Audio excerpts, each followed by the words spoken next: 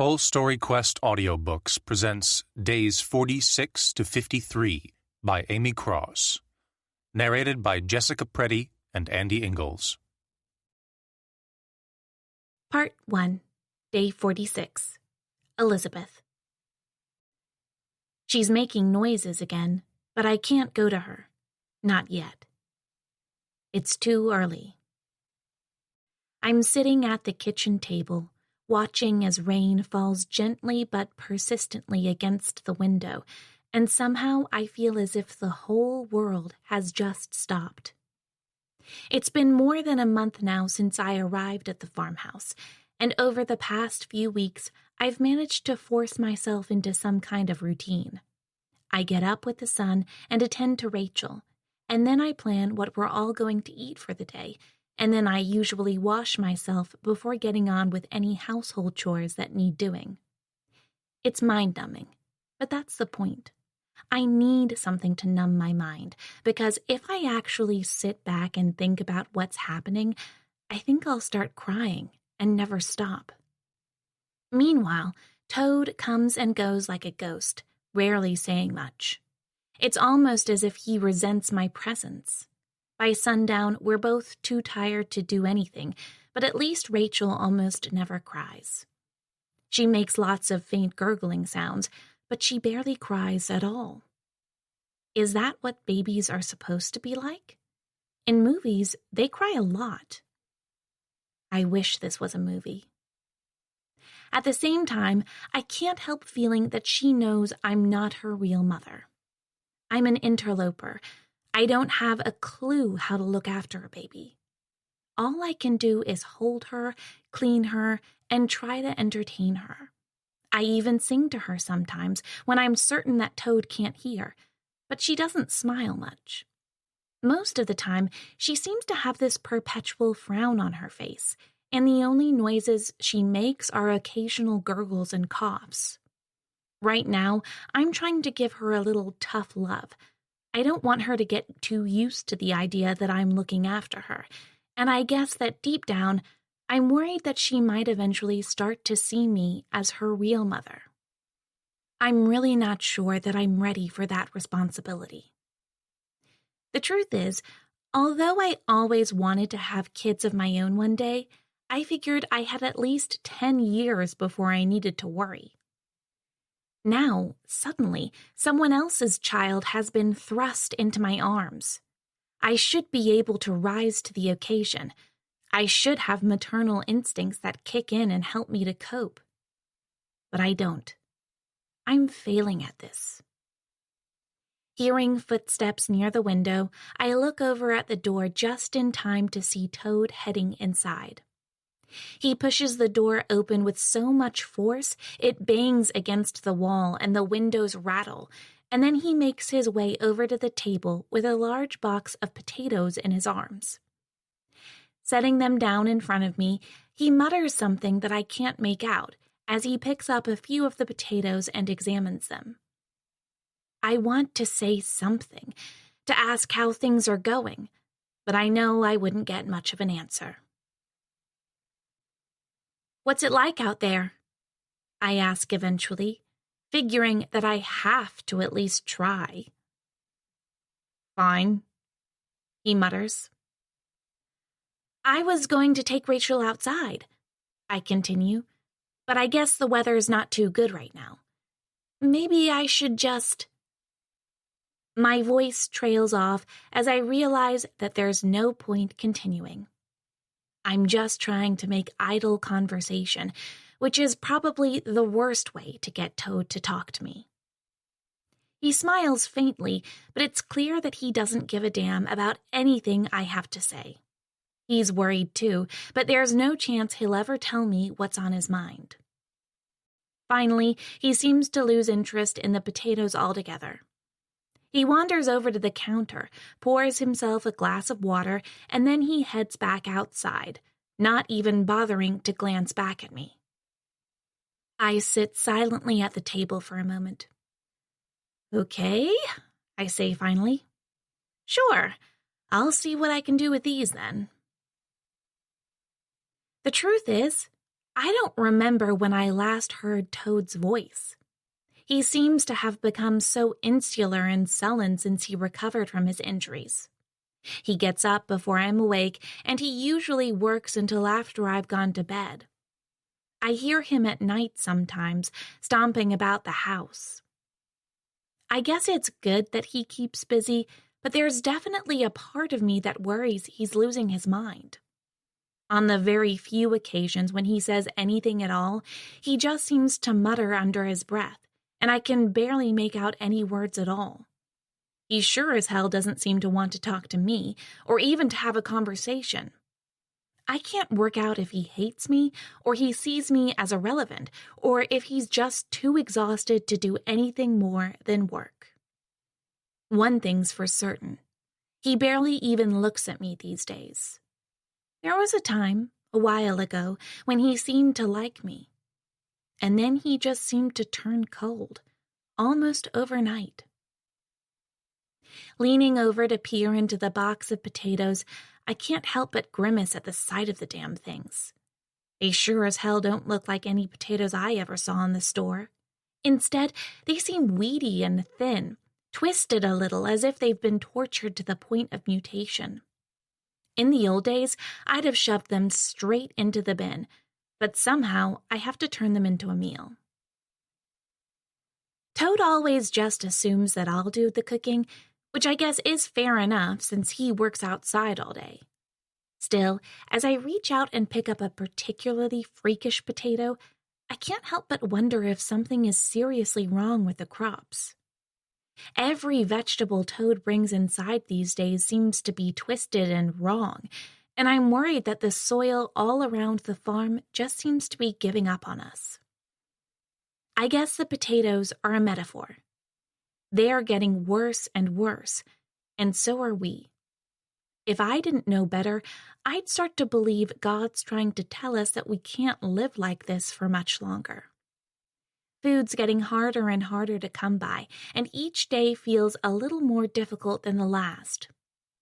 I've been ignoring this realization for a few days now, but finally it's front and center in my mind, and I feel as if something has to change. Suddenly, the door opens again. Toad stomps through and tosses something onto the table before turning and leaving again. Shocked, I stare at what turns out to be a dead rabbit, its eyes bulging out of their sockets. There's still part of a wire trap wrapped tight around its neck, and its mouth is slightly open. I guess I'm going to have to work out how the hell to skin and prepare something like this. There'll be a lot of blood and plenty of misplaced fur, but I'm pretty sure I can at least get some meat out of the endeavor. Hauling myself up from the chair, I carry the rabbit over to the counter and place it in a small tin bath I use whenever I have to cut up anything that used to be alive. Maybe I'm squeamish, but I still haven't got used to the sight of blood. Still, I figure my first step has to be to separate the rabbit's head from the rest of its body. So I grab the large meat cleaver and take a deep breath as I prepare to make the cut. Damn it. After a month, I should be better at things like this. I've killed several chickens, but killing a rabbit somehow feels more daunting. Finally, figuring that I need to toughen up, I force myself to keep my eyes open as I slam the cleaver down as hard as I can, severing the rabbit's head in one go. Upstairs, Rachel lets out a brief cough. Thomas. Come on, you goddamn little... Kneeling on the ground, I desperately dig through the soil, trying to catch the damn thing. I saw it a moment ago, glistening in the dirt, but it managed to wriggle away. I've learned how to get them, though. And finally, I push my fingers as far down as I can, and I bring up a huge bundle of soil, which I immediately toss onto the ground a few feet away. I start sorting through the remains, and after a moment I spot him, the biggest, juiciest worm I've ever seen in my life. Picking him up by his tail, I blow on him to get rid of any chunks of soil, and I admire him for a moment.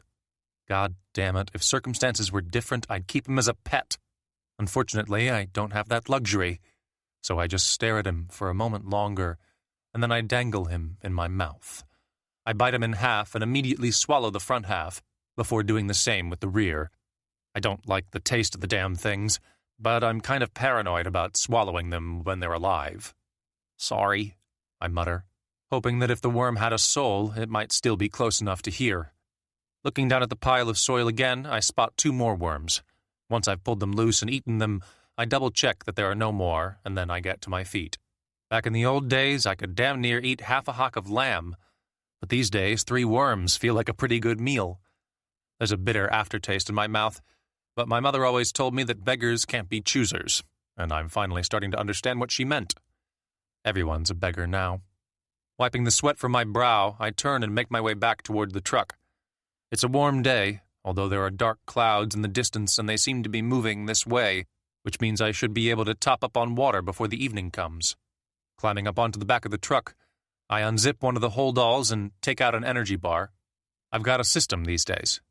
If I want to eat something normal, first I have to find something from the land, which usually means worms. With trembling hands, I unwrap the bar and start to eat. You'd hate this, I mutter between mouthfuls, imagining a conversation with my brother. I've been doing this for a few days now, and part of me thinks I'm losing my mind, but the rest of me doesn't give a damn. I sit in silence for a moment. Sometimes, as well as talking to Joe out loud, I imagine his replies, and I even pretend I can hear them. I know it's not exactly healthy, but it makes me feel less alone. I mean, where are we going? I continue. Are we just driving till the last of the fuel runs out? What's the alternative, worm boy? He'd reply. You know, I used to call you that when you were a kid, but for a different reason. Anyway, what's the plan? You want to turn and drive straight into the nearest brick wall? Maybe, I say out loud. At least it'd be quick. If you want quick, he'd say, you might as well put that shotgun in your mouth and blow your head off. But even that isn't foolproof. I read about this guy once who somehow managed to fucking miss his own brain. Must have been the size of a walnut. I mean, God, imagine waking up in a hospital and being told you couldn't even kill yourself with a shotgun. So what would you do? I ask. How would I kill myself? How would you stay alive? Why do you want to know? You were smart. If it wasn't for that accident, you'd have survived. I need to work out what you'd have done, and then I need to do the same. Me? I imagine him pausing for a moment. I'd go for broke. I'd make sure that if I go out screaming and take some of those bastards with me. But that's just me, Thomas. You're different. You've always been more of a thinker. You can't really take care of yourself in a difficult situation. Yes, I can, I mutter. Now he's laughing. Sometimes I find it hard to make his voice fade from my mind, but finally I manage to get rid of him. I can, I say again. I can do this. I'm not dead yet. When the shit hits the fan, he'd continue, you fuck things up, you panic, and you make mistakes. All you're doing now is sitting around waiting for one of those mistakes to finish you off. Deep down, you know it's true. After all, it's not really me you're talking to, is it? It's yourself, you fucking psycho. It's been a month since I saw another person, and I'm starting to wonder if I'm the last person left in the whole goddamn world. I've driven through countless small towns, although I avoided St. Louis completely since I was worried that there might be more of those creatures. Sometimes I stop off at gas stations and steal as much as I can, but the last one was a week ago, and now I've only got enough gas to last another few days. At least I haven't seen any more of the creatures. I kind of keep expecting a bunch of them to come marauding over the horizon, ready to finish me off. And to be honest, I don't reckon I've got much chance of defending myself. Still, I have to keep going. I figure I must be in Illinois by now, which means that the dark smudge in the distance is almost certainly Chicago. If things don't pick up soon, I'm going to go straight into the heart of the city. If there are creatures, then that's something I'll have to deal with when I get there. I sure as hell can't survive much longer out here, living off worms. Maybe Chicago can be my brick wall. You're angry, I imagine Joe saying. How are you going to let that anger out, huh? As soon as I finish the energy bar, I climb down and head around to the front of the truck. I have to keep moving. If I stay still for too long, I might just keel over and die. Elizabeth. I wasn't really sure what to do with it, I explain as I place 2 plates of fried rabbit and boiled potato on the table. So I just got as much meat off the bones as possible and fried some of it up. There should be enough left over for 2 more days. Without saying anything, he immediately starts eating. I don't know why I keep trying to strike up conversations with him when it's clear that he's retreated into his own little world. There was a time when we talked, and he even kissed me once, but now I feel as if he barely even notices that I'm around. The worst part is, I've come to realize that we're all probably going to die soon, in which case Toad is my last and only chance for real human contact. It'd be funny if it wasn't so tragic. How long do you think we've got? I ask eventually. He glances at me, but he's too busy eating to reply. We're going to die here, I continue, feeling as if I can't hold my thoughts back any longer. We are, aren't we?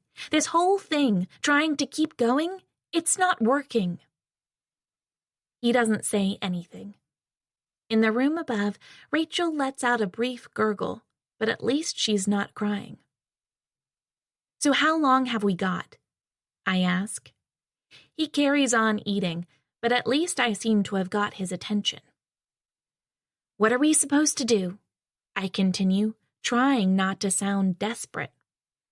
Are we just going to sit around here and wait until we run out of everything and then starve to death? Is that your plan? He pauses. Have you thought about maybe trying something else? I ask.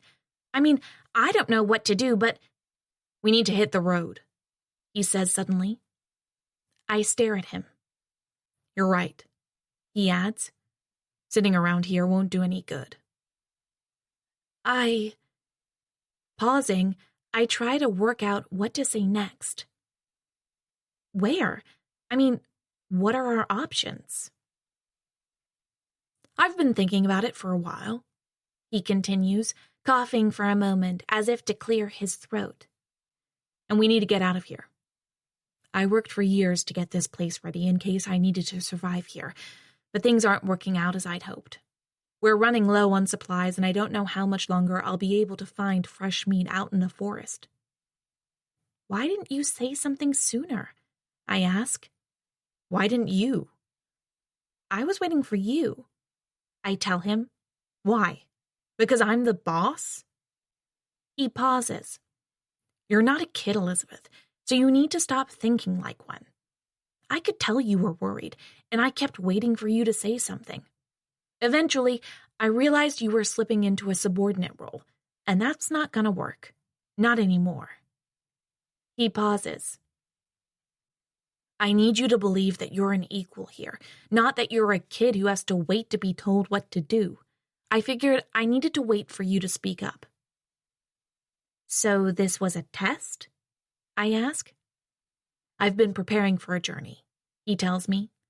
I didn't need to warn you in advance, so I decided to wait and see if you'd ask about what I'm thinking. You can't sit around expecting me to be the adult here. If you've got something to say, you need to say it, instead of waiting quietly and trying to work out what I'm thinking just by watching me. I pause for a moment, genuinely shocked by what he's saying. I thought Toad was becoming more insular, but now it seems he was testing me all along. Suddenly, I feel like an idiot, and as I look down at my plate of food, I have to fight the urge to get up and leave the room. I actually thought I was doing pretty well. I've been keeping the house in good order, and I'm always able to get some kind of meal on the table. Hell, back in the old days, I barely even knew how to use a can opener, and now I'm starting to think I might actually be a damn good cook. I thought Toad appreciated all of this, and that we'd fallen into complementary roles. But now it's clear that he thinks I'm just a dumb kid. You're right, he continues, his voice sounding harsh and tired.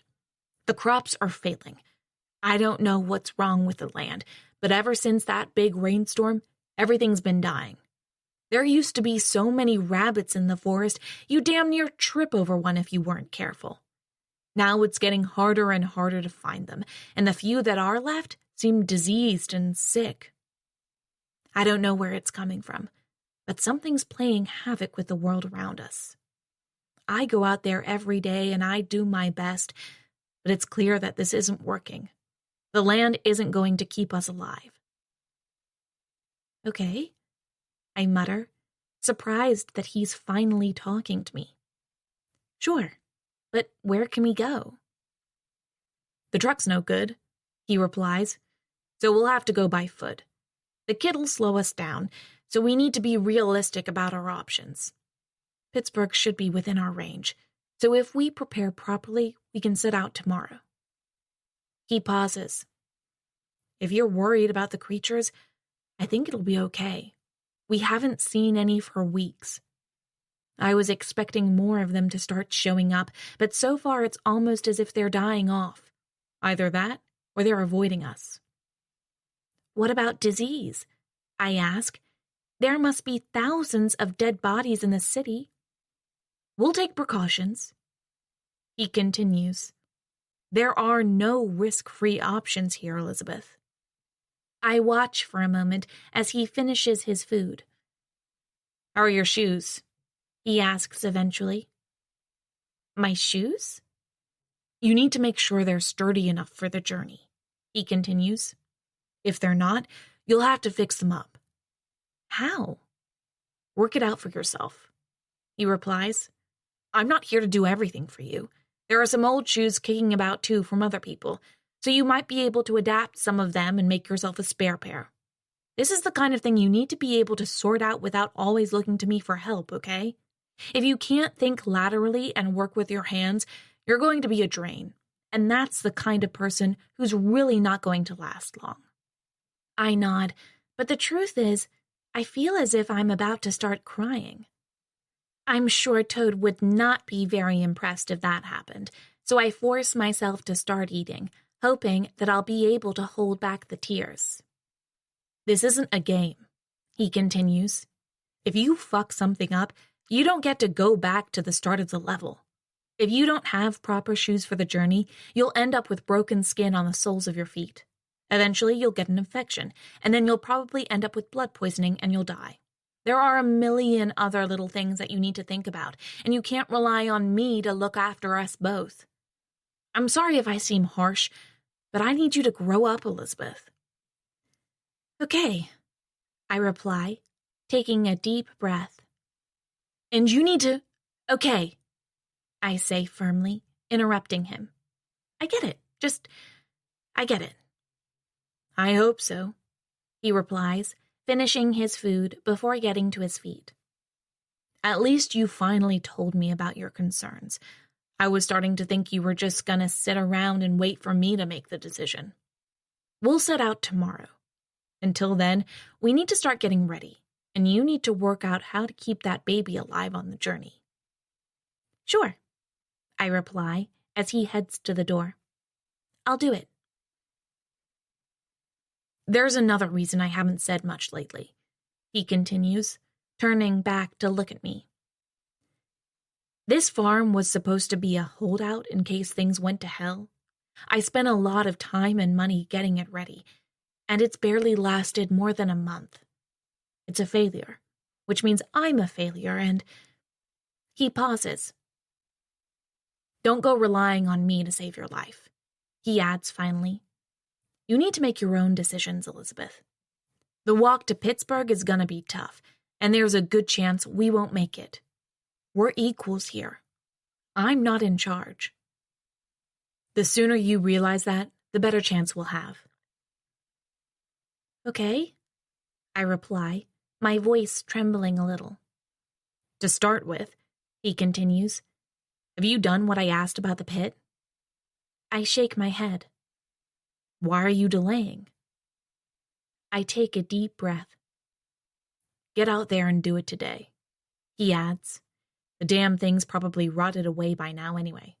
If you want to prove that you're not a kid, go and do a man's job for once. With that, he heads through to the next room, leaving me sitting in stunned silence at the kitchen table.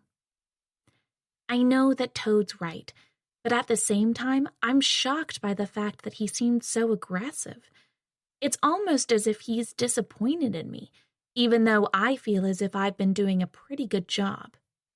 Either that, or the guy's a massive asshole. Could that be what's happened? Have I been stranded at the end of the world with a misanthropic, self-absorbed misogynist? Upstairs, Rachel lets out a few more brief gurgles. Thomas. Climbing out of the truck, I push the door shut before turning and looking over at the gas station. It looks peaceful and completely undisturbed, which suggests that not only has it escaped the creatures, but it also hasn't been ransacked by anyone else. Still, I know I have to be careful. One wrong move could be fatal. Watch out, I imagine Joe saying. There could be zombies all over the fucking place. Shut up, I whisper. Shut me up, he'd reply. It's your imagination, asshole. Heading around to the back of the truck, I grab a spade before starting to make my way across the gas station's forecourt. There's a part of me that's desperate to just go right ahead and break through the window. After all, there should still be plenty of food in there, enough to last me at least another month. But at the same time, I have to be absolutely certain that there are none of those creatures around. I have no idea if they're smart enough to set up a trap, but I'm going to hold back until I'm certain.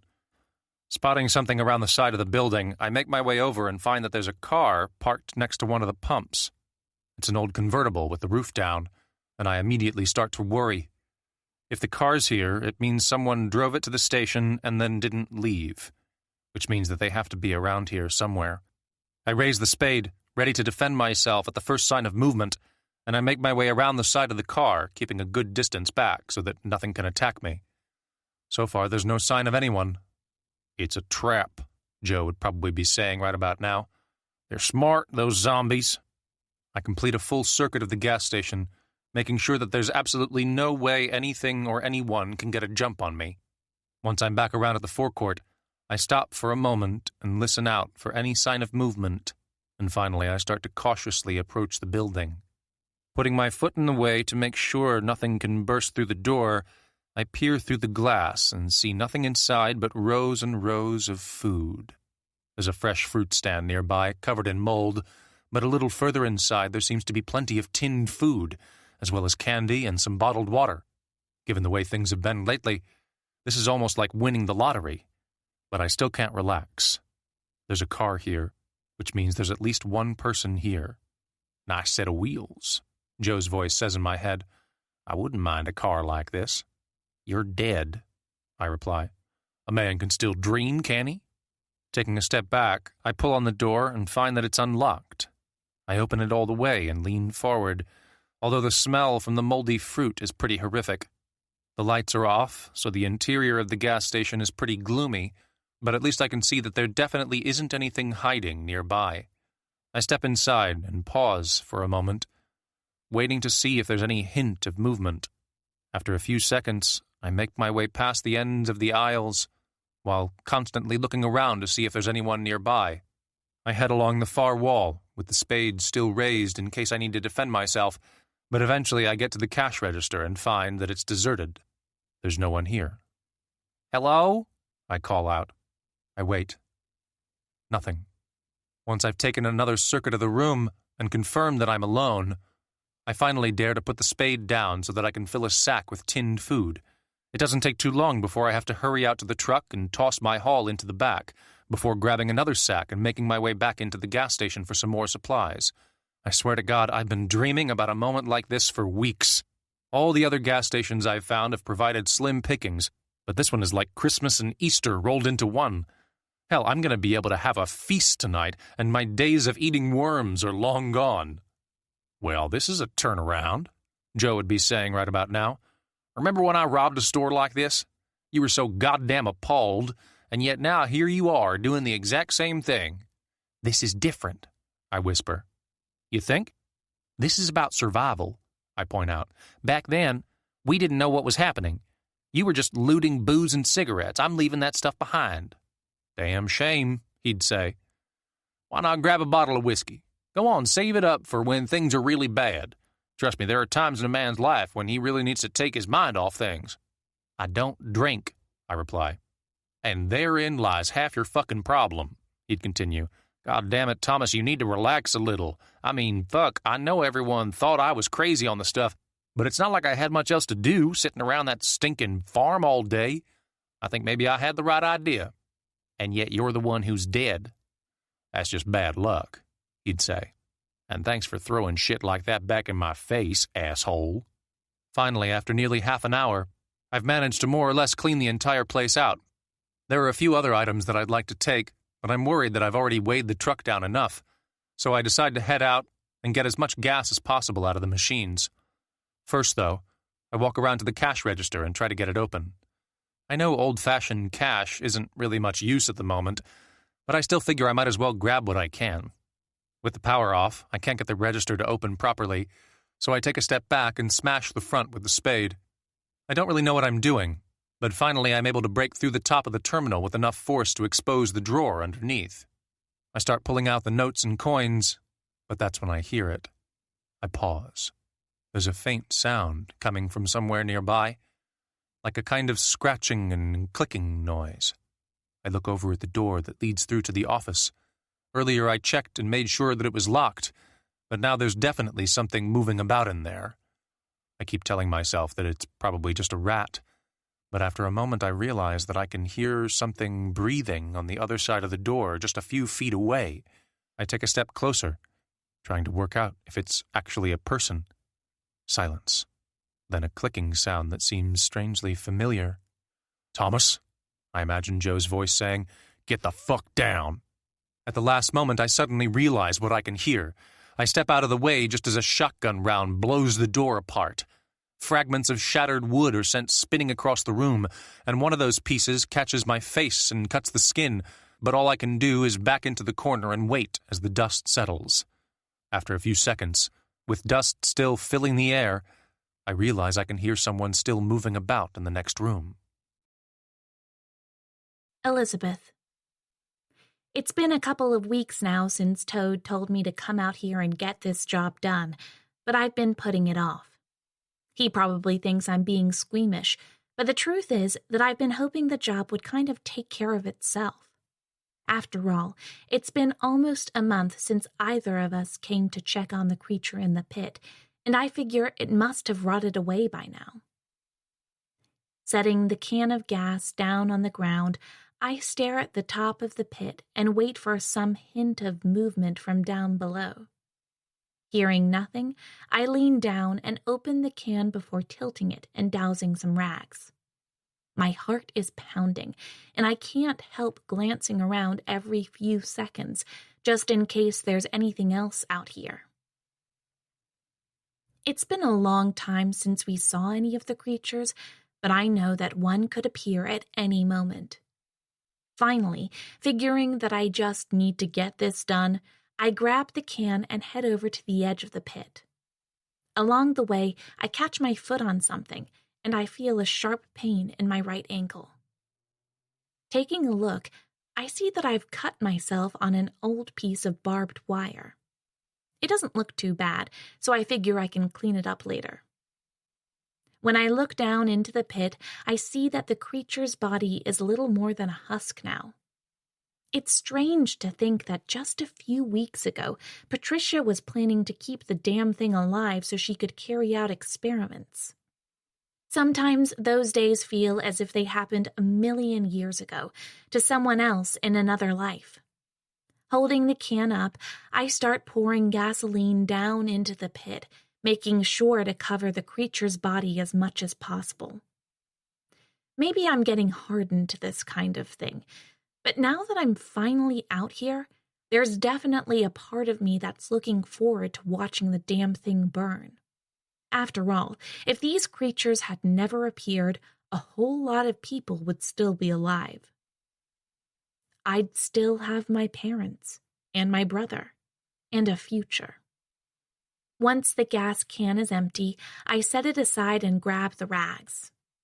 Reaching into my pocket, I pull out the old cigarette lighter I found in Patricia's room. It feels good to be finally getting this job done, and I'm starting to think that in some ways Toad was right.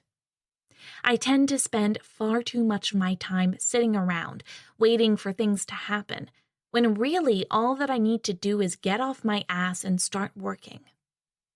I know Toad thinks I'm too passive, but I'm determined to show him that I can step up to the plate. Sure, things might be looking pretty bleak right now, but I'm damn well not going to just sit down and wait to die. At least one member of the martyr family is going to make it out of this nightmare alive.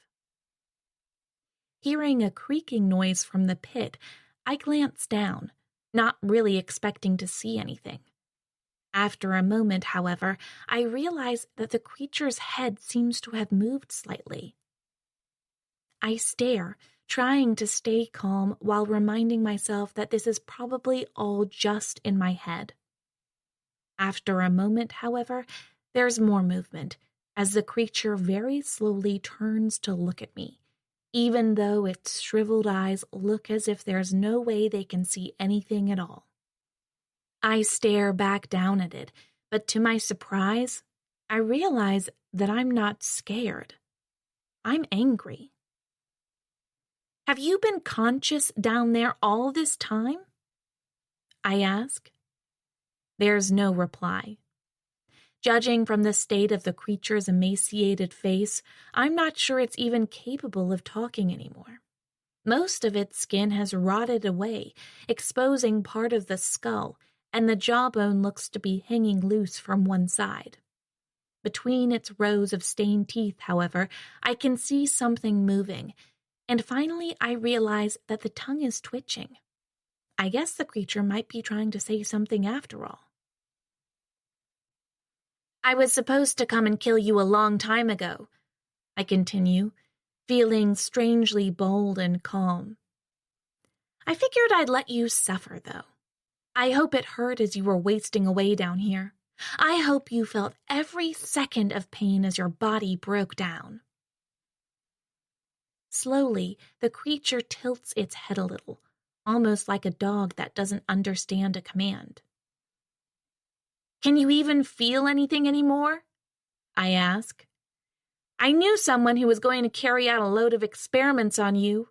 She wanted to test you and poke you and try to work out exactly what you are." I pause for a moment.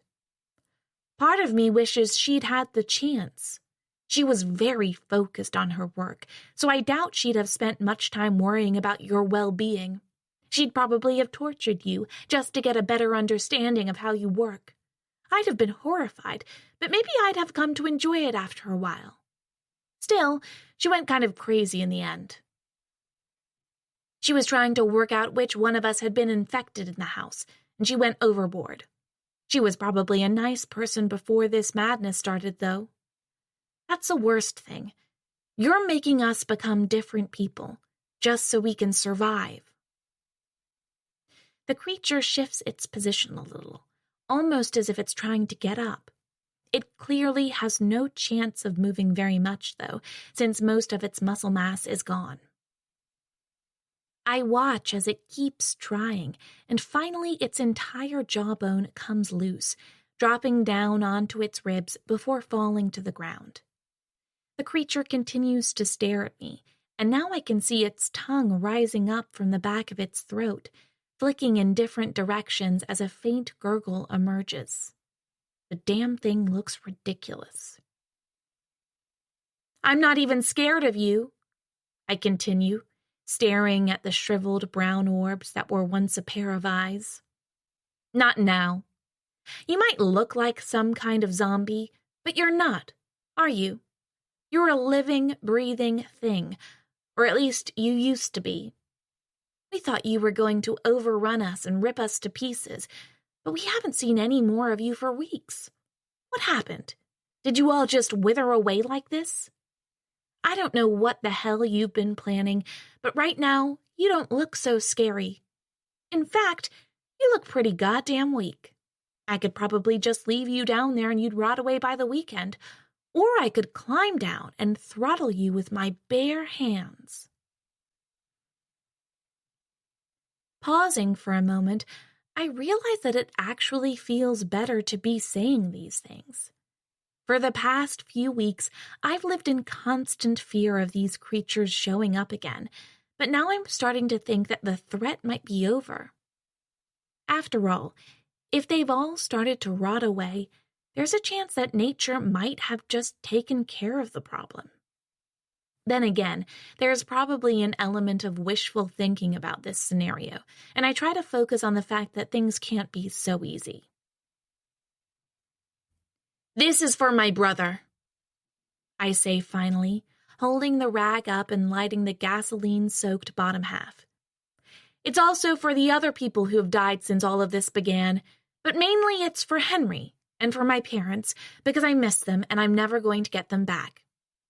I don't know how many other people have died over the past few weeks, but I'm sure it's a lot, and it's all your fault."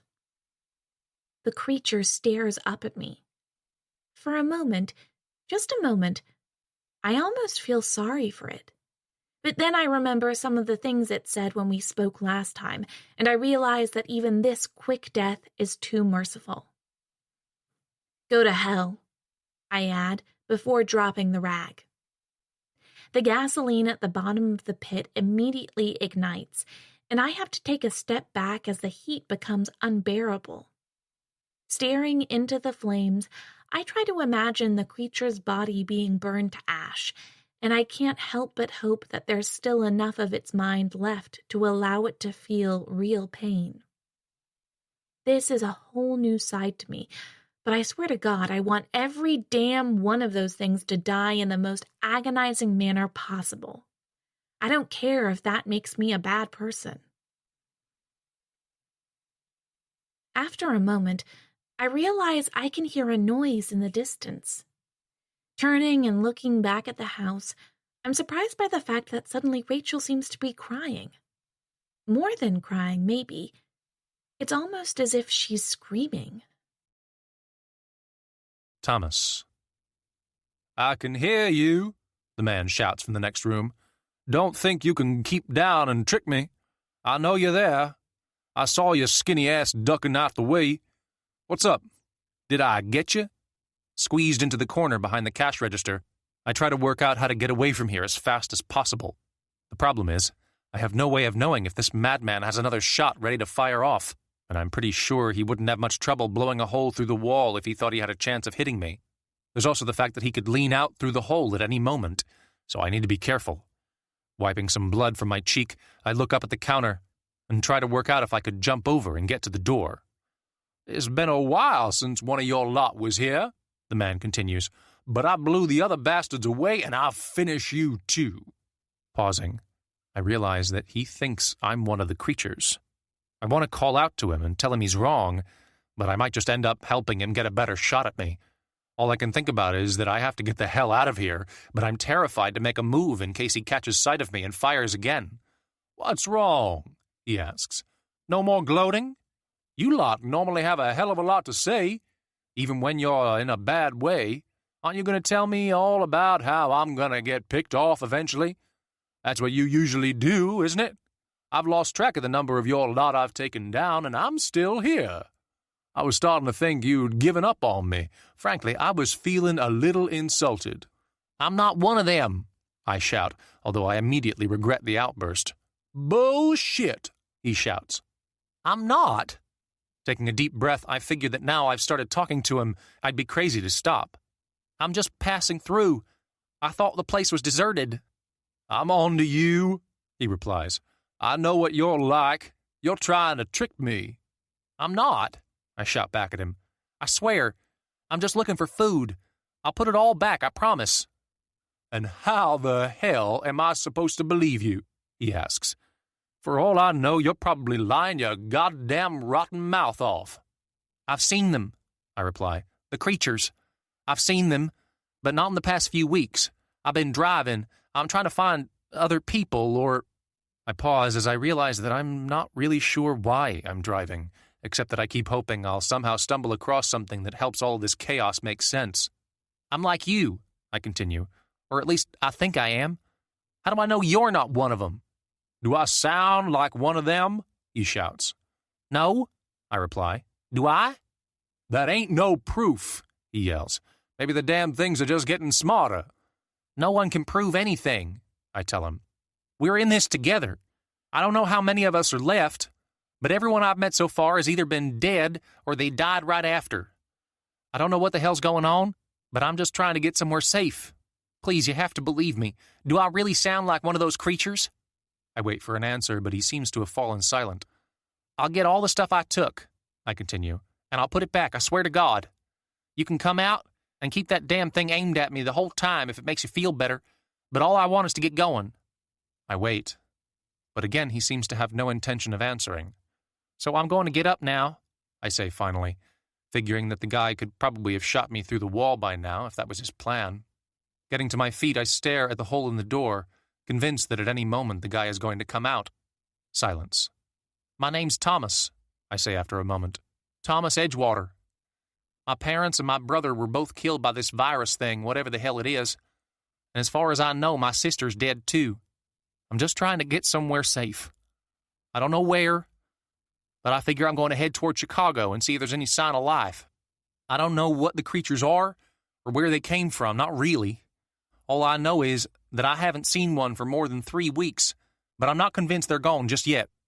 Silence. 2 weeks, he says suddenly. 2? That's how long it's been since I saw one of them, he continues, sounding noticeably less abrasive. Damn thing was nearly falling apart as it hobbled toward me. Hell, I waited till she was right close before I blew her head clear off her body. You ask me, they're starting to rot. And when that happens, they ain't no good a holding together. He pauses. Okay, Thomas Edgewater, why don't you step into view? Let me get a good look at you, and make sure you're not falling apart. And take a deep breath, staring at the hole in the door. I know what you're probably thinking, he adds.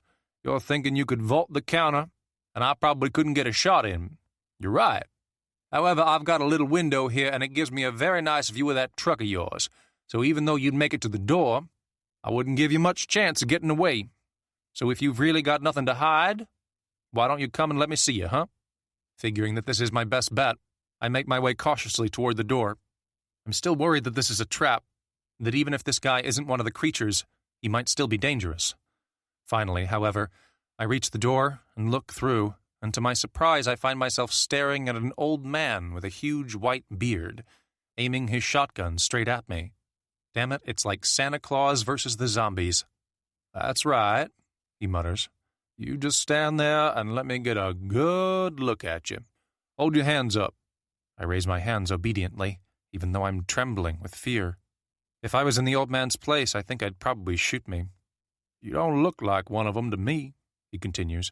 I swear to God, though, if you so much as look at me wrong, I'll blow your goddamn head off.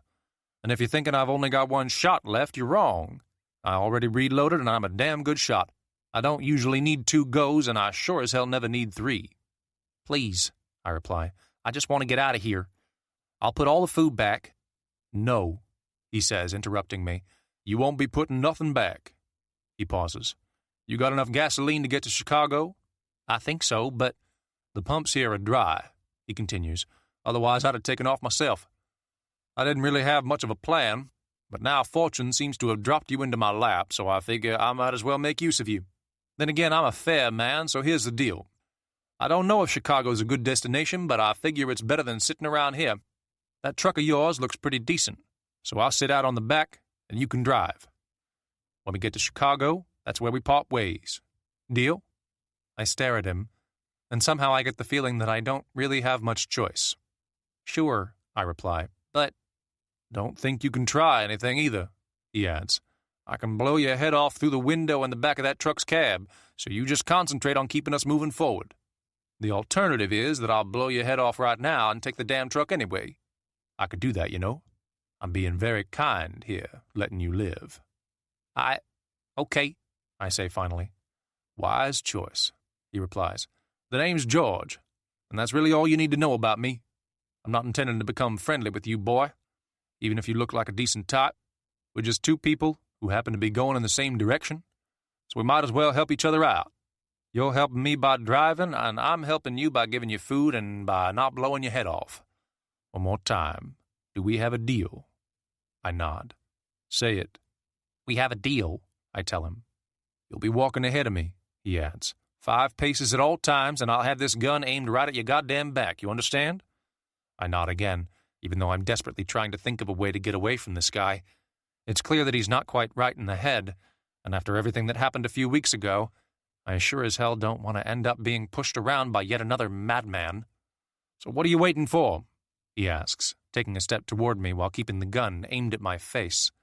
Move! Elizabeth. It's okay, I say as I hold Rachel in my arms. There's no need to cry. Everything's going to be okay. I've been pacing around the room for the past few minutes, desperately trying to get her to stop screaming. After several weeks of almost preternatural quiet, she seems to have suddenly erupted into a bawling fit that shows no sign of stopping. If I'd perhaps allowed myself to start thinking that I had a natural touch when it came to babies, those beliefs have been completely swept away now that Rachel seems to be turning almost red in the face as she screams. In fact, if she doesn't stop crying soon, I think I might lose my mind. Come on, I say, forcing a smile as I walk to the window and look out at the fire burning in the distance. It's all fine, I continue. I burned the nasty monster, see? He's gone. We should be happy, not sad. Looking down at Rachel, I see that her face is screwed up in a fit of absolute despair, and tears are rolling down her cheeks. It's a horrible sight, and I can't help feeling that if her real mother was here, things would be very different. Shauna might not have been the most reliable person in the world, but I'm convinced she would have at least known how to look after Rachel. I figure that along with motherhood, there must come some kind of instinctive knowledge when it comes to looking after babies. Plus, Shauna would have been able to provide breast milk, whereas so far Toad and I have been having to feed her water, normal milk, and pureed vegetables. I have no idea if we're doing the right thing, but I'm starting to wonder if her diet is the cause of her problems. No luck? A voice asks from nearby. Turning, I see that Toad is standing in the doorway, watching us. She started up a few minutes ago, I tell him, even though Rachel's ear-splitting scream shows no sign of abating. I don't know what's wrong with her, but it's like all of a sudden she's desperate about something. I don't think she's in pain, at least not from anything I can see. I'm worried it might be something internal. Seems a bit unusual, he replies. Is it normal for babies to change so suddenly? I don't know, I tell him, gently rocking Rachel in an attempt to get her to calm down. What if we're not giving her the right food? You have to be careful what you feed to babies, don't you? We're probably giving her all the wrong things. That noise is driving me crazy, Toad continues. Maybe you should take her outside or something. It's going to drive me over the edge if she just keeps on screaming. I turn to him, and for a moment I actually feel as if I want to hit him. What's that look for? He asks. Can't you just take her outside for a bit till she calms down? Now who's making assumptions about roles? I ask, feeling as if Toad's finding it very easy to put all responsibility for Rachel on my shoulders. You said I needed to stop thinking like a child, I continue, and that's fair enough, but you need to stop assuming that I automatically know how to look after a baby. I don't have a clue what to do with her. I mean, hell, nothing seems to be working. I've tried singing to her, talking to her, rocking her, leaving her alone. Short of dumping her in the woods, I don't know what else to do. Have you checked she's not soiled herself? He asks. Of course, I reply. I guess she'll calm down eventually. I don't know if maybe she's teething or something like that. She's only a month old, though. I thought things like teething took longer. Looking down at Rachel again, I can't help but wonder how much longer it'll be before she runs out of energy. I hope she's not sick, I add. If something's wrong with her, I won't even know where to begin. I know Patricia had some medical books, but still, I'm not a doctor. After a moment, I lean down and kiss Rachel's forehead. Then again, I mutter, I guess I'll just have to learn. I'm sorry about earlier, he replies. I look over at him. I was trying to make a point. He continues. It was a valid point, and I'd been thinking about it for a while, but the way I put it across, I acted like an ass, and I'm sorry. He pauses.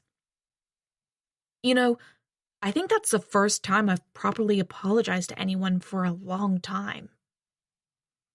I force a faint smile, but I'm sure as hell not going to thank him. He stays in the doorway, clearly wanting to say something. You were right, I tell him eventually. I have been thinking of myself as a child. I have to be more independent. I have to stop waiting for you to make decisions. Before all this started, I just spent my time in Manhattan, arguing with my parents and my brother, trying to have fun. It's hard to believe it's only a month or so since all of this started, and I'm pretty sure I've already changed a lot. I know I've got more to do, though, and I'll get there. I also figure when we get to wherever we're going, Pittsburgh or whatever, there's no need for us to stick together, not if you don't want to. If we find other people, maybe we'll go different ways. He stares at me, and it's clear that he wasn't prepared for me to say anything like that. Sure, he replies finally. I mean, totally. It's not like we're... I wait for him to continue, but he seems lost for words.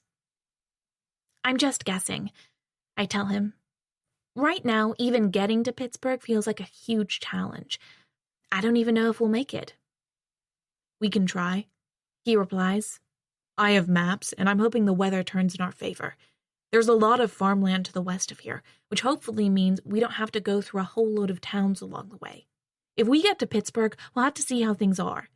There might be other people like us, or there might be no one. We can't plan ahead too far. I force myself to smile, even though Rachel's continued crying is starting to drive me crazy. I know it's an awful thing to think, but I can't help wondering if maybe I should just put her on her bed and then go out of the house for a few hours. If there's nothing I can do for her, I might as well just let her keep crying. But at the same time, I feel as if that would be a cruel way to treat her. The poor little thing is probably just scared, and I'm convinced she must be able to sense that Toad and I aren't her parents. I'll let you get on with it, Toad says finally. Remember, we're setting off bright and early tomorrow, so we need to be ready. Once he's gone, I continue to pace the room with Rachel in my arms. After half an hour or so, I happen to pass by the window and see that the fire in the pit has finally begun to go out, probably thanks to the fact that the rain has returned. Still, there can be no doubt that as the last of the flames die down, the creature must have been completely destroyed. I'll go and check later for sure, but I imagine there's nothing left but a pile of charred bones. In a strange way, it feels good to have destroyed that thing. Suddenly, as if a switch has been flicked, Rachel stops crying. I look down at her and find that she's staring up at me with a look of wonder in her eyes. I can't help but smile as I realize that somehow, miraculously, her crying fit has come to an end. Okay, I say with relief, carrying her across the room and setting her down on the bed.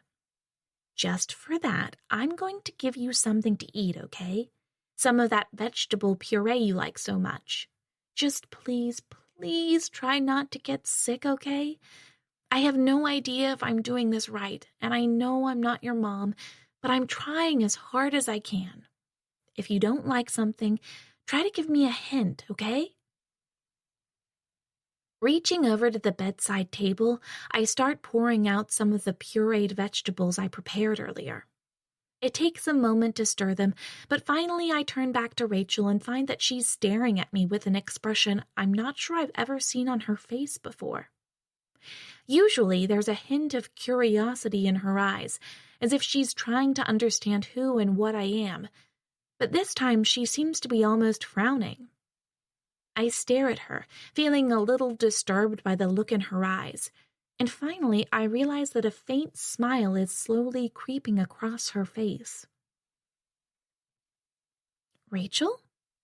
I say, trying not to panic. "Are you okay?" The smile lingers for a moment, and then she looks at the cup of puree. I scoop some out with a spoon and feed it to her, and she seems to be back to normal. But for a moment there, she definitely had a very different expression.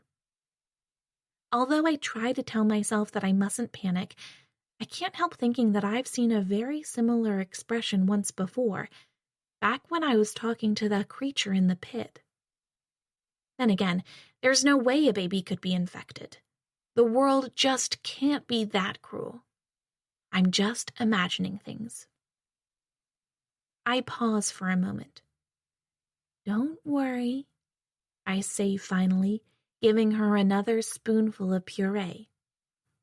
"Everything's going to be fine." Telling myself that I'm being paranoid, I focus on feeding Rachel, and I try to put any other worries to the back of my mind. Thomas. "Christ, boy," George says as he examines the haul I've managed to collect on the back of the truck. "You're not doing too bad for yourself here, are you?" "I've been saving," I reply, watching the end of his shotgun carefully and wondering if there's any way I can overpower him. So far, he doesn't seem to be quite as crazy as the old Eads guy, but I still don't like having a gun pointed in my face all the time, and I definitely don't want to have a passenger on the drive to Chicago. Then again, right now I don't seem to have much of a choice. "Wouldn't take much to get a run on him," I imagine Joe saying. "Come on, Thomas. You can't seriously let this old bastard tell you what to do. Wait till he's not looking, and make sure you finish him with one good blow to the head. There's no room for being sentimental, not with the world ending all around you." "You can stop with all your plotting," George says with a smile as he opens the bag of energy bars. "I know that's what you're doing every time you fall silent, and it won't work. I don't want to pull the trigger on you, but I'll do it if that's what's needed. All that matters to me right now is getting to Chicago." He turns to me. "Take a few steps back, boy. Take a few steps back," he says again, more firmly this time. "I don't want to start saying everything twice, you understand?" Reluctantly, I step away. "That's better," he replies, before hauling himself up onto the back of the truck. For a fraction of a second, he has to swing the gun away from me, but it's aiming at my face again before I have a chance to contemplate any kind of a move against him. He might be getting on in years, but he sure as hell seems pretty nimble. "So I heard you talking to yourself earlier," he continues. "You crazy?" I shake my head. "But you hear voices in your head." I shake my head again. "Just a way of passing the time, huh?" He pauses. "I guess I can understand that. We've all got to do whatever's necessary if we want to stay sane. I used to think that all the noise of the world was pushing me to the brink of madness, but now it's all suddenly gone." He wipes his brow on the sleeve of his coat. "Humans are pack animals, aren't they?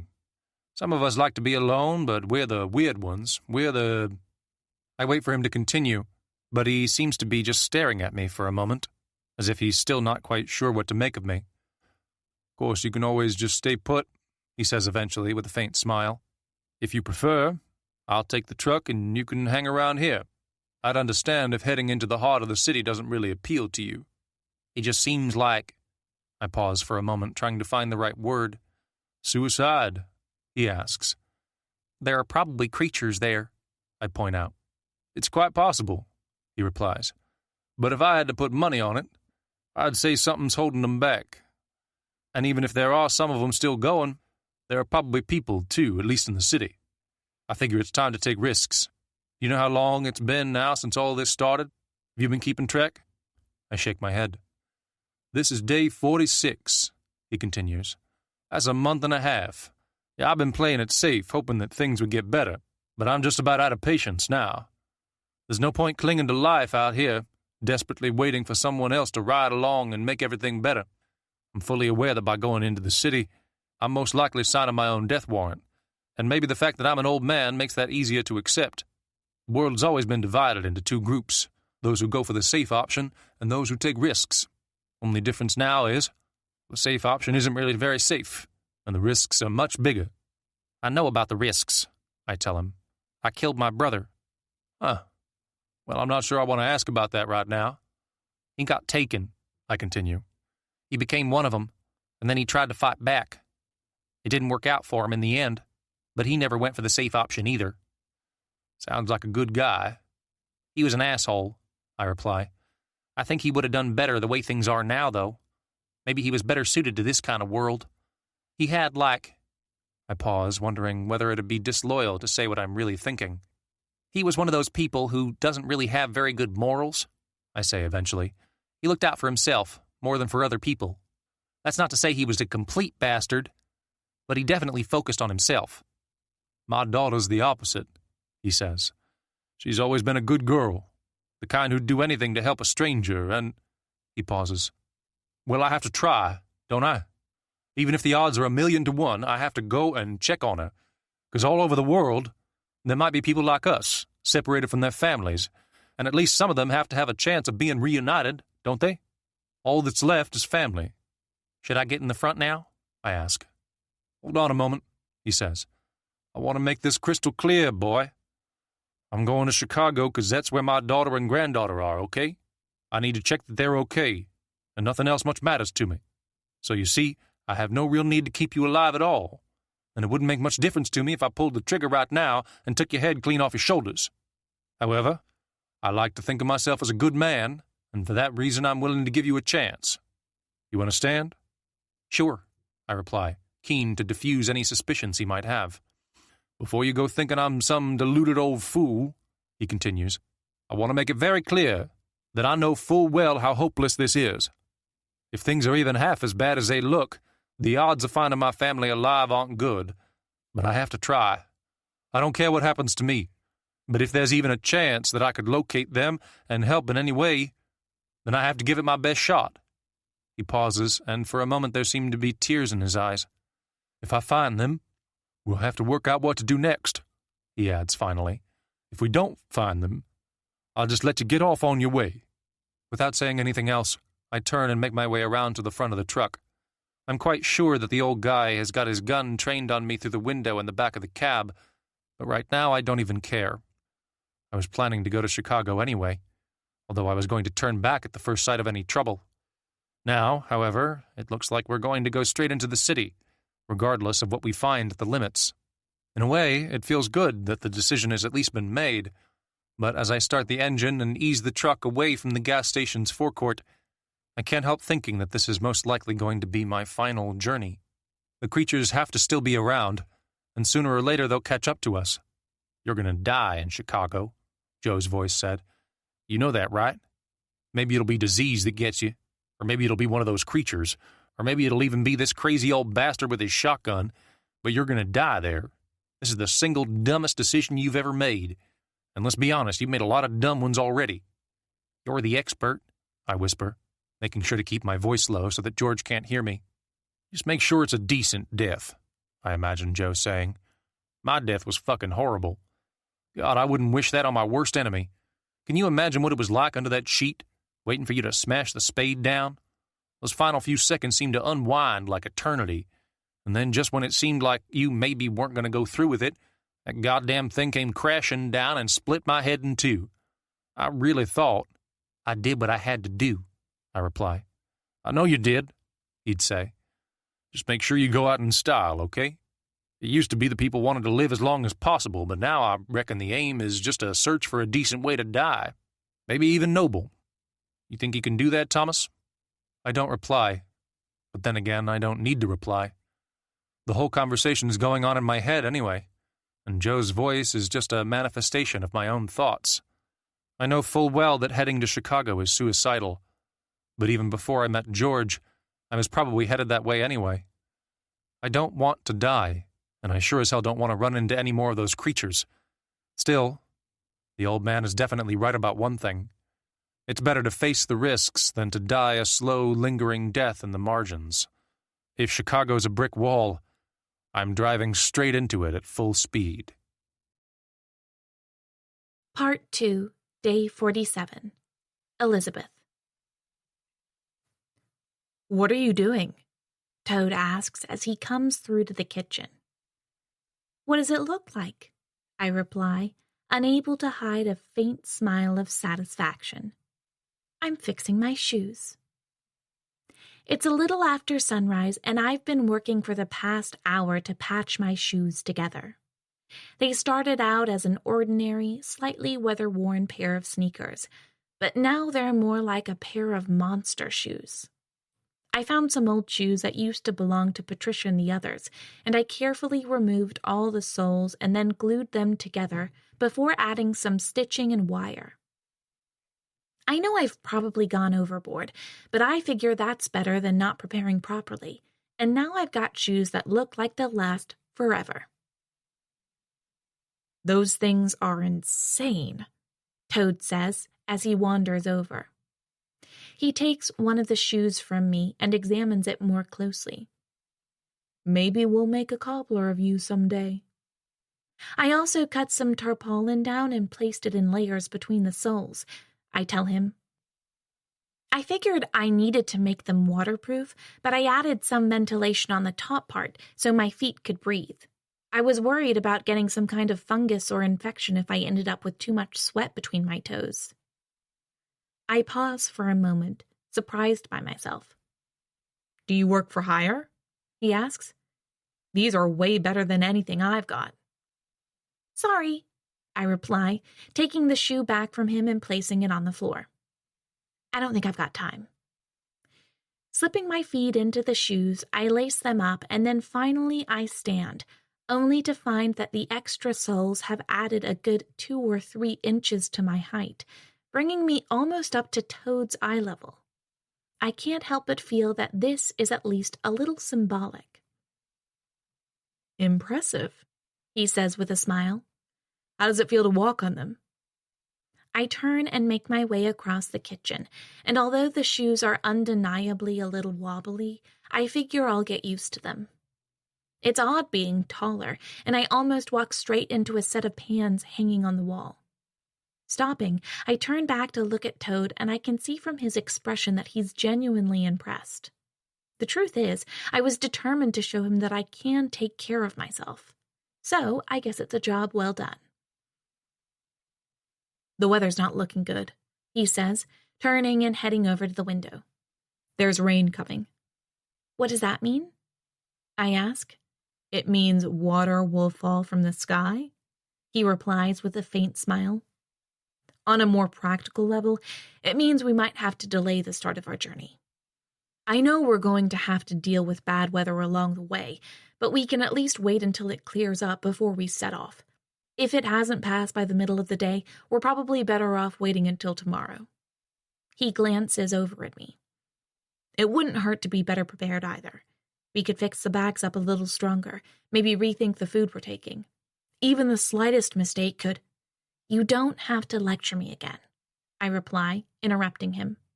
"I know we're not just going out for a walk in the country. It's going to be hard, it's going to be tiring, and we might not even make it. Before all of this started, the most I ever walked was from the front door of our building to the bus stop. I'm still a little unfit, but it's not going to hold us back. I can do this." "I know you can," he replies. "Don't take this the wrong way, Elizabeth, but if I really thought you were going to hold me back—" I wait for him to finish. "You'd leave me behind?" I ask. "I'd have to think about it," he replies. "I'd do the same," I tell him, even though I'm not sure it's true. It's every man for himself right now. "So what about that baby?" he asks. "What about her?" "She definitely will slow us down," he continues. "Do you really think it's a good idea to take her with us?" "What's the alternative?" I ask. "Leave her here to die?" "I'm just saying, taking her with us is definitely not a good use of resources." He pauses. Then again, I guess we need to keep a little bit of our humanity, huh? I'll look after her, I tell him. I'll do it all, and we'll still be faster than you. I went to check the pit this morning, he replies with a smile. You did a good job out there. There's nothing left but a few burned bones. He pauses for a moment. So who do you think it was? What do you mean? I ask. If someone in the house was infected, he continues, who was it? We never found out. I don't think it was Patricia or Erickson or Shauna, which means it must have been Bridger or Thor. I just wish I knew for certain.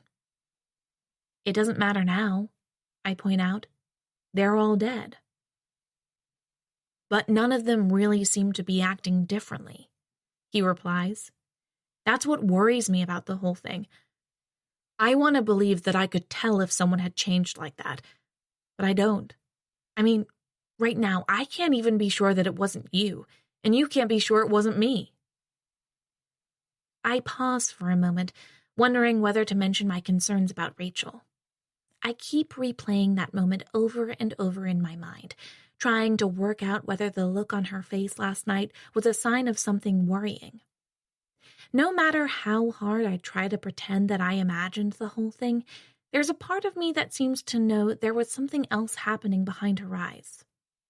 Still, I know that Toad's response would probably be to abandon her, and I know that's not something I can ever accept. So I need to stay quiet, at least until I'm certain that there's a problem. I don't believe for a second that it was you, I tell him. Like you said, it was probably Thor or Bridger. Either way, whoever it was, they're gone. I know, he says with a sigh. I guess I should stop worrying about every little thing. It's just in my nature to want to dig down and get to the truth every time. I should go and check on Rachel, I say finally, bending over to take my new shoes off. There's an awkward moment as I untie the laces, fully aware that Toad is watching me. And finally, I place the shoes in the corner of the room before heading over to the door. I guess we just have to wait for the weather, huh?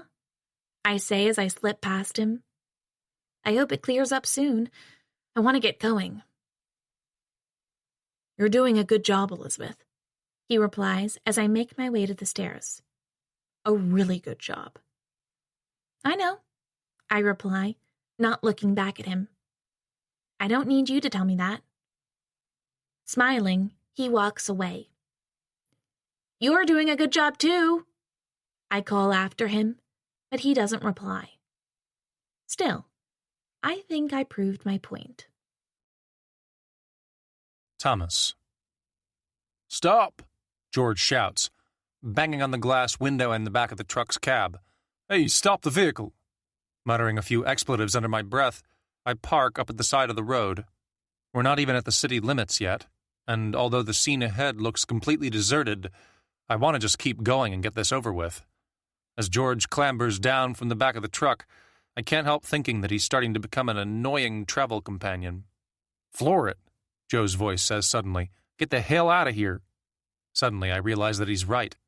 As George makes his way around to the front of the truck, it occurs to me that I could hit the pedal and just drive away, leaving him stranded here. For a fraction of a second, I actually considered doing it, but finally I realize that there's no point. He's got a gun, and if I'm going into the city, I figure I should at least have him with me. Sighing, I open the door and climb out of the truck, and I force myself to not imagine how Joe would be reacting right now. What is it? I ask as I wander over to George. Look at it, he replies, staring at the city up ahead. Look at what? I ask, following his gaze. All I see is a mass of buildings, with skyscrapers rising up in the distance like tall, thin tombstones. It's strange to think that there's probably no one alive in there, that whatever the hell is happening to the world has been happening not only in smaller towns but also in the biggest cities. Still, now that we're here on the outskirts, I feel more than ever that I want to keep going and get right into the heart of the damn place.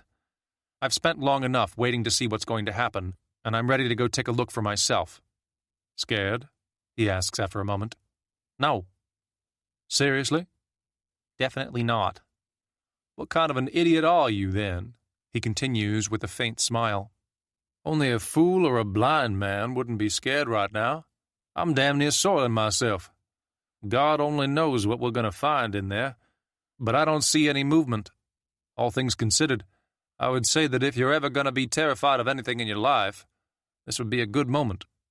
Taking a deep breath, I have to admit that he's right.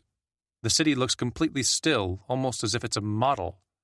The empty road stretches away ahead of us, but there's no sign of anyone either coming to or leaving the city and its surroundings. I can't help thinking about all the people who are supposed to be here. Either they've left or they're still in there somewhere, rotting and stinking. You ever been to Chicago? George asks after a moment. Never. It can be a rough place, he replies. It's like any city, really. There are good parts and bad parts, decent neighborhoods and places you wouldn't send your worst enemy. 2.5 million people living and breathing and shitting in close proximity to each other. Mankind just wasn't meant to get so close to his neighbor, that's for damn sure. When my daughter said she was coming here, I was terrified. I thought there was no way she could handle herself living in a place like this, but eventually I realized that she was much more attuned to the way a city works. Some people can handle cities and some people can't. I guess she got it from her mother. So you know your way around? I ask. I mean, you know which way to go, don't you? I've been coming to the city since I was a boy, he replies with a hint of pride in his voice. I never wanted to live here, but I always liked visiting. There was always too much noise and commotion, so after a few days on each trip, I'd feel the need to get out again. I sure as hell wish all those people had come back right now, though. I've never been to a city at all, I tell him. We'll go to Melissa's house first, he continues. That's where she'd have holed herself up if she had a chance. I mean, she's a smart girl, so... He pauses, and it's clear that he's trying to persuade himself that he might still find his daughter and granddaughter alive. She'll be there, he continues after a moment, and if she's not, she'll have left some kind of note, 'cause she'd know that I'd be coming. She's a... He pauses, and after a moment he starts coughing. Turning, he has to support himself on the hood of the truck for a moment, and it's clear that this isn't the cough of a healthy man. She's a smart girl, he gasps, before composing himself and turning to me. If anyone could get out of this thing alive, it's her. Are you sick? I ask. Sick? He replies with a forced laugh. Me? Get out of town, boy. Come on, let's get moving. You've got blood on your hands, I point out. He looks down, and as soon as he sees the blood, he tries to wipe it off on the legs of his trousers. It's clear that he doesn't want to talk about whatever's wrong with him, and I wouldn't usually press someone, but right now I'm worried that his sickness might have an impact on me. Were you sick before all this happened? I ask, starting to worry that he might be infected after all. Anyone ever tell you that you ask too many questions? He replies, trudging toward the back of the truck. I watch as he climbs up, and it's noticeable that he's barely bothering to keep the gun trained on me anymore. After settling himself back in his old position, he turns to me. You going to stand there gulping, or are you going to get back behind the wheel? Because I'm telling you, you're only useful to me if you're driving. Asking questions, that ain't something I require. You could easily overpower him, Joe would say. You'd be right, too. You don't owe anyone, he'd continue. The way the world is now, you have to look after yourself. Remember that Clyde guy we trusted a while back? Look how that turned out. I'd still be alive if we hadn't tried to be nice. No, I'd tell him. I can't do that. Sucker, he'd say, and he'd probably laugh. Maybe he'd be right about that, too. Maybe I am a sucker. Then again, there's not much hope that any of us are going to live much longer, so I figure I might as well at least try to help. I sure as hell don't have anywhere else to go. Lung cancer, George shouts suddenly, clearly frustrated. There, you happy now? Fucking lung cancer, that's what's wrong with me. Had it diagnosed nearly 4 months ago, so it's nothing to do with any of the rest of this bullshit. The doctor said I had a good chance of beating it, but now the doctor's gone, and I guess there's nothing that can be done, is there? I just want to find Melissa and make sure she's okay. And then that's me done. I didn't expect anything else out of this life before, and I sure as hell don't now. All you've got to do is drive, boy, and I figure that's the easiest job out of the two of us. So come on, let's get going. The sooner we get there, the sooner we'll know where we stand. Figuring that there's no point arguing with him, I get back into the driver's seat and start the engine again. Up ahead, Chicago stands completely still, like a monument to itself. I keep my eyes firmly fixed on the road, convinced that at any moment I'm going to see some sign of life. There's just no way that 2 million people could have died in the space of a few weeks, and yet the road seems completely clear. I don't even see any sign of people having panicked. It's as if the whole damn city is dead. Elizabeth. It's going to be okay, I tell Rachel as I finish wrapping the blanket around her little body. Everything's going to be fine, and we're going to... Suddenly I freeze as I realize that she's staring up at me with the most intense gaze I've ever seen from another human being. It's as if she's looking deep into my soul and maybe even understanding what she finds. All I can do is meet her stare for a moment, as if she's holding me in place. I swear to God, it's almost as if I'm waiting for her to say something. Stop that, I say eventually. She doesn't even flinch. She just continues to stare. Are all babies like this? I ask, looking away for a moment. With fumbling hands, I pretend to be busy with something on the nearby dresser. My hope is that by causing a small distraction, I'll break Rachel's concentration and she'll return to being a perfectly normal baby. I mean, this whole thing is probably just a figment of my imagination.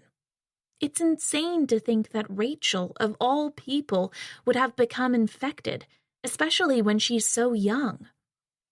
After pointlessly fiddling with some old pots, however, I glance back and see that she's still staring at me. What? I ask. What do you want? She doesn't respond at all. She just keeps staring. I've never really been around a baby before, I tell her, trying not to let my fear show. So I only know about them from movies, and maybe that's why I'm making a lot of mistakes. But there's something about you, I swear to God, that just seems... My voice trails off as I stare at her. Deep down, I have this dark, bubbling fear, but I don't want to give it a voice. Not yet. Then again, what if I'm right? But I'm not.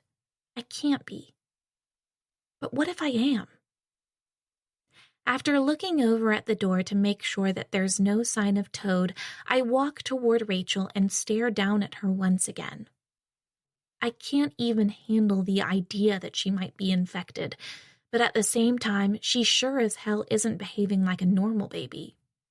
She's less than a month old, so I figure she should be crying and gurgling and laughing, all the stuff babies do in movies. Sure, she's had a rough upbringing so far, and I know I've made a few mistakes, but it's still hard to believe that I could have caused so much damage in a short period of time. This weirdness seems to be coming from somewhere inside her, and that's why I'm worried that she might have somehow been struck down by the infection that has already killed so many people. Is it you? I ask eventually, keeping my voice low so that there's no chance of Toad overhearing. She stares back at me.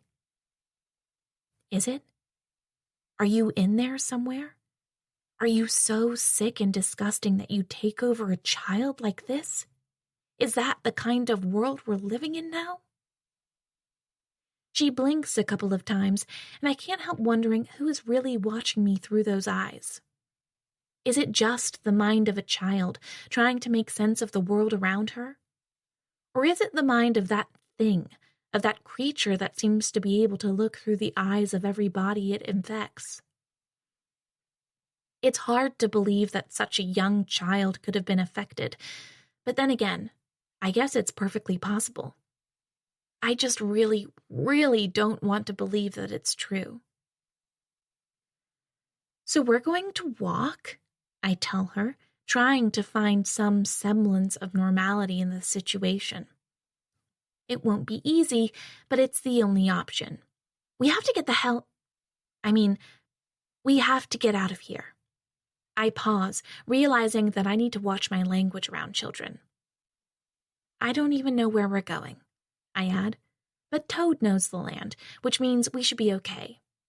I know it's kind of weird to put our lives in some other guy's hands, but he's pretty trustworthy. I've started to get to know him lately, or at least as much as anyone can get to know someone who's so closed off, and I'm comfortable with this decision. I wait, desperately hoping that she'll stop staring at me. Don't stare at Toad, I tell her. He's harsher than me. If he thinks something's wrong with you, he won't hesitate to... My voice trails off as I try not to imagine precisely what Toad would do to Rachel if he genuinely thought she was infected. I have no doubt that he'd decide it was too great a risk to bring her with us. I can't let that happen, though. As long as there's at least some hope, I want to keep this beautiful little girl with us and to make sure she survives. After everything that has happened over the past month and a half, I need to believe that a new life can grow. It's probably foolish, but I see Rachel as a symbol of the future. If I can keep her alive and keep her healthy, and if she can actually grow up and become a proper person, if all of that can happen, then maybe there's some hope for the world after all. And if she dies? So just stop being weird, I say, forcing a smile as I gather Rachel up into my arms and carry her to the door. I know she's still staring at me, but I figure that's just something babies do. Anyway, if she was really infected, surely the creature would try to pretend to be a normal baby? Why would it make its presence so obvious? There are plenty of reasons why I'm probably just worrying over nothing. I can hear Toad downstairs, getting ready for the journey. My right foot is hurting a little from where I cut it on the barbed wire yesterday, but it's just a scratch. I'll fix it later. It's going to be okay, I tell Rachel. Everything's going to be fine. Taking a deep breath, I start to carry her down to the kitchen. Every step feels heavy, as if I know that it's a risk to let Toad see Rachel right now. At the same time, I know I need to be brave. Toad wouldn't actually do anything to Rachel, even if he suspected she'd become infected. I mean, sure, he's harsh, but he's not a monster. There's no way he'd murder a month-old child just because she's acting a little strange. It's going to be okay, I keep telling myself. Everything's going to be fine. Thomas. I don't think there's anyone here, I say as we walk toward the house. I don't think there's anyone much anywhere these days. It's been a couple of minutes since we pulled the truck up by the side of the road, and now we're making our way to the house that used to be occupied by George's daughter. All around us there's nothing but abandoned buildings and abandoned cars, and the only hint of life comes from flies that are buzzing around an open dumpster. I was expecting there to be some sign of looting, maybe some damage, but it's almost as if everyone just vanished. George has been very quiet since we arrived. I think he knows, deep down, that we're not going to find his family here, but I understand that he has to be certain. Do you think many people got out? I ask. And where would they go? He replies as we cross the lawn and reach the porch of a little white house that looks identical to all the other little white houses on this block. If the shit goes down, where would they go other than the safety of their own home?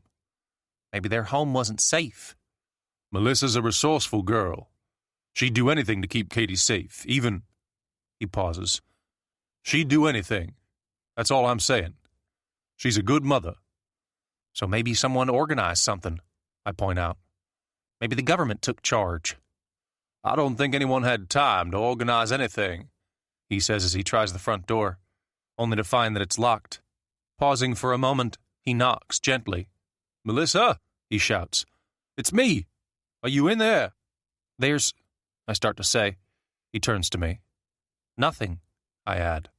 Melissa! He shouts again, banging more loudly on the door. "Katie! Are you in there?" Glancing over my shoulder, I stare at the empty street. I know we haven't seen any signs of life since we hit the city, but I'm still worried about attracting attention. It's hard to believe that there isn't someone or something close enough to hear us. "I'm going to try around the back," George mutters, hurrying down off the porch and making his way around the side of the house. Figuring that I don't want to be left alone out here, I follow, although I can't help glancing at the windows of the house next door, just in case anything might be watching us. It's been a long time since I saw one of the creatures, and I'm tempted to think that maybe they've all just died off, but there's no way I want to take a risk. "Jesus," George says, stopping suddenly. It takes me a moment to realize what he's seen. There's a dead body in the yard next door, with most of the meat having been eaten away to reveal bone. Flies are buzzing around the carcass, and there's a hint of movement under what's left of the flesh, which I guess means that maggots are at work. I'm no expert, but it's pretty clear that this guy has been dead for quite some time, probably a few weeks. "Wally Baxendale," George says after a moment. "I recognize the shirt. The most boring man who ever walked the planet, and—" He pauses, staring at the dead body for a moment. "It's a goddamn miracle, isn't it? One man's death has given life to all those flies and bugs. Nothing ain't ever really wasted, is it? I mean, sure, to old Wally, this has been a total disaster, but to the critters that are feeding off him, it's a miracle. When Wally died, he probably thought God had forsaken him, and now those bugs are probably chewing on what's left of him and thinking how great it is that God gave them such a bountiful harvest." I force myself to keep looking at the body. Even though it's about 20 yards away, it's still disgusting, and I can't help wondering if that's going to happen to all of us eventually. We'll just be left to rot somewhere. Then again, that'd be better than being infected. "I guess old Wally isn't boring now," George adds, turning to me. "Maybe some other species is going to benefit from all this shit."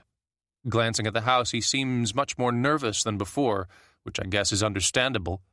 Until this moment, he's been able to hold out hope that his daughter and granddaughter might be alive and well, but now there's a chance that we're going to find their bodies. "I can go look if you want," I say after a moment. "Huh?" He turns to me, having clearly been lost in thought. "If you don't want to look in the house, in case they're—" I pause, my throat suddenly feeling dry. "I just mean, I can look for you, and tell you if I find anything." "No," he says with a sigh, turning and making his way toward the back door. "I should do this." "There aren't that many bodies," I point out as I follow him. "If everyone had just died, there'd be loads more, wouldn't there? It's like they all kind of went somewhere else." "Or they're all in their houses," he replies, trying the back door but finding that it's locked. Without giving me any warning, he takes off one of his shoes and slams the heel against the glass, shattering a small pane. Reaching through, he manages to turn the key from the inside, and finally he pushes the door open. After putting his shoe back on, he steps into the gloomy house.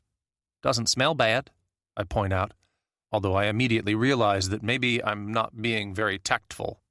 "That's a good point," he replies, stopping in the middle of the kitchen. "There's no power, so no air conditioning. If anything had been rotting in here for the past month, we'd sure as hell know about it by now." "That's something, right?" I continue. "It's something. Doesn't mean they're okay, though." I watch as he walks over to the kitchen table. He seems to be searching for something, anything that might give him a clue about his family's fate. I guess that if I was in their position, I'd have left some kind of a note, just in case someone happened to come along later.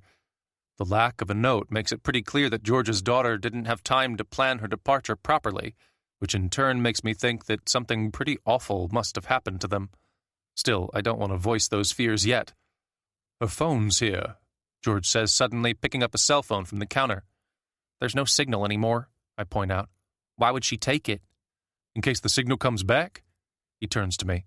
"I've still got mine rattling about in my pocket. You never know if the damn things might be useful again. It's instinctive." "Maybe she didn't want to carry the extra weight." "She took this thing everywhere," he continues, turning the phone over in his hands. "She must have been home when everything went to shit. If she'd been out, she'd have had the phone with her." "That's a good sign, isn't it?" I ask. He shrugs, and it's clear that he's trying to weigh up the possibilities. Isn't there somewhere else she might have gone? I continue. It's like, me and my family, we were out at the farm, so we didn't know what was going on. But someone living in a big city, they'd be able to get information. Someone would have come and told them what to do, or people would have come up with a plan together, Or she and Katie walked out the door, he says, interrupting me, like goddamn zombies. I want to argue with him, but I can't deny that it's a possibility. Then again, he adds, the doors were locked. Why would they have bothered doing that if they were all zombified, huh? A zombie wouldn't lock the goddamn doors, would it? You shouldn't give up. What about you? Where'd you say your family's gone again? Dead, I reply, feeling my chest tighten a little. Maybe my sister's alive, but she was out in California. There's no way. So why aren't you headed that way? How the hell would I find her? The same way I'm going to find Melissa and little Katie, he replies. By getting on with it, and by hoping that God will have a little mercy. I don't believe in God, I tell him. Not anymore. Not after this. I'll believe in anyone and anything if it means I get my family back, he replies, slipping his daughter's phone into his pocket. They're out there somewhere. I don't know which way they went, but, he pauses, I'm an old man. I've got two choices. Either I sit down and wait to die, or I go looking for 'em. I guess the latter would be the best choice, huh? At least that way there's a chance I might find 'em. I mean, Jesus, I can't give up, can I? He turns to me. I don't suppose you want to either come with me or sell me that truck of yours, do you? I open my mouth to reply, but I'm not really sure what to say. Where exactly are you going, anyway? I'm just looking for people, I tell him. Me too. Specific people, but I figure they'll be going wherever there's others. There has to be some place that everyone's headed, right? Even if only a few stragglers survived. They've obviously set off somewhere. There might well be a whole train of people walking to... Where would you go if you didn't know what to do? I shrug. I'd get out of the city, he continues. That's what I'd do first of all. And then, I guess people go in herds, don't they? Like they get together and come up with a plan, and then they all go off in one direction. Maybe north, to the lakes, or east to the shore. They'd need food, I point out. More than they could carry, too, he replies. So they'd want to be able to pick up supplies along the way.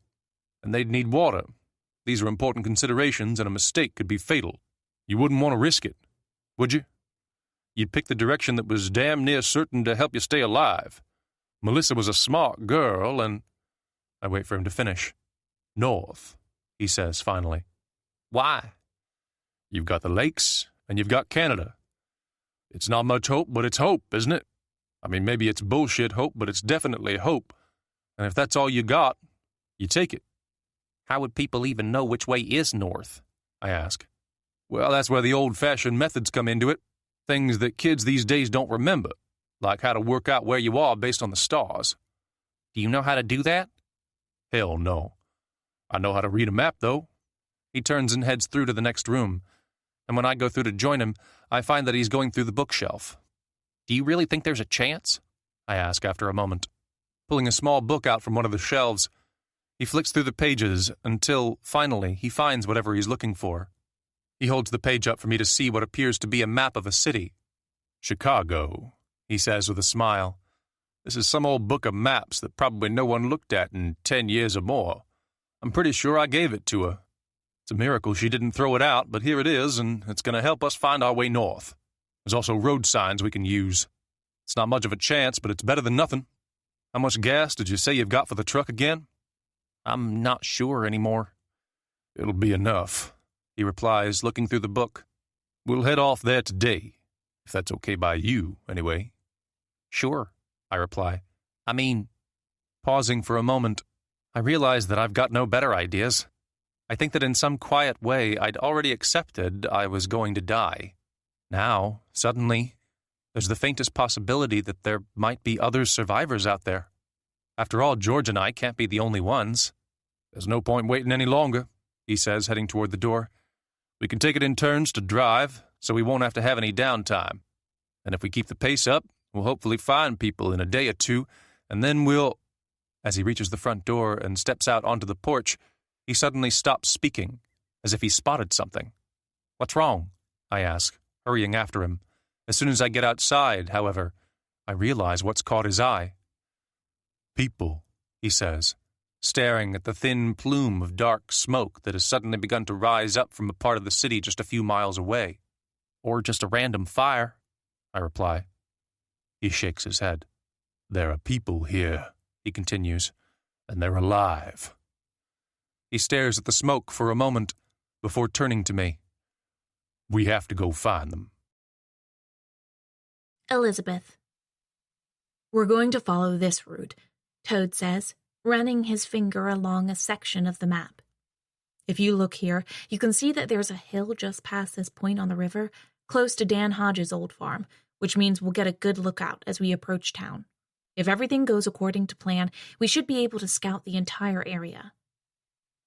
"And then what?" I ask, trying to make it sound as if I understand the plan. The truth is, I've only got a vague idea. I can't stop thinking about Rachel, and about the fact that this all seems hopeless. "Then we'll make a more informed decision. We need to know what's going on in the world. If order's being restored, it could be months before anyone gets out to check on people living in remote areas, and I don't think we have time to wait. If there's no sign of civilization, we'll reevaluate. Maybe come back to the farm." "What about the creatures?"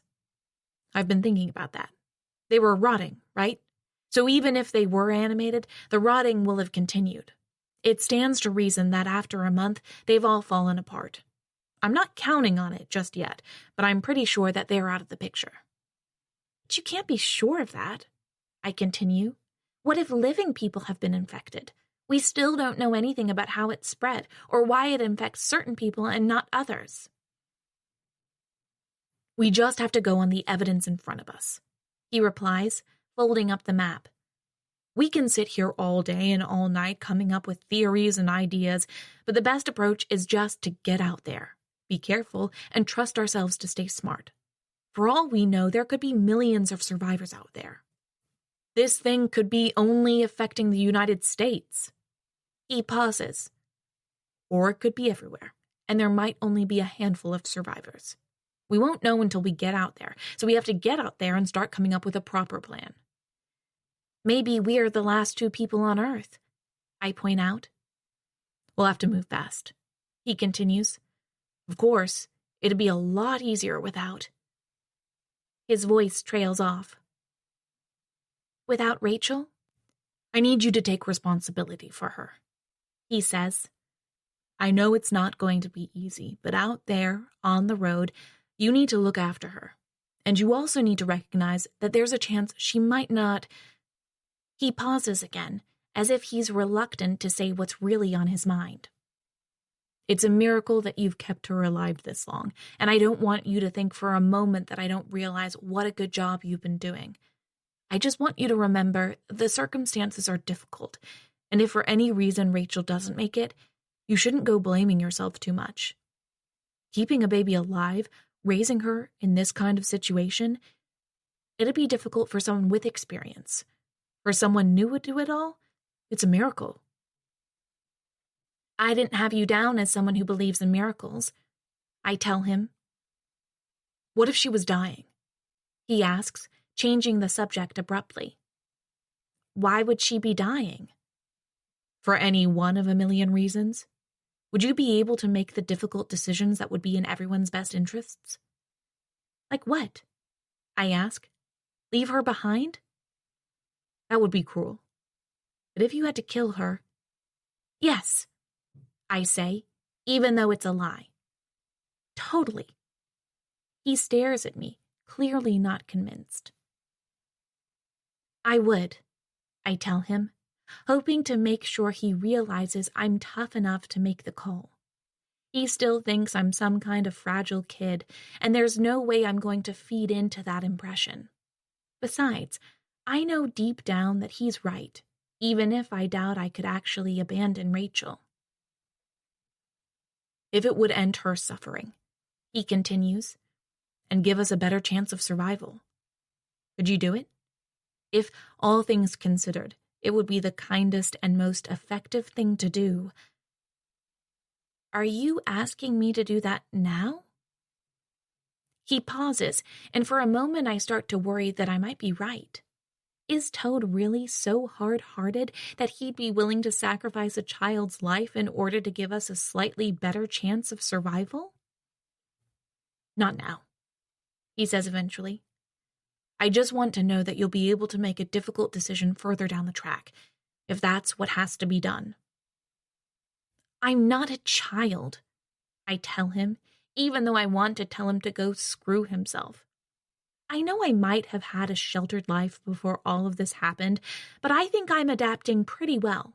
I've been through stuff that you can't even imagine, so you don't have to lecture me on how to deal with things, okay? I'm not that much younger than you, and I've already made tough choices. What about your brother? He asks. I open my mouth to reply, but suddenly it feels as if a heavy stone has hit my chest. When you think back to what happened with your brother in New York, he continues, are there any moments that you think you could have handled better? Are there any times when you took an easy choice, when a tougher decision might have had a different outcome? Henry's death wasn't my fault, I say firmly, with tears in my eyes. You don't know anything about what happened back there. There were other people, bad people. We were waiting for our parents to come home, but they didn't, and we just tried to do the best thing. I guess we trusted the wrong people, and Henry let himself get manipulated. He stares at me for a moment, as if he's trying to understand me better. I'm sure you did everything you could, he says eventually. It's just that I'm heading out on the road with you, and I need to know I can trust you. Your life is in my hands, and mine is in yours. And then there's Rachel. I just needed to make sure that you've got what it takes. For what it's worth, I think you do. Otherwise, I'd leave you behind. Thanks. You know what I mean. Well, I'm the same, I reply, sniffing back tears. If I didn't trust you, I wouldn't go with you. Simple. A faint smile crosses his lips. I'm not joking, I continue, trying not to let his amusement get to me. I'm ready for this. I know there's a good chance that we might not survive, but it's better than sitting around here. Over in the corner, Rachel lets out a faint gurgle. I glance at her, and to be honest, I feel a hint of relief. It's the first time all day that she's done anything that seems even vaguely normal, and I can't help but hope that it's a sign of better things to come. She okay? Toad asks. Of course, I reply, hurrying over and picking her up. Why wouldn't she be? She just seemed a bit... He pauses for a moment, as if he started to notice that something's not right with her. She was staring at me earlier. Like, really just staring straight at me. It was kind of freaky. That's what babies do. Is it? He shrugs before turning and starting to close his rucksack. I don't know the first damn thing about them, so I'll have to take your word on it. I don't want to sound like some kind of old-fashioned asshole, but I wouldn't even know how to change her diaper. At least she doesn't cry too much. Hell, she hardly cries at all these days. It's like she suddenly stopped. Tying the top of the rucksack, he pauses for a moment, as if he's not quite sure what to do next. I think we're ready, he says eventually, before turning to me. I think we might as well get going. I nod, but the truth is, I'm terrified. We've talked about the journey a lot, but now we're on the verge of setting out on a long, arduous trek towards an uncertain destination. There's a part of me that wants to stay here at the farm, no matter how foolish that would be. You ready? Toad asks. I nod. And Rachel? I look down at her and see that she's staring at me again. She's ready, I say cautiously, trying not to sound worried. Then you better get your shoes on, Toad continues, heading toward the door. I know a good place for us to camp for the night, and it shouldn't be too hard to get there. I want to get past the main part of the forest before the next band of rain moves in, and I think that only gives us about 24 hours. We'll have to move fast, but we can do it. I wait for him to continue. Well, he says, opening the door and stepping outside before turning to me. What are we waiting for? Thomas. Stink's getting worse, George says as I drive the truck slowly along the deserted street. He turns to me. You smell it, boy? You smell that stink? I smell it, I mutter, keeping my eyes on the road. We're getting closer to the heart of the city now, and although the plume of black smoke is still visible up ahead, there's no other sign of life. All around, cars seem to have just been abandoned by the side of the road, while all the buildings seem to be completely empty. I always figured there'd have been looting in the cities, but right now it looks as if no one had time to loot. It's pretty messed up, but I think I'd feel better if the shops had been trashed. In some weird kind of way, that would have been more normal. Rats, George says suddenly. I look over at a nearby intersection just in time to spot something scurrying down into the subway. I've seen rats before, back at home, but never anything so huge, and I can't help but shudder at the thought of encountering something like that. At some point, a rat might become big enough that it feels ready to take on a human. Did you see it? He continues, turning to me. That was one big-ass rat. God damn it, I reckon he was the size of a small dog. I wouldn't like to have to deal with one of those things. So animals weren't affected by this thing, I reply. Just humans. Humans are animals, he points out. It's almost like whatever happened, it was designed to hit us and only us. Can't say I'm surprised. We acted like we were the dominant species, but now the real dominant species has taken a right old swing at us. What are you talking about? I ask, starting to get a little tired of George's roundabout way with words. Bugs? Bacteria? Do you know how many bacteria you've got living in the average human body? Millions, and all different types. They're the ones who are really in charge of this planet. He pauses. Them and dolphins. I open my mouth to ask about the dolphins, but at the last moment I decide not to bother. This is the revenge of bacteria, he mutters. That's what it is. It's all our chickens coming home to roost at once. I don't like this, I reply, glancing over my shoulder to make sure that the road behind us is clear. Turning to look out the front, I watch the smoke for a moment. It's probably just a random fire. It's probably rats or something, chewing through wires. There's no electricity. They can chew all they want, but they won't set fire to nothing. But it's probably not people. It most certainly is people.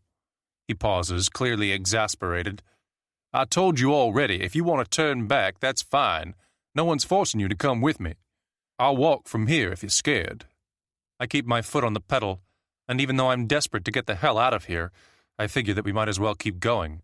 After all, I've got nowhere else to be, and there's always a chance, no matter how faint, that we'll come across signs of a recovery. When this mess first started more than a month ago, I kept trying to come up with some kind of plan.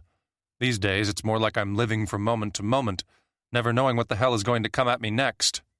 Stop, George says suddenly, reaching over and grabbing the wheel. I slam my foot on the brake pedal, and the truck comes to a lurching halt. Did you see it?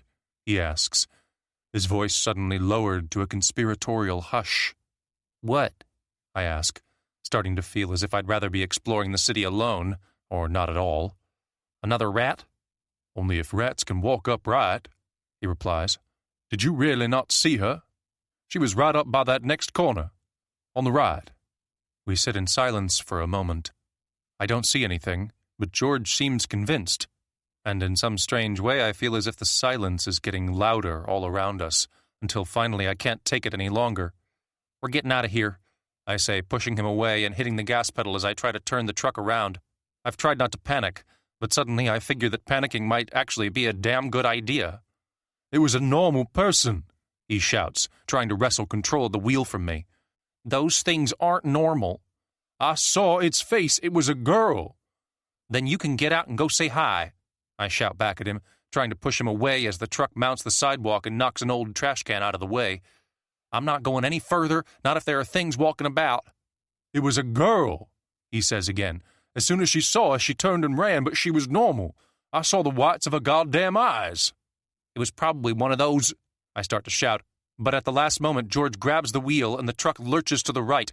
I've still got my foot on the gas pedal, and I don't have time to react before the front of the truck crashes into the window of a shop. As glass shatters, the truck finally comes to a stop, with the front section partway inside the building. We've crashed into the front of a clothes shop, and although the interior is dark and unlit, I can make out rows and rows of expensive-looking dresses. It's a surreal moment, and for a few seconds I can barely even process what I'm seeing. What did you do that for? George asks finally. Me?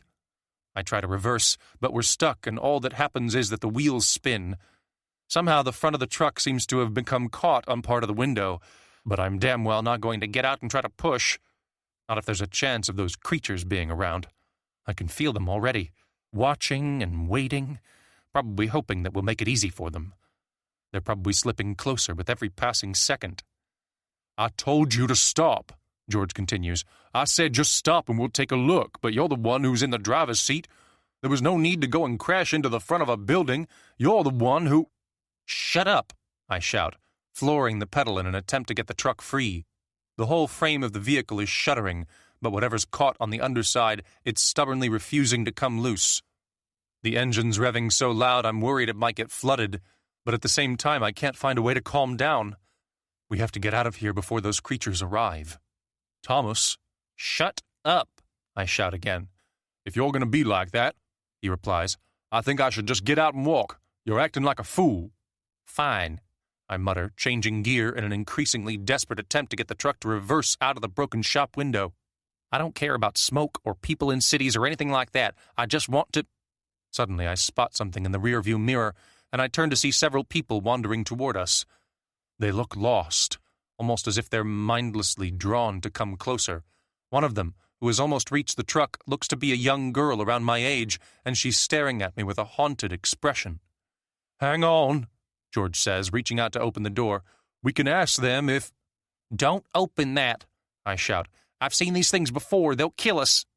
At that moment, the truck finally comes loose from whatever was holding it in place, and we reverse across the sidewalk. One of the creatures, apparently unable to react in time, is hit by the back of the truck and falls under the wheels, and the entire vehicle shudders and jolts as first the rear and then the front wheels drive straight over the corpse. As I try to turn the truck, I see a thick red trail on the sidewalk with pieces of bone and skin mashed into the mess, but I don't have time to take it in yet. Instead, I turn the wheel, still functioning on pure adrenaline. There's no goddamn way I'm going to let these things get me. Thomas, George starts to say. Shut up, Thomas. I turn to shout at him, but suddenly the door next to me is pulled open and someone reaches into the truck, grabbing me by the shoulders and hauling me out until I fall onto the sidewalk.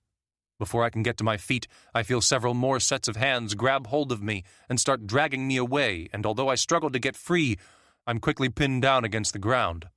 Figures are leaning over me, partially blocking the sunlight as they stare down, and I'm convinced that at any moment I'll feel them start to rip me apart. Even though I'm trying to fight back, there's a part of me that knows I'm outnumbered. This is it. What's your name? A male voice asks suddenly, as one of the figures leans closer to me. Go to hell, I shout. Get! Suddenly something strikes me on the side of the face, with enough force to almost knock me out. What's your name? The voice asks again, leaning closer this time. And give me one good reason why I shouldn't kill you right here and now. Elizabeth. Looks kind of small from up here, doesn't it? Toad says, glancing over his shoulder as we make our way along the dirt path that winds up through the forest. Turning, I look back at the farmhouse, and he's right. It looks tiny and completely insignificant, and vulnerable too.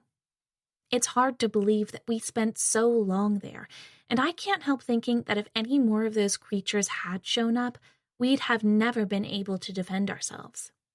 We thought we were sitting tight and staying safe, when in fact, we were just waiting to die. In my arms, Rachel lets out another faint gurgle. That's good. That's normal. She's a normal, healthy baby who just happens to have been through some bad experiences. Everything's going to be okay. It'll be another couple of hours before we reach the site, Toad continues. It's a good spot, though. We'll be on high ground, away from the risk of flooding, and we'll have a good view of the area. I know the land, and I should be able to tell if it's been disturbed. Those creatures aren't exactly subtle. We'll take it in turns to keep watch, though, just in case. 2 hours on, and then 2 hours off. Keep watch for what? I ask. The creatures. Do you really think they're still out there? Probably not, but it'd be an expensive mistake if I was wrong.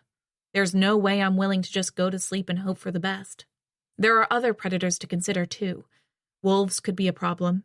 If you see or hear anything unusual, let me know immediately. I know how to deal with these things. Glancing at the forest, I can't help but wonder if he's right. Sure, the creatures haven't been around for weeks now, but that doesn't mean they're not still out there somewhere. I guess I've allowed myself to become complacent, when the truth is, there could be millions of the damn things still on the loose. There are so many uncertainties in the world right now, it's impossible to think about every eventuality. No one can make plans when the world is in such a mess, and when there could be any kind of horror around the next curve in the road. Do you see that? Toad asks after a moment. Staring at the horizon for a moment, I realize that I can see a very faint black smudge. If Toad hadn't pointed it out, I probably wouldn't even have noticed it, but now I can tell that it's something large and artificial. It's a military base, he continues.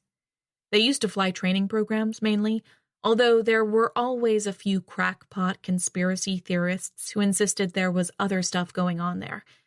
You know the kind of thing. Strange flights at night, loud booms. There was a guy who used to camp out near the main gate and try to get photos. He was completely crazy, but for a while he'd come to my home and try to talk to me about it all. Eventually, he drifted away. I tried to ignore it for the most part, but if there was any chance of an organized response to what's happened, I'm pretty sure it'd start in a place like that. Not that anything like that is going to happen, though. It'll just be a bunch of abandoned buildings by now. Why didn't you mention it before? I ask. I've been keeping an eye on it, watching for signs of life. So far, there's nothing. I didn't want to tell you about it, in case it seemed like a false hope. Anyway, I figured you'd probably come up with some dumb idea about heading that way. We should go and see if anything's happening there. He shakes his head. It might be our best chance. If the government's organizing things, they'll have to start with the military. There'll be no one there. Anyway, even if there is, they're the last people we want to get involved with. I wouldn't trust them, not even for a second. So what are we going to do? I ask. Go around it and make sure they don't see us? Sounds like a plan to me. Are you serious? I've had dealings with the military before, he replies. It was a long time ago, but I doubt much has changed. If there is anyone there, they just assess our usefulness and then put us to work in whatever capacity suited them. We walk on a little further, but I can't help wondering what's really going on in Toad's head. Even though I've been living alone with him for a month, I still don't know him very well, and every so often he displays a hint of stubbornness that makes me wonder about his earlier life. He's never really talked about himself very much, and although I used to assume that he was just the kind of guy who keeps himself to himself, now I'm starting to wonder if maybe there's something he wants to keep hidden. You don't like authority figures, do you? I ask eventually, hoping to learn at least a little more about him. Does anyone? No, but you seem a little more worried than most people. What tipped you off? The house in the middle of nowhere? The attempt to prepare for a world-ending catastrophe? So what did you do before you came out here? He doesn't reply. You must have done something, I continue. You must have had a life. It doesn't matter. Can't you tell me anyway? The past is the past, he says firmly, glancing at me. Old lives don't mean anything. Not now. Any of us could have been anything. It's not going to help. Everything's been washed away, and we have to focus on the future. If we spend too much time thinking about the old days, we might as well just sit down and wait to die. But if you want to go to that base, he continues, interrupting me, and no one's going to stop you. You can take Rachel, and you can even take a share of the food and water we brought, but you'll be on your own. There's no way I'm going near that place." "Because you're scared?" "Because it'd be a waste of time. Because there's probably no one there, and if there is, then I sure as hell don't want anything to do with them. Not anymore. There's no power. There's no way for anyone to put things right. We need to get over the idea that someone's gonna come riding to the rescue." "But talking wastes energy," he adds. "Let's just focus on the journey." Although I want to ask him more questions, I figure I should stay quiet for now. After all, he's clearly not in the mood for a conversation, and my attempts to dig into his past seem to be riling him up. Still, I can't help but notice that he seems to have some kind of history with authority figures, maybe even with the military. He's a loner at heart, and although he opens up to me a little from time to time, he slams back shut as soon as I mention the past. As we continue on our journey along the path, I glance over at the smudge on the horizon. Toad's probably right. There's probably nothing over there that can help us. I just wish there was some way to know for sure, though. If there's even a slight chance that we're bypassing some place that might be useful, I don't see why we couldn't at least give it a try. I can't strike out on my own, though. For better or for worse, I need to stay with Toad, at least until we meet some other people. When that happens, however, I think I need to consider other options. Part 3, Day 48. Thomas. "There's no point trying to get free," the man says, watching me from the other side of the room. "We're not in the habit of letting murderers walk away." Ignoring him, I continue to tug on the chain that's been used to secure me to the wall.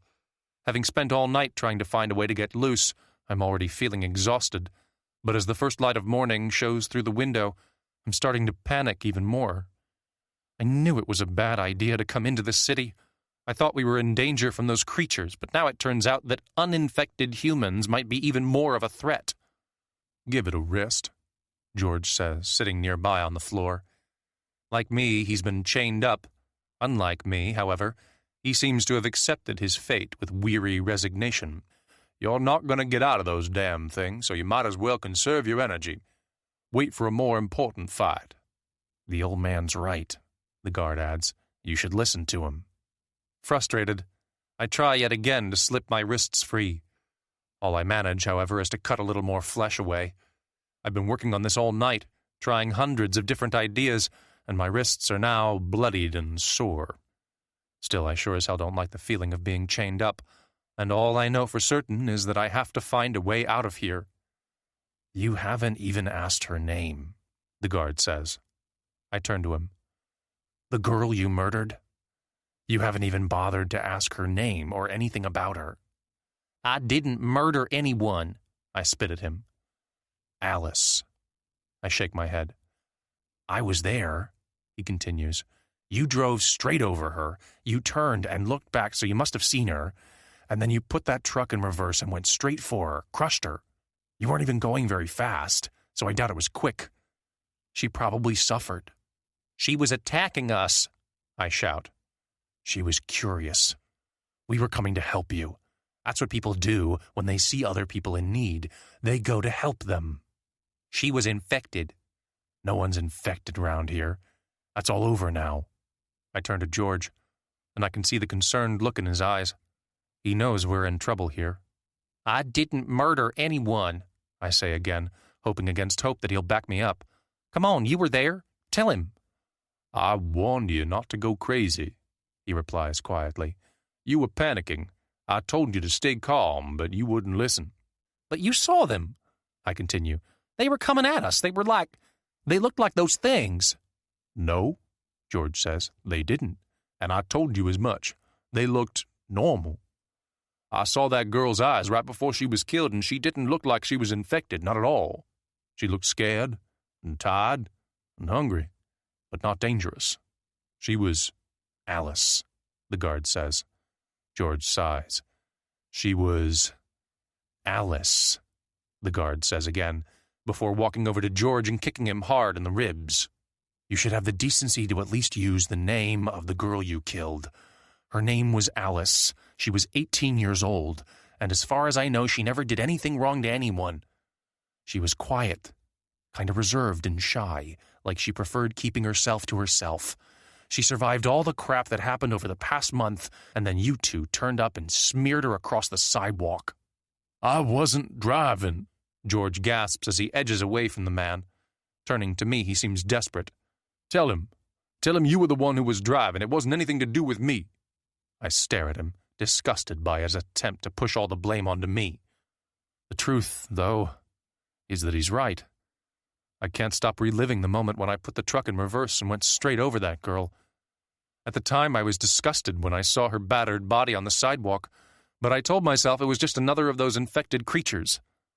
Now that I know she was just a normal person, I can feel a huge, crushing weight of guilt on my shoulders, even if I'm not quite ready to accept what really happened. I did kill that girl, but it was an accident, and it sure as hell wasn't murder. I'd do anything to go back and change what happened, but I can't. Someone has to understand. The tribunal's going to get together soon, the guard says. It's for them to decide what happens to you. Shouldn't be much longer now, just a few hours. Fortunately for you, justice moves pretty quickly around here. It's not like the old days. Tribunal? I ask, turning to him. Like a court? We're not savages, he continues, staring at me with a look of utter contempt in his eyes. You should be grateful. If we were, we'd probably have just finished you off there and then. Instead, we're going to let you have your say. He turns to George. You too. None of us here has any idea about either of you, but we've got a rule about not letting strangers just wander into our midst. If we don't have certain standards, we're not much better than dogs. Even murderers get to have their say. I didn't murder anyone, I say firmly. Whatever. She's dead. Someone still had to gather up her body. Someone who knew her, too. But I didn't murder her, I tell him. It was an accident. So what happens if we're found guilty? George asks with a hint of cynicism in his voice. I mean, I have no doubt that this tribunal system is extremely fair and balanced, and driven by respect for the law rather than some kind of bloodlust. But if common sense doesn't prevail, and if we're deemed to be cold-blooded murderers, what's our fate going to be? He pauses. Let me guess. You'll put us to death somehow. I have no idea, the guard replies calmly. We've never actually had to hold a tribunal before, so it's new territory. But what would you do with a pair of murderers? Just let them stay? Let them walk off into the sunset like nothing happened? A life was lost yesterday, and someone has to pay. There were rules before, and there are rules now. She'll make the right choice. She? George asks. We're lucky.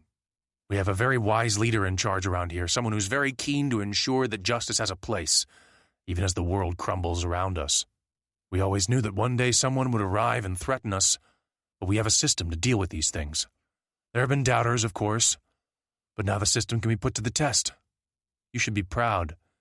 You're pioneers, and you're going to get a fair hearing before your fates are decided. Great, George says, turning to me. Did you hear that, Thomas? We're going to be guinea pigs for a brand new tyrant. Before he can finish, he's kicked in the gut again, this time with such force that he lets out a gasp of pain. Clutching his side, he seems to be having trouble breathing for a moment. When he finally looks over at me, I can see the fear in his eyes. Save your words for later, the guard says with a smile. You'll be given a chance to explain yourselves, so you should take a little time to work out what you're going to say. It might be the most important little speech either of you ever give in your miserable lives. If I was the one in charge, I'd have already decided what to do with you before the sun came up this morning. As he makes his way back over to the other side of the room, I turn to George and see that he's clearly still in pain.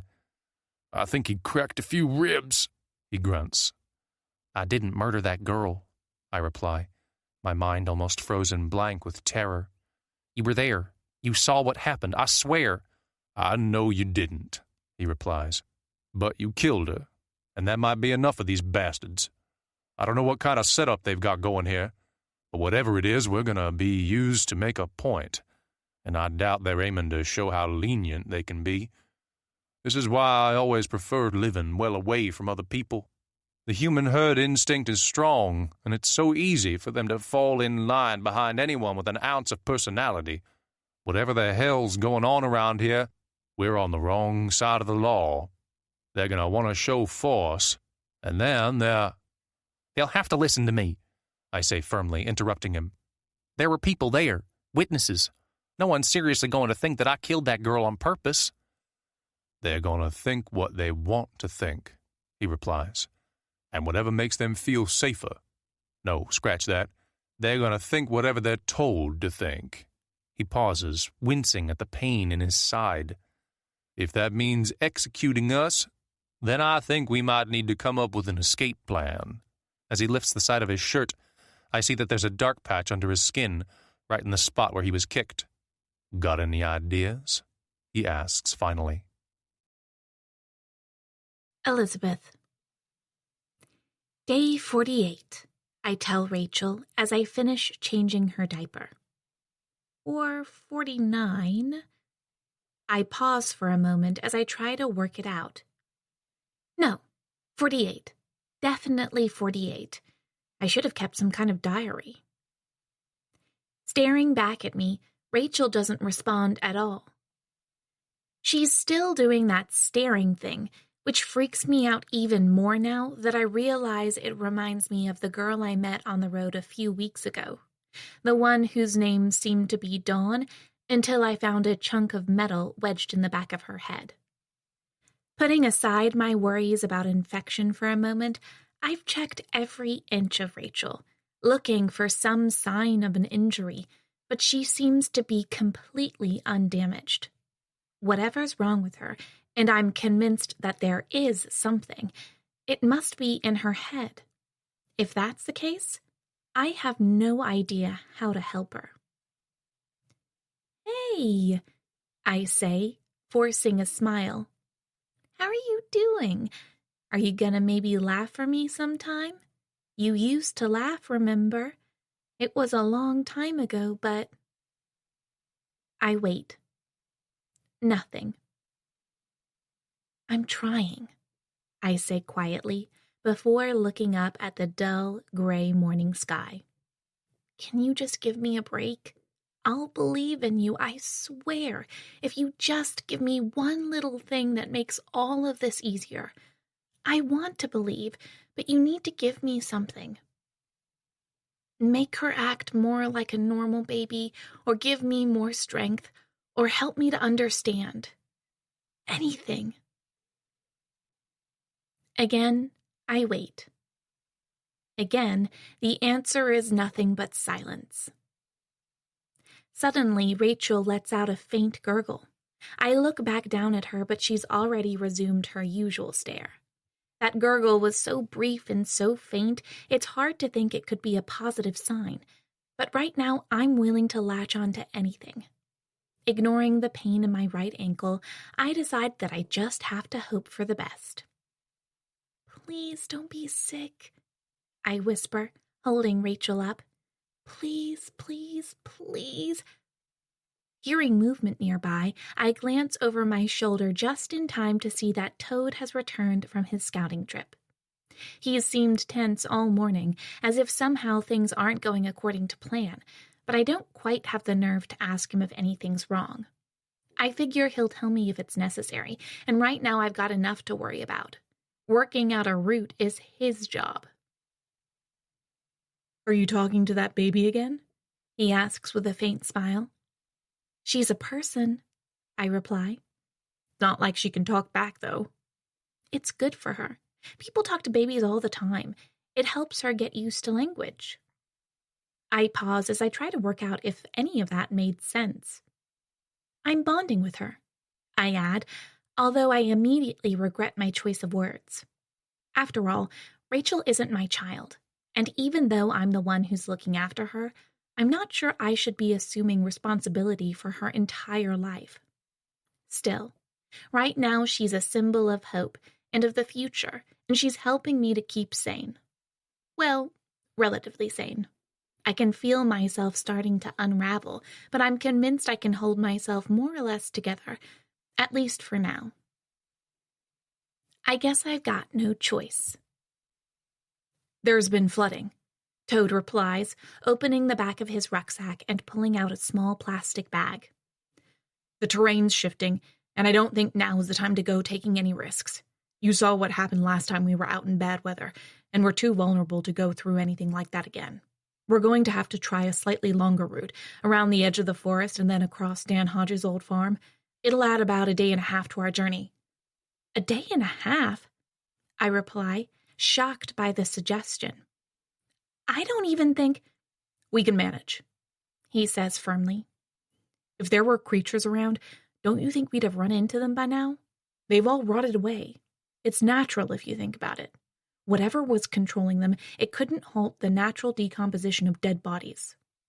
We just have to focus on surviving the journey, and we have to hope that we can find somewhere that offers a chance for a future. Are you sure we shouldn't turn back? I ask. At least at the farmhouse, we had food and shelter. The food was running low. We might have felt safer in the short term, but in the long run we'd have been just sitting around, waiting to die. If I thought someone might eventually show up to put the world straight, then maybe it'd be an option. But that's not going to happen. We're on our own, and this isn't the kind of situation that favors caution, not when it comes to the big picture. He pauses, and for a moment he seems to be searching my face for something. Are you okay? If there was anything wrong, you'd tell me, wouldn't you? Like what? Like an injury? He stares at me for a moment, as if he's trying to spot any hint of weakness. I'm not injured, I tell him. I'm fine. I just wish I had a better idea of where we're going, or why we're walking such a long way. I want a plan, or at least some kind of destination, because right now it feels as if we're just drifting through the landscape. The plan is to find out what's happening, he replies. Would you really rather stay at the farmhouse and play happy families like we're the last two people on Earth while we wait for the darkness to close in? I didn't want to scare you back there, but the way things were going, we only had about 2 weeks left. Things were that bad? My food reserves were shot, and the land was dying. Every day I went out and tried to find some kind of solution, but there was nothing. There was no choice. We had to leave. Sighing, I look back down at Rachel. I know Toad is right, but I can't help feeling that we're completely exposed out here, as if danger could be coming toward us from every direction. At least when we were at the farmhouse, we had some kind of base, but at the moment I have no idea what we're going to do next. There's a part of me that feels we're going to end up dying out here, whereas at the farmhouse, we could have focused on trying to make what's left of our lives a little more comfortable, even if that was only a few weeks. You didn't sleep last night, did you? He asks eventually. I'm fine. You don't look fine. Your eyes are dark and you look pale, like you're about to collapse. He pauses, as if he's waiting for me to say something. We won't be getting many opportunities to rest, Elizabeth. You need to take them when they come. I said I'm fine. Take half an hour. He continues. I'll take care of Rachel. No! I snap, horrified by the idea of Toad looking after her. After all, the more time he spends with her, the more likely he is to realize that something's seriously wrong. I need to keep them apart as much as possible and just hope that somehow she's going to be okay. If that means I have to stay awake for a week straight, then that's just what I'm going to have to do. This isn't your thing, I stammer. It's mine. I'm in charge of it. Your thing? He asks, sounding confused. I mean my job, I continue, my mind racing as I try not to sound too suspicious. You've got your job, which is keeping us on the road, and I've got mine. I'll look after Rachel, okay? You don't need to worry about her. I turn to him, and I can see that he's realized something isn't right. Don't keep bothering me, I add. I've got enough to do, looking after her. You said it yourself. We each have to stick to our roles here, and I'm sticking to mine. She's fine. Maybe you should spend less time worrying about her and more time finding a safe route for us. He stares at me, and for a moment it seems as if he might be about to call my bluff. I'm pretty sure I'm not fooling him, and that he knows I'm cracking up. We should get going, he says eventually. The sun's up, so we need to make the most of it. Just, next time we stop for a rest, you need to actually rest. At this rate, you're going to end up collapsing. Then you can just leave me behind, can't you? I reply, interrupting him before realizing that I'm being far too defensive. I'm okay, really. I'm just trying to deal with a lot, and it'd be easier if you weren't second-guessing me all the time. I'm fine, and Rachel's fine, and if you're fine, then everyone's fine, and... My voice trails off as I realize that I'm rambling. Damn it, I swear to God, I think I'm losing my mind. I never thought that the world could seem so chaotic and confusing. 5 minutes, he says, clearly concerned. Then we'll get going. I've got a new route worked out, but it's not going to be easy. I can carry her for a while if that'd help. She must be heavy. I keep my focus on Rachel, refusing to answer. Okay, he continues. Let's just get ready to move on.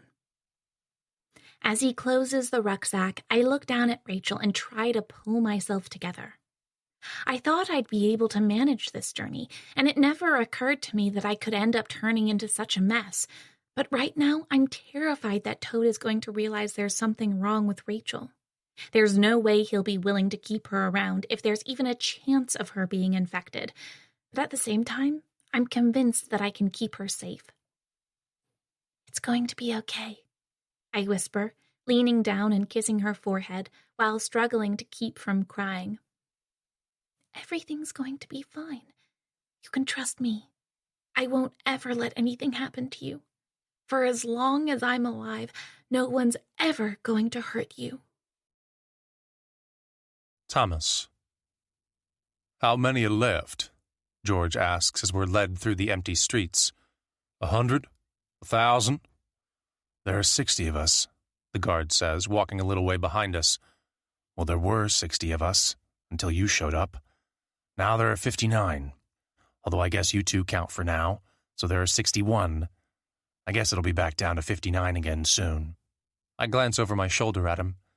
He's got a makeshift weapon pointed at me, and even though I have no doubt that he knows how to use it, I'm already starting to wonder if I could overpower him. The weapon itself looks to be no more than an old rifle with a pair of large hunting knives strapped to the front. The problem is, he hasn't said anything about the rifle itself, so I have no idea whether it's in working order. Then again, I'm almost beyond the point of caring. I'm too weak to do much more than stumble along and do whatever I'm told. Even if I was able to get away, I don't have the truck anymore, so I don't know where I'd go. Joe would be disgusted. 60 people in the whole of Chicago? George asks. My God, there must have been close to 3 million here a couple months ago. 3 million living, breathing people with hopes and dreams. Most of them died overnight, the guard replies. Some ended up with that thing in them. They were walking about, talking. After a few weeks, they started to rot. Their bodies were falling apart, and it only took a couple more days before they were pretty much gone. It was like a miracle. Convenient, George mutters. It's over, the guard continues. At first we thought the creatures were going to overwhelm us. For 2 weeks we hid and scavenged. It was like some kind of zombie apocalypse. I saw people being cut down by those things and ripped apart. Whatever the hell was going on, it didn't last long. And now we can start to rebuild. It's not about putting everything back to how it used to be. It's about making things better than ever, and avoiding the mistakes of the past. We've got a whole city here to work with. Where are the bodies? George asks, turning to him. Keep walking, the guard says firmly, raising the weapon. If you try anything, I'll cut you down. There should be 3 million corpses littering the streets, George continues as we make our way past an old restaurant, its windows darkened now. In the window, there's a large poster advertising a 2-for-1 pizza discount, but the door looks to have been forced open at some point, probably by looters. We started tidying, the guard continues. We were worried about disease, so we didn't have any choice. Plus, the rats were becoming a problem, so we cleared a small section of the city. If you want to see real horror, all you have to do is go about 4 blocks in any direction, and you'll soon find more than enough. There are bodies all over the place, with rats picking at them. We started by quarantining a certain section of the city, and then focusing our work here for now. It was hard, but we organized ourselves in groups, and we worked day and night. Every street was scrubbed, every trash can was emptied, every shop was stripped of anything that might be useful. It might sound like looting, but it wasn't. It was more organized and more effective. Everything's in hand, and Quinn has it all under control. Quinn? George asks. Quinn took charge. It's what we needed. People panic so easily. But Quinn came up with the answers we needed. There's order here now, and a system of rules. We're working together to make sure we have food and water, and to keep the sick and elderly from starving. In some ways, things are even better than before. As Quinn reminded us during a recent meeting, there were too many people in the old days. Life might be better when things have been pared back a little. Sounds like a typical dictator, George mutters. You should be careful, giving opinions when you don't know a damn thing about what's been going on around here. And what does Quinn get out of this? George asks. The satisfaction of helping us all. I'd be interested to meet this Quinn individual, George continues. I'm sure plenty of people set out with good intentions, but they always become bitter and twisted. That's just what happens when people reach a position of power. If I'm going to be killed for the pleasure of a new ruler, I'd at least like to see the color of that person's eyes before I'm cut down. You'll find out soon enough. Finally, we have a name for the man in charge, George continues, turning to me. It's always good to know the name of the despotic little tyrant who's planning to take over the world. It's human nature, really. Nature hates a vacuum, and where there's a lack of power, there's always going to be some asshole ready to run the gap and start issuing orders. Fortunately, I don't suppose there's much this Quinn individual can do from the ruins of Chicago. It'll be a pretty small kingdom. You need to shut up, the guard says firmly. Why? You're going to kill us anyway, aren't you? George pauses, and it seems as if he might have finally given up all hope. There's probably a little tinfoil ruler in every city, puffed up on delusions of grandeur as he tries to convince the idiots around him that he's the one true king. It's pathetic how humanity constantly reverts to type, but you can't deny it. The vast majority of people are so disgustingly credulous, and I include myself in that category. I've made my fair share of mistakes, listened to my fair share of bad advice. You should try saying these things when you're at the tribunal, the guard replies. I'm sure it'll go down very well. You'll be given an opportunity to explain your actions and apologize for your sins, but if you prefer to use that opportunity to gloat and make foolish statements instead, then that's entirely up to you. Oh, I plan to, George replies. Believe me, I have no intention of hiding my true feelings as I prepare to meet my maker. Might as well go out with a bang, huh? He turns to me. Don't you think so, Thomas? Who wants to be pleading and begging as the sword slices through their throat? No one remembers a coward. At least piss people off, and suddenly he trips and falls, landing hard against the sidewalk, and it's clear that the guard tripped him on purpose. Barely able to even think. All I can do is watch as George rolls onto his side and lets out a gasp of pain. It's almost as if he's got a death wish, since everything he says right now seems designed to provoke the guard. I guess he must have given up all hope of finding his family alive, but as he struggles back to his feet, I can't help wondering why he's so keen to invite pain. You're an old man, the guard says calmly. How old exactly? 60s? 59, George says darkly, turning to him. And all the better for it. I'm sure as hell not going to be fooled by this Quinn person, whoever he is. It doesn't matter whether or not you're fooled by anything, the guard replies. Your personal beliefs and opinions are completely irrelevant. The tribunal exists for one purpose and one purpose only, and that's to determine your guilt or innocence in the matter of Alice's murder. It's really not so different to how things used to be. In the old days, you couldn't run a girl down and get away with it, so why do you think you should have that right today? George stares at him for a moment, before finally turning to me. I didn't murder that girl, I say, my voice sounding dry and hoarse. You were there. Come on, he says with a sigh. Someone gave the dumb little man a big knife, and now he's in charge. So there's not much point fighting, is there? We might as well get this over with. Let's see what kind of twisted attempt at justice these people have managed to come up with. I've got a feeling it'll be rather sick, but at least it'll be entertaining. I know I should answer him, but the truth is, I feel completely dazed.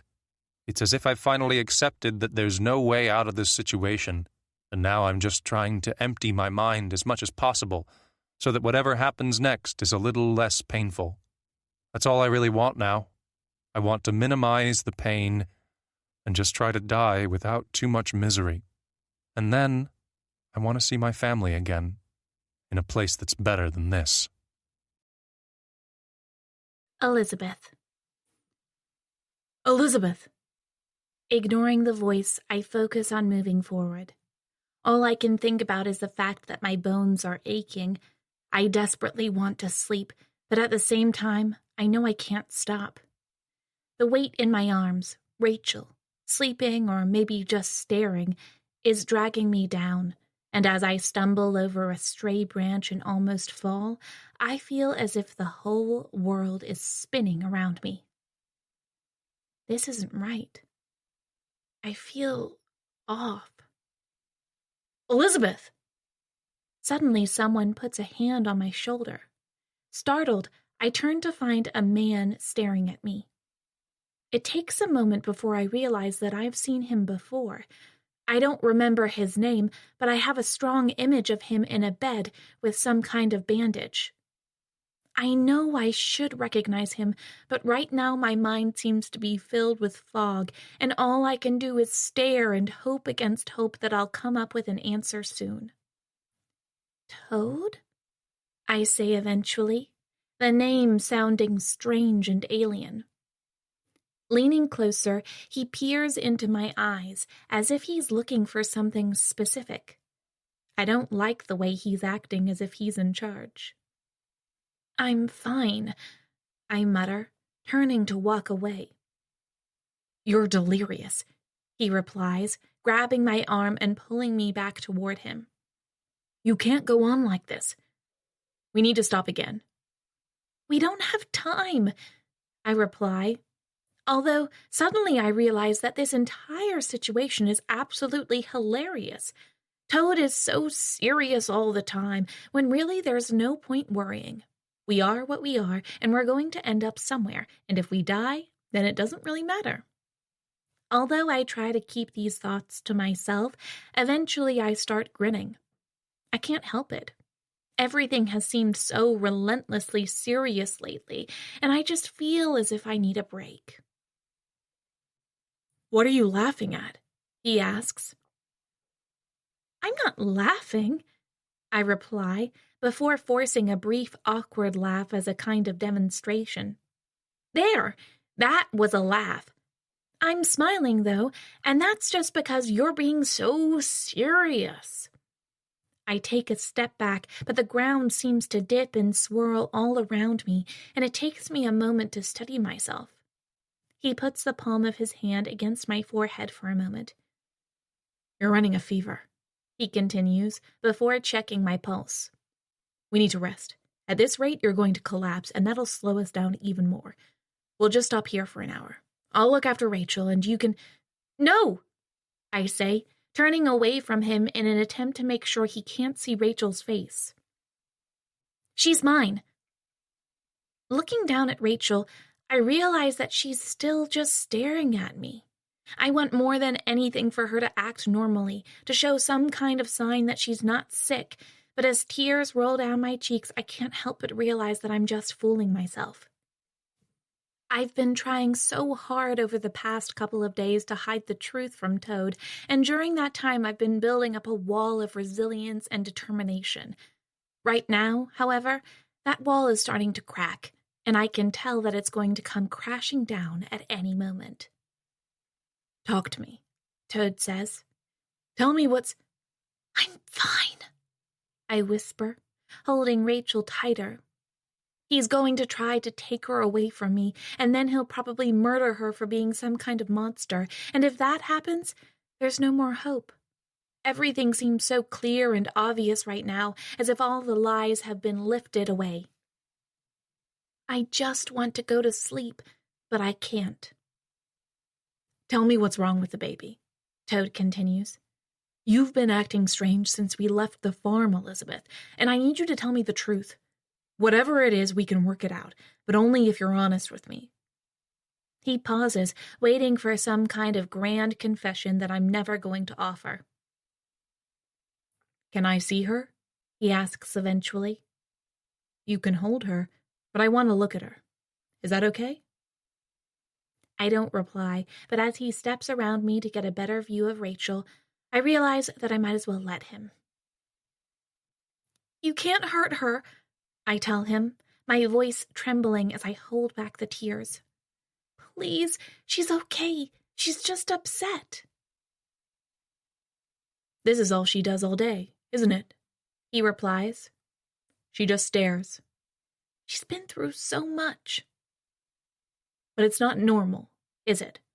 A baby should be more active and alert. What do you know about babies? I ask him. What do you know? He replies.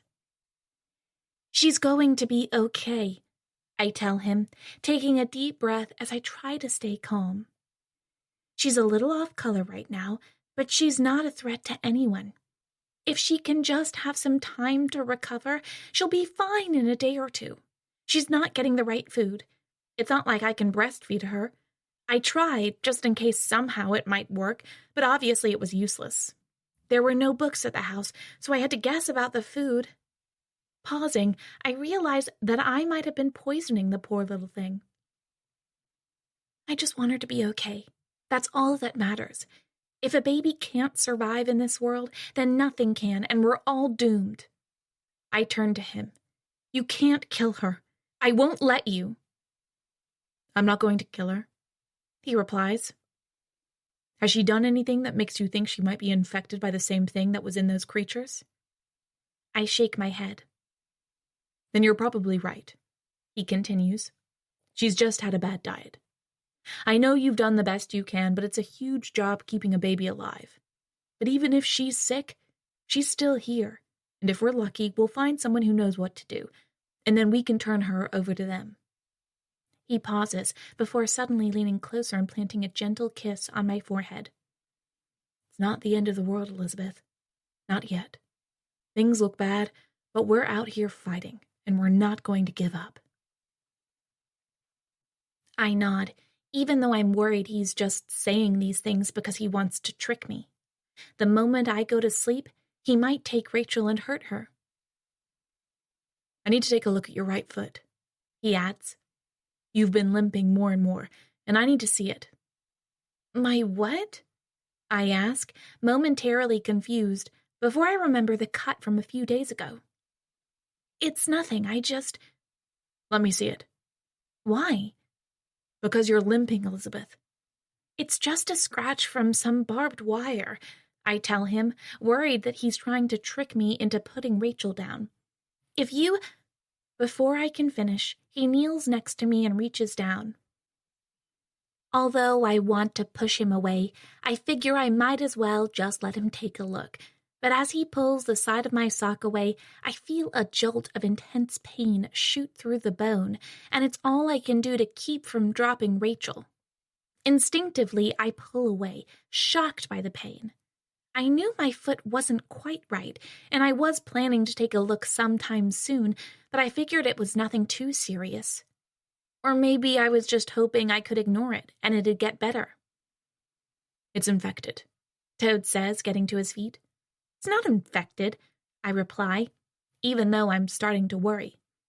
All that happened is I scratched myself on some old barbed wire on your property. It was days ago. And did you clean the wound? Yes, I reply, trying not to sound too exasperated, before I realize that maybe I didn't clean it after all. I was going to, but in all the fuss and confusion with Rachel, I guess I might have forgotten. Maybe, I add. I'll do it soon. Look, it's not as if I'm infected by whatever was in those creatures. It's just a cut, and if it's got a slight swelling, that's totally normal. It'll be fine. You're an idiot, he says after a moment. Excuse me? You're a goddamn idiot, he says again as he checks the temperature of my forehead. The wound on your ankle is infected, and you've got a fever. If there was barbed wire anywhere near my property, it must have been old, which means it was probably rusty, which means... He pauses, and he seems genuinely worried. I need you to sit down so I can look at it properly, he says eventually. What kind of infection? I ask. Do you mean? Not the kind that created those creatures. This is a much more regular infection, but it's just as dangerous. Stay still while I... No way, I say firmly. I'll wait till we find a doctor. What doctor? He replies, interrupting me. There are no doctors around here. Now sit down and take your goddamn shoes off, okay? I want to argue with him, but I figure I should probably go along with whatever he wants, at least for now. It takes a moment for me to arrange Rachel on a nearby patch of grass, but finally I sit on an old tree stump and start unlacing my right shoe. The pain is much worse than I'd expected, and by the time I peel the shoe off to reveal a yellow and red stained sock, I'm starting to realize that something really bad might be happening here. I glance at Toad, and it's clear that he's worried, but I force myself to focus on the positive. Reaching down, I start to peel my sock down, but it's partially stuck to the wound, and I find to my horror that one entire side of my ankle is swollen and bloody. For a moment, all I can do is stare at it and try to pretend that it's not as bad as it looks. Your shoes were too tight and too airless, Toad says. The cut must have been deep enough to let the bacteria thrive, and then the shoes provided the perfect incubation site. Do you have anything for it? I ask, trying not to panic. In the old days, you'd have had to go to hospital. Okay, so what do we do now? He pauses, staring at the wound as if he's not sure how to fix it. Maybe I've allowed myself to become too accustomed lately to the idea that Toad has an answer for everything, but the look of helplessness in his eyes is extremely worrying. I'm waiting for him to come up with an idea, to tell me that everything's going to be okay, but it's as if I've finally presented him with a problem that he can't fix. The problem is, if Toad can't fix it, then I sure as hell can't either. What do we do? I ask again. The infection could spread a lot further, he replies, clearly lost in thought. After a moment, he reaches down and tilts the wound toward him. This is going to hurt, he continues, but I have to see how deep it's gone. With that, he presses a finger against my skin and starts pulling the wound open. As a jolt of pain hits me, I instinctively pull my foot away. Just stay still, he hisses, grabbing my ankle again and taking another look. It's deep, he says eventually. I think it's reached the bone, and there's slight swelling a little higher up. What kind of infection is it? I ask, wiping sweat from my brow. Give me some good news here. I don't know. I'm not an expert. I knew a guy in the army once who had something like this, and...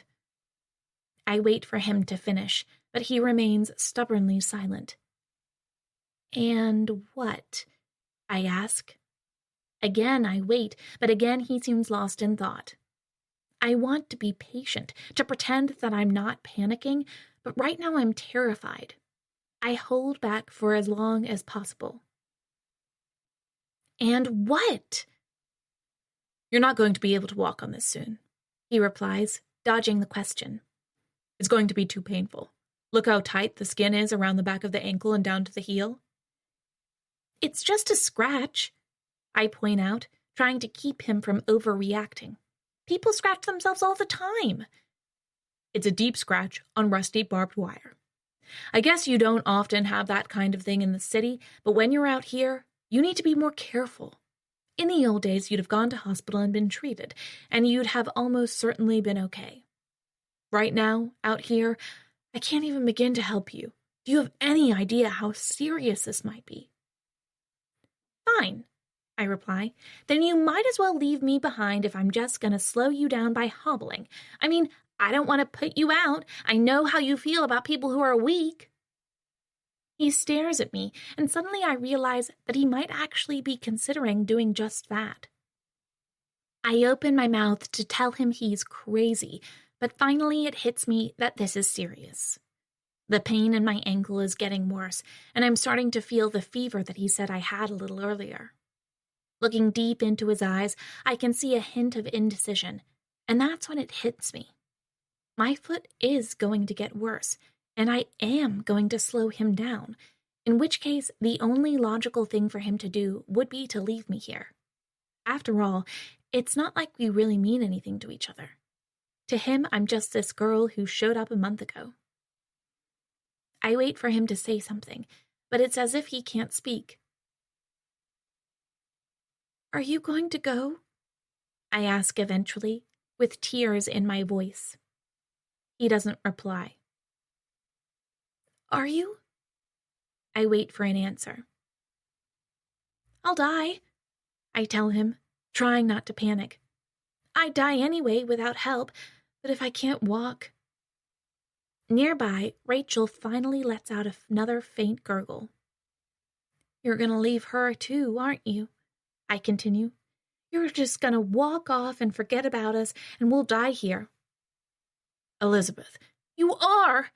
I shout. I can see it in your eyes. It's going to be so easy for you.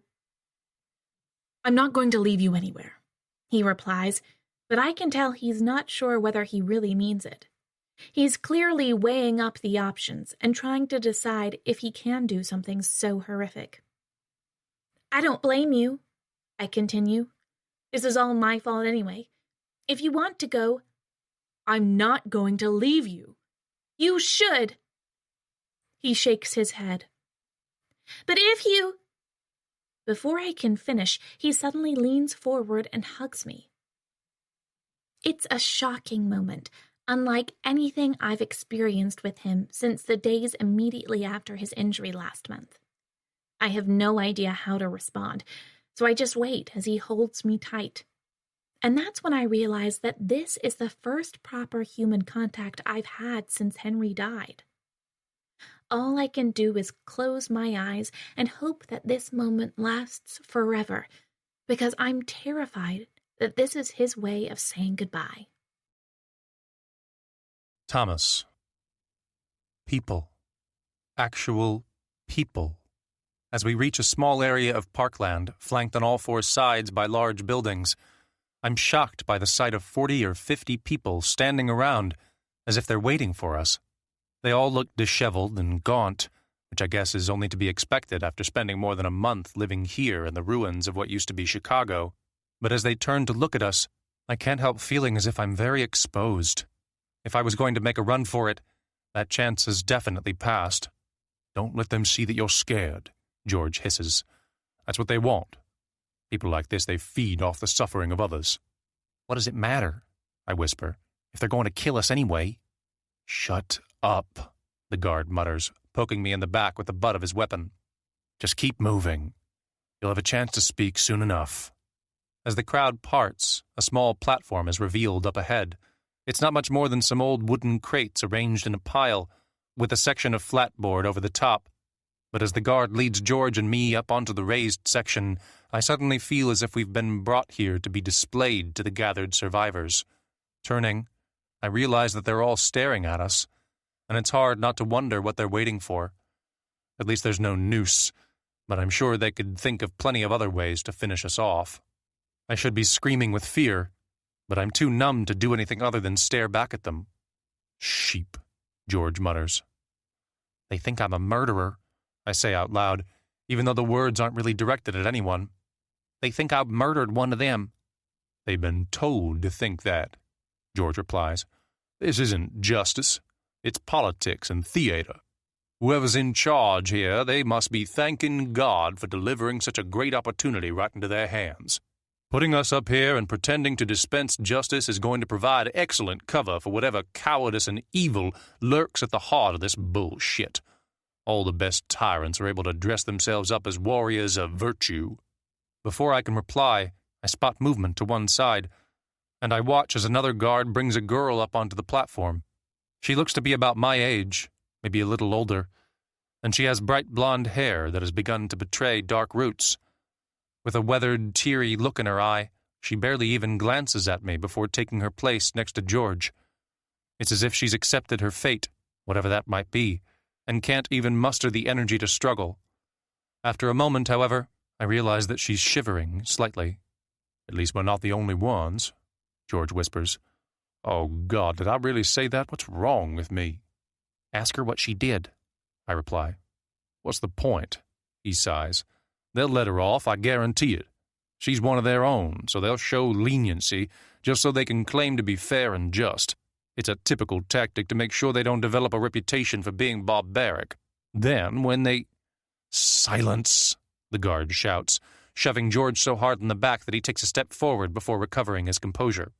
Taking a deep breath, I stare out at the crowd and watch as the dead-eyed survivors stare straight back at me. They're waiting for something, but I have no idea what. It's as if they've simply been told to come here and observe whatever fate is handed out to us, and I can't help wondering if they're even capable of independent thought. They're not talking or showing any sign of interest in proceedings. They're just standing and waiting, almost like zombies. I guess this is a kind of entertainment for them. "So, these are the prisoners," says a female voice suddenly from behind. Turning, I see a woman approaching from the back of the platform. Unlike everyone else around here, she seems a lot more alert, and she smiles as she steps up to join us. I want to ask her who the hell she is, but I get the feeling that I'd only end up with the butt of a rifle in the back of the head. Besides, it's not as if there's much I can do to get out of this mess. George is undoubtedly right. This is less about justice and more about bolstering support for whoever happens to be in power around here. As she makes her way around to the front of the platform and stops in front of the blonde-haired girl, the woman pauses for a moment, and finally a smile crosses her lips. "You stole food," she says eventually, staring at the girl. "Look at me." The girl continues to stare straight ahead. "Look at me, darling," the woman continues, putting a hand under the girl's chin and tilting her head up until they make eye contact. "That's better. You stole food, didn't you? You're a thief." The girl doesn't respond. "You considered your own hunger to be more important than the health of one of your fellow survivors," the woman adds. "You're young, though, so there's still time to change you, to make you see the world more clearly. For that reason, I'm going to allow you to stay with us. After all, it would be unnecessarily cruel to throw away such a young life." Silence. "Don't you have anything to say?" the woman continues.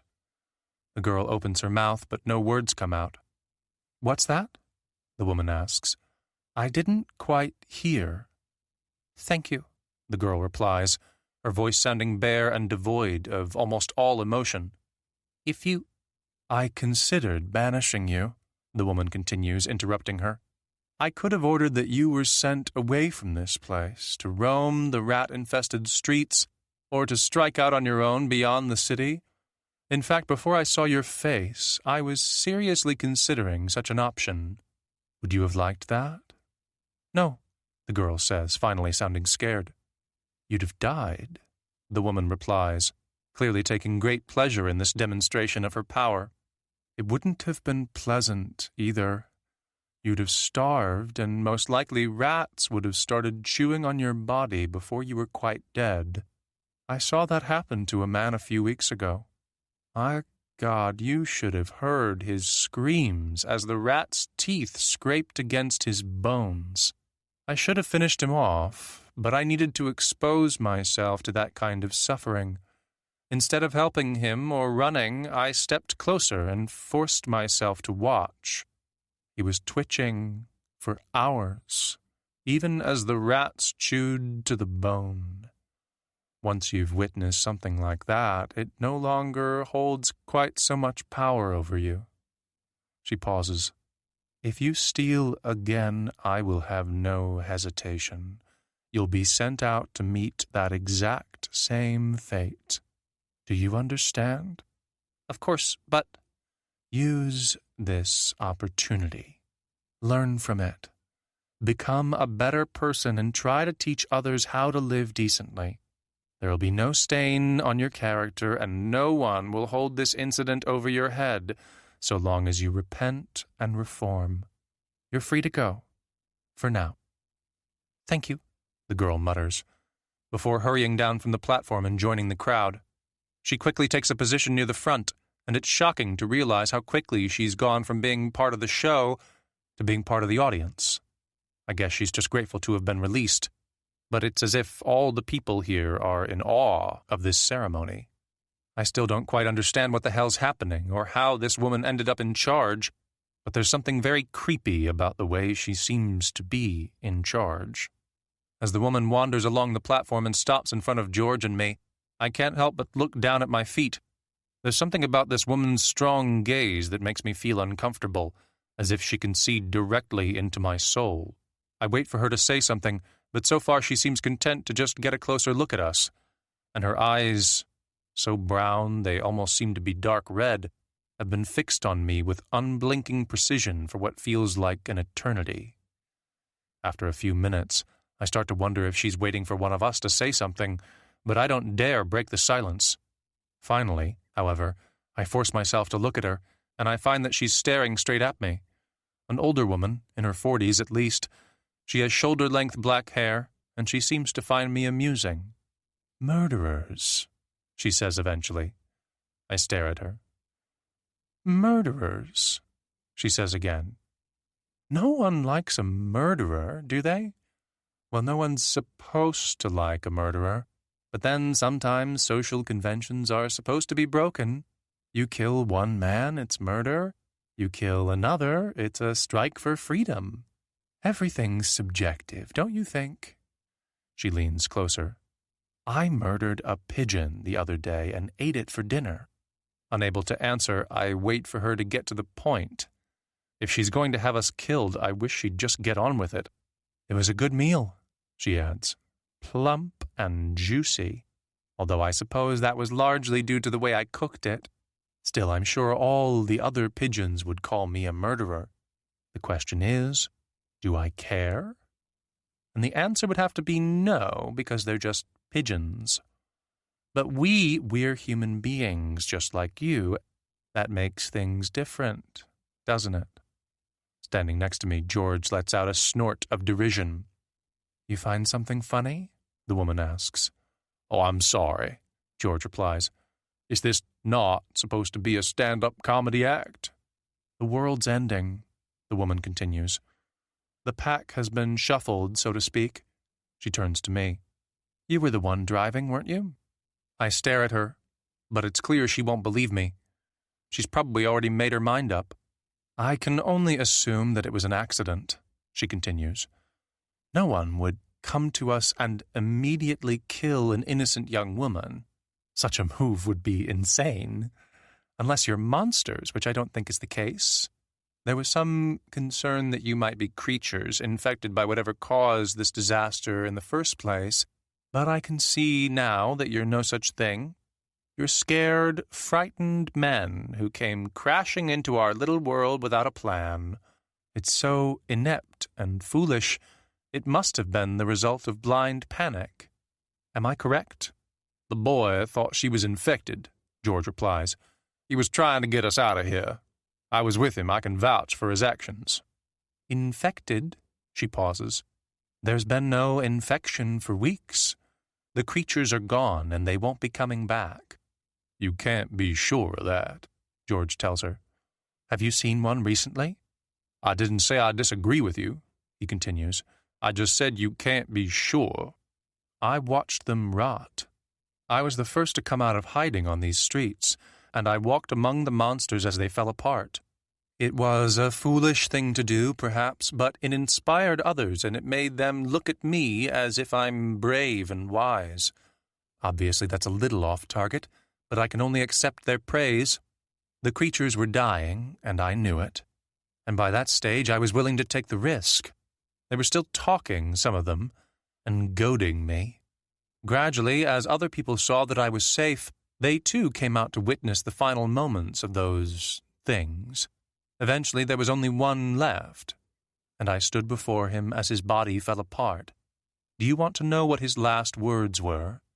Not particularly, George mutters. Do you? She asks, keeping her gaze fixed on me. Come on, you must at least be curious. This is important stuff here, and I can see from your expression that you're not a dumb kid. You've made it this far, so you must have your wits about you. I stare at her, trying to work out what kind of game she's playing. He said he'd be back, she continues. He said he'd miscalculated, but that his virus would mutate and evolve, and that eventually he'd see us again. And in return, I told him that whoever and whatever he really was, he suffered from delusions. I told him there was no way back for him, no possibility of survival. And then I watched as he tried to speak, and then I laughed as his body gave way completely, and I kicked his bones once he was gone. She pauses, as if she's trying to gauge my reaction. I imagine the same scene was playing out all over the world, she adds after a moment. The creatures weren't viable, but they did perform a useful service. They wiped away billions of worthless people who were only taking up space and consuming resources. My family died, I tell her, trying to hide my anger. Everyone's family died, she replies. Don't see this as a disaster. See it as an opportunity. Humanity was struggling under the weight of its own success. There were too many of us. What we needed was this mass extinction event to bring us to our knees. Now those of us who are left can rebuild the species without having to worry about overpopulation. All it took was one virus. See, George mutters, I told you the person in charge would turn out to be insane. Only a very special type of lunatic is drawn to take control like this and start spouting so much bullshit. My name is Amanda Quinn, the woman replies, turning to him, and I have something very important to show the pair of you, something that I've been keeping to myself. Most of the people here aren't ready to see it. They're too dazed or too stupid. But I think I should give you a nice reward. After all, you murdered a girl who was only draining our resources. That makes you very... She pauses as if she's trying to find the right word. Interesting. This tribunal isn't here to punish you for what you did. Oh, no, it's here to reward you. Now, it's a great responsibility, but I would very much like an outsider's perspective, so I absolutely insist that you come back to my home so I can show you what I've found. It's very important and very rare, and I think it could change everything. Are you ready to see it? I'm good, thanks, George says. No special favors for me. Fool, she says with a smile. I know plenty of very smart people who died young, he replies. If being a fool keeps me alive, then that's fine by me. I only came here to look for 2 people, and I don't see them in your little group. Then they're dead, she says calmly. Believe me, this is the only safe part of the city. George stares at her, but I can see that he believes her. The woman turns to me. Well, she asks, are you stubborn like your friend, or are you interested in seeing what I found? I could use a second opinion, and unfortunately the other people around here aren't really much use. There's no reason to be scared. If I wanted you dead, you'd be dead by now. I stare at her, convinced that at any moment she's going to change her mind and order our execution. It's a computer, she continues, keeping her voice low. It works, too. I've got it linked up to an old wood-burning generator. Not exactly efficient, but still. Anyway, that's not even the most exciting part. Here's the kicker. She leans toward me with a look of wonder in her eyes. I've picked up a very interesting signal from somewhere not too far away. Elizabeth. This is going to hurt, Toad says as he squeezes some clear gel from a tube. It's only a mild disinfectant, and it won't be enough to clean your wound properly, but it'll buy us time. Time until what? I ask, sitting on the forest floor with my bare leg outstretched. Time to think of something else, he replies, before he starts to rub the gel over my wound. He was right. It hurts. In fact, it's agony. And although I try to keep from crying out, eventually I let out a gasp of pain. I can feel the gel slowly being worked deeper into the cut, and although I'm just about managing to stay still, the pain is getting worse and worse. Leaning my head back, I close my eyes and desperately try to keep myself from screaming. Done, Toad says suddenly. Turning to look at him, I see that he's finished.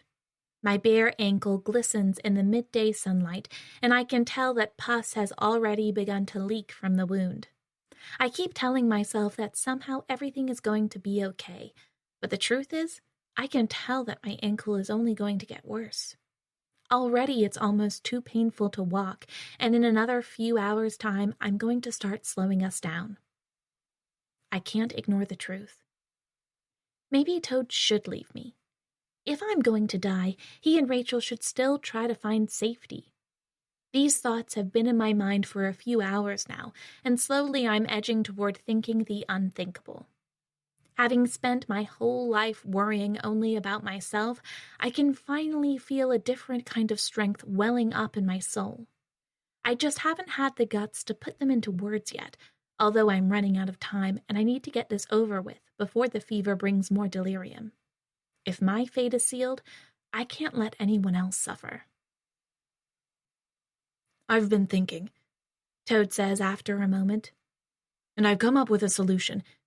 Leave me, I say suddenly, interrupting him. He stares at me.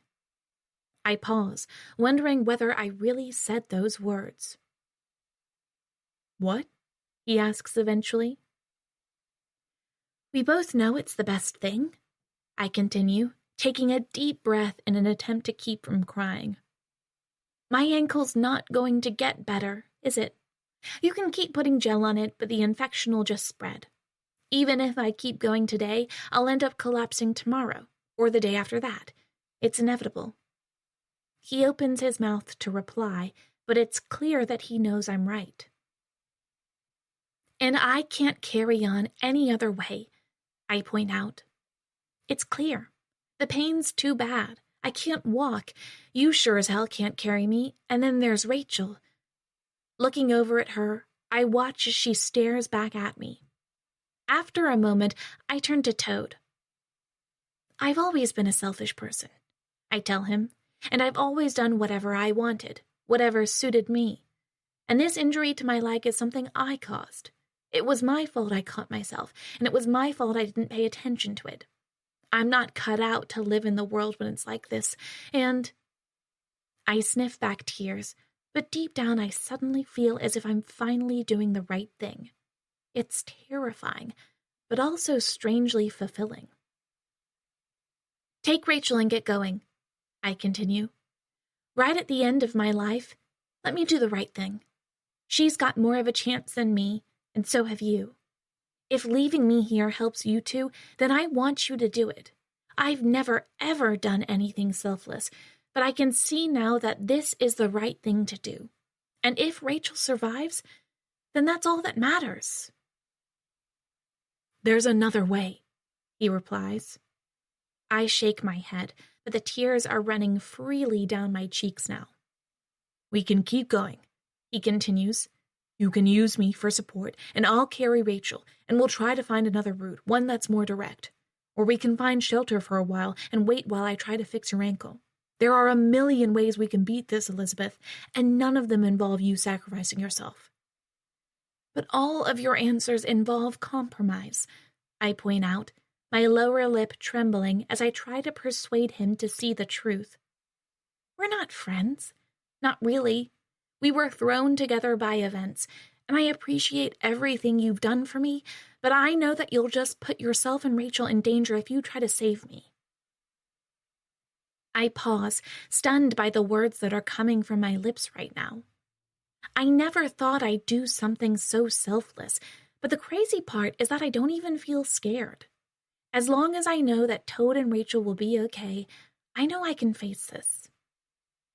Please, I whisper, hoping and praying that he'll understand. He shakes his head, but there are tears in his eyes too, and I can tell that he knows I'm right. Please, I whisper again. He pauses, and then finally he leans closer and kisses my forehead. After a moment, he looks deep into my eyes, and just when I think he's going to pull away, he leans even closer, and our lips touch. It's not much, barely a kiss at all, but it lasts for a few seconds. I keep expecting him to turn and leave, but something seems to be holding him close to me, as if he doesn't want the moment to end. Finally, he pulls back. I'm not leaving you, he says quietly.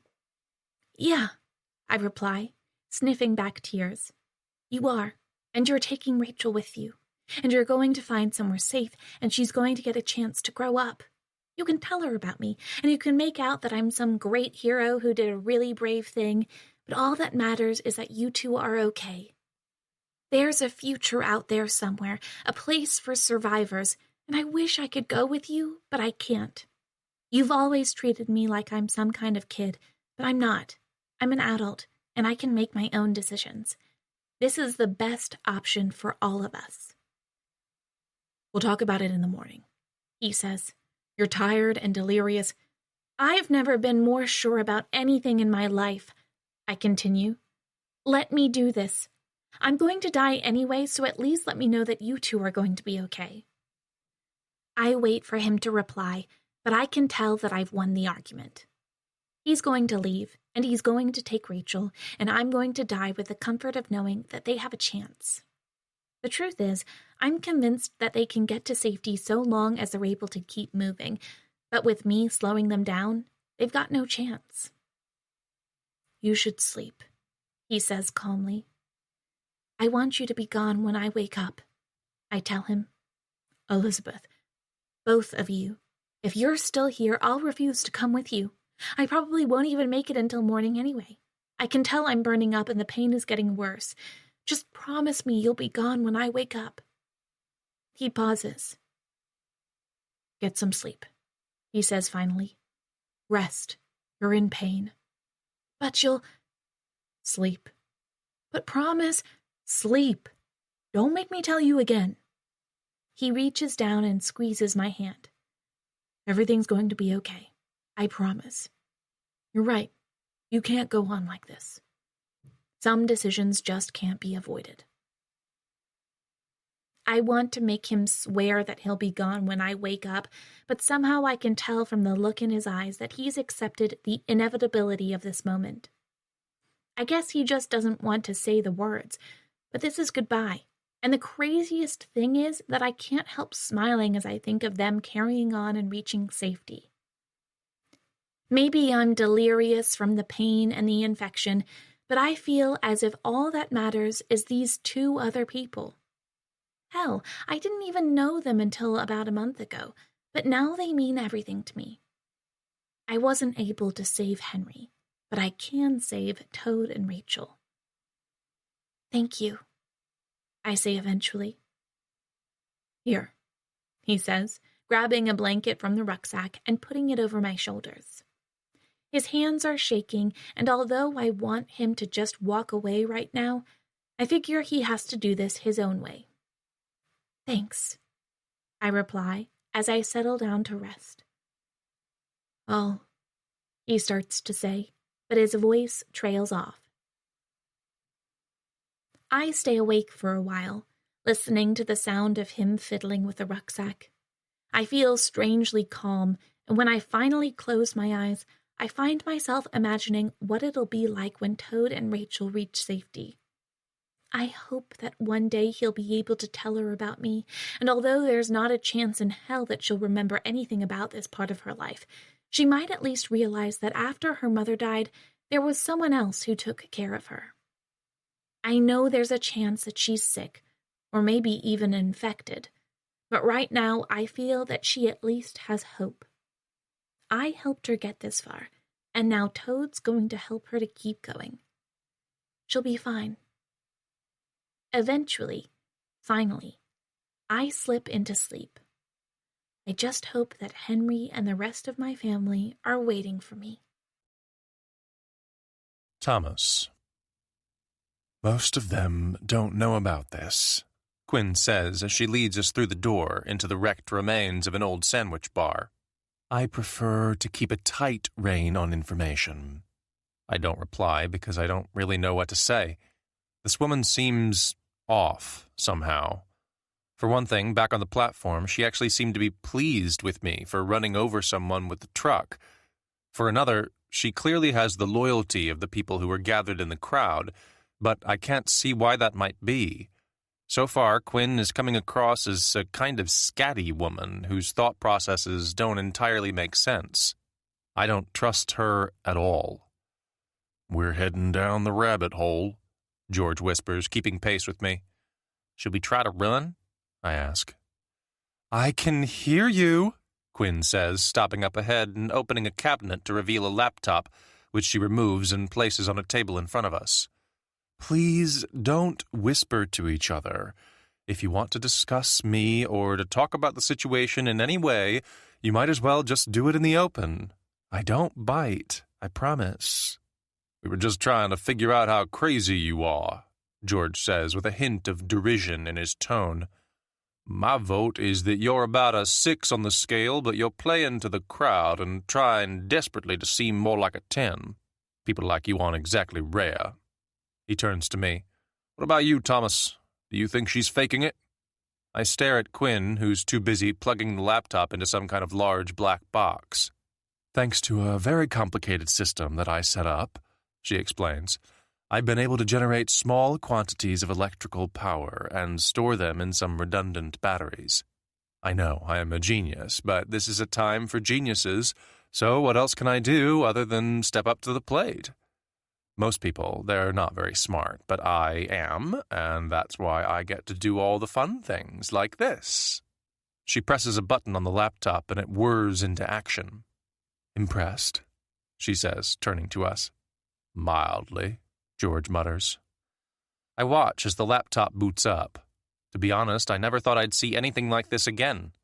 It's only been about a month and a half since the world went to hell, but the laptop already feels like something from another age, almost as if it's out of place in the new order. Nevertheless, even though I keep expecting it to break down, it eventually completes the boot process. There's no internet, Quinn says with a smile. I'm not that smart. Hell, I only really started the damn thing out of nostalgia, the first time at least. But I know a thing or two about computers, so I started rooting around and managed to link a low-frequency transmitter to the system, and that's when I came across something very interesting. Turning to the machine, she opens some kind of dialog box and types in a series of commands. As she continues to work, I walk over to join her. I don't know a lot about computers either, but I can tell that she's working in a DOS dialog box. And once I'm close enough to see the screen properly, I realize she's using the transmitter to ping a server. I stare at the command lines, and at first I tell myself that I must be misunderstanding what I'm seeing, because it looks a hell of a lot like she's getting some kind of signal back from a remote location. Someone's out there, she says, turning to me. You understand what you're looking at, right? Someone's running a server. Who? I ask. I don't know that, she replies. Jesus, if I knew that, I wouldn't have to keep digging, would I? I'm not a mind reader. I've been trying to narrow down the physical location, but so far I haven't had any luck. There are programs I could use, but I don't have them, and I'm not going to try writing them myself. Still, there's no doubt about it. Someone out there is running a server. And as far as I can tell, it's up all the time, which indicates a stable and continuous power source, which indicates... I wait for her to continue. Well, she says, raising an eyebrow, you seem reasonably smart. What does it indicate? Someone's out there, I reply, staring at the screen.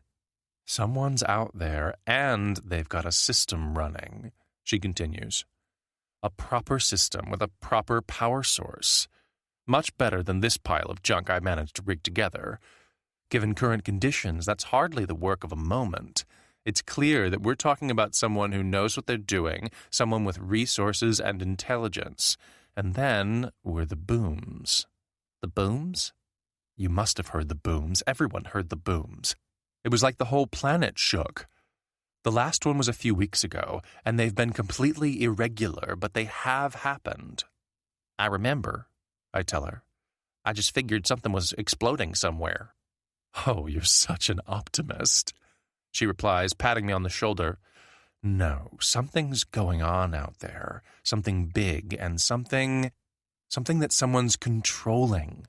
In all this chaos and dust, someone has managed to either retain or regain control of at least some of the old techniques. The world isn't collapsing into disorder after all. If we can find whoever's running this server, we can make contact with other groups like our own, and then we can think about rebuilding properly. This is the beginning of something. What if it's just automated? I ask. The power supply can't be automated, not after all this time. It would have cut off. Someone's keeping it running. I turn to George. Don't ask me, he says with a shrug. You two might as well have been talking in goddamn Mandarin for all I understand. It's a computer system, I tell him. Someone's got a server going, and it's broadcasting a signal. It must be powerful, too, Quinn adds. It's quite faint, and it's distant, too. I don't think it's coming from within the city. It could be 50, maybe 60 miles away, but that's really just an educated guess. I need to find a way to calculate the direction, because right now it could be based anywhere in that radius, maybe even further. Great, he replies. But why? What's the point? Good question, Quinn continues. I doubt it's just there for the benefit of people like us. Someone's planning something. Maybe they were even planning it before all of this crap started to happen. But don't you see? There's order in the chaos. This one lone signal is proof that the whole world hasn't fallen apart. Someone's out there. It's like a test. They want to make contact, but only with people who have the ability to find them. That's something of a stretch, George points out.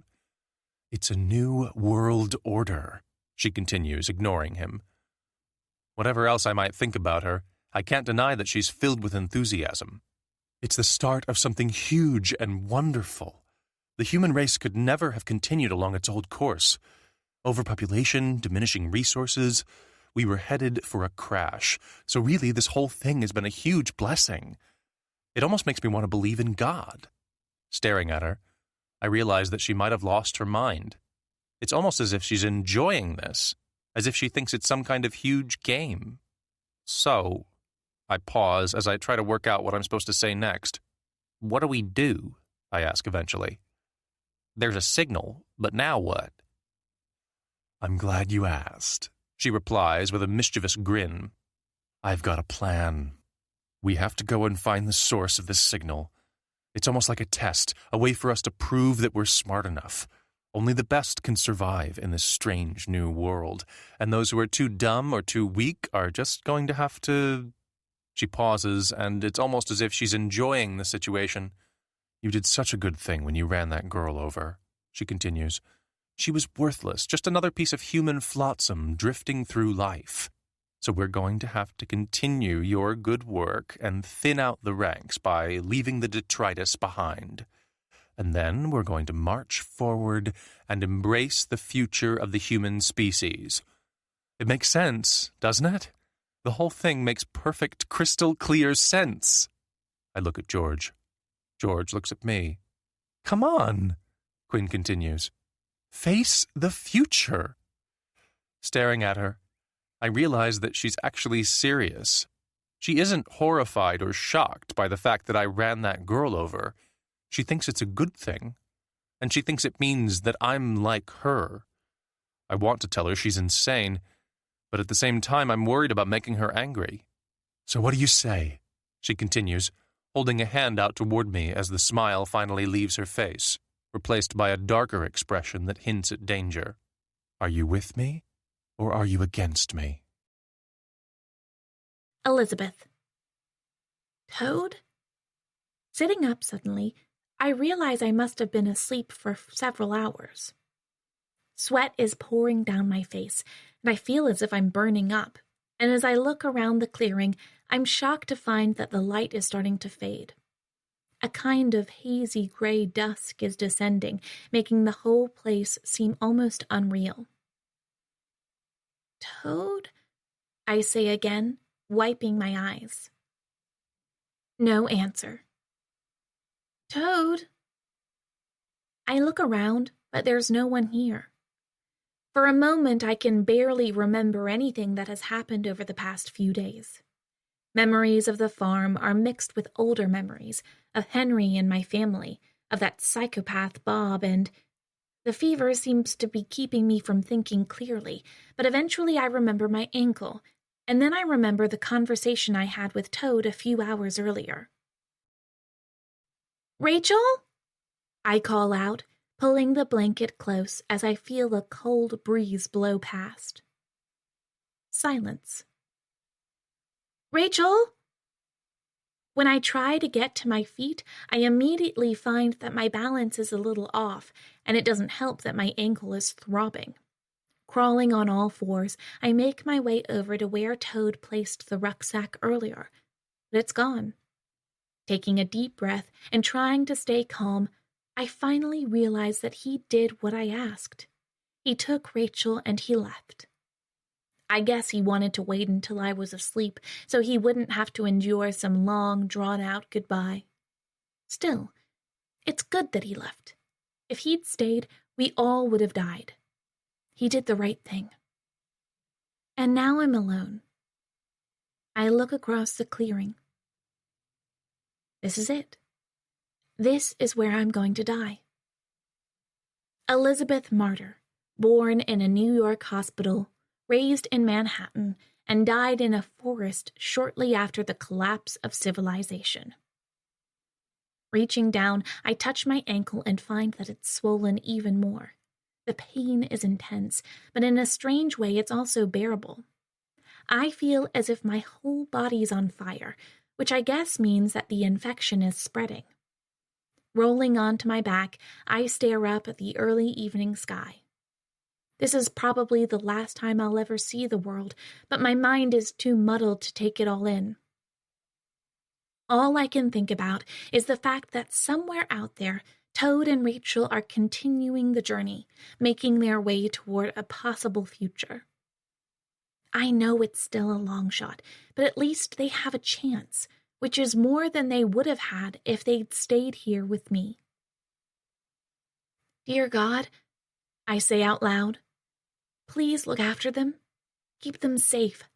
Forget about me, but make sure Rachel gets a chance to grow up. Please, whatever has to happen to me, just keep her safe. Just, please." I wait, hoping that there might be some kind of reply, but instead the pain in my ankle seems to be building. I hold my breath, trying to push the pain back, but it's no use. Digging my fingers into the ground, I hold on tight, desperately forcing myself to stay strong. As the pain gets worse, I dig my fingers deeper, but it's not working, and finally I let out an agonized scream that seems to last forever. Part 4, Day 49. Thomas. Sitting by the window, I watch as the first rays of sunlight start to spread across the remains of the city. Shorn of human attention, the skyscrapers look old and abandoned now, and it's hard to believe that this was once a bustling home to millions of people. Every building has become a kind of tomb, filled with the bodies of those who fell and died when this catastrophe hit. Somehow I feel as if we should abandon the cities now and leave them undisturbed, as a mark of respect to the people whose lives were lost. "Are you thinking anything specific?" George asks suddenly, "or just staring vacantly out the window?" I pause, not really knowing what to say. "I'll tell you what I'm thinking," he continues. "I'm thinking about the past. I'm thinking about the people I took for granted, and all the things I never got a chance to say. I'm thinking about the world that was suddenly pulled away like part of some magician's trick. I'm thinking about how complicated everything was, and how quickly it was destroyed." "I'm thinking about the future," I reply, not turning to him. Instead, I keep my eyes focused on one particular building, which towers a little higher than its neighbors. There's no point to its existence now. It might as well fall down. If I could, I'd destroy the city completely. I hate the idea of Chicago, like every other city, still standing now that most of the people are gone. What about the future? He asks. Whether there'll be one. I'm sure Lady Macbeth will be along shortly, he continues. I hear him shuffling over to join me, and eventually he sits a few feet away. She doesn't seem like the kind of person who has much downtime, if you know what I mean. I'd rather avoid her, if possible. What are your plans? Plans? I turn to him. There was talk yesterday about some people who left town, he replies. Just a handful, but apparently they headed north. I've been thinking maybe Melissa and Katie were with them. I know it's a long shot, but right now it's the only shot. He pauses, and it's clear from the look in his eyes that he knows there's no chance. If I stop looking for them, he adds, I'll die.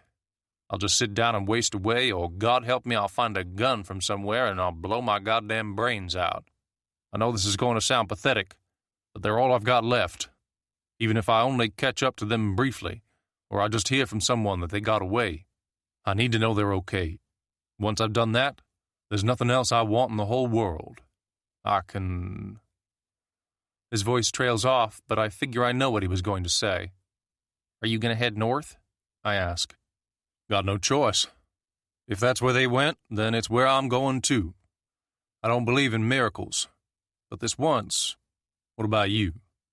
I open my mouth to reply, but the truth is, I have nowhere to go. Sure, there's Martha out in California, but even if she survived all of this, there's no way I could ever hope to find her. She might have gone back to the farm, in which case she'll have found nothing but a set of burned ruins, and then what? If Joe and I had been smarter when we left, we'd have put some kind of message up for her, but then again, it's not as if we even knew where we were going when we set off. Whatever we'd said, it would have been useless by now. I guess we could have just written goodbye, but at the same time, we were focused on hitting the road. Still, I figure I shouldn't spend too much time thinking about Martha. She's probably dead, anyway. I don't suppose you fancy making the trip north, do you? George continues. I sure could use that truck of yours. I've got a bad knee, did you know that? I'm a brave soldier and I hide it, but my left knee feels like there's razor blades tucked between the bones. Imagine me trying to make such a long journey on foot. I doubt I'll last more than a couple of days. I don't know, I reply. I think... Taking a deep breath, I try to imagine another long journey, but I'm too tired to even think about traveling anywhere. I think I want to stay here for a bit, I tell him, and then head off somewhere else once I'm rested. I don't know how long. I can't stick around. Every second I'm here is another second that they're getting away. I figure I'll try to find out some more information about whatever direction they took, and then I'll strike out this afternoon. I'd like to say I'll keep in touch with you, boy, but we both know that's not going to be possible. With the world as it is, I reckon there are going to have to be an awful lot of goodbyes. It's okay, I tell him. I understand. That little girl. He pauses, and there are tears in his eyes now. Katie's the most wonderful child you could ever meet. She's fearless and smart and kind. I know the world's in a terrible state right now, but I refuse to believe that anything bad could have happened to her. Maybe I'm naive, maybe I'm stubborn, but my granddaughter is too precious to fall victim to whatever the hell's going on. It doesn't make sense that someone as good as her would be cut down by this random misery. No God would allow it. It's not natural. I want to argue with him, to point out that his granddaughter is almost certainly dead, but at the same time I don't want to take his hope. He's going to head off toward the horizon looking for his family, and even though I'll never see him again, I know that this is something he has to do. He's basically heading off to his death, but there's nowhere else for him to go. In a way, I admire him. He knows what he's going to do with the rest of his life, whereas I'm just stuck here with no reason to go and no reason to stay. Do you think it's all going back to normal one day? I ask. He smiles. No chance. But at least a little bit? You're not one of those idiots who thinks the government will ride to the rescue, are you? There's no one out there in a position to do anything. The whole goddamn system fell apart, and the most we can do is pick up the pieces.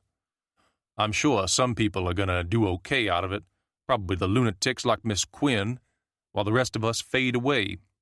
I guess the building blocks of a decent world are still scattered all over the place, something for the children to play with. But the human race had its chance. It's over now. But that signal, It's just a blip, or a malfunction, or some other kind of fuck-up. there has to be someone somewhere, I continue. Someone's doing something, and maybe it'll help us all. We're cooked, he replies. Maybe a few of us will keep going, but we'll never get back to where we were. I have no idea how many people are left on the planet, but it could be as low as a few 100,000. Things will probably get worse before there's a chance for them to get better, and that's without taking into account things like disease and infections. It's only been about 6 weeks, so there's still food left over from the old days, but when that starts to run out, I don't see many people surviving. There's going to be mass starvation, including the people here. He pauses. If you want my advice, you'll get out of the city, find yourself some land out of the way, and try to get by with subsistence farming. Maybe someone will come along and help you out, maybe even a woman, and you can think about bringing some children into this world. But that's really the absolute best you can hope for. When are you leaving? I ask. As soon as I've done some asking around, he replies, getting to his feet and gasping as his knee cracks. There's no time to sit around chatting. Just take my advice, boy, and don't hang around here for too long. The city's a bad place to be, and I don't trust that Quinn woman. There's something dangerous in her eyes. She might seem friendly, but she's crazy, and not the good kind of crazy either. If I were you, I'd get the hell out of here before sundown. He reaches out a hand. I know we met in awkward circumstances, and I'm truly sorry for trying to blow your head off that time. It was nice getting to know you, even if it was only for a few days. And I wish you all the best. You too, I reply as I shake his hand. I hope you find your daughter and granddaughter. They really might be out there somewhere.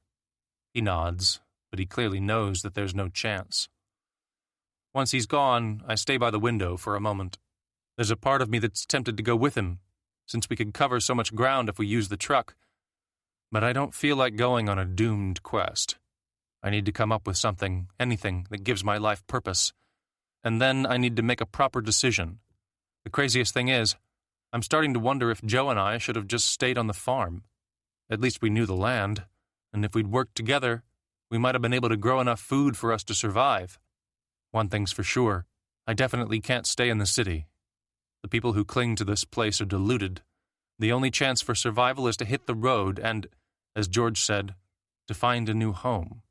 Or, if not a home, then at least somewhere that offers some kind of hope. The bunker.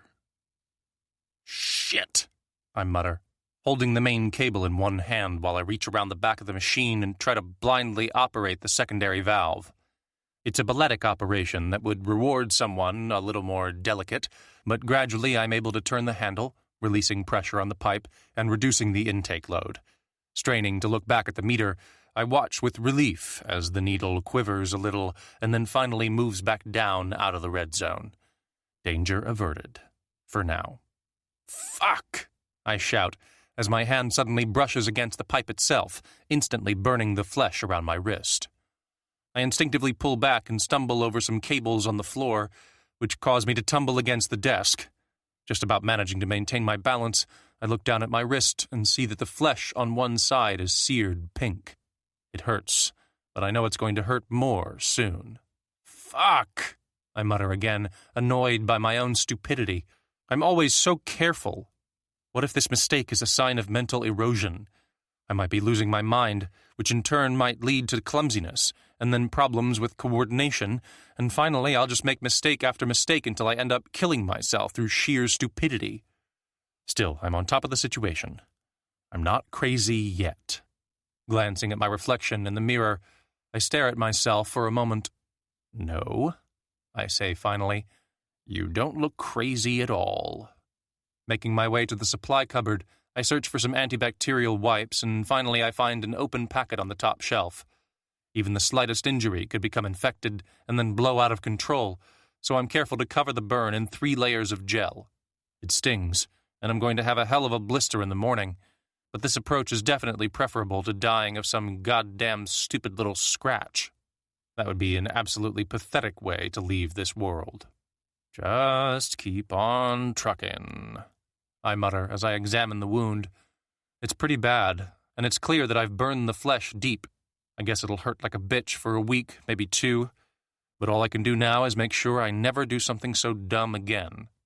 After a few minutes, I wander back over to the computer and watch the screen as the signal continues to cycle through its 3 stages. Keeping this damn thing running is a constant struggle, but fortunately I don't really have anything else to do. Grabbing the tin of cold beans I was eating earlier, I use a spoon to scoop some into my mouth before giving up and just pouring the contents straight down my throat. Some of the sauce spills over my chin, but I don't care. It's not as if anyone can see me anyway. I haven't been anywhere near another human being for 48 days straight now, and I don't expect to see one anytime soon either.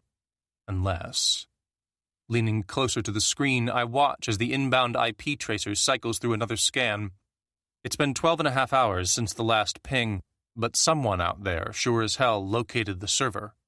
So far, all they're doing is pinging it a few times a day, almost as if they can't be sure it's really there. I guess they're surprised to find that someone has managed to keep such a sophisticated rig up and running for so long, and I have to admit that I've done a damn good job. The problem is, pinging my server is only the first stage. Whoever this asshole is, I need him, or her, I guess, if I'm being politically correct and all that other bullshit, to actually come and find me. After all, how hard is it to triangulate a signal? Come on, motherfucker, I whisper, watching the screen intently. Use your head.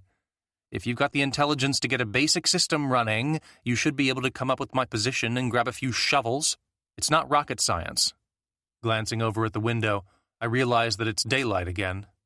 Damn it, the nights and days just seem to sneak up on me. Sometimes I worry that I'm going just slightly crazy, which wouldn't be too much of a shock. Still, I've got my anti-crazy setup arranged on the desk, a copy of Ulysses, a set of headphones for the computer, a notebook, and a pen. When things seem to be getting too much, I can just take some time out and try to calm my mind.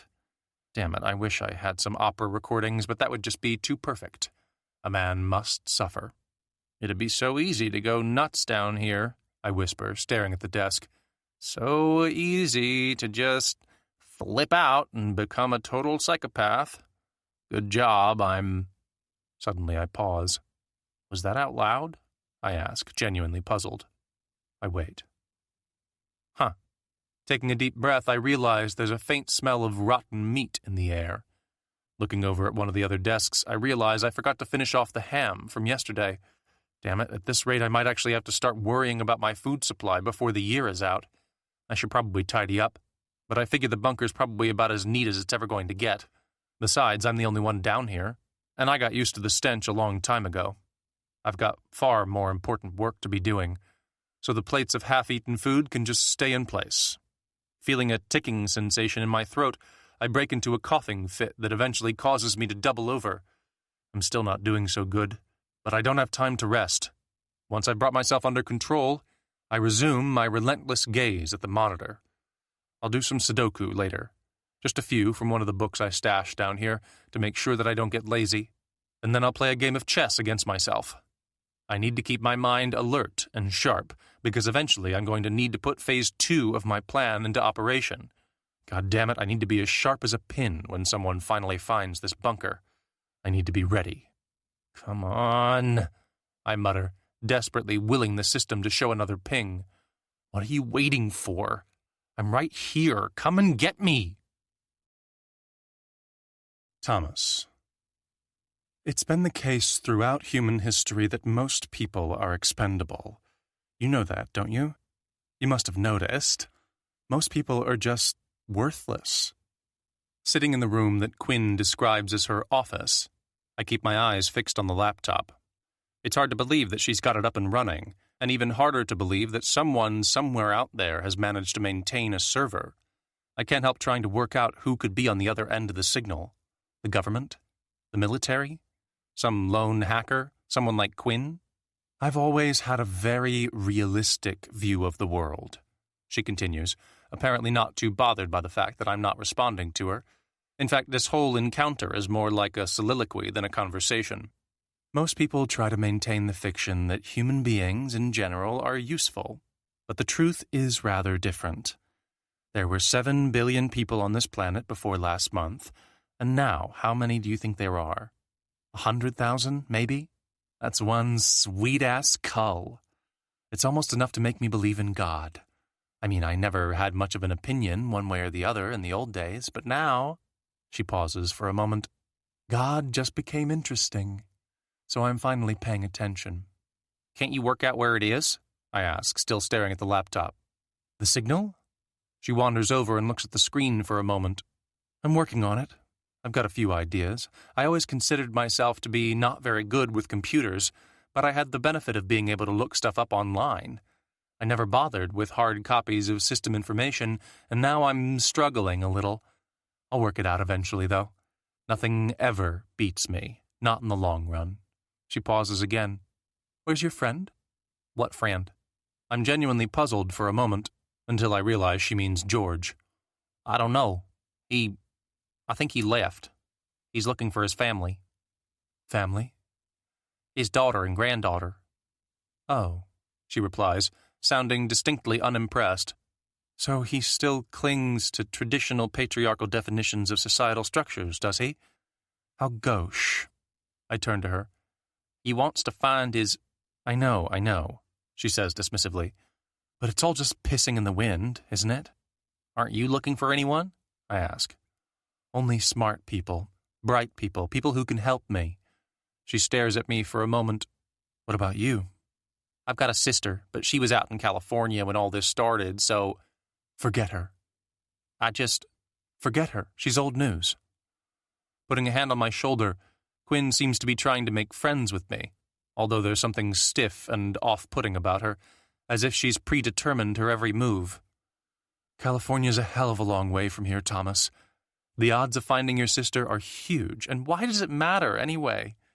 Just because someone is biologically related to you, it doesn't mean that either you or she will benefit from working together. You have to get past these old ideas about family and recognize that the world has moved on.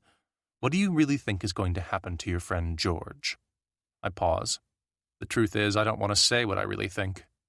He's going to die, she continues. He's going to fill his head with dreams of looking for his family. He's going to go out there, and he's going to fail, and then he's going to die. He'll probably collapse and starve. It'll be a horrible, lingering, and painful death. You'll feel his stomach starting to digest itself as he dies.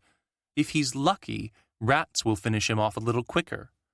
And why will his life end like that? Because he was fixated on family. Families are absolutely fatal. Am I right? I stare at her.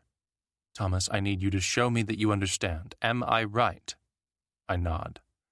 Say the words. You're right, I whisper, even though I feel as if I'm making a mistake. Louder. You're right. That's better. She smiles. The way I see it, you've got 2 choices. The first is that you can sit around here or sit around some other place and scrabble in the dirt until you die. Do you realize how bad your life could get before the end? There's no dignity left in the world, no promise of love or tenderness. It's every man for himself from this point forward, and screw the weak. This is some serious shit, I hear Joe's voice say suddenly. You're changing. You're letting this psycho freak make you see things differently. Be careful, kid. She doesn't strike me as someone you can trust. Worms, I reply, ignoring Joe's imagined voice and turning instead to face Quinn. I was eating worms the other day. They were the only thing I could find. Exactly. And who wants to end up like that? She pauses again, as if this whole performance has been calculated from the start. Or you could take the other choice, which is to make something of yourself and adapt your skills to the new world. There's a reason I took you into my confidence, Thomas. I'm a good judge of character, and I could tell immediately that you're someone who can see the world from my perspective. You're not like all those assholes out there wandering the streets, waiting for me to tell them what to do. There are lots of different types of zombie. At least those infected creatures were interesting, but a lost, mindless human being is dull and boring. I open my mouth to argue with her, but I can't. I know deep down that if I stay here, or if I strike out on my own, I'll die. When George left earlier today, I knew that it would be the last time I'd ever see him, and I also knew that his chances of success were 0. Worse still, I could see that same realization in his eyes. "We're going on a journey," she continues with a grin. "You and me, Thomas. We're going to find the source of this signal, and we're going to go and find it. I've been waiting for someone to show up, someone I could take with me, someone smart and resourceful. Fate has brought you here, or maybe it was God, but either way, we're going to find that source, and we're going to take bold steps into the new world. Are you with me?" "I don't know," I reply. The truth is, she seems to be completely insane, but at the same time I feel as if she's at least offering something positive. I don't want to hang around here in Chicago, and I'm not sure I could really make it as a farmer. "Be better than the others," she whispers, leaning closer until her face is almost touching mine. "You arrived here because this is where you were needed." "What about all the other people?" I ask. "What other people?" "The ones here, the ones who follow you." "They're not people, they're sheep. They'll die once I'm gone, and it doesn't even matter. Let them starve. The world won't benefit if smart people waste their lives worrying about the weak. You and I, Thomas, carry the burden of being better than the rest. We owe it to the future of the human race to maximize our potential." Reaching out to take my hand in hers, she pauses, and again I get the feeling that she's working through some kind of script that she prepared in advance. "Let's do our part to rebuild the human race. Let's go and find the source of this signal. It's a beacon for people like us, and it's our duty to respond." She waits for me to continue. "I have a truck," I say eventually. "I know," she replies, her eyes bright with excitement. "That truck of yours, it's going to make our journey so much easier. It's another gift from God." "We don't know which way to go." "I'm working on that. By sundown, I should have worked out the direction of the signal. I've got a few different systems set up, and once I've triangulated the signal's strength, I can mark out an area that should be no more than 5 or 6 square miles. Then all we have to do is go and search. I'm pretty sure it should be easy enough to find whoever's running the server. After all, they seem to want to be found." "But then—" "No more hurdles," she says, silencing me by placing a finger against my lips. "It's decided. As soon as I've got the information we need, we'll leave. If the people here are worthy of life, let them save themselves. It's every—" Before she can finish, there's a knock at the door, and a man wearing rags steps into sight. "What is it?" Quinn snaps, clearly annoyed that we're being interrupted. He pauses. "There's been another— It's that girl again." "What girl?" Quinn asks before a faint smile crosses her lips. "Oh, that girl." She pauses before turning to me. "If these people are going to survive once I'm gone," she continues, "they'll need discipline. I might as well try to help them one last time." She squeezes my hand tight. "Come on, Thomas. Let me show you the power of tough love." The bunker. Nothing. Day 48, and still no sign of the creatures. That makes it 3 full weeks since the last one, which in turn means that I have to at least be hopeful that the first phase of this nightmare is over. After scribbling a few items in my notebook, I take one more look out the window and stare at the scrubland on the other side of the hatch. When I came down into this bunker, I wasn't entirely sure what would happen, but I was worried that I'd end up being besieged by those creatures. I imagined them banging on the glass, desperately trying to get inside. I knew they'd never be able to get to me, but still, it would have been unsettling. I had nightmares about the whole thing. Some nights I'd wake up covered in sweat and convinced that somehow they'd be able to prise the seal open. As usual, my fears were completely unfounded. I'd done too good a job and prepared too well. In the end, a few of them showed up, but basically they died off pretty quickly. I watched as a handful of my children made the pilgrimage here to find me, and then I watched their impotent anger, and then I watched them die. Some of them tried to talk to me, begging me to let them in and calling me a god, but I just stood and watched as they fell apart. It was a beautiful thing to experience. Well, beautiful and sad, 2 sides of the same coin. Sometimes I wonder if I should open the hatch and step outside, but I know I need to be patient. The server is up and running, and I'm convinced that sooner or later someone is going to get the goddamn message and find me. I mean, is it really too much to hope that there are still people out there who can rise to the challenge? The creatures might be gone, and they might have been something of a mistake, but the world should still have a few stragglers left behind. Besides, I know for a fact that someone has been pinging my server, which means that I've been noticed. All I ever wanted, really, was to be noticed. I just hope they get here soon. I only have enough food, water, and air for another 351 days, and I've got a feeling my sanity might get down to the bone a lot sooner. Thomas. Don't you remember what I told you? Quinn asks, stepping behind Kaylee. Didn't you listen to a word I said yesterday? A small crowd has gathered in front of the platform. Dead-eyed and weak, the survivors seem to be almost hypnotized by the sight of the girl being judged. I've got to admit, Quinn has a sense for the theatrical, and she seems to know how to keep people interested. As she walks all the way around Kaylee and finally stops in front of her, she has a curious look in her eyes, as if she's already decided what to do. I told you not to steal again, Quinn says eventually. I told you to become a better person. And how did you respond? You tried to become a better thief instead. You were more sneaky, more cunning.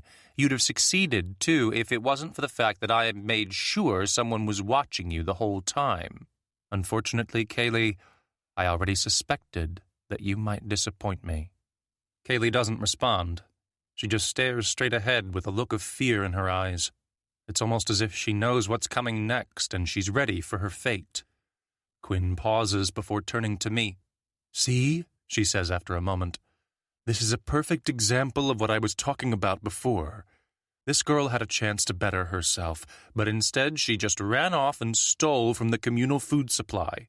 She put her own needs above the needs of everyone else here, and she thought she was smarter than all of us, when, in fact, she's just another fool.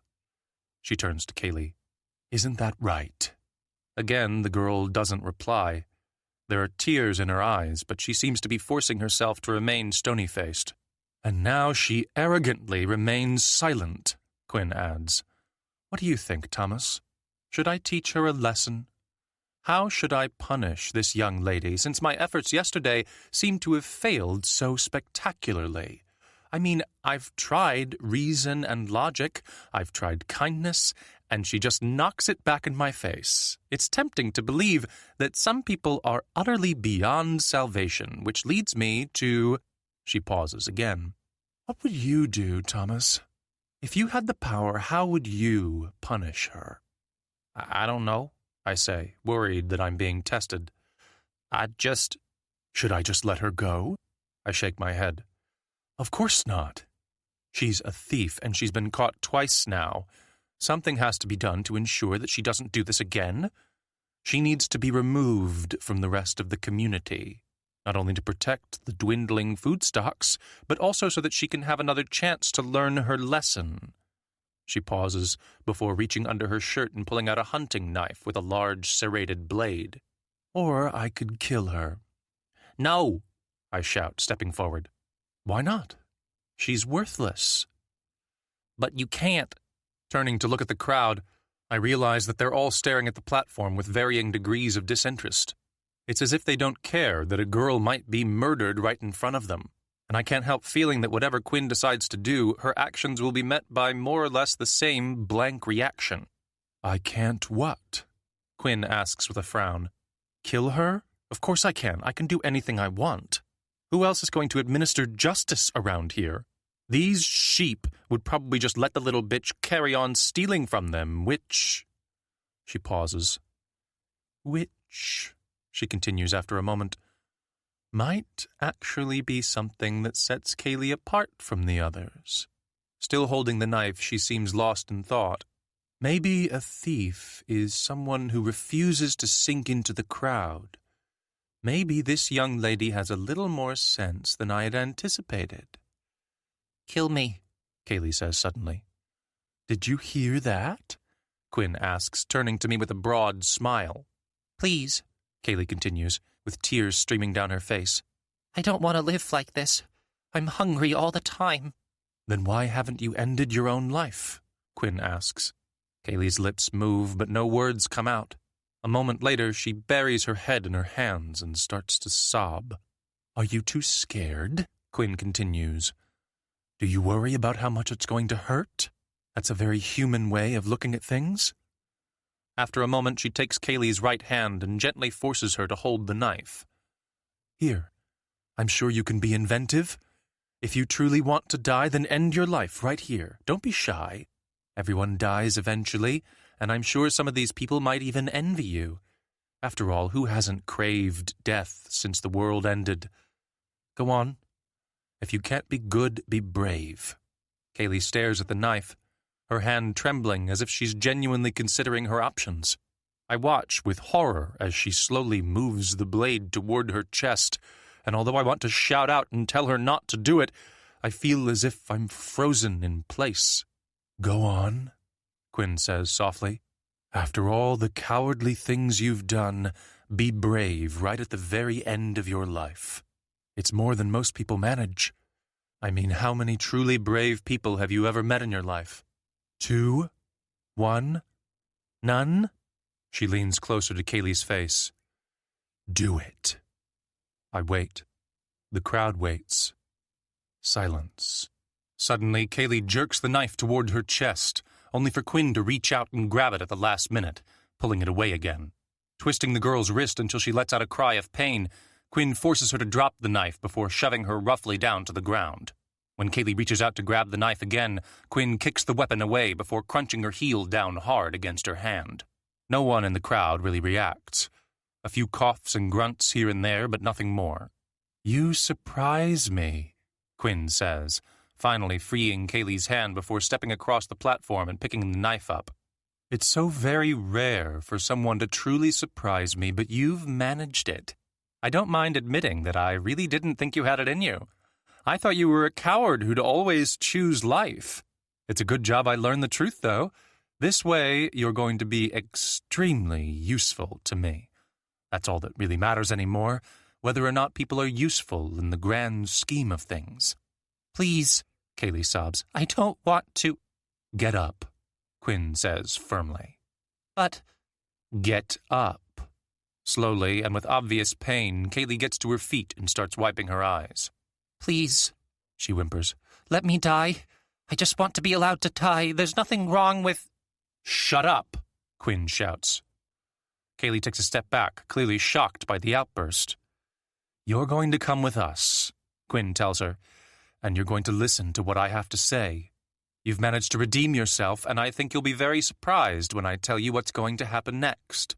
The world is moving at a faster pace, and there are jobs to be done. She turns to me. Don't you think so, Thomas? We could have managed the journey alone, just the two of us, but a girl with Kaylee's strength of character might be a real asset. I'm sure we'll make a wonderful little team as we set out to find the source of that signal. Although I'm being dragged way too fast into this situation, I feel as if I'm in no position to argue. Quinn is a force of nature, and as she turns and heads back toward her building, Kaylee follows almost without question. Glancing at the small crowd, I realize that everyone here just seems to accept whatever Quinn says and does, and I don't know whether to be horrified or impressed. Finally, feeling that I don't belong up here on this platform, I turn and head into the building. For now, at least, I figure my best bet is to see what Quinn has to offer. If she's right about this signal, it means there are other people out there in the world. I have no idea if there's a real chance for the human race to recover, but I have to at least find out. For the first time in weeks, I feel as if there might actually be a future. The bunker. Bang, I mutter as I hold the rifle up, admiring its long, smooth barrel for a moment. I never used to be the kind of guy who liked guns. Hell, I was in favor of strict gun control. Now, however, with my life riding on my ability to protect myself, I find myself appreciating these fine weapons so much more. Aiming at the hatch, I close one eye and peer down the scope with the other. For a moment I try to imagine what it would be like to have some poor bastard right in the crosshairs. With a faint smile, I pull the trigger, although the gun only makes a satisfying clicking sound. Boom, I say calmly as I lower the rifle. One more goddamn asshole out of my way. Before I came down to the bunker, I stocked up with plenty of rifles, handguns, and grenades.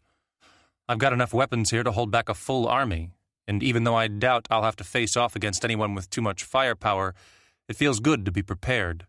Placing the rifle on the table, next to the rest of my weapons, I take a moment to admire them all. Damn it, I feel like a kid in a candy store, and there's a part of me that actually wants some bastard to come and cause me trouble so I can take a pop at him. Once I'm certain that all my weapons are in good working order, I head over to the desk and pick up my copy of Ulysses. Just because I've become a man who likes firepower doesn't mean I'm not cultured. I've already read this particular book twice over the past month and a half, and now I intend to start again from page 1. Joyce was always such a master of prose, and when I read his greatest achievement, I find myself idly wondering if perhaps I could write something just as powerful. The problem is, since there's no one around to read anything I come up with, I find it hard to get motivated. I'll just have to be happy with the knowledge that in another life, I was almost certainly a literary genius. Opening a bottle of whiskey, one of several that I saved for my long sojourn down here in the bunker, I pour myself a glass and then settle in a chair. After glancing at the laptop and checking that everything is more or less under control, I raise my glass in a mock toast to whichever poor souls eventually come and find me here. Cheers, I say with a grin. Same procedure as every year. After taking a sip, I open the book and stare at the inscription on the first page. It's been so long since I received this beautiful gift, and it's hard to believe that the hand that wrote this inscription is now cold and dead. Still, love outlasts the soul, and I know that she'd be proud of me. In fact, these words of hers feel to me like the real start of the book, and I read them several times over. To Jacob, with all my love, Annalise. If only she could see me now. Glancing at the hatch, I remind myself that someone out there is probably headed this way. When they finally arrive, I can put phase 2 of my plan into action. Until then, however, I've got nothing to do apart from eat, drink, and read. Sometimes life is good. Thomas. Are you really going to come with us? I ask, keeping my voice low as I sit with Kaylee. She turns to me, but she seems a little dazed, as if she's not sure what to say. When she glances over at Quinn, who's still working frantically on the laptop at the other end of the room, I realize that Kaylee's problem is that she's not certain she's allowed to talk to me.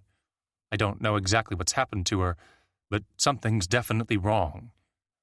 She thinks she's found a signal, I explain, hoping to at least get some dialogue started. She's trying to triangulate the source, and then I guess we're going to go and check it out. I guess I understand it, at least a bit. I think she knows what she's doing, but... My voice trails off as I realize I'm not getting anywhere. After staring at me for a moment, Kaylee finally allows herself the faintest of smiles, although she still seems scared and uncertain. I've got a truck, I continue. We're going to use it so we won't be too tired. There's enough gas to keep us going for about a week, and I figure that should be enough time. I pause as I realize that I'm not sure how I got dragged so deep into this situation. There's a part of me that thinks I should have stuck with George. No matter how stubborn or deluded he might have been, at least he wasn't crazy. I don't mind, she says suddenly. You don't mind what? Whatever. She pauses. Living or dying. There's no point to either. We might as well at least check it out, I reply. If there's something out there, what if the world's not ending? What if someone's got a plan? Maybe, she mutters, although she really doesn't seem to care either way. It's almost as if she's high on some kind of drug, although I think the more likely cause is some kind of post-traumatic stress problem. It kinda hurts to think about it, she adds. I'm sure it's all going to be okay. I can hear you two chatting away, Quinn says after a moment, not looking up from the laptop. I don't mind you talking, but just be aware that I can hear every word. Finally turning to us, she stares for a moment, as if she finds something amusing. I wasn't going to reveal this yet, she says, getting to her feet and heading over to a cupboard at the far end of the room. Opening the door, She rifles through a box before pulling out a sheet of paper and looking at it for a few seconds. I don't want to freak either of you out, she continues, but sometimes I have these very powerful dreams, and I like to keep a record of them. As she comes over to join us, I can't help feeling that Quinn's madness is becoming more and more evident. Do you believe that dreams can tell us things about the future? She asks. I know this probably sounds a little cuckoo, but just hear me out. Do you believe that dreams are the mechanism by which our subconscious mind picks up on echoes from the future? I look over at Kaylee, but it's clear she's not going to answer. In fact, as she frowns, I realize she probably doesn't even understand what Quinn's talking about. She seems somehow disconnected from the world. Thomas, Quinn continues, did you hear the question? Dreams are dreams, I reply, turning to her. I mean, they're just stuff that comes up from deep in our heads. It goes in when we're awake, and then it comes out when we're asleep, all, jumbled. How quaint, she says, before turning the piece of paper around so we can see a crude sketch of 3 figures. But if that's true, how do you explain this? As soon as I see them, I realize that the figures are Quinn, Kaylee, and me. The likenesses aren't great, but there are enough similarities, and besides, the clothes are a perfect match. She's even written T, Q, and K under each of us, as if she had some idea of our names. I'm not sure whether to be amused by the fact that Quinn drew this, or genuinely freaked out. Still, there has to be some kind of logical explanation. I'm sure as hell not about to believe that this crazy woman had an accurate dream about the future. This was from a dream I had on the very first night, she continues. It was so powerful and vivid I had to get an image down immediately. In the dream, I was setting out on a journey and I had 2 people with me. When I woke up the following morning, most of the dream had already faded from my memory, but I had a strong image of the 3 of us. It's like it was some kind of vision. And even though I don't usually believe in such things, I kept the drawing in case... She pauses, as if she's stunned by this development. It must mean something, she adds eventually. After everything that's happened, with all this chaos surrounding us, somehow a message has been sent to me. I glance at Kaylee, but she's staring absently at the piece of paper. Thomas, Quinn continues, you can see that this is the 3 of us, can't you? There's no doubt about it. I want to disagree with her, but I can't. Unless she whipped the picture up sometime in the past few hours, it's undeniable that something seems to have caused her to draw us. And if the dream came so long ago, I've never been the kind of person who believes in this kind of thing, but I have no doubt that Quinn is telling the truth. It's either the biggest coincidence I've ever encountered, or it's a sign that something strange is happening here. It's our destiny, she adds with a smile. It might even be the destiny of the whole human race. Maybe this all happened for a reason. And some kind of force is pushing us to the heart of that reason, and now we're on the cusp of uncovering something huge. What if it's... Before she can finish, the laptop lets out a brief buzz. Dropping the piece of paper, Quinn turns and races back over to it. Staring at the screen for a moment, she seems completely enthralled by whatever she's reading. She taps a few buttons on the keyboard, bringing up different windows, and although I'm still skeptical of pretty much everything she says, I'm starting to wonder if there might be at least a small amount of sanity at the heart of what she's doing.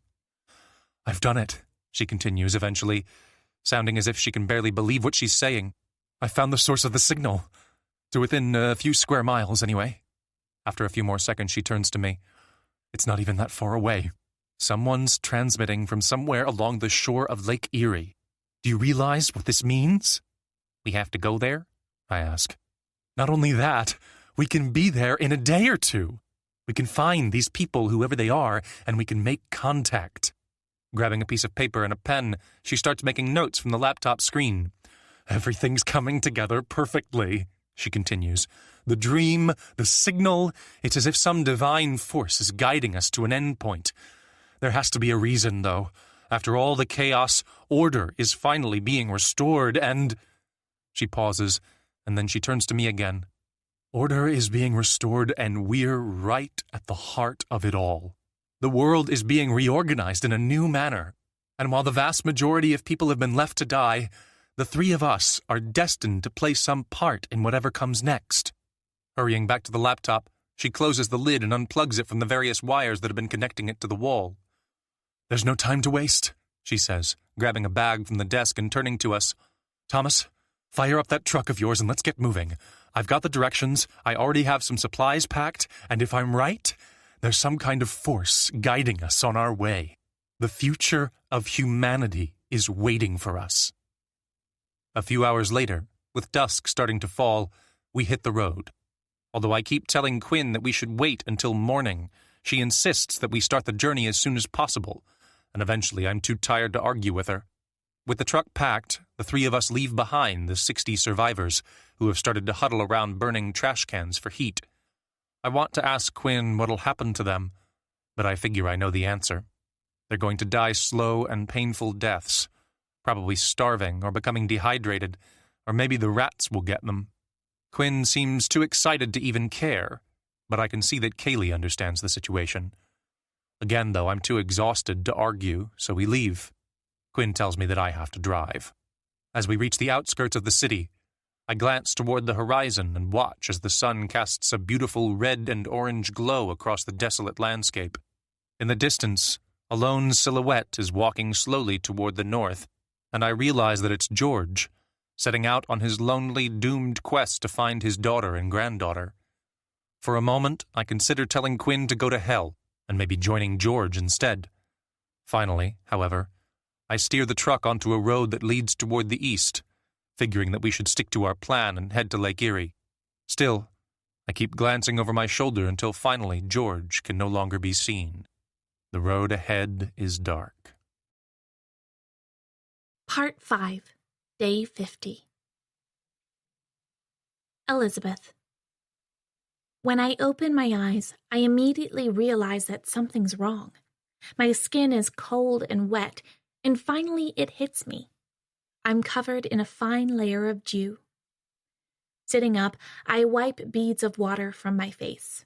I'm shivering, but I'm not sure if that's because of the high fever or the fact that I seem to have been passed out for more than a day. I'm simultaneously hot and cold, and I can barely even squeeze a coherent thought out of my head. But as I sit in the silent clearing, I finally realize that something else is also wrong. I take a deep breath, but there's a sharp pain in my chest. Whatever's wrong with me, it's spreading. Suddenly, there's a sound nearby. Whatever it is, it's repetitive and getting closer, like a kind of rustling or footsteps. Turning, I see something moving in the distance, a dark shape making its way between the trees. I can barely even remember who I am, let alone how I ended up here, but finally the shape gets close enough, and I'm able to make out a tall, well-built man with a small bundle of fabric cradled in his arms, and some kind of cloth sack slung over his shoulder. He's making straight for me, and although I have no idea if it's safe for me to be here, all I can do is wait for him. Something about the guy feels safe and reassuring, but I'm still not certain. I open my mouth to ask him what's happening, but no words come out. I try again, but it's as if my body is no longer fully under my control. Feeling a faint pain, I look down and see that the skin around my right ankle looks to be swollen. I can vaguely remember something about this, as if deep in my memory there's a range of facts that make sense, but my mind is far too jumbled. Again, I try to ask a question, but again my mouth barely even moves. "You're alive," the man says as he sets the bundle of fabric down nearby. To my surprise, the bundle moves slightly, and a moment later I see a small hand reach out. It's a child. There's a name in the back of my mind. Rachel. I want to ask the man who he is, but I feel as if my head is burning. "I wasn't sure you'd still be here when I got back," he continues as he places the sack next to me and starts pulling out various items. "Last night was much colder than I'd expected. There was a real risk of exposure, even with the blanket I left. I traveled as fast as I could, but it wasn't easy with Rachel in my arms the whole way. I never realized quite how tiring it could be, carrying a baby for such a long time. I've got no idea how you managed it. Me? Did I carry her once? She's not my child, I'm sure of that. Squinting a little, I stare at his tools. There are a couple of saws, along with some bandages and various other items I don't even recognize. I feel as if I know this man, as if I should be pleased that he's come back, but my mind is still a little foggy. Focusing on trying to remember his name, I hold my breath for a moment, but it's useless. I feel as if there's a fire burning in my body. Nearby, the child lets out a gurgle. For some reason, this seems to reassure me. Are you okay? The man asks. I turn to him, but it's difficult to focus on his features. Everything seems slightly blurry. Let's take a look. He continues, leaning closer and using his fingers to pull my eyelids back. There's a flash of light, as if I'm not used to having my eyes fully open, and I can tell from the look on his face that the guy is concerned. Your pupils are dilated, he says after a moment. One of them more than the other, and you're having trouble focusing, aren't you? The fever's getting worse. Can you even remember your name? Eliz, I whisper. What's that? Eliz. I pause, trying to get it right. Elizabeth. I pause again. Martyr. Elizabeth Martyr. I'm from Manhattan. My brother's Henry? That's good.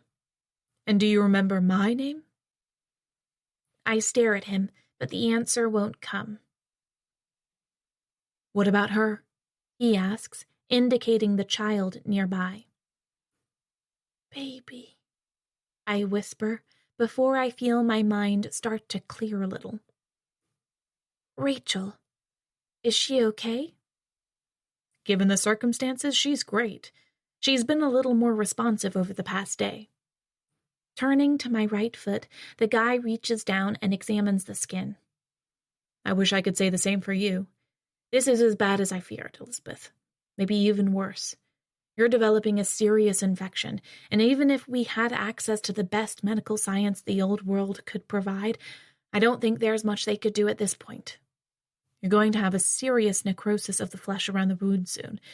If I had to guess, I'd say this is a case of tetanus complicated by a tight shoe, maybe some other environmental factors. It takes a moment, but I'm finally able to focus on my own foot. And that's when I realize that it's swollen to double its usual size, while the flesh has become a kind of black and green color.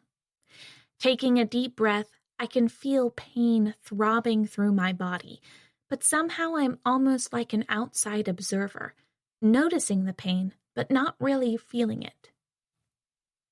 I couldn't find everything I was looking for, the guy continues. I went back to the farmhouse to pick up some things. It was the only solution. I thought you'd left me, I reply, even though the words barely even make sense. I thought you'd... I pause for a moment, trying to breathe steadily. I thought you'd gone off without me. I'd never do that, he says, turning to his tools and arranging them on a small piece of cloth. However, what I'm going to do next is going to hurt Elizabeth, and I'm afraid there's absolutely nothing I can do about that. Believe me, I've tried to come up with an easier approach, but there's nothing. All I can promise is that the pain shouldn't last too long, and at least you'll have a good chance once it's over. Toad? I say suddenly.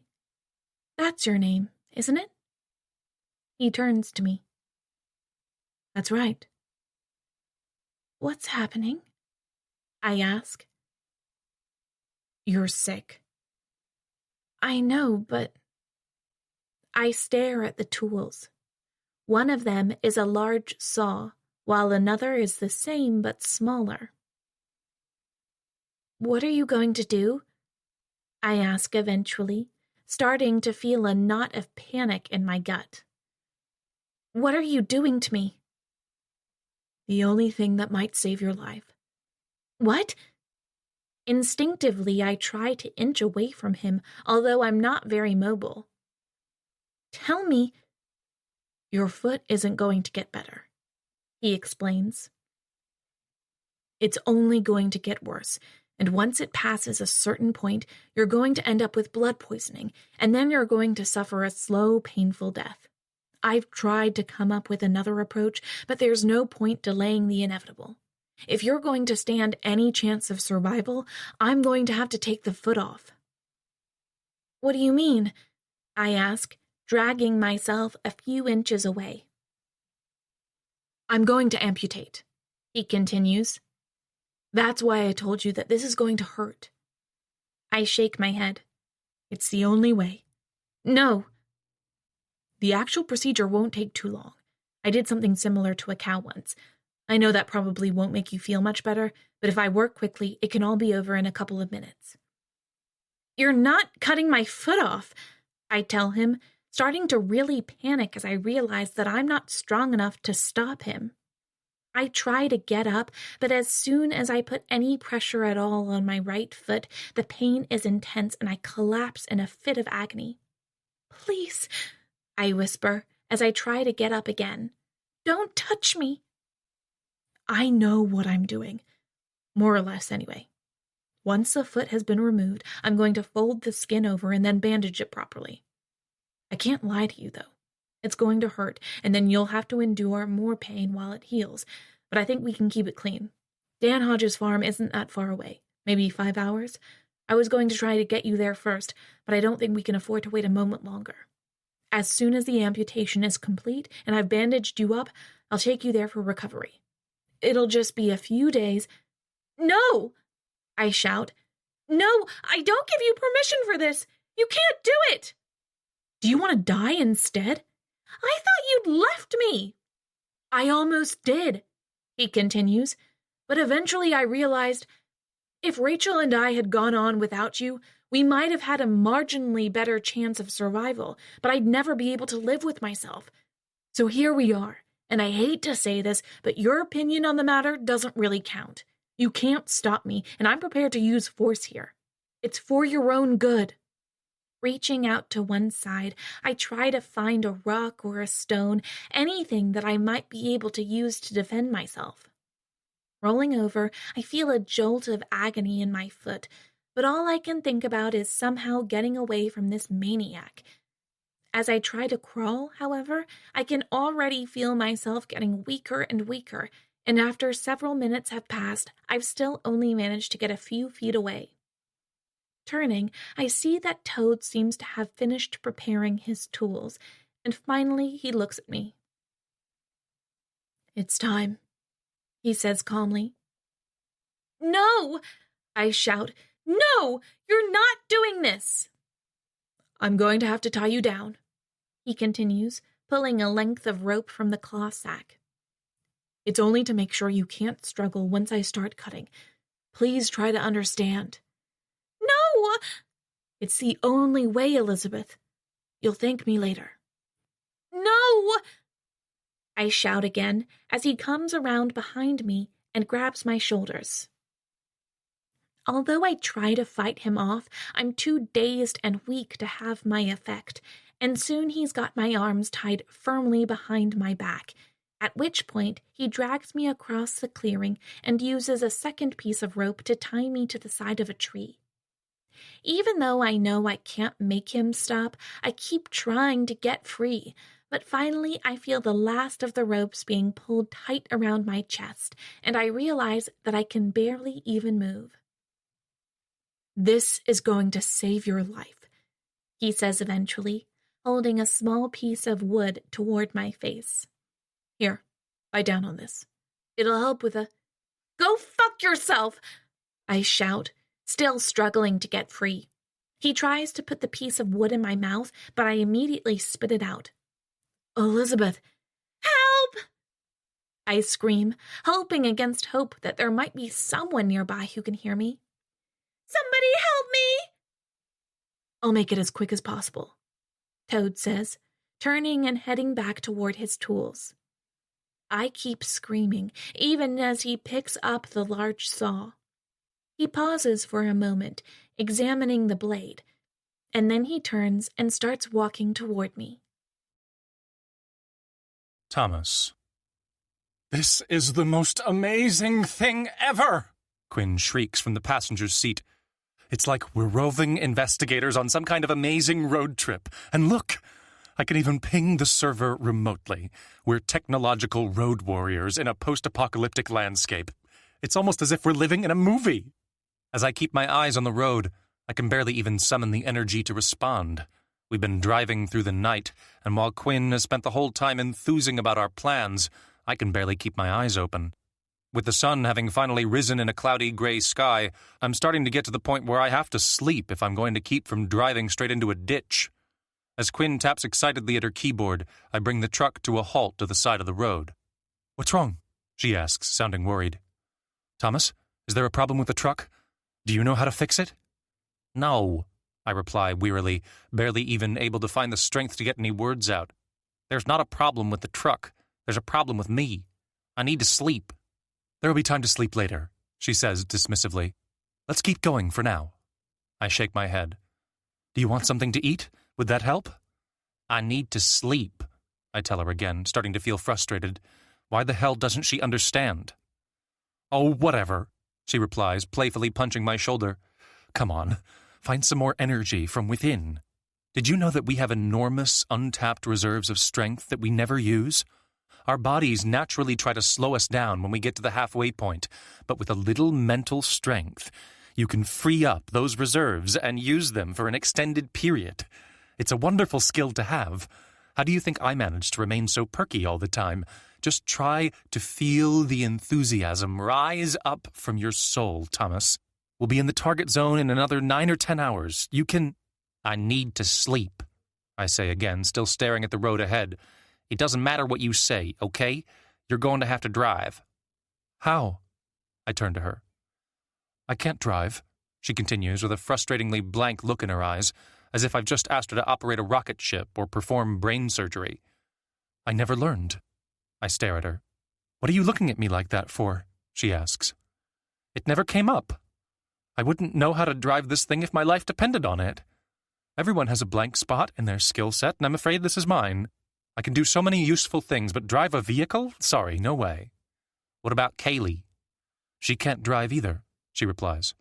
"She can't really do much at all at the moment. That's why I made her ride in the back of the truck." She leans closer and lowers her voice to a conspiratorial whisper. "She's really just here to bulk up the numbers, you know. She's a bit of a red shirt, if you get my meaning. Still, she was in my dream, and who am I to argue with the forces of the universe?" "So I'm the only one out of the three of us who can drive?" I ask, genuinely shocked.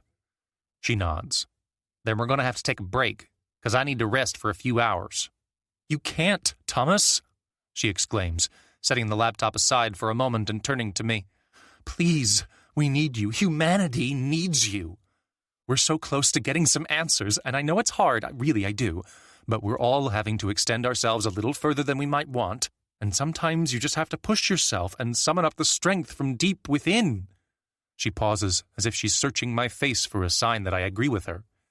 "Come on," she adds, forcing a smile. "I wouldn't have brought you on this trip if I didn't think you could do it. We're all operating outside our comfort zone here. Don't let the side down." "You wouldn't have brought me if you didn't need my truck," I point out. "And I wouldn't have come if I thought I'd have to drive for a whole day without stopping. It's physically impossible."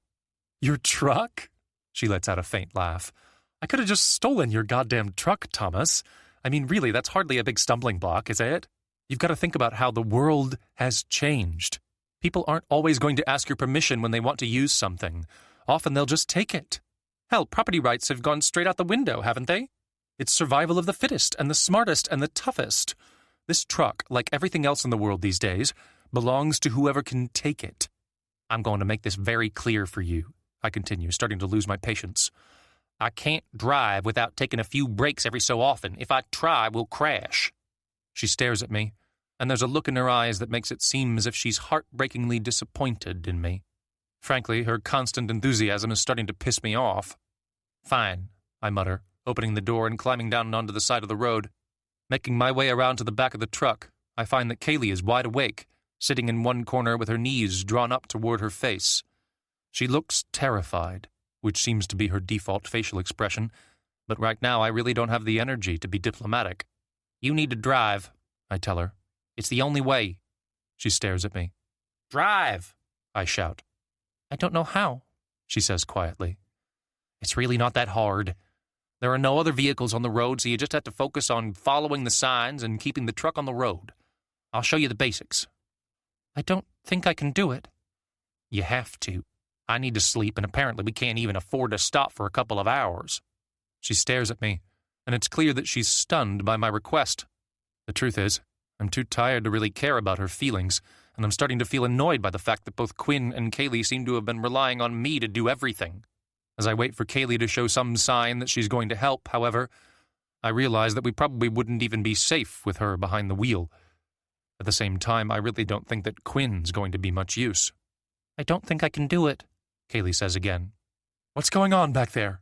Quinn asks as she climbs out of the passenger's seat and comes around to join us. Are we having some kind of meeting? We really don't have time for long, meandering discussions, you know. The future of humanity is waiting for us, and even a half hour could make quite a difference. Either someone else drives for a few hours, I say, turning to her, or we stay here while I sleep. There's no way I can keep driving. At this rate, I'm going to fall asleep at the wheel, and then we're going to end up crashing. I'm not being lazy or weak, I'm just stating the obvious. But we'll die, I say firmly. Either that or we'll get injured, or at the very least the truck will be wrecked. Can't you at least try to drive? It's just steering and choosing the right roads. You can even go a little slower than usual if that helps.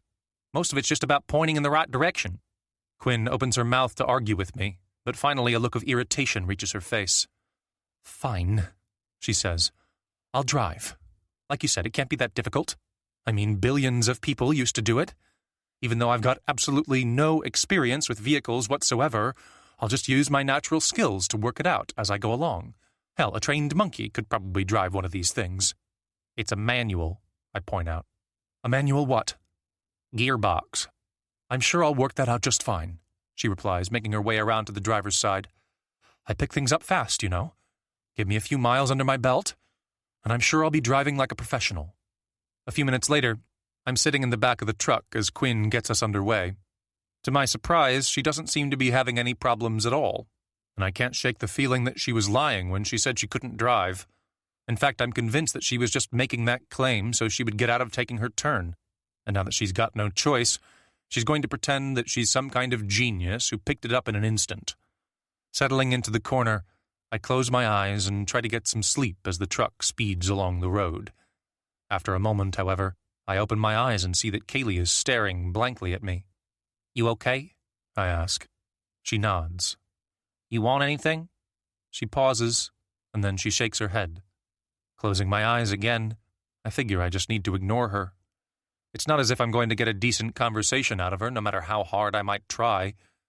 Finally, as I sink into sleep, I find myself thinking again about George making his lonely trek to the north.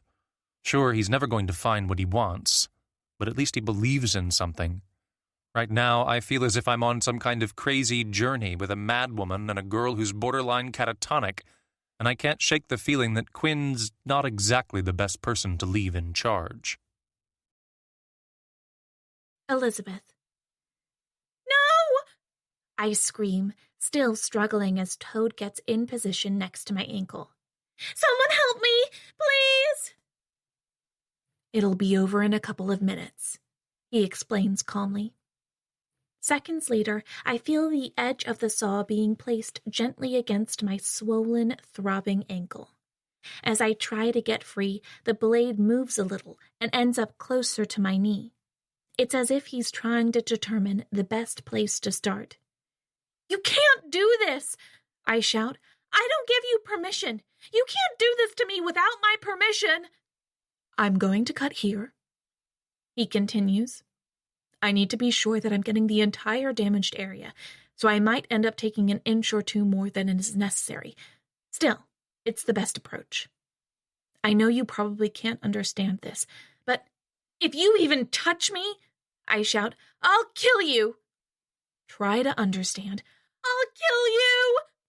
I scream, pulling on the rope so tight that it starts digging into my wrists. I swear to God, I will kill you if you don't let me go. If you do this, and if I get better, I will wait until you're not looking, and then I will kill you. I swear to God, I won't let you get away with this. I feel him adjusting the blade, getting ready to cut. I'll kill you! I shout again, before breaking into a series of sobs. Tears are running down my face, and although I'm still trying to get free, I feel completely helpless. Please, God, don't let him do this, I shout through the tears. Somebody help me! Anyone, please? Nearby, Rachel has finally started to cry. I'm sorry, Toad says calmly. Stop! I shout. If you touch me, I swear to God I'll... And that's when he starts. I let out a cry of pain as I feel the blade slice through my flesh and scratch against the bone, a little way below my right knee. To my shock, he immediately starts sawing, and I can feel my entire leg vibrating and throbbing with pain as he grinds the blade through the bone. The pain is beyond anything I've ever experienced in my life, and even though I scream as loud as I can manage, the agony quickly rises through my body until it becomes a kind of white, hot flash in my mind, pushing all other thoughts away. For a few seconds, it's as if my personality has been pushed to the edges, and the pain has become all of me. The worst thing is the sound. I can hear the saw squealing as it grinds through my bone, like fingernails being dragged down a blackboard. After a few seconds, the pain changes, becoming deeper and more intense. I can feel the blade going through the marrow in the center of the bone, and suddenly there's a jarring moment of agony as the saw seems to get stuck. I continue to scream as Toad adjusts his angle and resumes the job, but the pain is now so overwhelming that I can't even think. My eyes are squeezed tight shut, and I try to scream even louder in an attempt to drown out the sound of the saw, and finally I feel as if I've reached a point at which it's no longer possible to feel any more pain. And then I feel something snap in my leg. Something's different, not only about the weight, but also the way Toad is holding me. It's as if my body has fundamentally changed. At first, I assume it must be the blade, but as Toad moves away from my leg for a moment, a more horrifying thought hits me.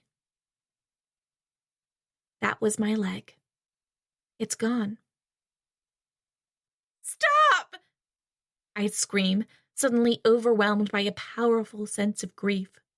I can't stop thinking about my leg, being taken away from me. I want it back. It's okay, Toad says, his voice somehow getting through to me. Stop! I scream again, unable to stop sobbing. Please, stop. After a moment, I start to feel something warm and wet flowing from my body, and it takes me a moment to realize that it must be blood. Toad immediately raises my leg and applies a thick bundle of bandages. Opening my eyes, I find that I can barely see. My vision has become blurry, but I can just about make out a bloody red stump, with Toad holding some kind of instrument in his hand as he continues to work on me. The pain is still overwhelming, and after a few seconds I tilt my head back and scream at the sky. I feel as if someone has to come and save me, but after a moment I realize that I might have briefly passed out. Where are you? I whisper. No reply. Toad, where are you? Again, no reply. Suddenly, I realize that I don't think I said those words out loud. They were just in my head. I try to move my lips, but somehow I seem to have forgotten how to communicate. "Where are you?" I try to ask again, but it's useless. "Please, talk to me." Looking back down toward the lower half of my body, I see through my blurred eyes that Toad is still working, although he seems to be a lot further along. I blink, trying to improve my vision, and finally I'm able to make out my raised right leg with a thick collection of bandages wrapped around the knee. Toad is frantically working, and eventually I realize that he seems to be trying to sew the edges of my skin together. I stare at him, and for a few seconds the pain seems to dissipate, and I feel almost as if I'm watching him work on someone else. Time seems to slow down. Rachel is crying, but she sounds as if she's so far away. I can only hope that she doesn't understand what's happening and that she can't see anything. Even though she's so young, something like this could scar her for life. "It's okay," Toad says, his voice echoing in my head. "It's all going according to plan. You just have to sit tight." I try to ask him what he's doing next, but I still can't quite manage to speak. "You're doing great," he adds. I open my mouth, trying to speak, but I can feel something moving through my soul. After a few seconds, I realize that it must be the pain.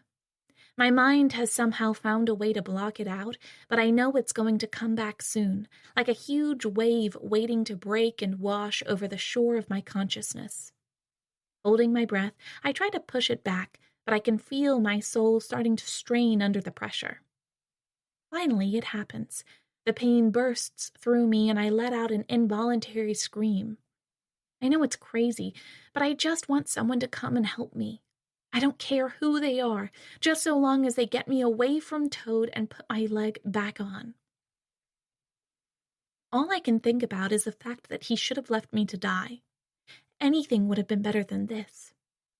As another burst of pain rushes through my body, I scream again, and this time I can't stop. Thomas. At first, it's just a vague sensation that something's wrong.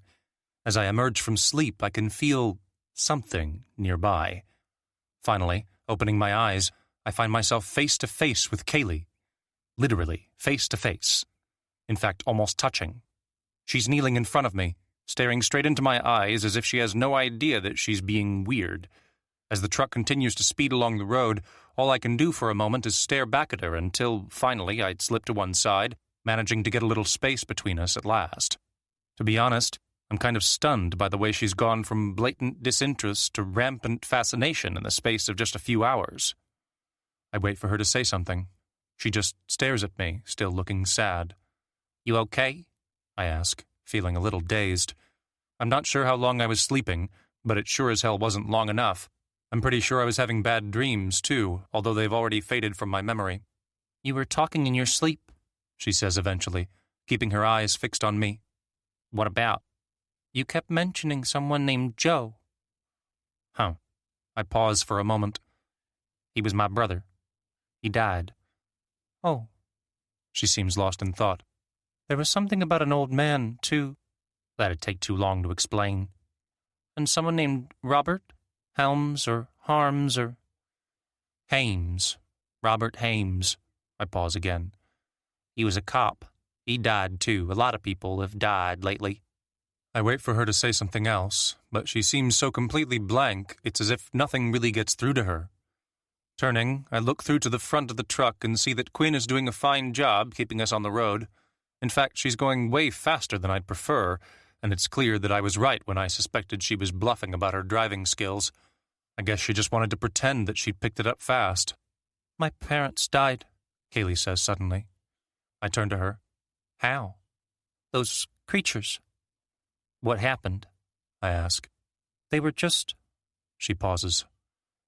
"The creatures got them. We were in the street. I managed to hide behind a car, but they couldn't get away.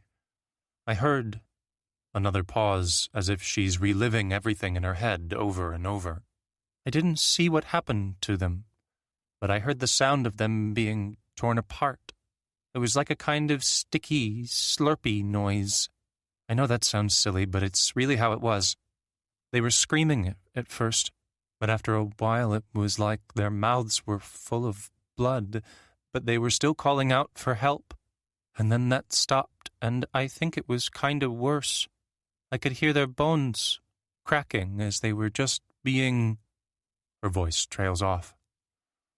"I couldn't run," she adds. "I just had to wait." Staring at her, I finally realize what's wrong with her. She's in shock. I guess it must have been a month or so since her parents were killed, and she's still trying to deal with it. That faraway, vacant look in her eyes is obviously due to the fact that she's reliving those final moments over and over again, never quite managing to get past them. For the first time, I feel as if I can actually understand a little of what she's going through. All those people back in Chicago were probably in shock as well. They'd all lost loved ones, and they'd all seen their lives being torn apart. It's impossible to know how different people will react when something like that happens, but all those people staring at the platform, they were all in shock. "Sorry," Kaylee says quietly. "I didn't mean to say too much. It's just something I think about a lot. Like all the time. I wish things were different." We sit in silence for a moment as the truck speeds along the road. The wind is whipping Kaylee's hair a little, but she doesn't seem to mind. In fact, right now she doesn't seem to mind anything. It's as if she doesn't really care about the world around her. "My parents died too," I tell her. "My father went into town and later we found his body. Then my mother got sick. We burned the house in the end. But then my brother died, and he came back as one of those things, but he still kind of had his own mind." Pausing, I realize that maybe I'm still in shock too, albeit in a different way. "I killed a girl, too," I add. "The other day when we arrived in Chicago, I thought she was one of those creatures, and I panicked." "Her name was Alice," she replies. "Did you know her?" She nods. "What was she like?" "Shy?" She pauses as if she's finding it hard to remember. "She didn't say much, but we used to go searching for food together sometimes. I usually had to be in charge because she'd just follow me around without saying much, but I didn't mind. I managed to get her to talk sometimes, but she wasn't the most interesting person in the world." "I'm sorry," I reply. "I didn't mean to kill her, I swear. I understand," she says, interrupting me. "Things happen. You shouldn't blame yourself. Everyone's dying anyway. No one knows what's going to happen next, but you could tell back there in Chicago. They were all just waiting for the end. Quinn kept telling us that we had a chance to survive, that we were the lucky ones, but I don't think anyone believed her. The city is the worst place to be right now, because that's where all the diseases are spreading, but people still want to be there. It's like some kind of nostalgia thing.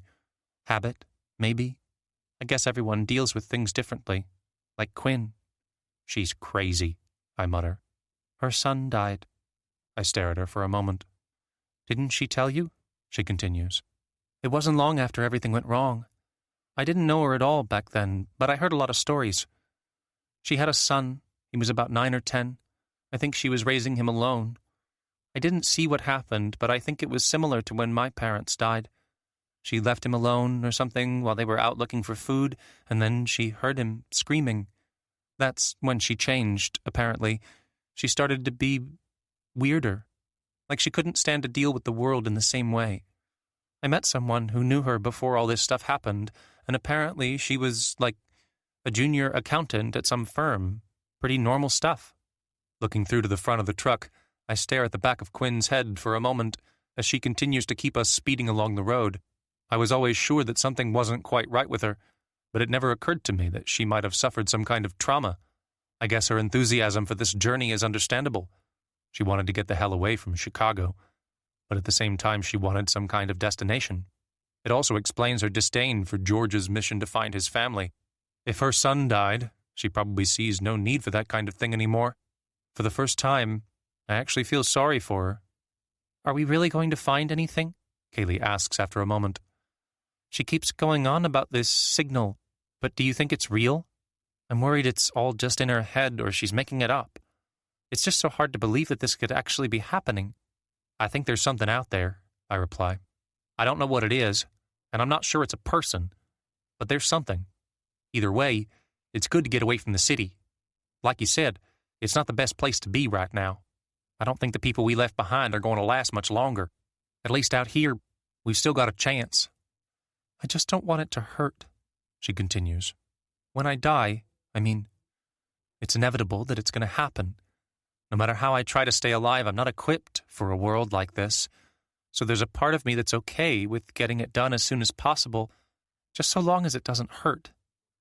Whenever I see a dead body, I kind of envy them, like they've already been through it all and now they're at peace. I want it to be painless. I don't think there are many painless ways to die, I tell her. But there have to be some, right? Like maybe something that's so quick your body doesn't even have time to send pain signals to your brain. Vaporization, or just getting blown to pieces in a fraction of a second. That can't hurt, can it? Or getting killed while you're asleep. You wouldn't even know. That'd be like heaven. Maybe, I reply. But I think I want to live. At least long enough to see if there's anyone else out there. Although I've had a few moments when I've considered giving up. The truth is that there's some part of me deep down that keeps pushing onward. I guess I've got this feeling that somewhere there's still hope, and that there's still a chance that life could somehow become a little more normal. I'm also very aware that if Martha's dead, I'm the only member of my family left alive. If there's any chance for the human race at all, I want my family's bloodline to stay alive. Turning and looking toward the horizon, I realize that I'm never going to give up. I'd rather die. Elizabeth. Elizabeth, can you hear me?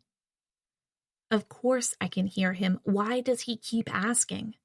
All I want is to sleep and to wait for the pain to go away. Elizabeth, if you can hear me, open your eyes. I don't know why he keeps bothering me. Now that the pain has stopped, or at least shuffled to one side of my mind, I just want to stay perfectly still. Even breathing feels like an unnecessary risk, and I'm far too tired to respond to whatever the hell he wants me to do. Suddenly I feel something against my face, and he uses his fingers to pull my eyelids open. I try to move my head away, but as light floods my vision, all I can do is stare as Toad's face peers down at me. It's as if he's looking for something, as if he's trying to see directly into my soul. It's annoying, but there's nothing I can do to stop him. I just wish he'd stop bothering me. Elizabeth, I need you to give me some kind of sign that you can hear me. Anything. Just something that lets me know you're okay in there. He waits. Elizabeth? Finally, I let out a faint groan. It's not much, but it's all I can manage right now. I just hope it's enough for him. It's over, he continues.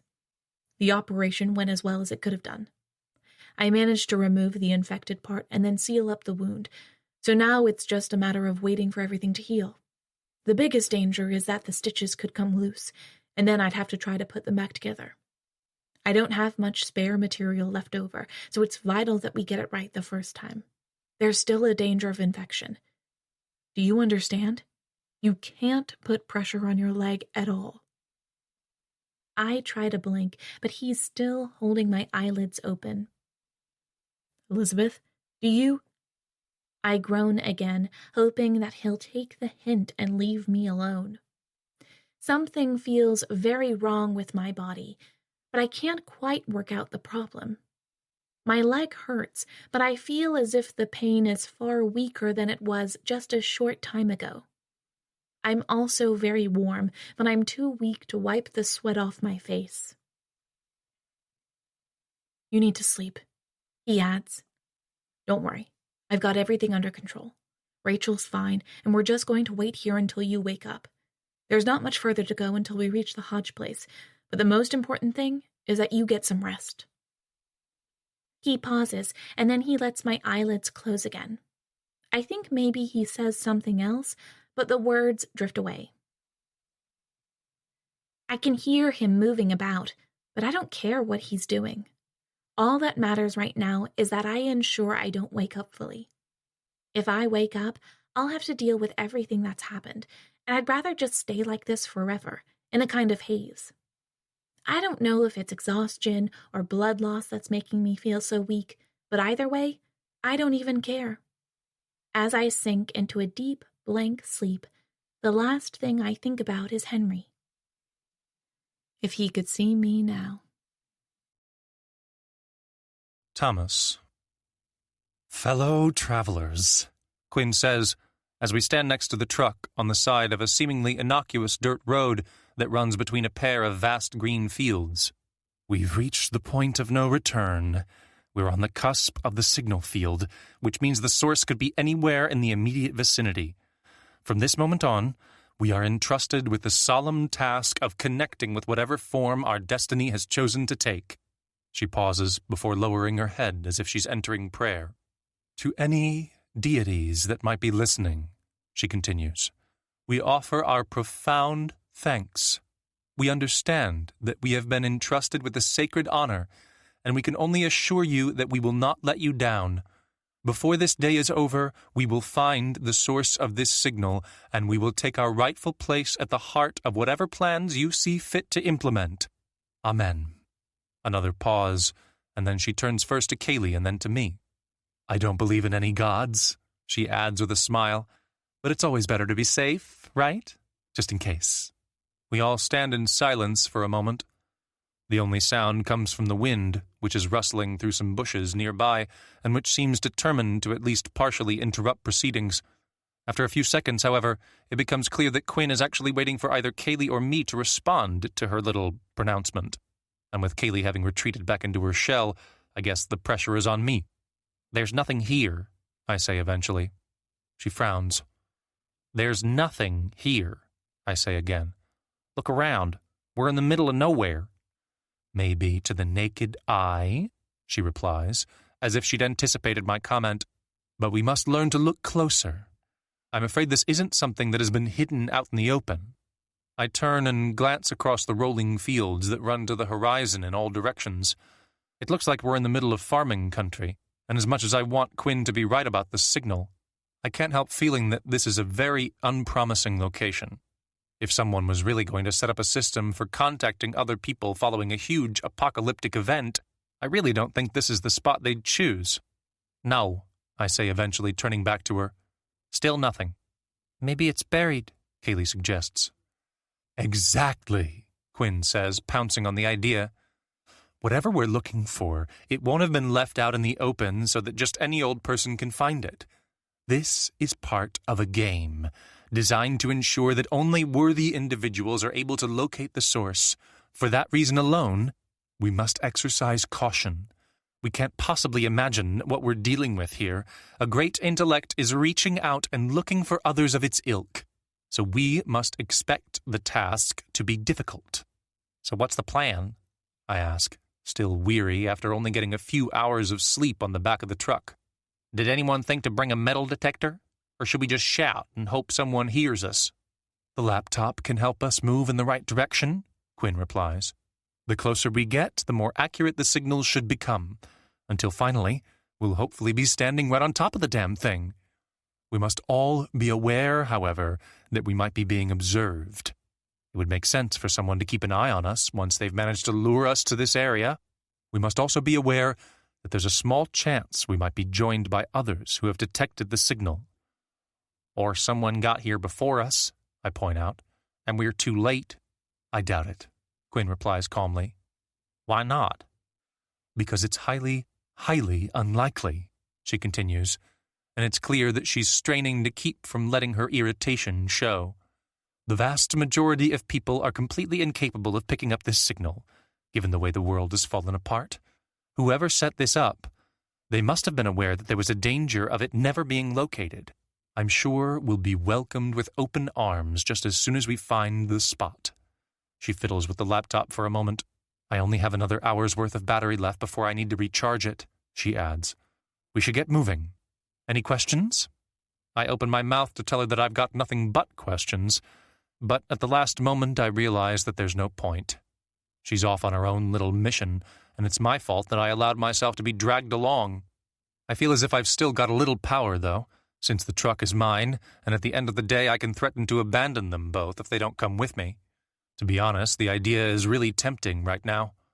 As we start walking away from the truck, Quinn stays out front, and I find myself hanging back a little with Kaylee. Since our conversation on the back of the truck, she seems to have clammed up again, but I figure I can at least try to get her talking. Given that Quinn is clearly insane, I feel as if I want to try to get Kaylee on my side. Besides, I can't deny that she's very pretty, and even at a time like this, I want to get to know her better. "What do you think?" I ask after a few minutes, keeping my voice low so that Quinn can't hear. "Are we going to find anything apart from dirt and a bunch of bushes?" "Maybe, I guess," she replies. "If the signal's real." "You think it might not be?" "I don't understand computers. I don't even know how she's got that one working." "She wouldn't bring us out here for no reason," I reply. "One way or another, she definitely believes that it's real, and I saw the screen. It was picking up something, which means there's a server somewhere. I'm not sure how she's managed to narrow the source of the signal down, though. She was a bit vague when I asked." "But what if it's like a crashed satellite or something?" she asks. "Or maybe a crashed plane and the black box recorder is sending out a signal. If this turns out to be nothing, I'm not going back to Chicago. That place is like a giant cemetery." "So where would you go?" I ask. "There's nowhere. What about you?" "No idea," I reply with a shrug. "I feel like I'm pretty much at the end of the road. I've never been this far from home in my whole life."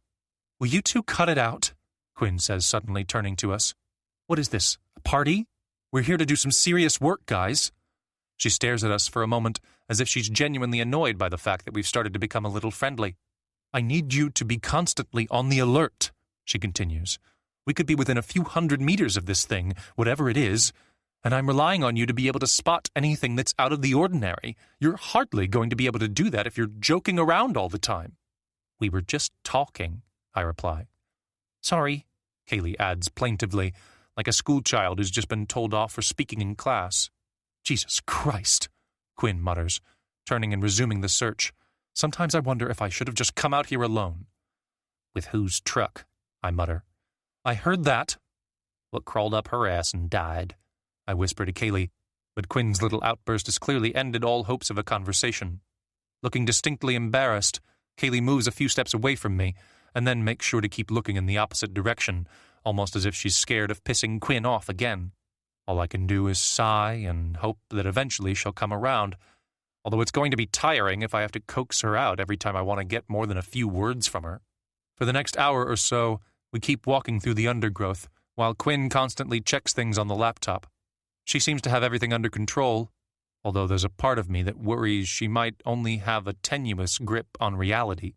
I wouldn't mind taking a look at the screen myself, just to make sure that this isn't some kind of wild chase into nowhere, but I figure Quinn wouldn't react too well if she thought I was checking up on her. As my legs start to ache more and more, however, I can't help wondering how much longer we're going to spend out here. "Wait a moment," Quinn says eventually, stopping up ahead. Kaylee and I come to a halt next to her. As she adjusts some settings on the laptop, Quinn seems totally absorbed in whatever she's doing. After a moment, she turns toward the west, and the laptop lets out a couple of beeps. I'm not sure if it's genuinely picked something up, or the battery's just dying. "I've recalibrated the settings," she says finally. "According to the latest data, we need to be heading this way." "Over there," Kaylee says suddenly, pointing in the opposite direction. "No," Quinn says. "This way." "Look!" Kaylee shouts, pointing the other way. "I see someone." Turning, I look toward the horizon. At first I don't see anything, but finally a moving figure catches my attention. A couple of 100 feet away, someone is running low, trying not to be seen, and heading toward a small crest. It's hard to make out any details, but the person looks to be wearing ragged clothes. "Hey!" Quinn shouts. "You!" Without even glancing in our direction, the figure dips down over the crest of the hill, leaving behind nothing but a faint cloud of dust until this, too, drifts away. "Who the hell was that?" I ask, stepping forward. "Wait," Quinn says, grabbing my arm and holding me back. "That's the wrong way, Thomas. The signal's coming from the east." "But that was an actual person," I point out, struggling to get free from her grip. "Didn't you see? Someone was over there." "It's probably just another starving loser," she replies, although I can tell she's worried. "We don't have time to worry about every dust devil we spot in the distance, okay? I'm sure there are plenty of scattered individuals in the wilderness, but they're none of our concern. We're on a mission." "What if they know something?" I ask. "If people are living out here, they might have a better idea of what the hell's going on. Maybe they've picked up the signal too." "Or they might get in our way," she replies. "Think about it. If there's anyone living nearby, they're almost certainly no-hopers. They're probably living off the land, degenerating beyond the point of civilized society, and—" She pauses. "My God, they could be cannibals for all we know. Think it through, Thomas. We need to hurry up with our work. In fact, we need to get back to the truck and get moving as fast as possible. I simply won't allow any distractions." "There's more of them," Kaylee says suddenly. Turning, I watch for any further sign of movement, but I don't see anything. "They were there a moment ago," she continues, pointing toward the spot where we saw the other figure a moment ago. "At the top of that hill, there were 3 of them. They were looking this way. I couldn't see them properly, but they've definitely noticed us. They've moved out of sight, but I swear to you, I'm not making this up." "Get to the truck," Quinn says firmly, half dragging me back the way we came. "Come on, we might be in danger. We'll drive a little further to the east and then try again." "You're not in charge," I shout, pulling my arm free from her grip. She turns to me with genuine anger in her eyes. "Excuse me?" "I want to see who they are," I continue, standing my ground. "From the way that person was moving, they sure as hell don't seem like those creatures from back in the city. What if they're actual people who can help us? We can't just ignore everyone we meet along the way." "We sure as hell can," Quinn replies. "In fact, it's by far the best approach. You can't seriously want to go and poke every hornet's nest we come across, Thomas. Even if they're just regular people, they could still be dangerous. For all you know, they might steal the truck, take all our provisions, and then kill us where we stand. Human nature isn't always a good thing, especially when people are desperate." "I'm going to see," I tell her, turning and walking toward the crest. "Get back here," Quinn calls after me. "Thomas, what the hell do you think you're doing? We're a team. You have to get back here immediately and stick to the original mission. That's an order." Ignoring her, I keep walking. "We'll leave without you," she shouts. "I swear to God, we'll just drive off and leave you here."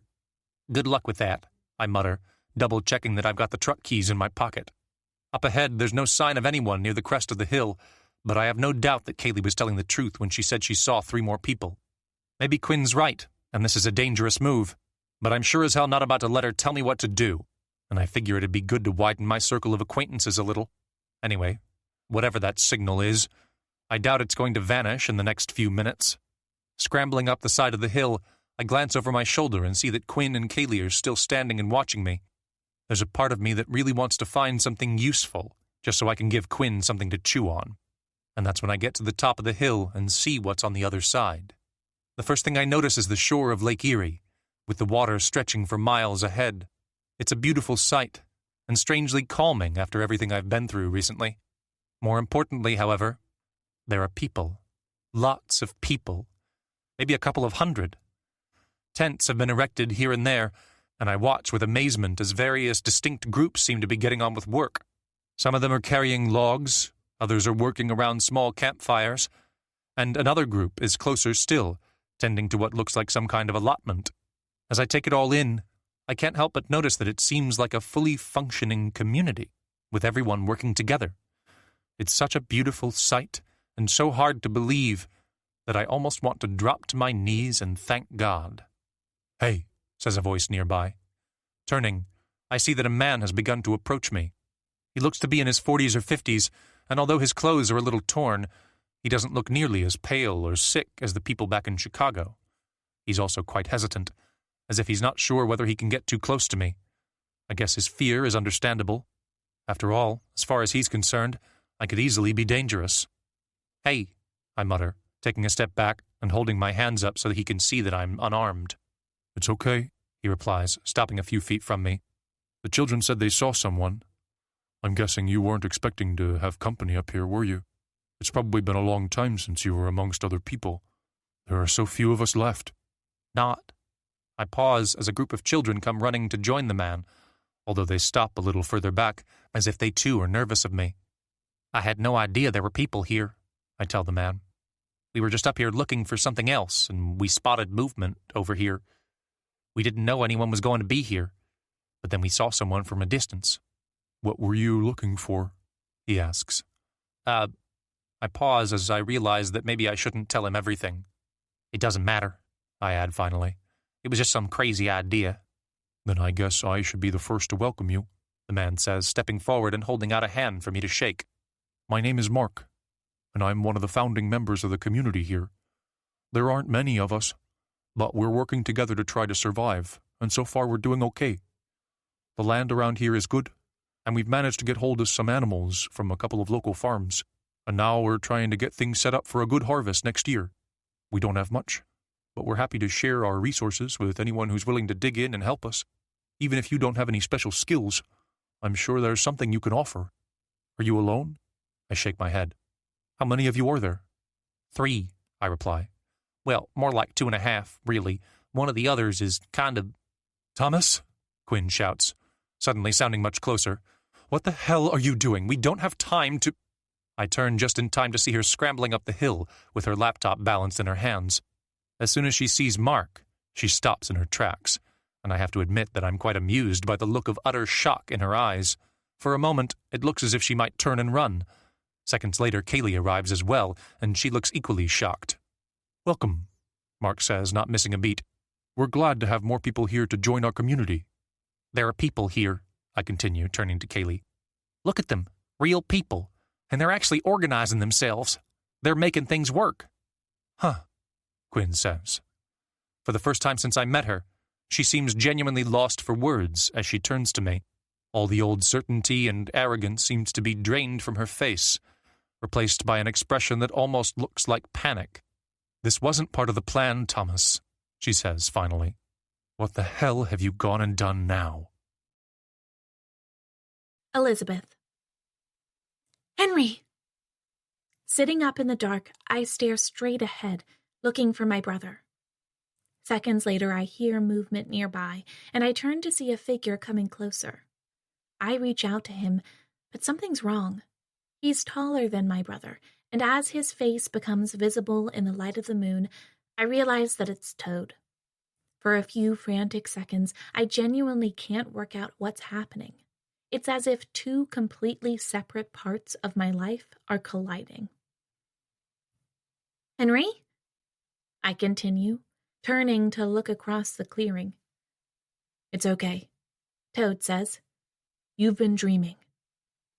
Where's Henry? I ask, turning back to him. Your brother? He pauses. Your brother's dead, Elizabeth.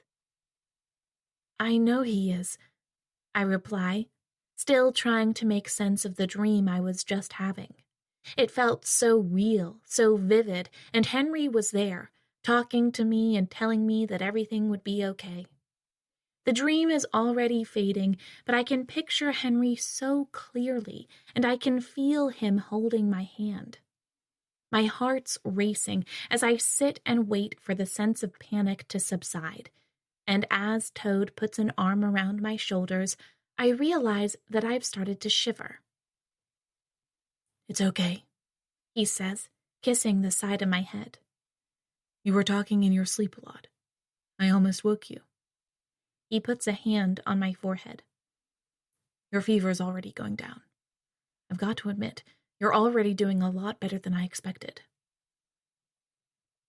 I thought I start to say, before my voice trails off.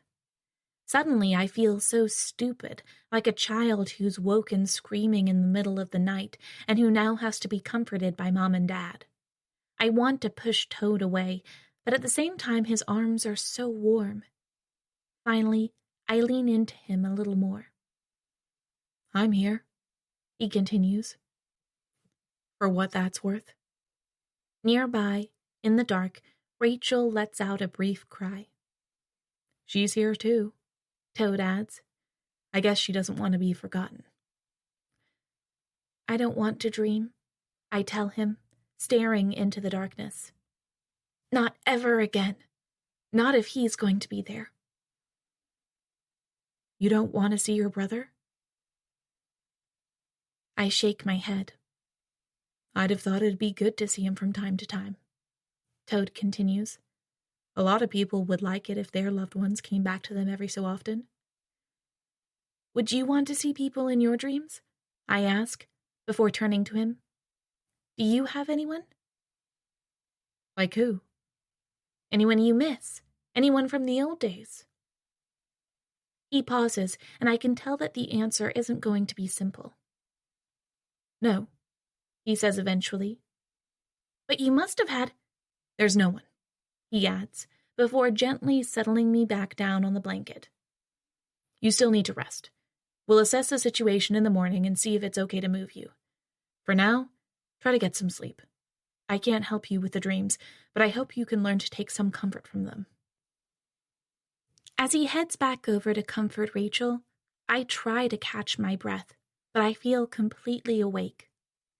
Finally, I try to sit up, but it's not an easy job, and I feel as if my body is suddenly strange and unfamiliar. Looking down at my legs, I try to make sense of what I'm seeing, and that's when I remember everything that happened earlier. There's just about enough moonlight for me to be able to see my left leg, but my right leg ends at the knee, where a large bandage has been wrapped around the stump. Toad, I whisper. Get some sleep, he replies. Toad! I shout, reaching down and trying to pull the bandages away. Toad rushes over, but it's too late, and I've already managed to expose the bloody stump with thick wire stitches holding the flaps of skin together. What have you done to me?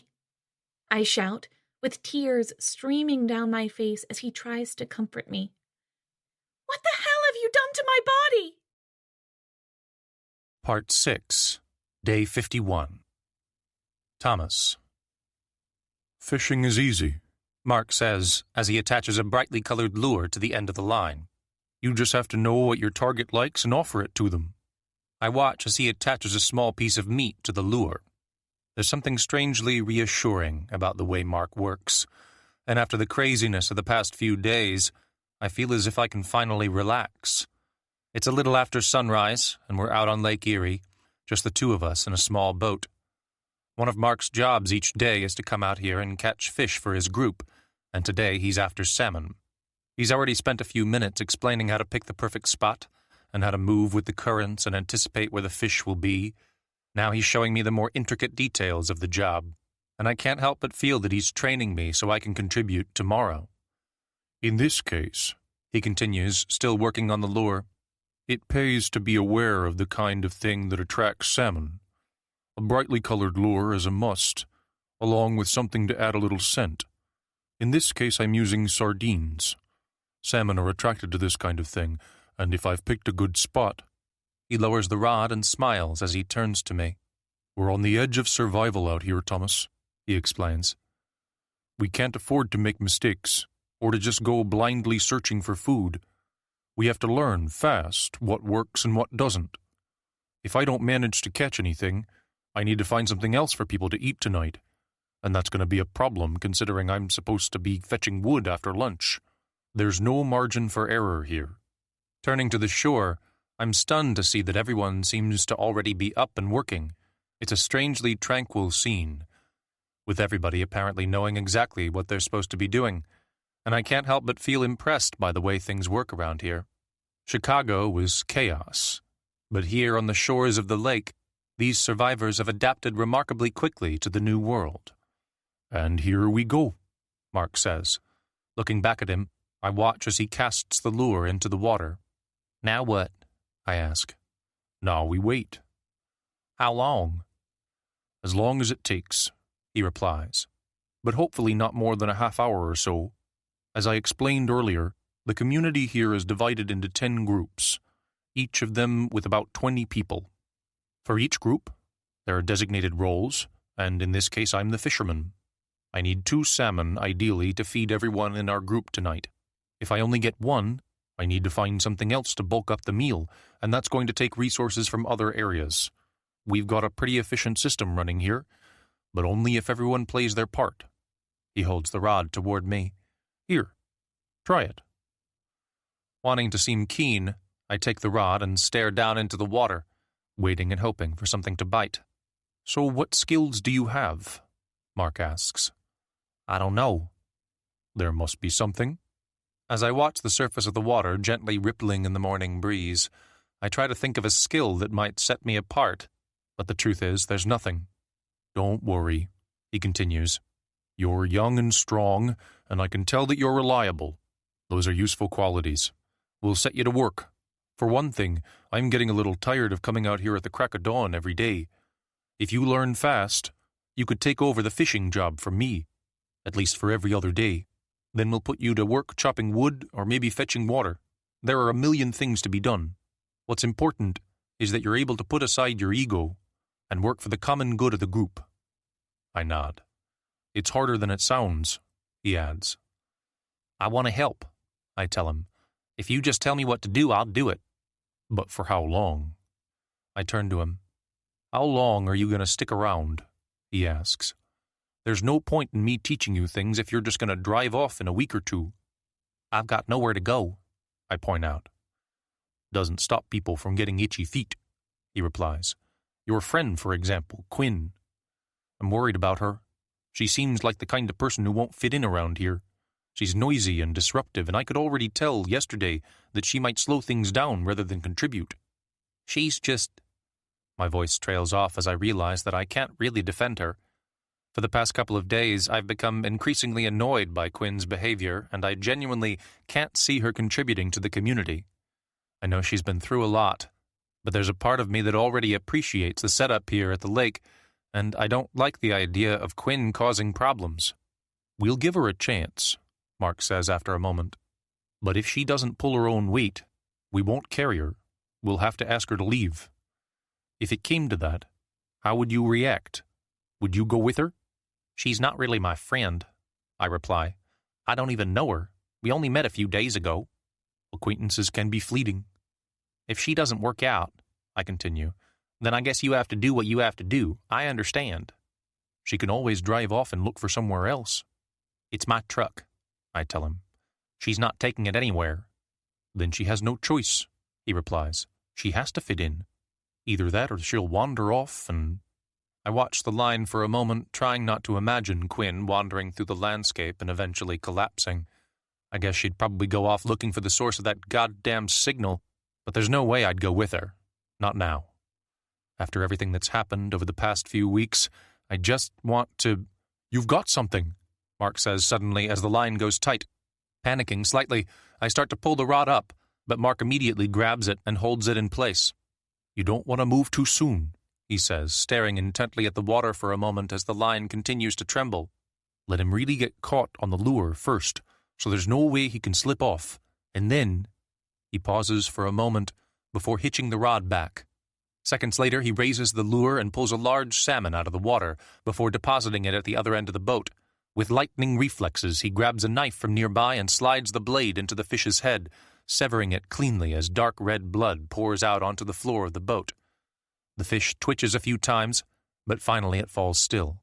"And we're done," he says eventually, turning to me. "That's one hell of a salmon we've got, Thomas. In record time, too. We just need one more, and then we can head back to shore. Why don't you try to set the lure this time? See if you can remember what I told you, huh?" As I get to work, I'm very aware that Mark is watching my every move. I want to impress him, to show him that I was paying attention and that I can be trusted, but it's a little difficult trying to remember everything he told me. Still, after working slowly for a few minutes, I finally managed to get the lure in place, and although it's not quite as neat as Mark's effort from earlier, I'm pretty pleased with what I've done. "Not bad," he says as he examines the lure. "That should do nicely. Now cast off." Once the lure is in the water, I sit with the rod in my hands, and finally I feel as if I'm doing something useful. For weeks now, I've been traveling without a real destination, and I even ended up eating worms at one point. Finally, for the first time since this craziness started, hell, maybe even for the first time in my life, I feel as if I've got a purpose, and I feel useful. Filled with a sense of pride, I wait for the line to twitch again. I want to catch the fish this time, and to land it as well. I need to show Mark that he can trust me. "You're doing a really good job there," he says eventually. "I'm really impressed, Thomas." I keep my eyes on the water, but I can't help smiling slightly. See, he says, keeping an eye on me. It's easy to get something on the end of your hook. You just have to offer it what it wants. Elizabeth. It's not too bad, Toad says as he examines the stitches. You shouldn't have pulled the bandages off like that, but at least you didn't damage the stitches. All I can do is stare at the bloody stump just below my right knee. I'm trying not to let Toad see that I'm panicking, but the truth is, I'm still not sure I can believe what happened yesterday. The worst part is, I can still feel my right leg, all the way down to the foot. It's like there's a ghost attached to me, and I have to keep staring at the stump in order to make myself realize that the lower half of my leg is really gone. To test myself, I try moving the toes of my right foot, and I swear I can feel them wriggling, but they're not there. It's like I've got a phantom foot. How's the pain? He asks. Bearable, I reply, which isn't quite true. The pain is intense, and although it's more like several different pains, there's the torn flesh, and then there's the meat, and then there's the bone, and each of them is hurting in its own way. Although Toad has given me some basic over-the-counter tablets to take the edge off, I'm not sure I can handle this for much longer. Still, I almost feel as if I'm too dazed to really process the pain signals that are being sent to my brain. It's as if I'm observing myself and noticing the pain without really letting it get through to me. My biggest worry is that suddenly everything will change and the agony will take over. Also, I keep reliving the moment when he started sawing through my bone. I can hear the sound of the saw cutting through me, and even though I know it's not helping, I keep thinking back to it. It's like I'm in shock. There's still a long way to go, he says after a moment, as he starts to wrap a fresh bandage around the stump. But you're already doing a lot better than I expected. At this rate, the worst thing you're going to have to deal with is a butt-ugly scar in a few months' time. He smiles, but I don't smile back at him. You know I had to do it, right? He continues, as his smile fades. You'd be dead by now, Elizabeth. I didn't want to hurt you, but I had no choice. Instead of replying, I continue to just stare at the stump as he finishes wrapping the bandage around it. Already, a small amount of blood is starting to soak through the fabric. This whole situation feels hopeless. I'll change it again in a few hours, he explains. I don't have too much spare material left, though, so we're going to have to be careful. Can I see it? I ask suddenly, surprising myself. My voice sounds harsh and damaged, and I had no idea I was going to say anything until the words left my mouth. I don't have a mirror, he replies. Not that. I pause for a moment, trying to work out if this is really what I want. My leg. I want to see it. What did you do with it? He stares at me, and it's clear that he never expected me to make this request. I want to see it, I say again, despite the fact that I know I'm being totally macabre. It's still mine, even if you took it away from me. What did you do with it? I buried it, he replies. Why? I was worried about it attracting animals. While you were resting, I buried it nearby. It was the best. Then dig it up, I say firmly, trying not to cry. Elizabeth, it's my leg, I continue, interrupting him. I'm not saying I want to carry it around with me or wear it as a goddamn necklace, but I want to see it one more time. I have that right. I don't think it would help. Screw you. Get it. He pauses, and I can see that he's reluctant. You cut my leg off, I continue, And you did it while I was screaming for you to stop. It's not like I can make you put it back on, but it's my leg, my flesh and bone, and I want to see it one more time. I wince as I feel an itch on my right foot.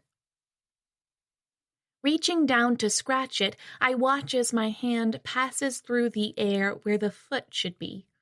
I can still feel the itch, but there's nothing to scratch. I need to see it, I continue. I can still feel it, so I know it's gone. After a moment, he gets to his feet and wanders across the clearing. As I watch him go, I hear Rachel wriggling in her blanket nearby. Glancing over at her, I realize that she's behaving a little more like a normal baby. I guess I should be happy, but right now I can't really think about her properly.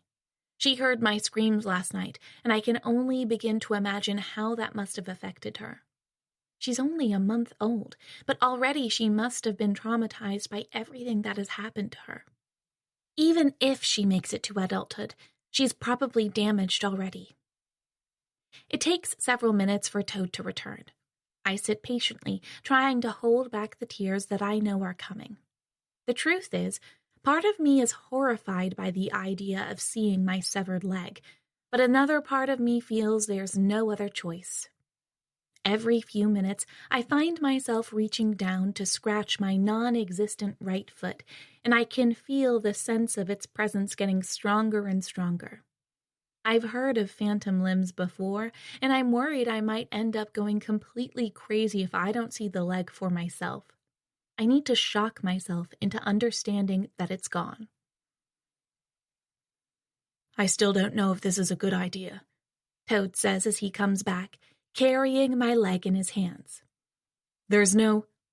Give it to me, I say, reaching out to take it. Reluctantly, he passes the leg to me.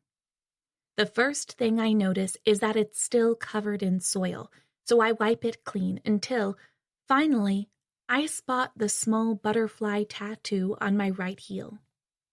I still remember the day, about 6 months ago, when Sammy and I went and got our tattoos done.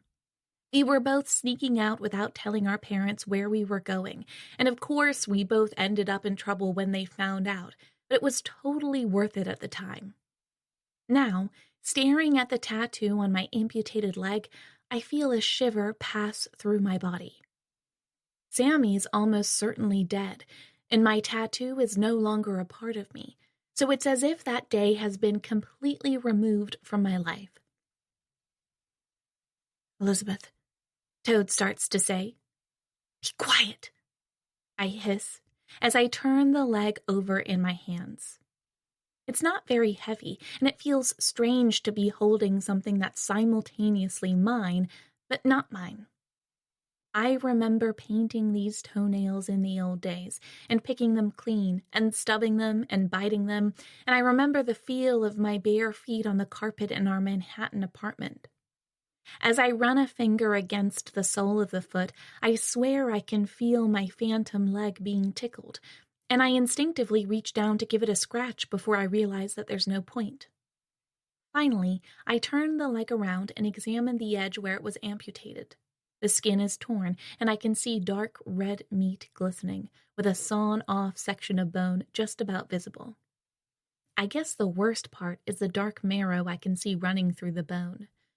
This time yesterday, all of this was still a part of me. Okay, I say after a moment, passing it back to Toad.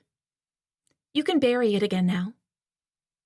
If you can bury it, I say firmly. There's no need for a big discussion about the damn thing. Just go stick it in the ground. Or if you prefer, leave it out for the wolves. It doesn't matter anymore. Instead of arguing with me, he turns and heads back across the clearing. I want to punch him right now, to make him suffer. I know he thinks he was doing what's best for me, but I can't get over the fact that he took a goddamn saw and cut off a part of my body. Feeling another itch in my right foot, I reach down and once again find that my hand has nothing to touch. Letting out a gasp of frustration, I look up at the dull gray sky overhead, and finally I allow the tears to start rolling down my cheeks. It feels as if a huge part of my soul has been taken away, as if I'll never be complete again. I hate Toad. I hate him for what he's done to me. As soon as we get to somewhere with other people, I never want to see him again. Feeling another itch on my right foot, I reach down to scratch it before letting out a cry of frustration. Thomas. Thomas, a familiar voice shouts. Thomas, wait! Thomas, it's me! Sighing, I realize that Quinn has finally caught up to me. I don't stop or look back. Instead, I continue to make my way along the shore, carrying the 2 large, heavy salmon to the spot where 2 women have already got a fire burning. I can hear someone running toward me from behind, though, which I guess means I'm going to have to deal with more of Quinn's drama. Maybe I'm being harsh, but I kind of just want her to disappear. I put up with enough of her crap over the past few days, but things have changed now. I've got better options. Wow, she says as she reaches me. Those are 2 huge fish. Where did you get them from? Where do you think? Where? Have you noticed the large body of water nearby? Really? Did you catch them? It was either that or go to the local store, I reply. I kind of figured they'd probably be all out. That's very impressive, she continues, keeping pace with me. I thought I saw you going out on a boat, but I wasn't sure. To be honest, I never had you down as much of a fisherman, but good for you if you've decided to take up a new hobby. It's absolutely amazing to think you were able to just go out there and catch these 2 huge things. It's so lucky that you were able to... It's not luck, I say, stopping and turning to her. Mark knows what he's doing. He taught me, too, so I can do it by myself tomorrow and contribute to this place. People around here actually work to keep the community running, unlike... I pause as I try to work out if I'm being too harsh. Unlike what? She asks a little reticently. I just think this is better than what you had going in Chicago, I continue. People are actually working together here instead of dancing around on a platform while a bunch of dazed zombies mill around and wait to die. I mean, do you really think that setup was going anywhere? The whole thing was completely pathetic. It's very different here, she replies defensively. They have resources and a lake. I'm busy, I tell her, turning and heading toward the part of the shoreline that has been marked out as a cooking area for our particular group. I'm already starting to get a good idea of the layout here, and although no one has said anything about it yet, I'm pretty sure that I must be exceeding expectations. The only thing holding me back is Quinn, and if I can just get her to quit pestering me, I'll be just fine. I need to talk to you about the signal, she says, hurrying to keep up with me. I spent all morning working on the laptop. The spare battery I brought is almost out of power, so we don't have any time to lose. If we're going to locate the source of the signal with any accuracy, we need to work faster to triangulate the exact site. We also need to find some shovels, because I'm worried that maybe whatever we're looking for has been buried. Do you think the people here might be able to lend us some digging equipment? You seem to get on with them quite well. Can you... I'm busy, I say, this time more forcefully. I know, she continues. But I'm sure there are other people who can take care of the fish. Just find someone who likes cooking. I have to go and help chop wood later, I tell her. I'm going to be doing it all afternoon, so that there's enough to keep people warm tonight. A group of us need to head further along the shore and find a good spot, and then once we've got the trees down, we'll have to divide them into smaller pieces and bring them back. So if you think about it, I really don't have time to help you with your dumb quest. Wood? She replies, stepping past me and trying to get in my way. This is more important than wood, Thomas. This is the future of mankind. Take Kaylee, I say as I sidestep my way around her. I don't know if they've put her to work yet, but maybe you can persuade her to drop her responsibilities and run off with you. Responsibilities to who? She asks, trying yet again to block my way. To these people or to our mission? You saw the drawing of my dream, Thomas. We're supposed to go and find the source of this signal, and we can't allow temporary concerns to get in the way. I know it's important to have food and heat here, and I'm sure that there are plenty of people who can get all of that done, but we have a different task. In fact, what we're doing is more important because we're trying to find a future for the entire human race. I'm busy, I tell her yet again. So am I, she hisses. And what I'm doing is more useful than any of the bullshit they're dealing with around here. Can't you see that? This is about finding a new path for humanity. These people are trying to recreate the old ways, and I understand why they might want to do that, but it's not a long-term option. We need to embrace change rather than reverting to the way things used to be. Can you just... Are you even listening to me? This time, when she tries to get in my way, she manages to get her foot caught up with one of mine, and although I try to keep my balance, I end up falling forward and landing on top of the fish. I scramble to get back up, but the sides of the salmon are already caked in dirt. I swear to God, right now, I just want to tell Quinn to get away from me and never come back. Are you okay? She asks. Gathering the fish up, I try to brush away as much soil as possible. I figure they can be cleaned, and that they should still be edible, but I'm starting to feel as if Quinn is pushing me way too far. Thomas, she continues, I'm sorry I knocked you over, but you have to see sense. Our mission... Go to hell, I say, turning to her.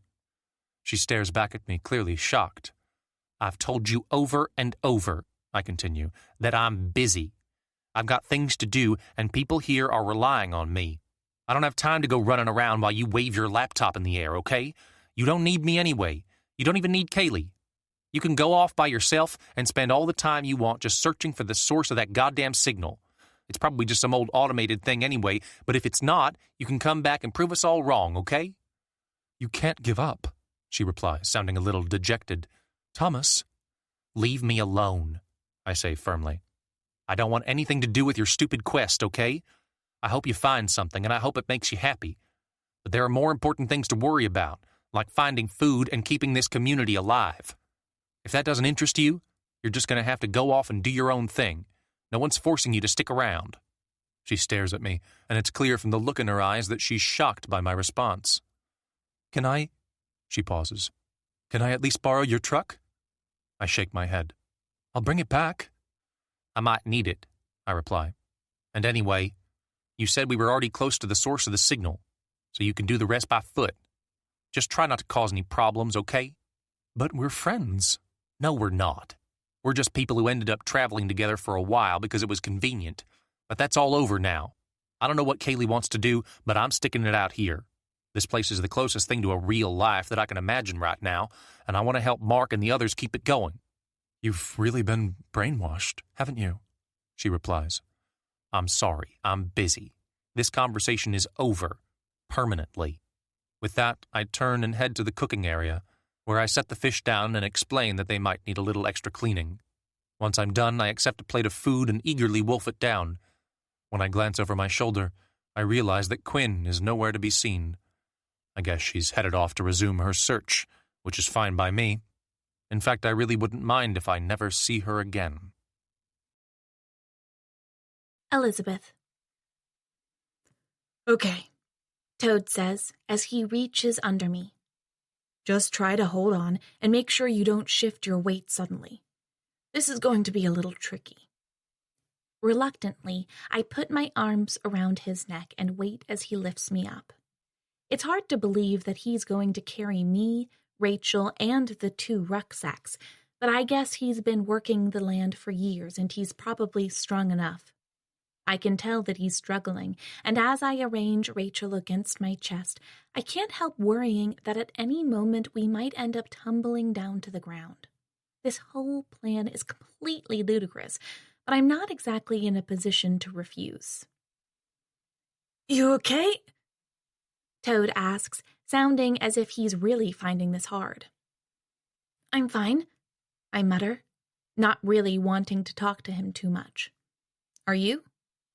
Don't worry about me, he says, turning and making his way slowly across the clearing with heavy, lumbering steps. I've carried heavier things. Thanks. You know what I mean. I guess I'm lighter than I used to be, I say darkly, staring at my bandaged stump.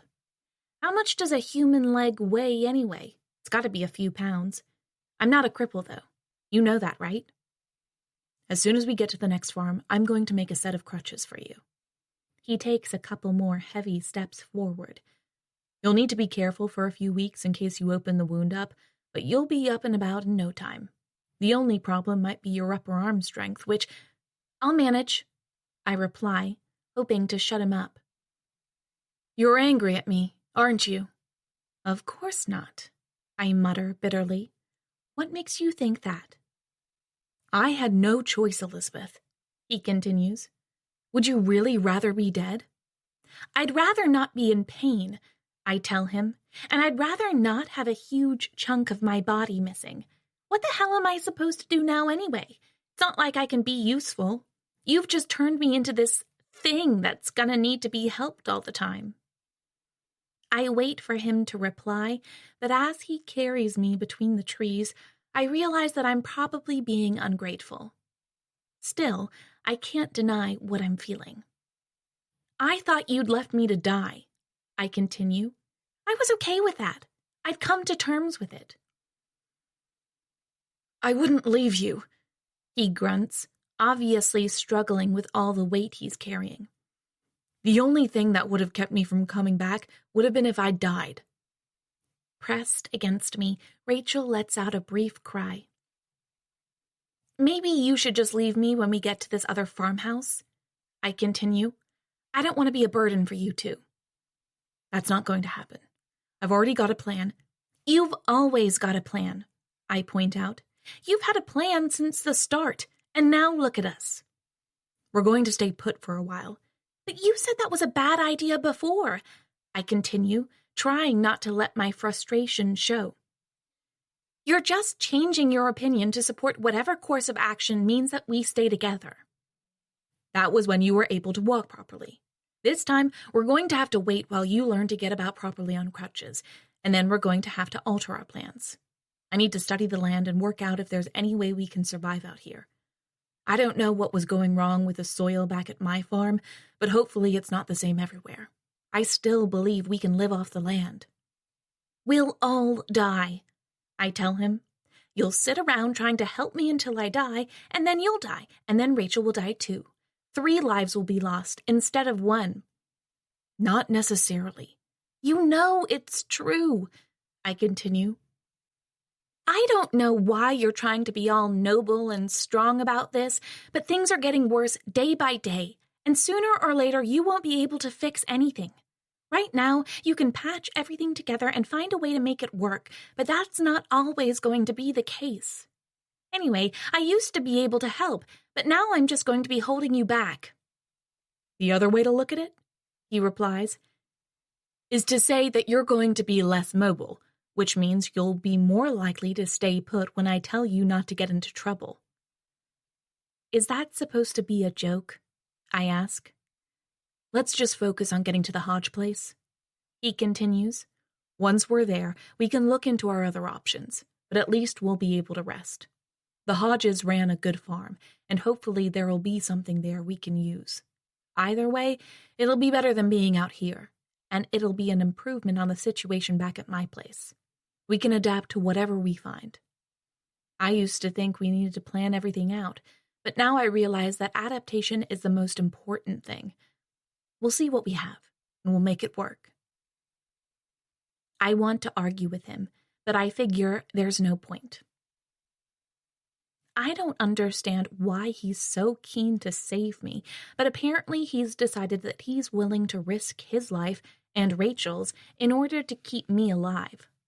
I'm too weak to keep debating the point with him endlessly, so instead I decide to focus on keeping Rachel entertained. Reaching down to her, I let her wrap her tiny fingers around my hand, and for a moment she stares at me with an expression of wonder. As a faint smile crosses her lips, I find myself feeling more and more certain that my earlier fears about her health were unfounded.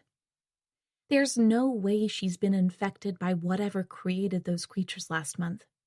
She's just a normal little girl who happens to have been put through a lot of trauma. "It's going to be okay," I whisper to her, even though I'm not certain I believe it anymore. "Whatever happens to me, you're going to be fine." Thomas. I gutted a fish today, Kaylee says as she hurries to catch up to me. Look, she adds, holding up her bloodied hands and grinning from ear to ear. See? That's salmon blood. It was kind of gross, but I did it. Cool, I reply, although I'm more impressed by the change in her attitude. Somehow she seems to have come alive since we arrived here, and it's good to see her getting to work. You know I helped catch those salmon, right? I was out on the water with Mark as soon as the sun came up. It only took us about half an hour. Mark landed the first one, but the second was all me. That was the biggest one, too. It was so interesting, she continues. It was hard at first, but this woman showed me how to do it properly. In a few minutes, she's going to show me how to prepare them for the fire, and I'm going to spend all day learning about the stuff they cook here. There's a guy who's going to show me a load of other things, too. Apparently, it's really important to make sure we follow hygiene rules, because otherwise everyone could get sick, and we don't really have any way to treat them. Sounds like you're really settling in. It's amazing how much has changed since a couple of days ago, she points out. I never would have believed. I mean, look at us. I can't help but smile. She's right. Suddenly things are looking up. It's good to be busy, she continues, keeping pace with me as we make our way toward the forest. When you're busy, you have less time to think about the past. What about you? I'm off to cut down some trees, I tell her. Mark's showing me how everything works. I'm going to try every job that's going and wait to see what I'm good at. So far, I seem to have a hang on fishing, but that might not be where I'm needed the most. I told Mark to think of me as a tool that he needs to apply however he sees fit. Huh, she replies with a smile, nudging my arm. So you're a tool, are you? We're all tools. That's what Mark says anyway. He says we're all created equal, but that some of us have got a natural affinity for a certain type of work. Like the way men are often better at physical labor. It doesn't mean that's always true, but most of the time women can't go and cut down trees so easily. Mark says that even though women aren't inherently better at things like cooking, that's often the kind of job that's left for them after the men have taken all the physical stuff. He seems like he's got lots of ideas about how the world should work, Kaylee replies, not sounding too impressed. It's just logic. Men and women are built differently. So if I wanted to come and cut down trees, you'd slow us down, I reply. No doubt about it. I mean, look at your arms. You're not strong enough. Your arms aren't exactly covered in muscles. They're better than yours, I point out, keen to make sure she understands. So I can't come and help with the trees? She asks. Come on, please. I'm a good worker. It'd be a waste of your time, I explain. You can be better utilized somewhere else. You'll probably find something you're really good at. It doesn't have to be cooking. You should try a bit of everything. We walk on for a moment, and it seems as if she's not entirely happy with what I just said. Still, I figure she can't really argue with me, since, as Mark pointed out, the whole thing is based on science. Men and women are different, and that's something that should be embraced, not ignored. Maybe in the old world we were able to smooth over those differences, but now none of us can afford that luxury. So have you seen Quinn? Kaylee asks eventually. Earlier, she was pissing me off. I saw her just now, she continues. She looked really sad, like she didn't have anything to do. She was holding her laptop, but she didn't have it on, and she was just staring at it like she hoped it'd still give her an answer. I offered to let her join me at the cooking site, but she said she didn't have time. It's almost like she doesn't want to join in and help. I kind of feel sorry for her. All she cares about is that stupid signal. Do you really think it's stupid? I think it's a waste of time, I reply sharply. So what if someone's sending out a beacon from somewhere? Beacons and signals don't put food on the table or water in people's cups. If there's anything to find, someone will stumble onto it eventually. It doesn't have to be us. She wants me to go with her to keep looking for it, she continues. She keeps complaining that her laptop doesn't have much more battery power left, and that we have to get moving before it runs down completely. She's got it turned off right now, and I think that's eating away at her. You know what she's like, right? She has all these crazy ideas, and she can't put them all in order, so she tries to just go for everything at once. I think she's convinced that she's got the location narrowed down, and that all we need to do now is walk about 5 miles to the east, and then we'll find it. I mean, that's what she says, anyway. Sure, we'll find it, I mutter, and it'll be something that saves the day and makes us all seem like heroes. She doesn't know what she's on about. I admit, it's good that we ended up coming out here, but it's just a coincidence that we found these survivors. Quinn doesn't want us to join a large group because she wants to be the center of attention. In her head, she deserves to be regarded by everyone as some kind of leader, but that's not the kind of person she is at all. She's not a natural leader like Mark. She's just someone who wants to be... I pause for a moment, feeling as if maybe I shouldn't be too mean. Since I found out about Quinn's son, I felt that maybe she's a lot more damaged than I realized, but I still feel as if she's a disruptive presence. So are you going to go with her? I ask eventually. I was thinking about it, Kaylee replies, But no, I mean, I'd like to, but I don't think I have time. There's already so much to do here, and... That's good, I say, interrupting her. All that crap with Quinn is in the past now. If she can't get over it, that's her problem. But we need to focus on what we're doing here.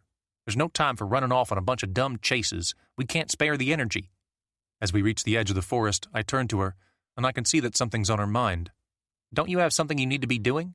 I ask after a moment. You said you're going to be shown how to cook the fish. Yeah, she replies, but she doesn't turn to walk away. I was just thinking, though, do you want to go exploring later? When we're both finished, I mean. We could take a look along the shore, maybe just check out the area. Just the two of us, without Quinn or anyone else. Check it out? Well, she pauses as if she's a little tongue-tied. Yeah, I mean, I don't know what's out there. Do you? There might be something. It's just... I wait for her to finish. I thought we could go for a walk, that's all.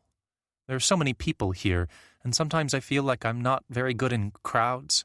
I mean, it'd be good to know the surrounding area a little better, wouldn't it? I don't know, I reply, surprised by the idea. Maybe. I don't think I'll have time, though. Mark says it's going to take until sundown to get the trees cleared, and then we have to start up again at first light. Okay, she says quickly, looking embarrassed as she takes a step back. It was just an idea, that's all. Don't worry about it. With that, she turns and hurries away, breaking into a run as she heads back toward the main part of the camp. Watching her for a moment, I try to work out what just happened. It's almost as if she wanted to spend time alone with me, but I guess she's just trying to get a friend. She picked a bad time for it, though. There's so much work to get done, I don't think I'll have a spare moment for the next few weeks. It feels good to have a job, and as much as I like Kaylee, it's time now to focus on the tasks at hand. Mark's right when he says that we need to see ourselves as tools to be applied to whatever job needs doing. He's also right when he says that egos need to be set aside so we can be more useful to the group. Hell, Mark's right about a lot of things. Figuring that Kaylee will be fine, I turn and head through the forest. I can already hear men working up ahead, and I'm keen to join them. This is where I belong now. Elizabeth.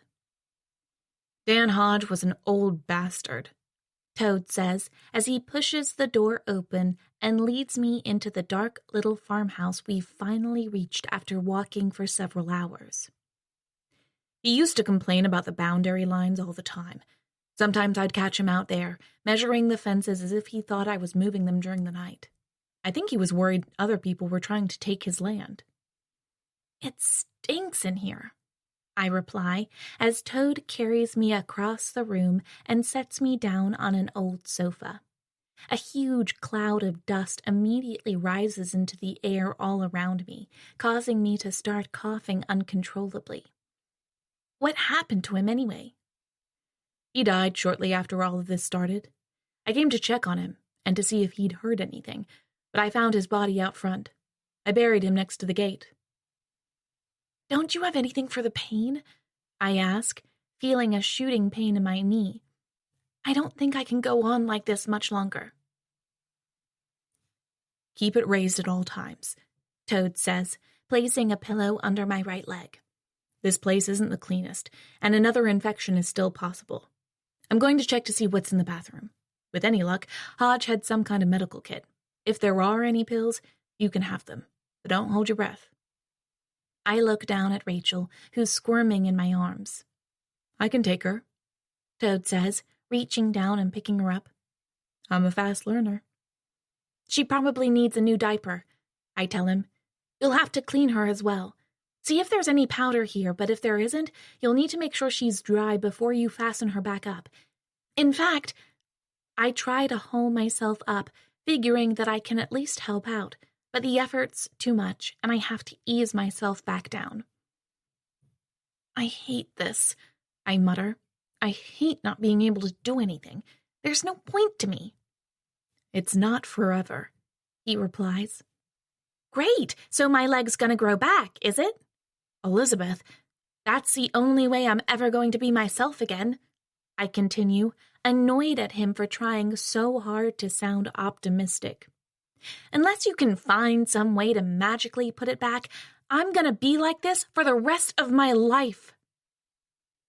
Without replying, Toad takes Rachel through to the bathroom, leaving me to look around at the room. It's starting to get dark outside, but I can just about make out a dirty-looking kitchen with a round table next to the stove, while there are a couple of sofas over on this part of the room. I guess the place has been abandoned for the best part of 2 months now, but it still looks like it wasn't exactly clean and tidy to begin with. Whoever this Dan Hodge guy was, I figure he lived alone, and that he didn't really care too much about keeping the place looking good. "You're in luck," Toad calls through a few minutes later. "Guess what I found?" I turn and watch as he comes into the room with a pair of crutches. Hodge broke his leg a few years ago.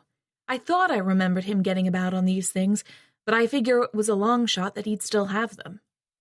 He puts them under his arms and leans on them for a moment. "They're sturdy enough. I know they look pretty ancient, but you'll be glad of them soon enough." "You want me to go around on those like some kind of cripple?" I ask. "You'd rather stay on the sofa?" Figuring that he's right, I sit up, taking care not to bump my bandaged knee. "Not right now," Toad continues, leaning the crutches against a nearby wall. "The risk of you falling and reopening the wound is too great.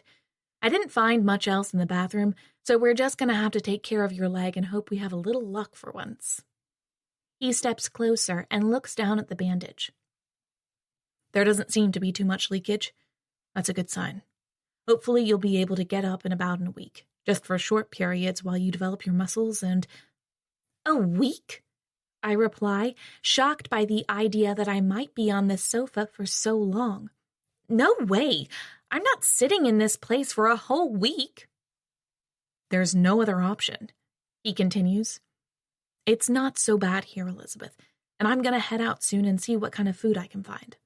I know for a fact that there used to be wild rabbits around here, and Hodge kept chickens a little way off to the north. If they're still alive, we could have a pretty damn huge feast tonight."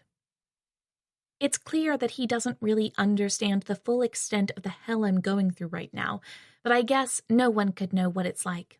The pain in my knee is strong, but it's nothing compared to the pain in my mind.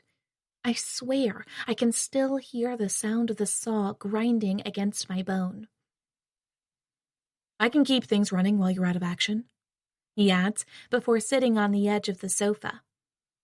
"Remember when I was hurt and you looked after me? I guess I'm just repaying the favor." "But you got better," I point out. "I'm never going to get my leg back." "But you'll be able to move around. You'll be active sooner than you think." "I still wish—" He waits for me to finish. "I still wish you hadn't done it," I continue. "There must have been another way, or if there wasn't—" "I couldn't just let you die," he replies. "Do you really think I could have gathered Rachel up and just walked away? Would you have been able to do that to me?" "No, but—" I look down at my bandaged stump. The pain is intense, but it's almost begun to become part of my mind's background noise now, as if I'm getting used to it in some sick way. "It's going to get infected again," I say after a moment, "and I'm going to die, and you'll just end up stuck here. Everyone should just look out for their own needs instead of worrying about other people." "That doesn't sound like the kind of world I want to live in," he replies. "Tough. That's the kind of world we've got now. The days of people helping each other are over. It's every man for himself." "What about Rachel?" "That's different. She's a baby. Everyone else has to sink or swim." He stares at me for a moment, as if he doesn't quite believe that I'm saying these things. "It's true," I continue. "If you stop to help someone else, you're just going to end up putting yourself in more danger. That's always been the case, but this time even the smallest danger can be fatal. You're sitting here with me when you should be out there on the road, heading for somewhere safe." I pause for a few seconds, hoping that he might reply. "I don't even like you," I add eventually. "You're just someone I met by accident, and now you're the guy who cut off my leg. What do you think's going to happen here? That we're going to be friends? That I'm gonna suddenly think you're okay? I hate you. Every time I look at you, I think of the pain you caused me. That's only natural, but can you just leave me alone? I add, hoping to cut this conversation short. I don't want to talk. I just want to sit here and... My voice trails off as I realize that there's nothing I actually want to do. The pain is getting worse, and I can still feel my right foot, even though it's gone. The last thing I need is to keep explaining myself to Toad. It's not as if he'd understand, anyway. There was no one, he says suddenly. No one what? I ask. No one left who I cared about. He pauses. You asked me earlier if there was anyone I was looking for, but the truth is, there isn't. My parents aren't around, I don't have any siblings, and there was a woman I loved once. Her name was Rebecca, but she died long before all of this started. She killed herself. That's when I decided to get the hell out of the city and go to my farm. But even there, I couldn't stop thinking about everything that had happened. But, pausing, I realize that there's nothing I can possibly say that wouldn't sound dumb. The worst part, he continues, is that Rebecca's death was my fault. She talked about suicide so often, I started to think she didn't really mean it. And then one day, when she tried to call me and I was busy, I didn't call her back. I was too tired to deal with any more of her drama. I had so much to do, so I figured I'd just call her back later in the day. And then eventually I just decided to wait until I got back to our apartment. But when I opened the door, I stare at him, waiting for him to continue. She'd cut her wrists, he says finally. I don't think she even intended to die. I think she expected me to come and find her, but I didn't. I got home hours later than usual that day, and by then it was far too late. So you see, I've already left one person behind. Let one person die. I'm not going to do it again, not ever. If that annoys you, then too bad. Getting to his feet, he heads toward the door before turning back to me. Rachel's sleeping. She should be okay. I'm going to go and take a look at the chickens and see what else Dan Hodge might have left around the place. I'll be back in an hour or two. Once he's gone, I find myself staring at the door, wondering why I didn't say anything to him after he explained the story about Rebecca. I guess I was just in too much shock. I could always tell there was something dark in Toad's soul, but I assumed it was just that he was missing someone who'd been lost when the crisis started. Now it's clear that he was already hurting a long time ago, and even though I still wish he'd left me behind, I can at least understand why he didn't. I wish there was something I could say that might make him feel better, but I'm not very good at this kind of thing. Damn it, why did I have to be such a bitch to him? Leaning back, I stare up at the ceiling.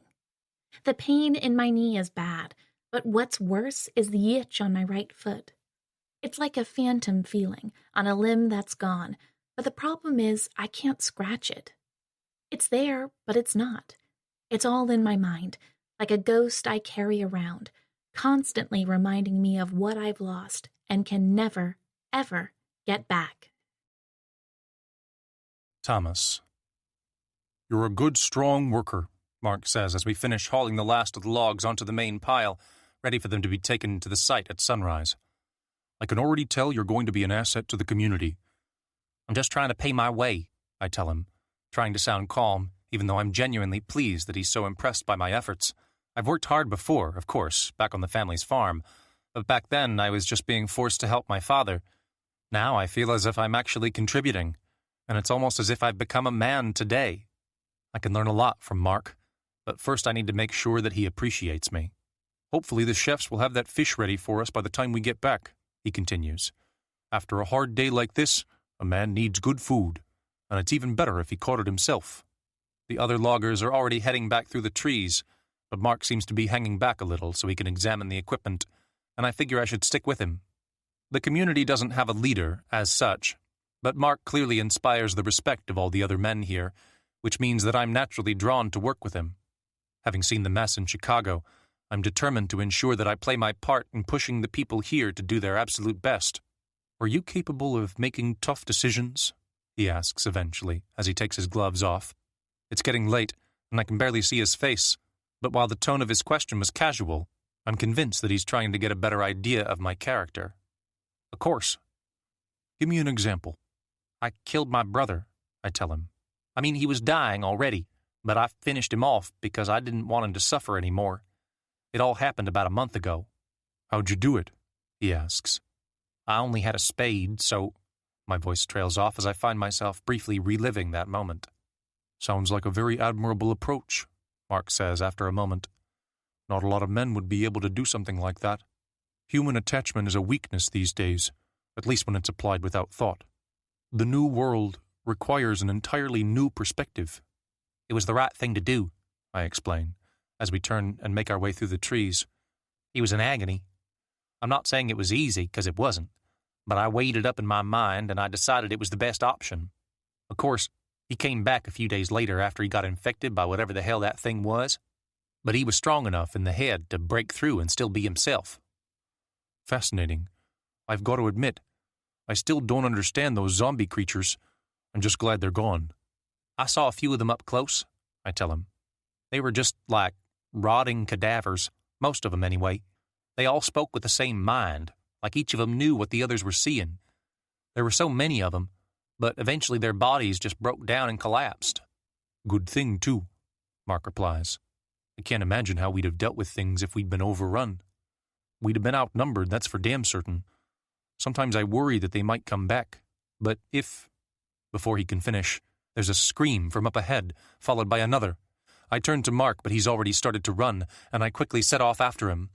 Dodging between the trees and almost losing my footing several times, I eventually drop the bag of tools I've been carrying, and as soon as we get out beyond the edge of the forest, I see that a crowd is starting to gather down by one of the cooking sites.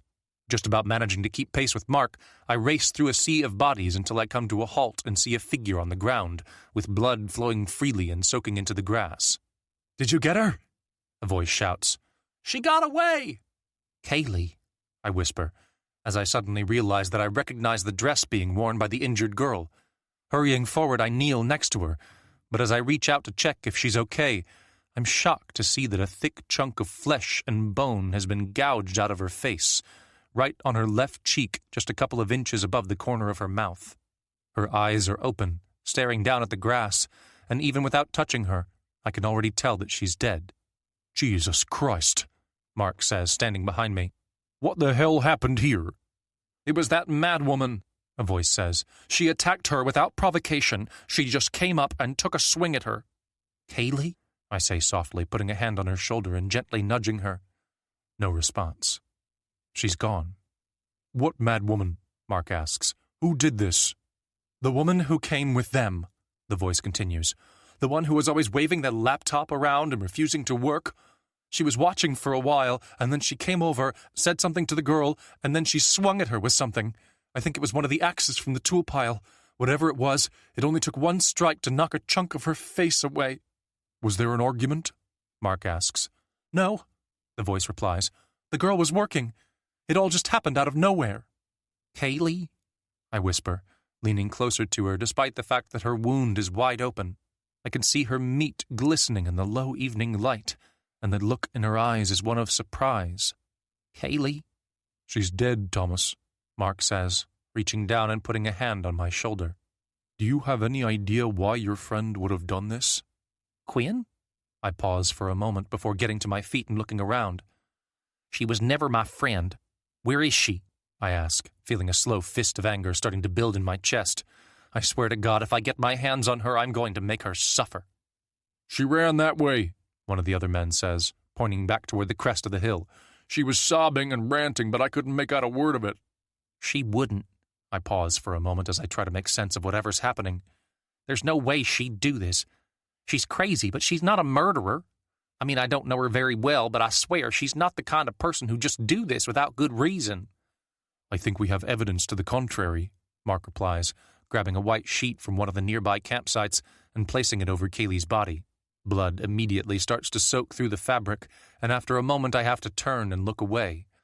My mind is almost completely blank, as if my brain has seized up. "There was a look in her eyes," says one of the women standing nearby. "It was like she'd been possessed." "Let's not have that kind of talk," Mark says calmly. "No one's been possessed. Whatever happened, it was the work of—" He pauses, as if he can't find the right words. "Thomas," he continues eventually, "is there anything you can tell us that might explain why your friend Quinn—" "She's not my friend," I say darkly. Looking down at my hands, I realize they're trembling. "How many times do I have to tell you?" "Do you have any idea why she'd want to hurt Kaylee?" I shake my head. "Has she ever shown violent tendencies before?" I shake my head again. Somehow words seem completely inappropriate.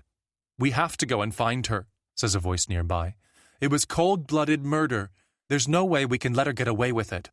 "She has to die," says another voice. "She might come back and do it again.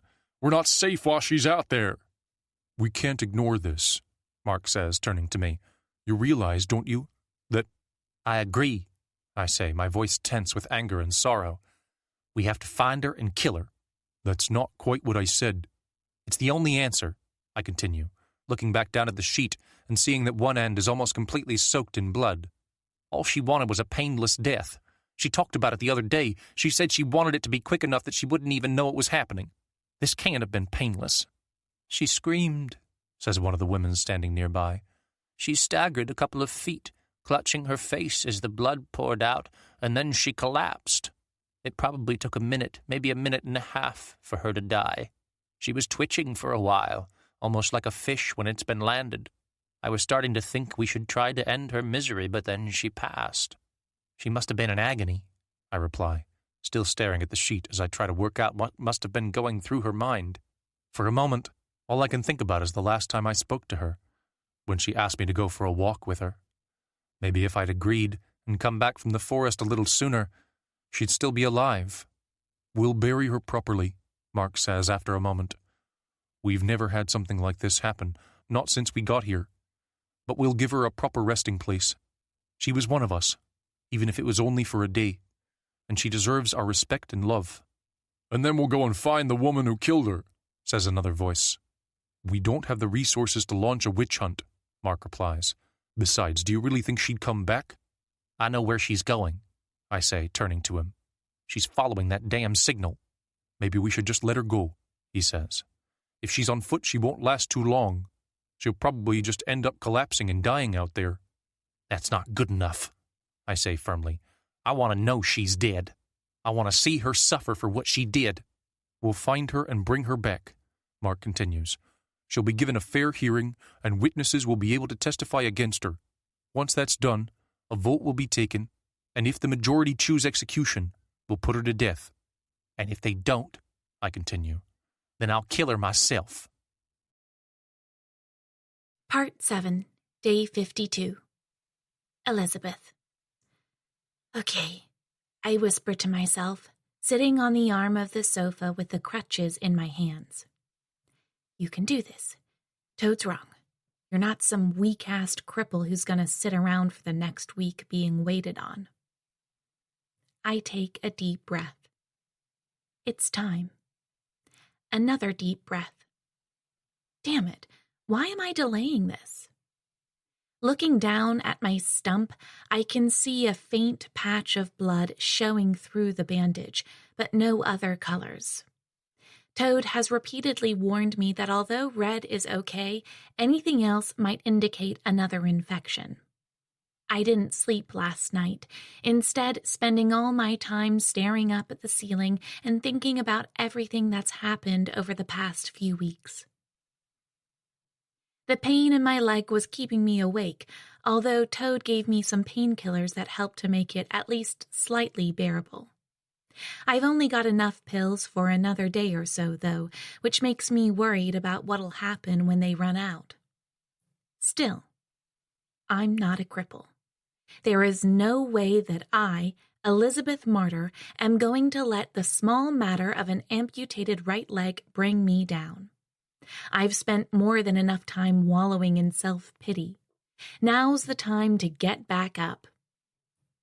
I'm fine, and it's time to prove it. Adjusting my grip on the crutches, I take another pause and try to summon as much strength as possible before finally hauling myself up. Using my left foot to keep myself more or less balanced, I have little trouble getting upright, and although I feel a little wobbly, I'm finally able to arrange myself more or less comfortably. Once I'm sure I can stay up, I use the crutches to take a faltering step forward, disturbing more dust in this dark, wretched little room. To be honest, this is turning out to be much easier than I'd expected. Toad acted like I wouldn't be able to get about at all, but I guess he underestimated me. Not for the first time. "What do you think of me now, huh?"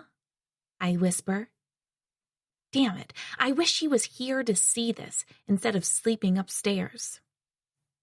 Making my way across to the window, I look out at the dull gray morning. Dan Hodges' farmhouse is surrounded by a forest of tall, thin pine trees, resulting in a subtly creepy atmosphere. I can't shake the fear that more of those creatures are going to come marching out of the gloom at any moment, but so far everything seems fairly peaceful. For a moment, I'm almost able to forget about the fact that I've only got one leg, but the dull, relentless pain soon comes back to bite me. The worst part is, I swear I can feel my right foot resting against the floor, even though my actual right foot was left in the clearing before we came down here. Turning, I carefully make my way back across the room.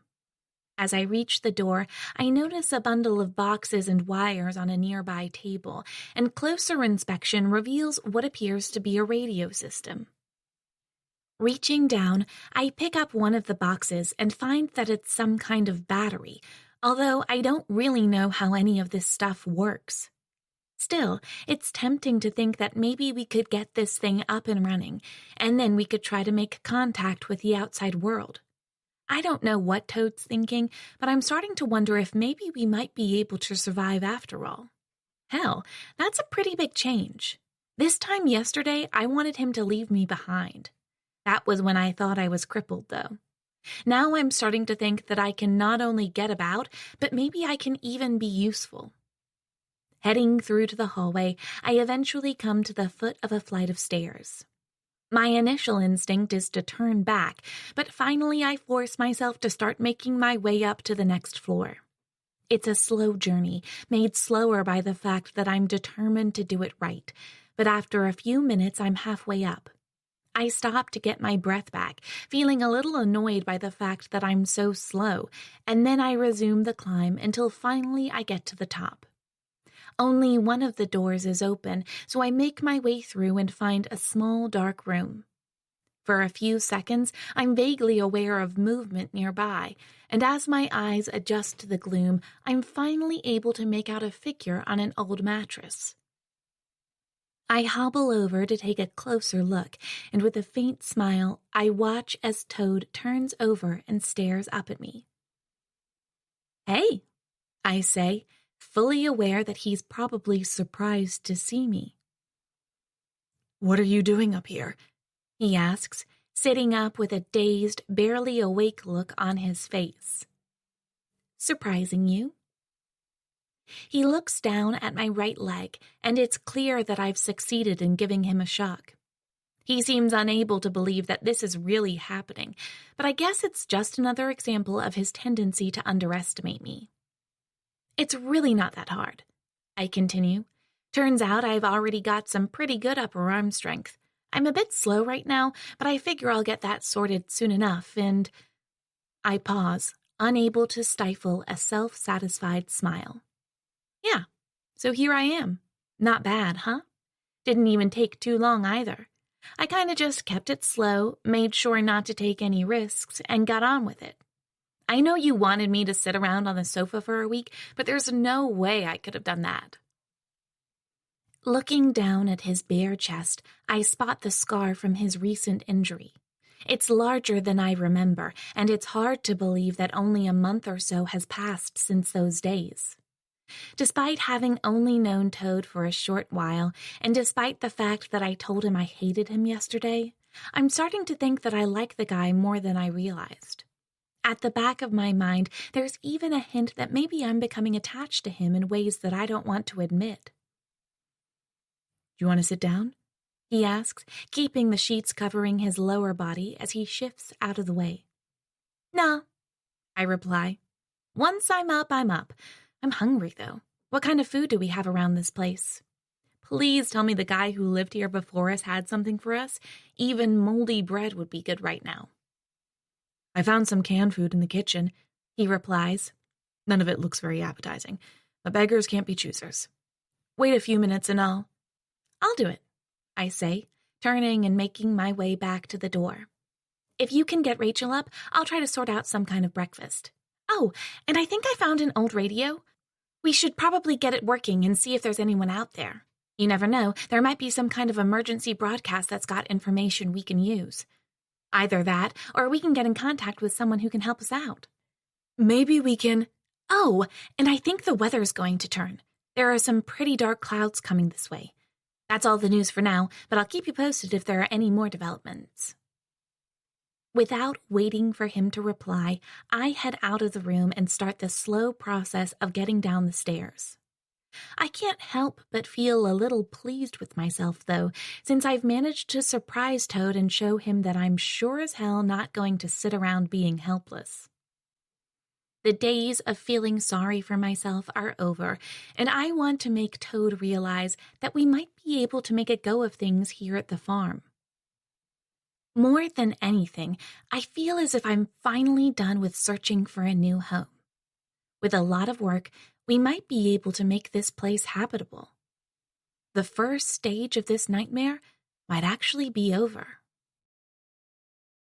Thomas. I don't know what to say, I mutter, standing by the side of the grave. I didn't really know her very well. I dug the grave this morning, using just an old shovel that Mark found for me, and working through the scorching heat. And now Kaylee's body is down at the bottom, wrapped in a white sheet. Given the nature of her injury, I didn't much feel like seeing her face again, so I just let some of the others prepare her body, and they did a pretty good job. The sheet is covering most of her, except her bare feet, which are sticking out at the bottom. There's no blood on the sheet, though, which is good. That's what I was most worried about. And now I have no idea what to say. There's no right or wrong way to do this, Mark whispers, standing next to me. I just thought you'd like to say a few words, so that the others might get a better idea of who she was. But I don't know who she was, I reply, glancing over at the handful of people who have come to attend this makeshift funeral, and who are waiting patiently for me to give some kind of speech. You knew her better than anyone else here, he replies. Yeah, but that's not saying much. I turn to him. We're wasting time. We should be out there tracking Quinn down and bringing her back so she can pay for what she did. There will be time for that soon enough, he says, putting a hand on my shoulder. She's not going to get far, not without food or water. Just take a moment to mourn your friend. I don't even know if she was my friend, I tell him. I saw the way she looked at you, he continues. Whatever you thought of her, she considered you to be a friend. I only knew her for a day, but I noticed that she always seemed happier when you were around. I'm sure that has to mean something. As he takes a step back, I'm left alone by the side of the grave. Part of me is annoyed that everyone seems to want me to somehow take charge of this event, but another part of me feels that there might be some way I can make myself feel a little better. There's been so much death and misery over the past month, first with that Lydia woman, then my parents and Joe. But for some reason, Kaylee's death has hit me the hardest. She seemed so sweet and kind, and she seemed to genuinely like me. And then she was cut down, not by one of the creatures, but by a fellow human being. I can feel a kernel of anger in my soul, and I know there's only one way to deal with it. First, though, I have to try to say something nice. I didn't know her, I say finally, staring at the body but aware that everyone's watching me. The first time I met her was only, less than a week ago. Then she came with us when we left Chicago, and I sort of got talking to her a bit more, which was pretty good. She seemed friendly, but she was in shock because of what had happened to her parents. When we arrived here, though, something changed in her. She was more talkative, and she seemed to want to get to work. I guess we were the same like that. I pause, wondering if I've said enough. Damn it, I'm not good at this sort of thing. I'm going to kill Quinn, I add finally. I stand in complete silence for a moment. I know that was probably the wrong thing to say, but it's the truth, and it's the only thought in my head right now. I mean it, I say, turning to the others. There are tears in my eyes, but I refuse to cry. There's no reason why anyone could have ever wanted to hurt Kaylee. She was so kind and so good, and she never did anything bad to anyone. And I figure that when someone kills someone who's so innocent, there's only one way to deal with them. I know people talk about mercy and justice, but sometimes you just have to say that something isn't right, and you have to— Maybe this isn't the time, Mark says quietly, stepping toward me. Hell, it's absolutely the time, I reply, refusing to let him shut me up. I'm angry. Kaylee shouldn't be down there in that hole. She should be up here with us, helping out and getting to work. I know a lot of stuff has happened lately, but good people should still have a place in the world, and if monsters like Quinn are around, we have to get rid of them, right? I turn to Mark, and then back to the others. If we're going to survive, we have to get rid of people who do things like this. I'm not just talking about Quinn, either. There might be other people here who saw what happened and who are going to get the idea that somehow it's acceptable. We need to catch Quinn and kill her so that everyone else can see that we've got some kind of justice around this place. We're not savages. You're right, Mark says, but this isn't the time for— It's always the time, I reply, interrupting him as I hurry past him. Grabbing a shovel, I start pushing soil back into the grave. Glancing down into the hole, I watch as Kaylee's body is completely covered, and then I keep going, shoveling more and more soil down there until after a few minutes the grave has been filled. Breathless now, I take a step back and drop the shovel, and that's when I realize that the small crowd has been watching me this whole time. I guess maybe they think I've gone a little crazy, but I don't care about their opinions. Right now, all I can think about is Quinn, and the fact that she's out there, somewhere, probably thinking she got away with this. One of the others is going to make a small marker for the grave, Mark says after a moment.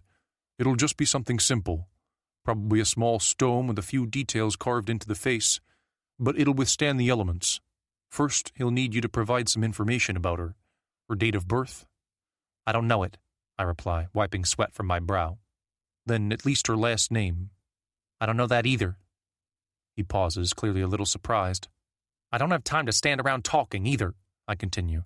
I know there's a lot of work to do, but I need to take one day off so I can go and find Quinn. Just one day, that's all it'll take. We need to go and collect the wood we chopped yesterday, Mark replies calmly. Someone else can do that. We can't let this incident affect the work of the entire community, he continues.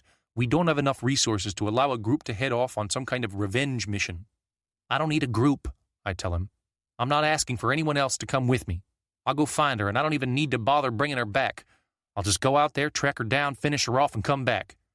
It won't even take me till sundown. No one else has to worry about it. This is my job and mine alone. As the small crowd starts to dissipate, Mark remains on the other side of the grave, watching me. I can tell that he doesn't approve of my plans, but right now I don't care. The only way I can deal with this knot of anger in my chest is to track Quinn down and make sure she pays for what she did. You think it's wrong, don't you? I ask eventually. You think I should be all Christian and stuff like that, and forgive and forget. I know that's what a good person would do, and maybe I ought to find it in my heart, but I can't. All the other people who have died, I can kind of see why it happened, but not Kaylee. I'm angry, and there's only one thing that's ever going to set me right. The thought of her getting away with this. I can't handle it. No, he replies. I don't think you should forgive and forget. Actually, I think you're right. That little speech you gave, Thomas, that was awfully close to the speech a leader gives to his people. It was an impressive moment, and I think you've got great potential to really take a powerful role here within the community. He pauses, and it's clear that I've genuinely shocked him. I was going to say that we should let Quinn go, he continues, but you've changed my mind. I think you're right, and we have to make sure that not only is justice done, but it's seen to be done. And that means bringing Quinn back here for a proper trial. I'll bring her, I tell him. I can't promise she'll be alive, though. I'm going to come with you, he replies. This can't be seen to be the work of one person. We need to establish a system. I'll get someone else to take my place on the work duty this morning, and I'll join you to hunt Quinn down. 2 of us have a better chance of capturing her than 1. We'll leave immediately." "Good," I reply, even though there's a part of me that would have preferred to have done the job myself. "Just don't think you can hold me back," I add before turning and walking around the grave. "I want her dead. You can have a little trial first if you want, but one way or another, Quinn has to die for what she did here. And there's one other thing." I pause for a moment. "I want to be the one who does it. Whether it's out there in a field or back here after a trial, I want to kill her myself."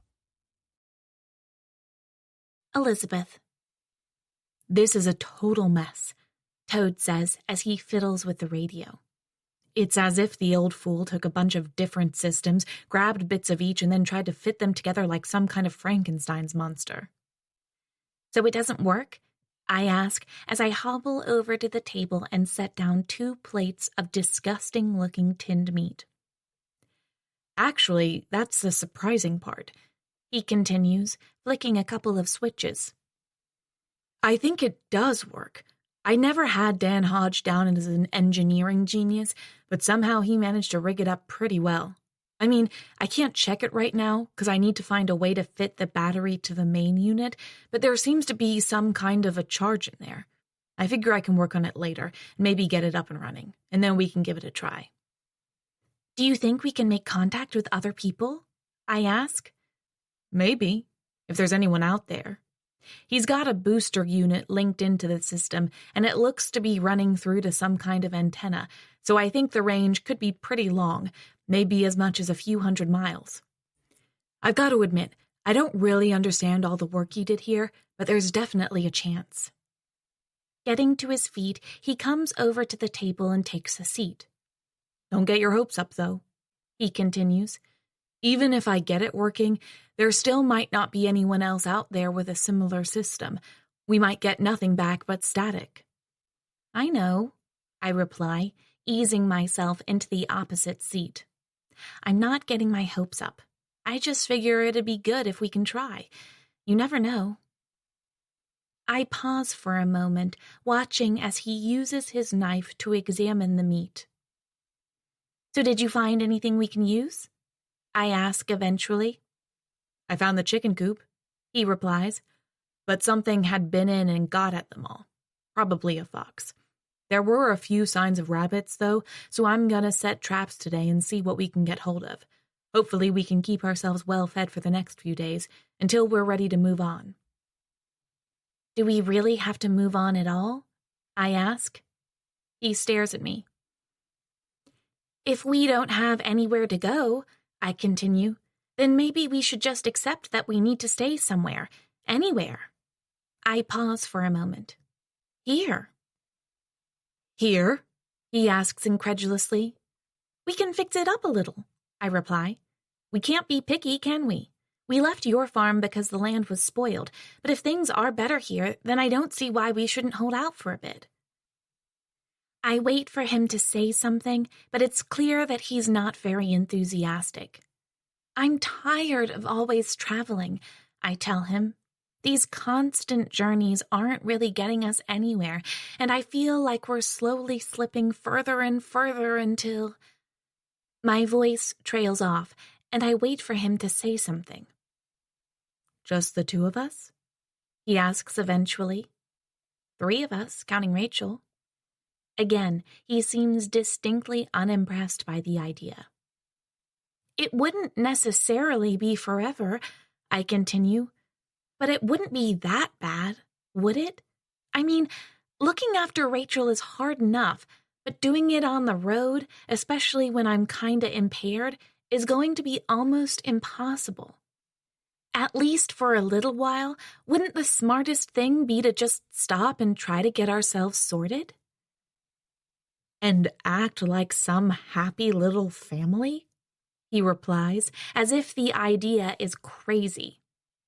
"I didn't say that," I mutter, cutting off a slice of meat and slipping it into my mouth, and then having to force myself not to gag as I eventually manage to swallow it. It's quite possibly the foulest thing I've ever eaten in my life. "I'll think about it," he says, before taking a mouthful from his own plate. I can see from the look in his eyes that he hates the meat too, but he forces himself to swallow. It's horrible, huh? I say with a faint smile. It's the most disgusting thing I've ever tasted, he replies. There's a lot of it, I continue.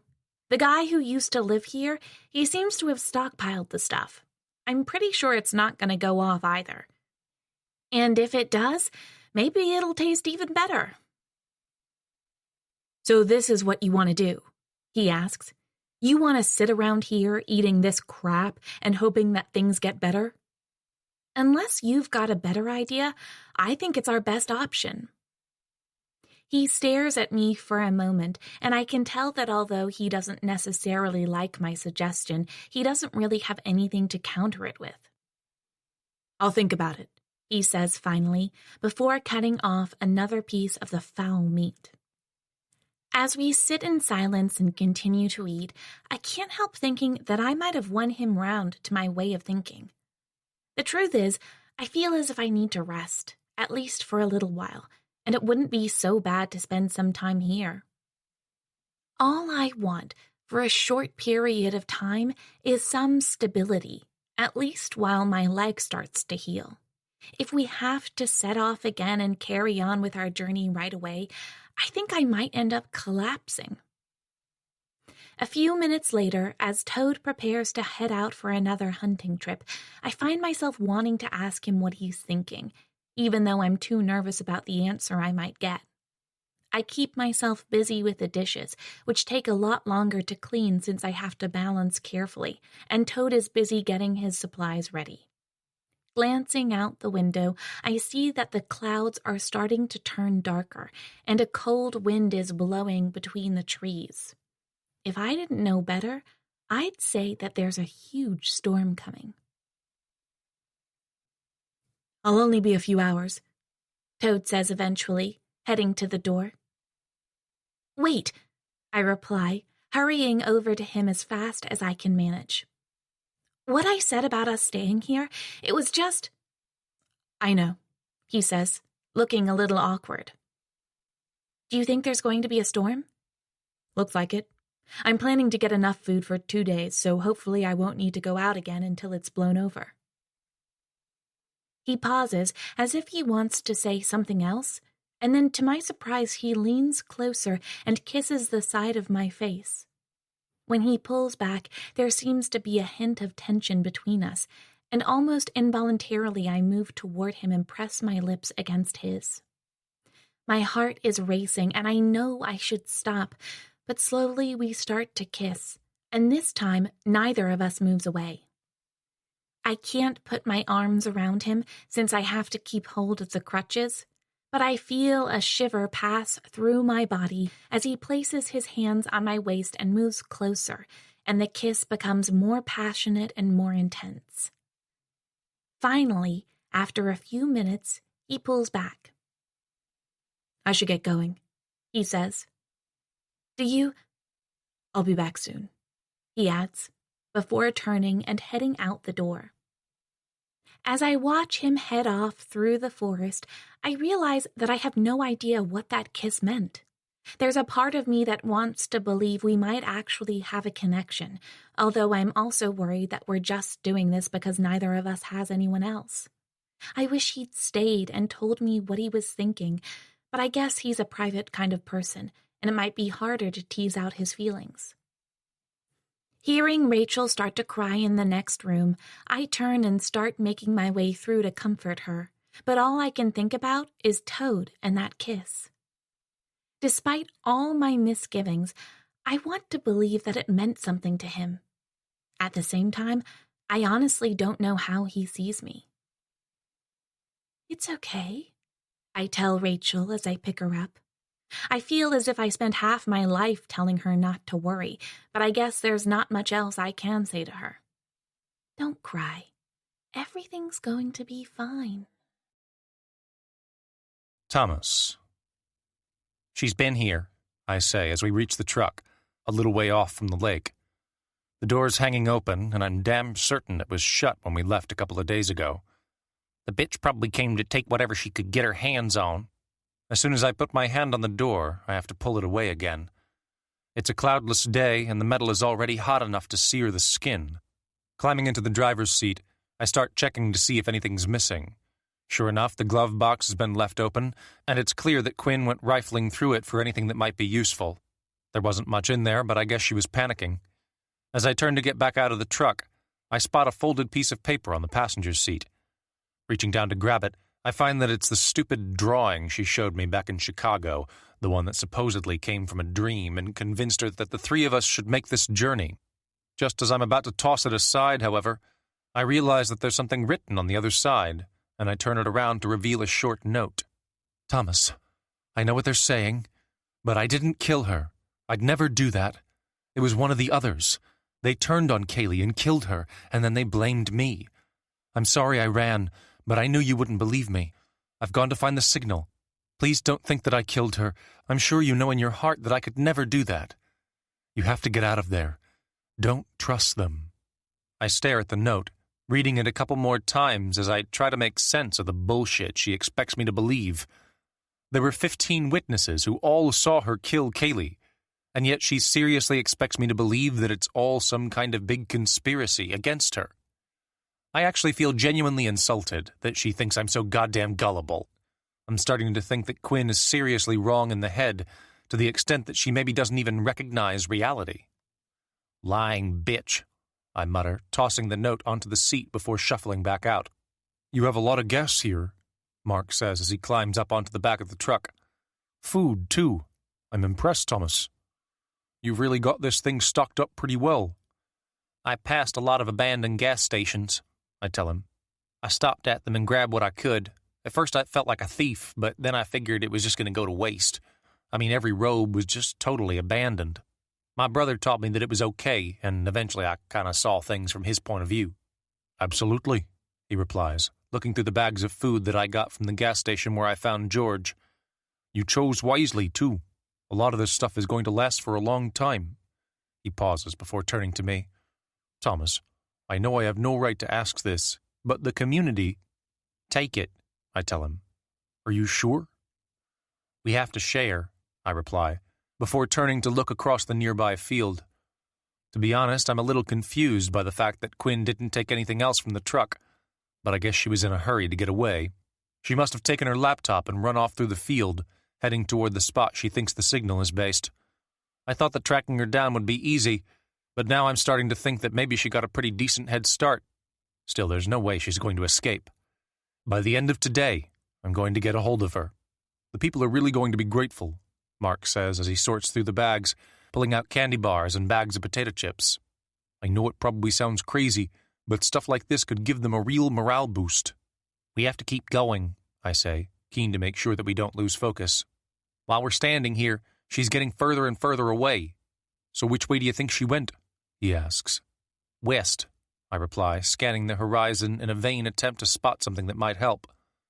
There's a lot of west out there. Care to narrow it down a little? She's got that stupid laptop, I continue. She's using it to try to work out the source of the signal, but I think the battery should have run out by now. I don't even know if she was actually getting closer or just fooling herself. I could tell there was something wrong with her, but I never thought she was properly insane. She's probably not even going in a straight line. That goddamn laptop will be leading her in circles.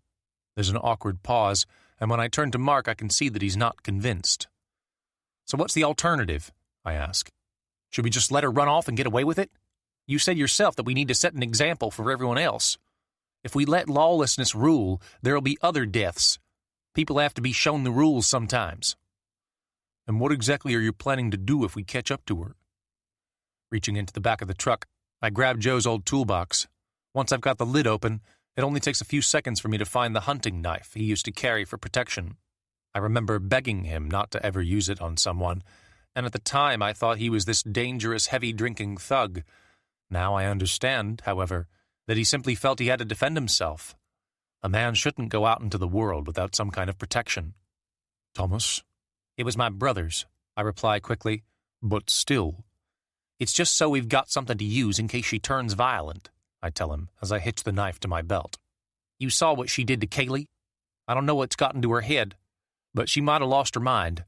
I'm totally prepared to take her back to the lake and let everyone pretend to hold a trial, but if she turns on us, I want to be ready for her. I've killed people before, so I can do it again. Especially, I pause for a moment, surprised to hear these words leaving my mouth. I guess I've changed a lot over the past few weeks. Don't you think it should be an eye for an eye? I ask eventually. You heard what the others said. Kaylee was gasping for air as she died. She knew what was happening. Quinn didn't show Kaylee any mercy, so why should we show her any? Because we're not animals, he replies solemnly. Yeah, we are. We're humans, and humans are just another type of animal. I'm all for being civilized, but sometimes there's a danger if you take it too far. If you don't want to come with me, you can just take the stuff from the truck back to the others, and I'll be back as soon as I've tracked Quinn down. I understand that this isn't really your fight. I'm coming with you, he replies. Someone has to... I wait for him to finish. Someone has to make sure that I don't just cut her down in cold blood? I ask eventually. That's not what I was going to say, he replies, obviously lying. Really? Because you'd have been right. He stares at me for a moment. Come on, he says eventually. It's a hot day. We should try to find some shade as we walk. Otherwise, we'll end up getting our brains fried. As he turns and heads west, I take a deep breath and try to stay calm. Mark obviously thinks that I'm some kind of bloodthirsty monster, and he might be right. Still, it's only because I want to make Quinn pay for what she did to Kaylee, and I have to admit that I hope she puts up a fight. Right now, I want to use the knife to finish her off, so I hope she gives me an excuse. With the sun burning high and bright above us, I turn and follow Mark. We set out across the field without saying another word to each other, each lost in our own thoughts. Somewhere up ahead, Quinn is dancing around with that stupid laptop, but if she thinks she's going to get away with murdering Kaylee, she's wrong. I'm coming for her. Elizabeth. When I hear Toad come back from his hunting trip, I don't immediately rush through to greet him. Instead, I continue to hold Rachel in my arms, lulling her to sleep with a gentle rocking motion. Toad stays in the kitchen. I can hear him placing various items on the table, which I guess means he managed to find something for us to eat, but he makes no effort to come and find me.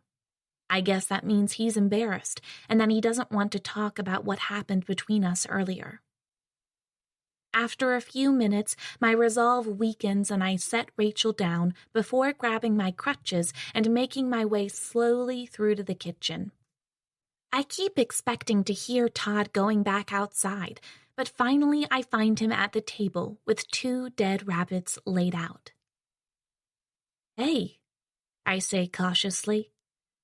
Hey, he replies, not looking at me but focusing, instead, on the job of skinning the bodies. Back at the other farm, he always used to get me to do this part, so I guess he wants a distraction. I can do that, I tell him.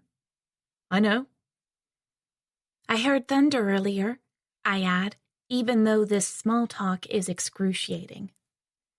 There's a hell of a storm moving in, he replies, still not making eye contact. It's a good couple of hours away, but when it hits, it's going to hit hard. I think tomorrow could be a washout, so I'm going to go back out in a minute and check the land to the south. We've got enough food and water for a couple of days, but I'd like a little extra, just to be safe. Sure, I reply, waiting for him to look at me. While you're gone, I can start making food. Instead of saying anything, he takes a moment to peel the skin off one of the rabbits before starting work on the second.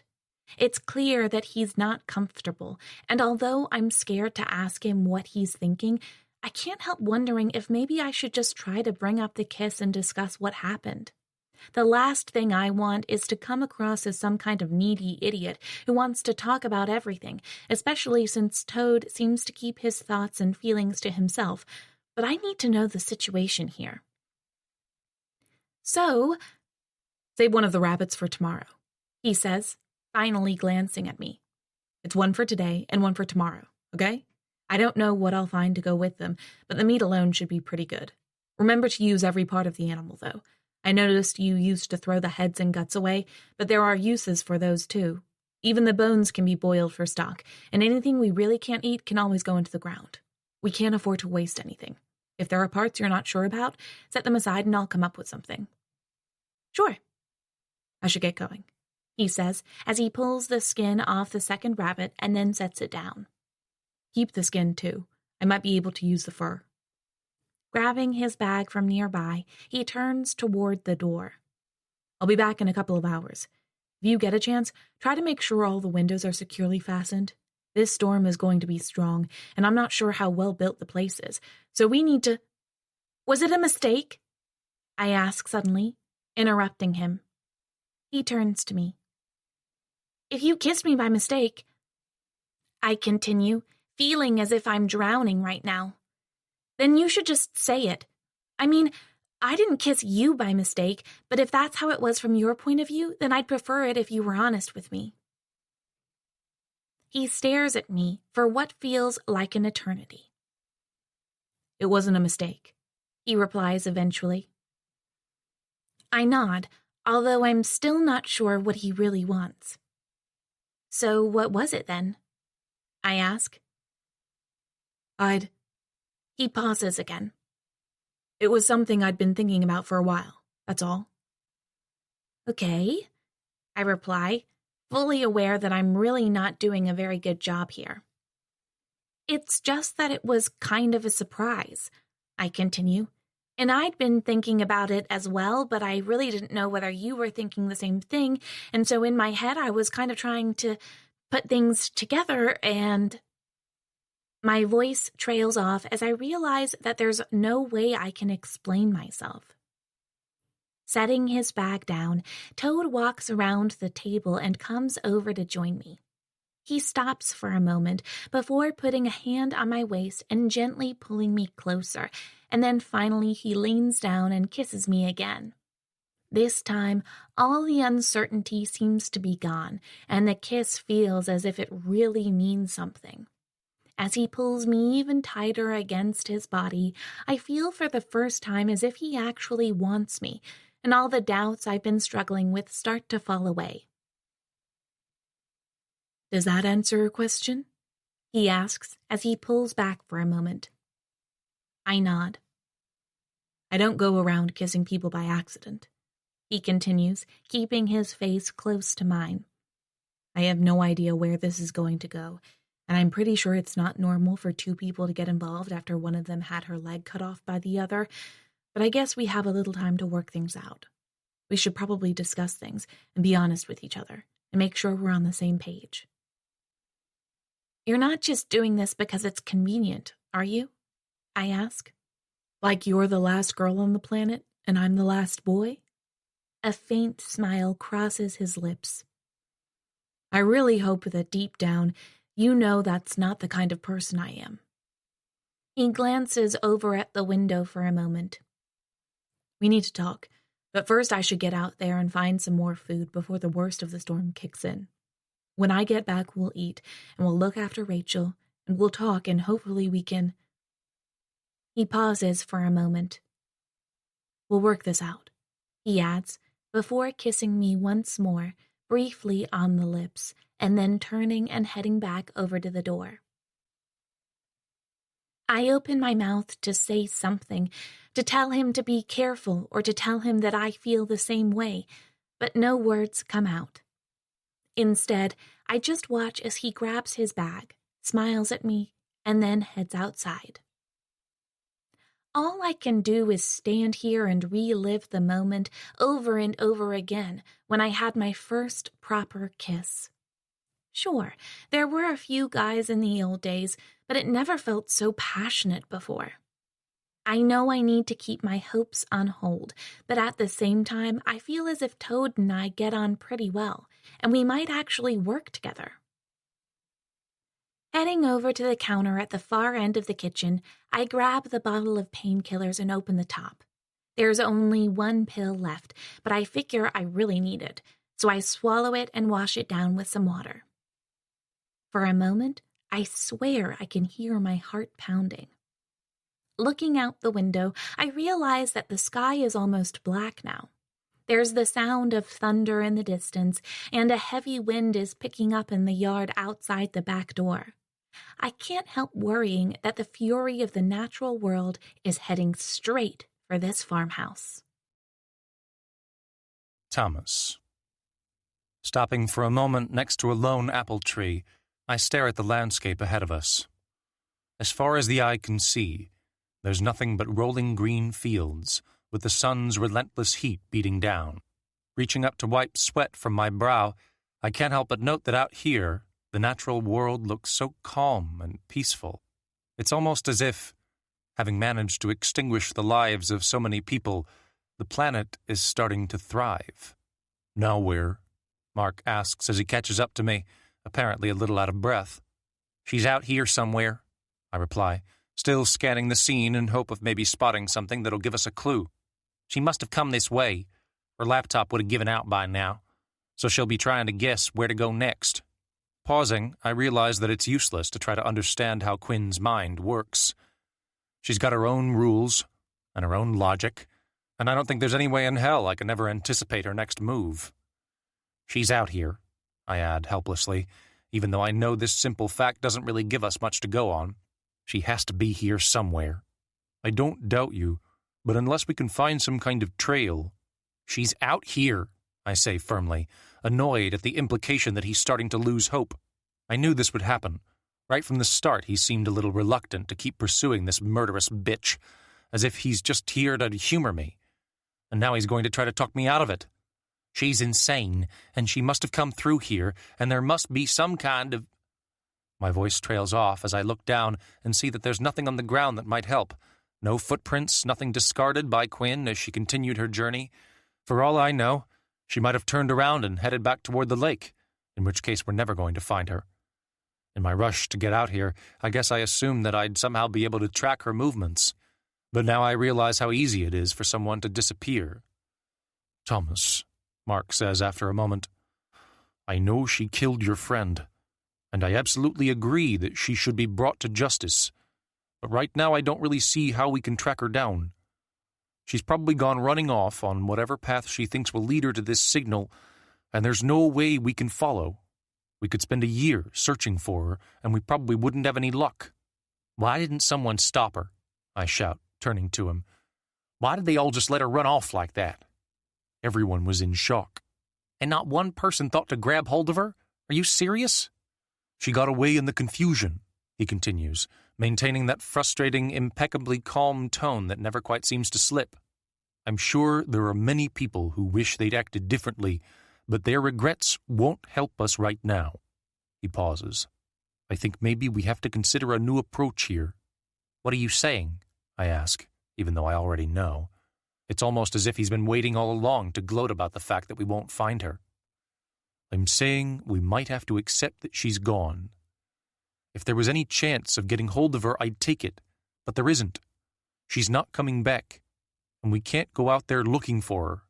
It's like trying to find a needle in a haystack. You need to see sense. But just think about it, he adds.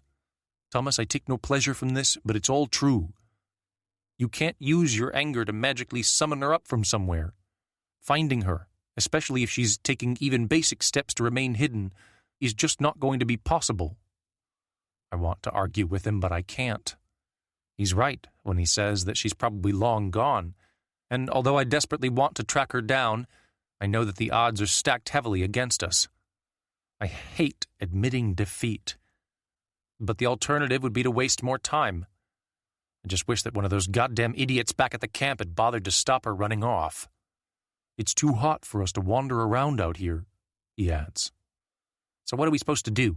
I ask. Just forget about her? Running off on some bloodlust-fueled journey would serve no one in the long term, he continues. We should head back to the site and try to find some other way to deal with the anger that we all feel. For one thing, we need to organize ourselves better. It's crazy that Quinn was able to get away after what she did to your friend, so we should think about establishing some kind of security force. Just a few people who can take charge in that kind of situation. Ignoring him, I keep looking for a clue, but finally I have to admit that there's nothing. In other words, Quinn has managed to get away from us, and she's never going to be made to pay for what she did to Kaylee. She'll die, Mark says after a moment. There's nothing out here. She might survive for a few days, but I doubt she's able to live off the land for too long. In this heat, she'll already be dehydrated, and eventually she'll just pass out and never wake up. I know that doesn't satisfy your need for revenge, but at least it means she won't be able to kill anyone else. He puts a hand on my shoulder. It's over. We should turn back. For a moment, all I can do is watch out for any hint of Quinn's presence. I know she's out there somewhere, and all I want is to find her and make her pay for what she did to Kaylee. I also want to know why she did what she did. But I guess it's looking as if I'll never get an answer now. With sweat pouring down my face, I turn and look back the way we came, and I finally realize that we've still got a few hours to go before we can get back to the lake. Unless I want to stay out overnight, I need to accept the fact that Quinn is gone. Okay, I say eventually, turning and starting the long walk back. You're right. The heat's too much for us, he replies as he follows. I'm already running out of water. Here, I say, grabbing a bottle from my pocket and passing it to him. You can have some of mine. He takes the bottle and drinks from it. I swear to God, I continue, that if by some crazy coincidence I ever end up seeing that woman again, I'm going to make her pay. Screw a trial. I'm not going to sit around and wait for her to escape again. The second I see her, she's mine. She won't be coming back, he replies. She already seemed to have lost her mind, and now that she's out here in this heat, she won't last much longer. All we can do is try to learn from what happened and make sure that no one else is ever allowed to kill in our group again. Right now, I'm more worried about this heat. We've got plenty of water, but not everyone is as fit and strong as they could be. At this rate, we might start to lose people to exhaustion. I know he's right, but I can't shake the feeling that by failing to track Quinn down, I'm dishonoring Kaylee. Mark can put forward calm, logical arguments all day and all night, but nothing's going to cancel out my desire to get hold of Quinn and make her suffer. In fact, I can't imagine anything that can ever take away my frustration. So all I can do is hope that one day, by some miracle, I'm able to find her and give her exactly what she deserves. Until that happens, I'll never be able to rest. You've gone very quiet, Mark says eventually. Do you want to talk? Ignoring him, I reach down and double-check that the hunting knife is still attached to my belt. Not only am I going to find Quinn one day, but this is the knife I'm going to use to cut her throat, even if it's the last thing I ever do. Elizabeth. Please stop crying, I whisper to Rachel as she continues to bawl in my arms. Please, it's just a storm. You're perfectly safe. I'm sitting on the edge of a bed in one of the farmhouse's back rooms. The only light comes from a candle that I found under the sink and managed to get burning thanks to a matchbook next to the stove. Outside, darkness has fallen over the past few hours, and the storm has finally hit, smashing into the house with a terrifying force. I can hear wind howling past the window, and I can just about make out the trees swaying as they struggle to stay upright. Worse, though, is the sound of thunder overhead, and driving rain is hitting the windows with such force that I'm worried the glass might shatter. Come on, I whisper to Rachel. I know you're scared, but it's fine. It's your first storm, but trust me, there'll be more, and you'll just have to get used to them. This kind of thing just happens sometimes. Nothing can hurt us, not while we're in here. As if to undermine my point, the roof creaks a little, and as I look up at the ceiling, I can't help but wonder just how sturdy this farmhouse is. The previous owner clearly didn't bother to maintain it too well, and I'm terrified that at any moment a tree is going to come crashing down. It's okay, I whisper, before looking back down at Rachel. I start singing a song, just some stupid nursery rhyme that my mother used to sing to me when I was a kid, but my voice is cracking and I'm not sure how much longer I can do this. Ignoring my efforts, Rachel continues to scream. I swear to God, I have no idea where she gets the energy, but right now I kind of wish she'd just go back to her earlier staring self. Then again, wishing that probably just means that I'm a bad person. You want your real mother, don't you? I ask. You can tell I'm not her. I understand. Don't worry, I'm not offended. It's a natural response. Realizing that there's no way I'm ever going to be able to calm her down, I settle her on the bed before grabbing my crutches and hauling myself up. Trying to ignore Rachel's cries, I make my way slowly through to the kitchen and then to the door. Staring out through the glass panel, I'm shocked to see that the entire area around the house is being buffeted, and that some of the trees look as if they could come crashing down at any moment. Suddenly, a flash of lightning brings a brief moment of light to the scene, followed half a second later by a terrifying, crackling rumble of thunder that sounds as if it's splitting the sky directly above us. And there's still no sign of Toad. When the rain started, I was convinced that he'd be back soon. I've known Toad long enough to be certain that he can handle himself, and he said that he'd be back before the storm became too bad. Even when the thunder and lightning started, I was sure he'd only be a few more minutes, but now it's been several hours and he hasn't come back. The thought of him being stuck out there in this weather is horrifying, but I can only hope that somehow he's managed to find shelter, in which case he'll be back in the morning, as soon as the worst of the storm has died down. He can look after himself, I mutter, trying to maintain hope. He's not an idiot. He knows the land. It's hard to remain optimistic, however, when the storm is so bad. Along with that, the last painkiller is already starting to wear off, and I can feel my right leg, or rather, what's left of it, starting to throb.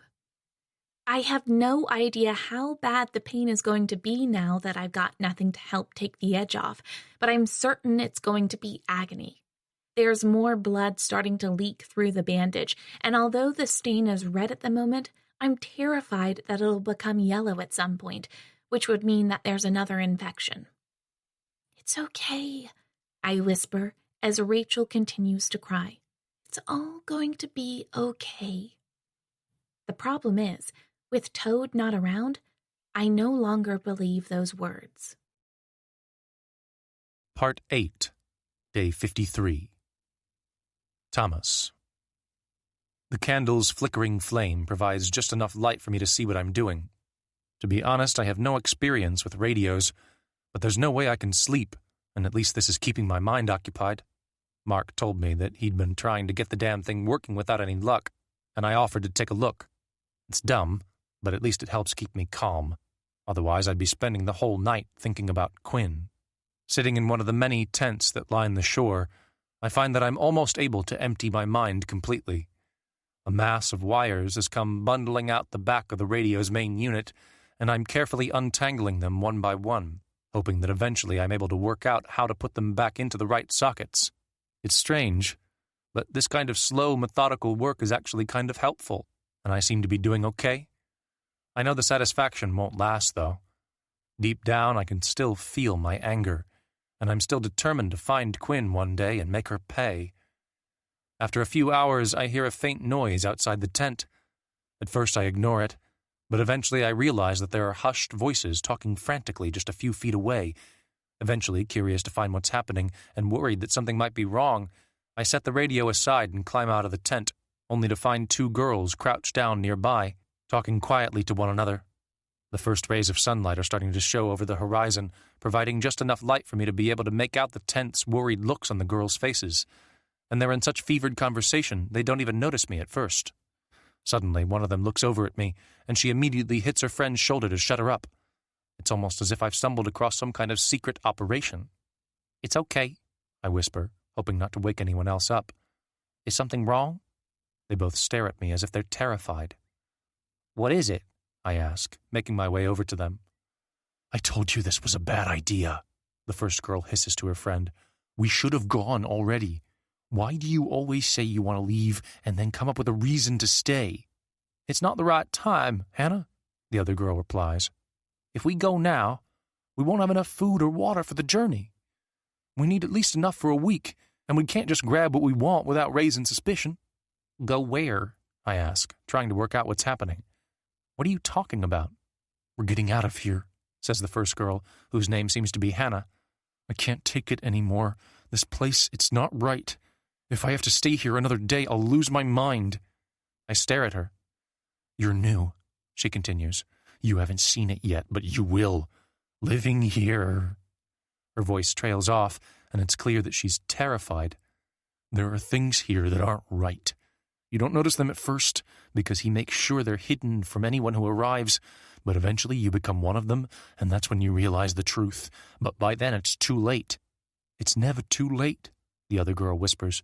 We can handle one more day and get some more provisions before we leave. We have to be logical about this. You've been saying that for a week, Hannah hisses at her. Wait, I say, crouching next to them. What are you talking about? This place is perfect. I mean, maybe not perfect, but it's a good setup.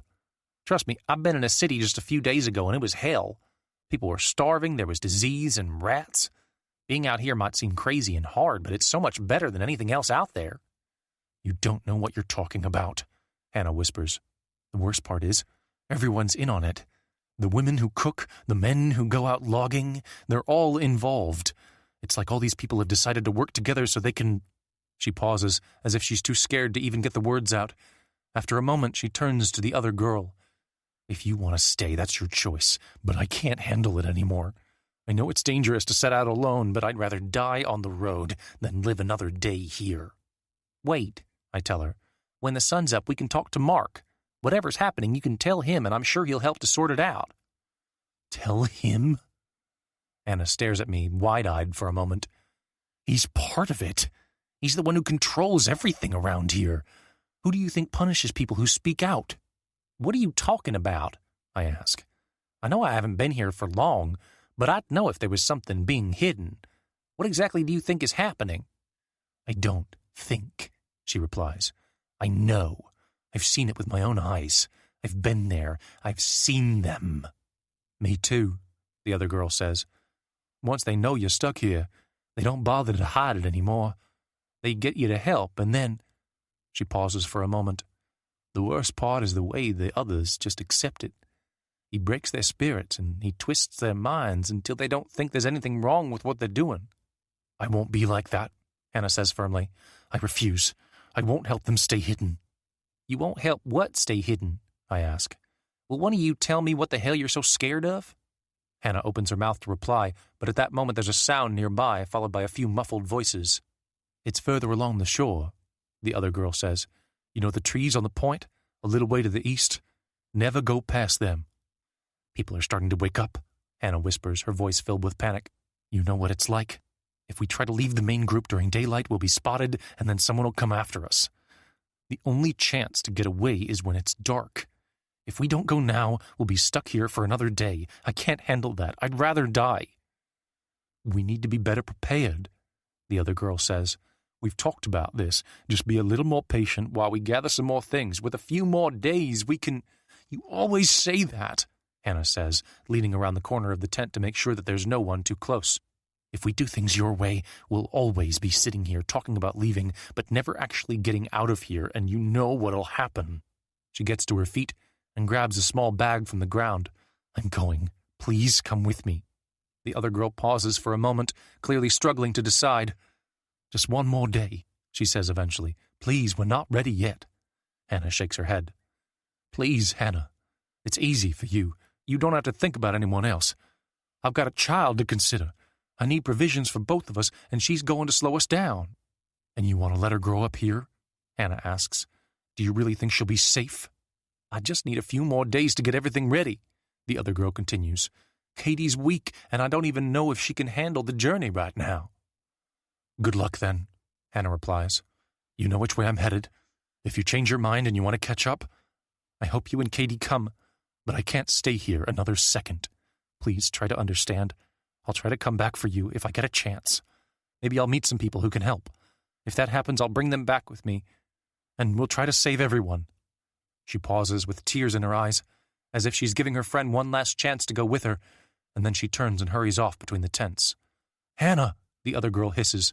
Wait! It's too late. Hannah's gone, and her friend sits in stunned silence. What the hell's going on here?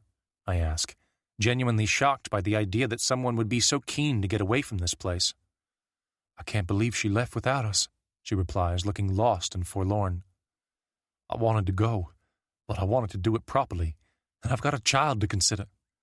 We've been saving rations, just a little bit each day so that no one would notice. We were going to leave eventually, but we needed a little more time, and we needed to maybe get a few more people to come with us. She pauses. I guess I can't blame her. She's probably right. With Katie to look after, there's no way I can leave this place. I just have to keep my head down and hope no one notices me. I should have let Hannah take Katie, though. That would have been the best thing. Where's she going? Along the shore, she continues. We were planning to find somewhere else, somewhere new. Or maybe some other people who aren't like this. We hadn't got an exact plan worked out. All we knew was that we had to get away. At first we were glad just to be alive and to have other people around us, but gradually things changed. We started to notice what was really happening.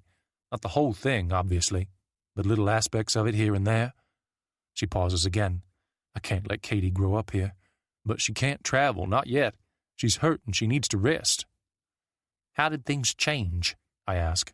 You keep talking about this place as if something bad's happening, but I've been here long enough to know that there's nothing hidden. I spent a lot of time with Mark, and I can tell he's a good leader.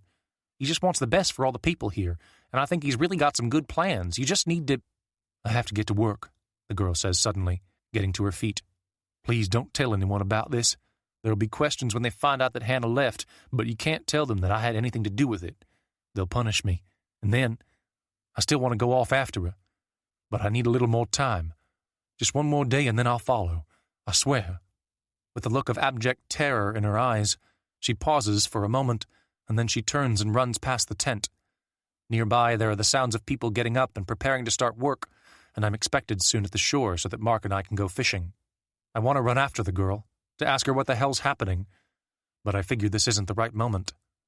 Besides, I'm pretty sure that whatever they were talking about, it can't be too bad. People are jumpy and nervous, and as I found out with Quinn, not everyone has managed to stay sane in this brave new world. I guess Hannah and her friend are just two more people who can't see things clearly. This place isn't perfect, but it's a damn sight better than anything else I've found so far, and I can't believe that there are any dark secrets here. It's not like I'm some naive kid who doesn't understand the world. Making my way back into my tent, I snuff out the candle and find that there's just enough light to keep working on the radio. I want to put Hannah's words out of my mind, but I can't help reliving that conversation over and over again, trying to understand what made her so scared. Whatever it was, she was wrong. She must have been. If there was something bad going on here, I'd know about it by now. Elizabeth.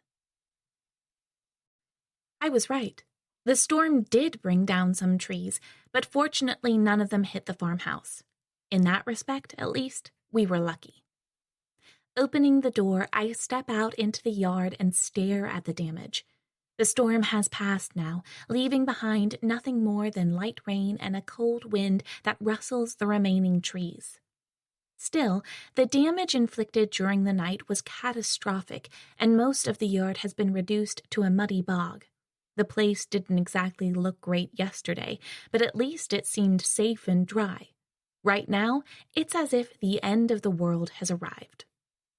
I take a few steps forward, but my crutches almost slip, and I'm forced to inch my way back toward the door. I can't risk falling out here, not with my bandages. I stop for a moment. Silence. I open my mouth to call out, but I'm scared. If I call his name and he doesn't come, I'll know that something's seriously wrong. Still, I have to do it. I have to know. Toad! I shout. Nothing. Toad! Again, nothing. I don't know how far from the farmhouse he intended to go yesterday, and it's perfectly possible that he wouldn't be close enough to hear me. Although the morning light has only just arrived, the storm itself has been over for a couple of hours. I guess Toad must have just found somewhere to hide out, and then he had to wait until morning before starting the journey back here.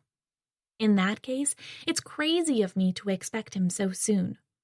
I have to trust that he's able to take care of himself, and that he'll be back as soon as possible. Still, the wait is agony. Toad! I shout one more time. I wait. No reply.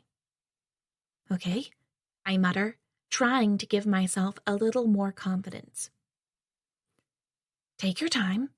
I know you're out there somewhere, and I know you're okay. You'll just come back when you can. That's fine. I wait again, desperately hoping that I'll suddenly see him in the distance, hurrying through the forest. Finally, after a couple of minutes, I force myself to turn and head back into the cold, gloomy kitchen, where the skinned rabbits are still resting on the table. I make my way over to them, and for a moment all I can think about is the sight of Toad skinning them yesterday. Finally, realizing that he's going to be starving after spending the night outside, I decide I should start making some food. Maneuvering my way around the kitchen isn't easy with the crutches, and I'm much slower than usual, but somehow I manage to find a few old pots and pans in one of the cupboards. Eventually, I sit at the table and prop my crutches against the wall, before taking the first rabbit and placing it on a chopping board.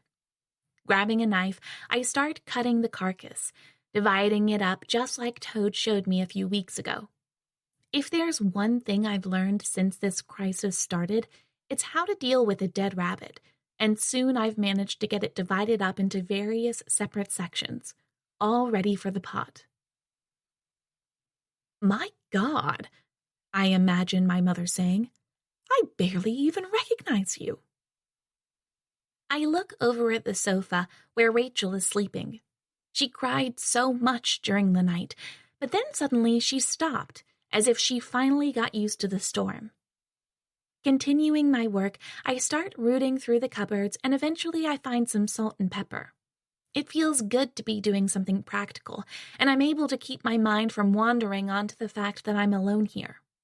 Working slowly and methodically, I finally get the rabbit ready, with all the pieces arranged on a tray. All that's left to do now is to start cooking, but I figure I should wait until Toad gets back. It won't take long to get the meat cooked, and I want us to have a really good meal. I need to show him that we can survive here. Grabbing my crutches, I make my way back to the door and stare out once again at the yard. It's as barren and desolate as before, and there's still no sign of movement. Toad! I shout. Silence. Taking a deep breath, I try to force myself not to panic. He's coming. He has to be coming. There's no way that a guy like Toad would get into trouble out there. Soon he'll walk back into the farmhouse, and he'll laugh at me for being so worried. Forcing myself to get on with other things, I turn and head away from the door. Thomas. She must have taken off in the middle of the night, says one of the women at the cooking station as she takes delivery of the 3 salmon Mark and I caught this morning. I always knew there was something wrong with her. Keeping my mouth shut, I place the last fish on a wooden board. Glancing to my right, I spot the girl from earlier working with a bowl. We make eye contact briefly, but she immediately looks away. I guess she's worried that I might tell the others what happened earlier. In fact, she looks more than worried. She looks absolutely goddamn terrified. That Hannah girl was always flighty, says another woman. I used to catch her daydreaming all the time. She'd be just staring into space like she had something on her mind. What's wrong? I ask, hoping to get a little more information. Just some fool who decided to run away, says the woman closest to me, with a hint of disdain in her voice. Some people don't know when they've got it good. They're always looking at the horizon and dreaming of being someplace better. Even now, with everything that's happening, some people are never satisfied. She must have had a reason for leaving, I continue, glancing at the other girl and seeing that she's studiously avoiding me. Why would someone run away from a place like this? I wait for an answer, but the woman suddenly seems to be ignoring me. It's clear that they still see me as an outsider, but I figure I should try to dig a little deeper. Was she unhappy? I ask. Did she say anything about? Best not to ask too many questions, the closest woman says, forcing a fake smile. Hannah made her own decision, and she'll have to live with the consequences. If she didn't appreciate things here, there are plenty who do, and we have a few more arrivals turning up every couple of weeks. It's not as if we're desperately in need of people, especially ones who don't really pull their own weight. We'll be better off without her. Anyway, I doubt she'll last long out there, not on her own. But don't ask, she says firmly. It's none of your concern anyway. She pauses for a moment, eyeing me suspiciously. Why are you asking so many questions anyway? Did you talk to her?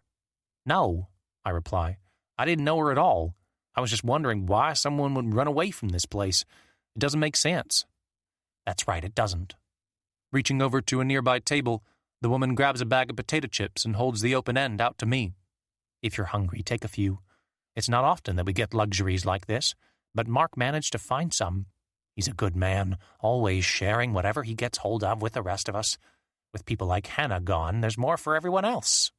Mark gave you these? I ask, reaching into the bag and taking a handful of chips.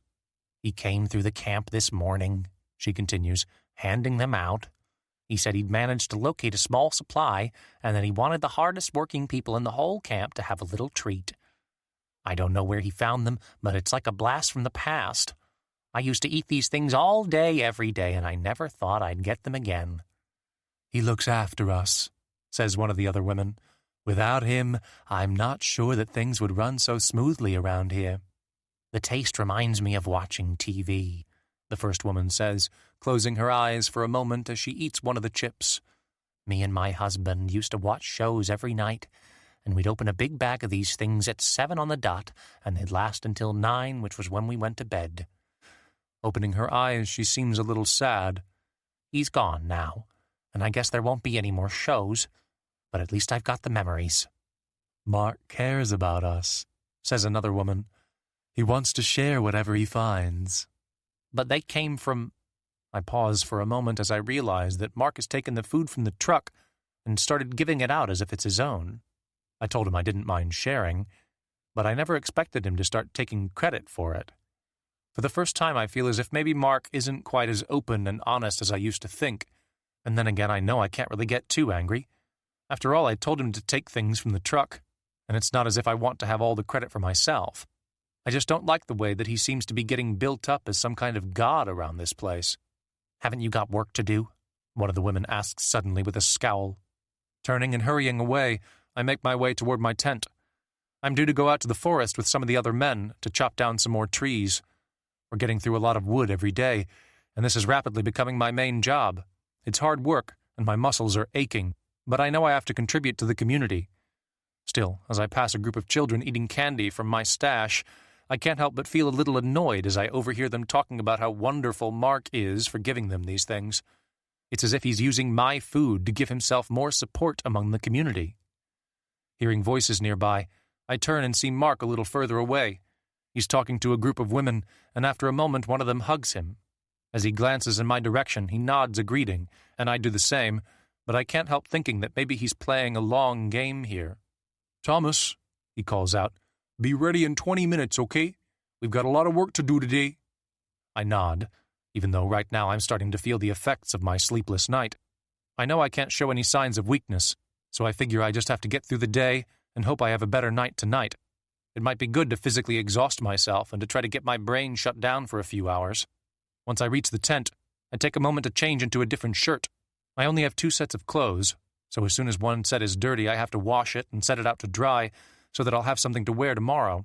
These mundane jobs take up so much time, it's hard to remember that in the old days I used to just shove stuff into a laundry basket and let my mom take care of everything. Still, there's no time to sit around complaining, so I quickly finish changing and then bundle my dirty clothes up, ready to go and wash them down by the lake.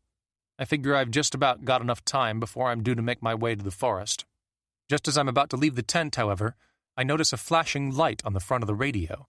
Pausing for a moment, I check the settings, and finally I realize that I must have accidentally left the battery connected, and now I seem to have picked up a signal from somewhere. Grabbing the headphones, I put them on and then try plugging them into the back of the unit. It seems like a crazy long shot, but at the same time, I can't shake the feeling that I might be able to make contact with someone. Right now, I don't even care who I end up talking to. I just want to know for certain that there are other people in the world. Hello? I say as I wait for something to come through. Is someone there? I realize that I've got the headphones in the wrong socket. I try another, and then another, and suddenly I hear a wall of static, followed by the faintest sound of a female voice. It's not much, and it's impossible to make out what she's saying, but as I turn a few of the dials, I find that I'm able to tune in a little more accurately, and finally I'm able to get rid of most of the static. Hello? I shout, grabbing the microphone. Who are you? Hello? The voice replies, sounding garbled and distorted but still human. Did someone say something? Yeah, I'm here, I shout, stunned that I've actually managed to make contact. My name's Thomas Edgewater, and I'm right on the shore of Lake Erie. Who am I talking to? Elizabeth. My name's Elizabeth, I say, holding the microphone closer to my mouth. Elizabeth Martyr. I'm in a farmhouse somewhere in Pennsylvania, I think. Are you anywhere nearby? I wait for an answer, but all I hear is static. Flicking a few switches on the radio unit, I wait for some kind of a response, but I'm already starting to worry that I've lost contact. The truth is, when I sat down to fiddle with the radio a few minutes ago, I was just trying to keep myself busy while I wait for Toad. I didn't really expect to hear another human voice, but somehow I've managed to find someone. Then again, they seem to have gone.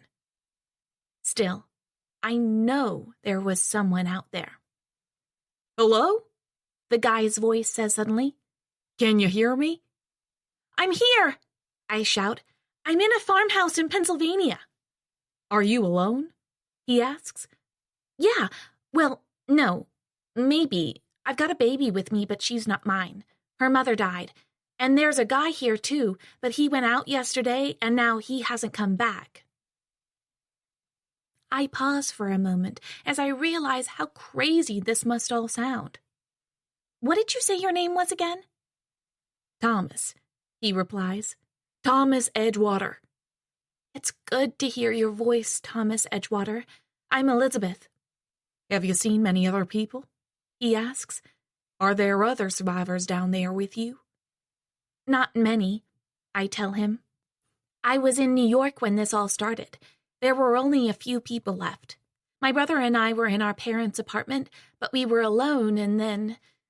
We tried to get by for a while, but it was hard, and some of the other people weren't very helpful. Eventually, my brother died, and I ended up meeting some other people and coming here. My brother died too, he replies. I open my mouth to say something, but the words seem to catch in my throat. It's strange to think that this guy and I are talking, and that even though we don't know each other, we seem to have a few things in common. I'd give anything to meet him face to face, but I guess that's never going to happen. Still, I can't deny that I'm excited by the idea that at least there are other survivors in the world. If you're alone, he says after a moment, you should try to get up here to Lake Erie. Do you have a vehicle you can use? No, I reply. There's nothing. We've been traveling on foot. Find a vehicle. You'll need some gas too, but most cars should still have something in the tank. Then head up to Lake Erie to the western end of the southern shore.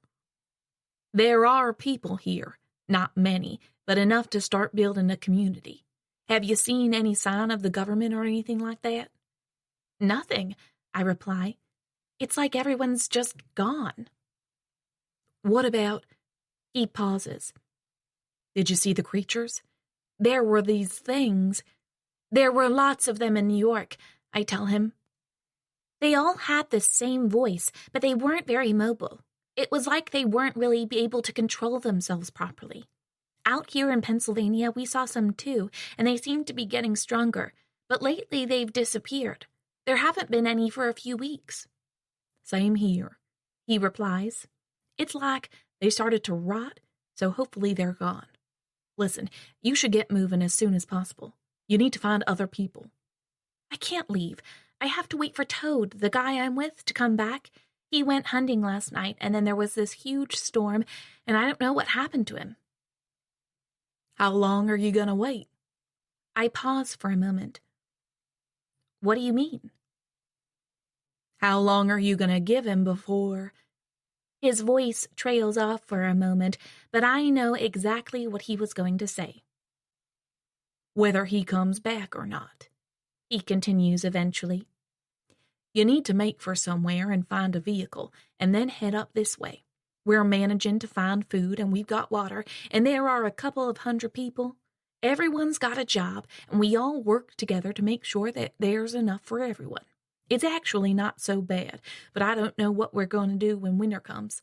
I guess we'll just have to make sure we're properly prepared. That sounds good, I tell him. We've been wandering around, not really having anywhere to go. There's no way I ever want to be in New York again. The whole place was just completely ruined. As soon as Toad comes back... Suddenly, there's a burst of static, and although I can hear Thomas speaking, it's impossible to understand what he's saying, since his voice has become distorted and twisted. "Hello?" I shout, desperately hoping that I won't lose contact with him so soon. "Are you still there?" "It's not good to be alone," he says suddenly, as his voice returns. "We're all much better off if we stick to large groups. How far are you from the nearest town?" "I don't know." "Do you have a map?" "No," I reply, looking across the gloomy kitchen. Suddenly it hits me. If Toad doesn't come back, I'm going to die here. With Rachel to look after, and with only one good leg, there's no way I can keep us alive. I don't really have anything. "You need to get organized," he continues. "You need to work out where the nearest town is, and you need to walk there." "That might be tricky," I mutter, looking down at my bandaged leg. There's still a red stain showing through the bandage, but as I look more closely, I can't help noticing that there might be a hint of yellow. "You've got no choice," Thomas says firmly. "There's no point sitting around and hoping that somehow the government's going to come and save us. All of that's over now, Elizabeth. We've got to look after ourselves. Even if you don't make it to Lake Erie, there are probably other groups. You need to find one and join it, and then maybe you can be part of something that starts rebuilding. Just take my advice and stay away from the cities. I was in Chicago the other day, and it wasn't good there. There's so much disease, and people are dying of starvation." "I'm going to come up to Lake Erie," I tell him, figuring that I need to stay optimistic. "As soon as Toad gets back, we'll find a way to get there. We'll find a car." "Is that guy your boyfriend?" he asks. I pause for a moment as I try to work out how to answer that particular question. "I guess so," I say eventually, even though I'm not sure whether it's true. "Maybe." "Whatever he is, you have to get to safety." "I know," I reply, glancing over at the door but still seeing no sign of Toad. "I can't go yet, though. I have to wait for him to come back. He will come. You don't know him, but I do. He's the kind of guy who can take care of himself. He knows the land, and he knows how to stay safe, even when there's a storm. There's no way anything can have happened to him. I just know, deep down, that he's okay, and that he's coming back." Thomas tries to reply, but once again his voice seems to be getting lost in the static. I wait for a moment, hoping that he'll come back, but finally I start trying to adjust the dials again. "Hello?" I shout. "Thomas? Are you still there? Can you—" Before I can finish, there's a loud bang as the top of the radio unit explodes in a shower of sparks. I lean back and watch as smoke starts to come from the back of the unit, and a brief fire quickly dies down. I have no idea what went wrong, but it's clear that the radio's dead now, and I guess there's no way I can get back in touch with that Thomas guy.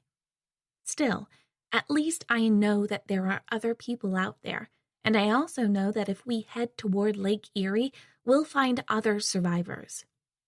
There's still a part of me that wants to stay here at the farmhouse, but I know deep down that now we've got a destination, we should get moving.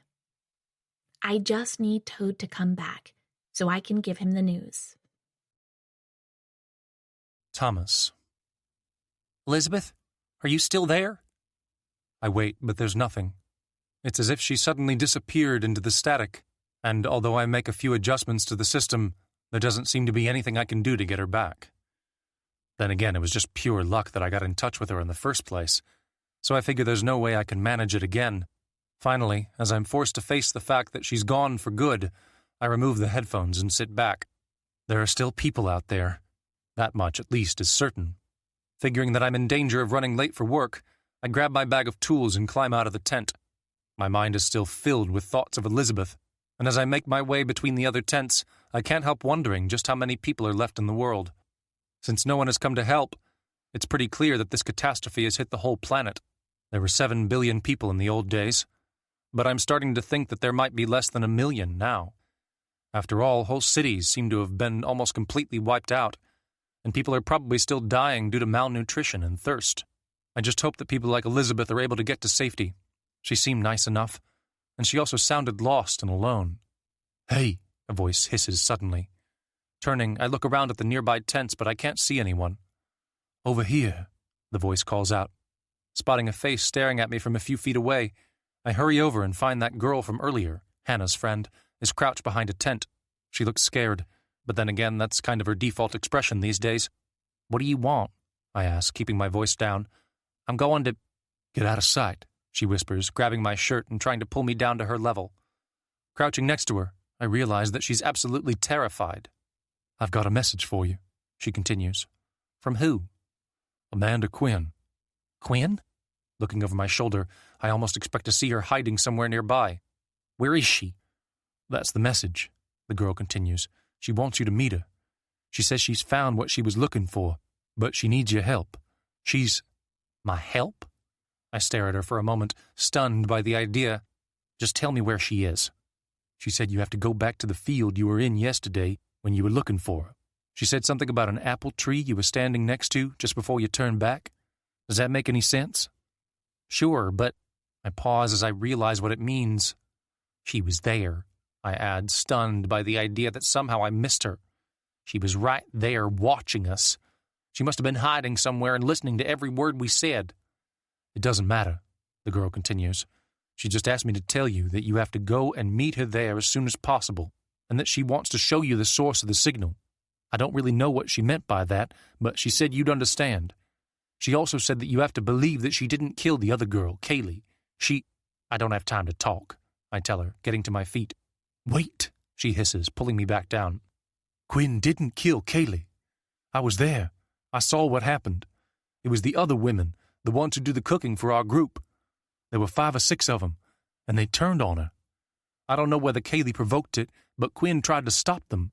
They chased her away, and then they lied and said that she was the killer. It's not true, though. I saw it with my own eyes." "Why would all those people lie?" I ask. "I've told you. This place isn't right. If you don't believe me, go back to your friend's grave." "Why? What's the point?" "Dig her up," she continues. "Or try to, anyway. I guarantee you there won't be a body down there. All you'll find will be an empty sheet. They'll have taken the rest." "What are you talking about?" "It's not right what they're doing. They shouldn't take people and hurt them like this. But they don't care. Sometimes I think they just see us as things to be used for whatever they're planning. Most people are either part of it, or they don't notice because they're too busy working. The people who do this are careful. They only take a few people every month. You just have to believe me when I promise you that Quinn isn't responsible for what happened. If she hadn't managed to get away, they'd have killed her too. I don't know exactly what they'd do with the bodies, but there's something going on further along the shore. Mark's involved. He knows about it. I think he might even be in charge.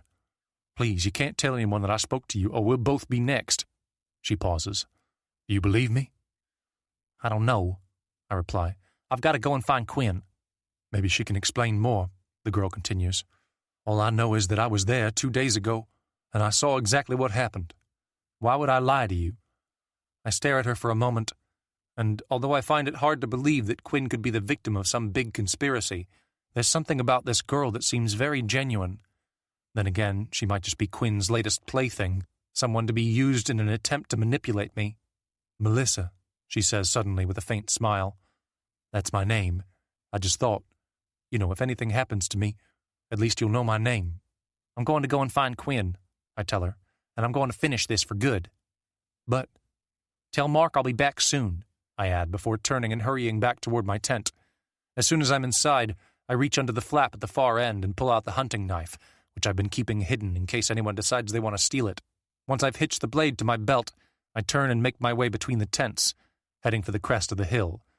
I can feel the fury building in my soul again, urging me forward and making me feel as if the only option is to find Quinn and end her miserable life.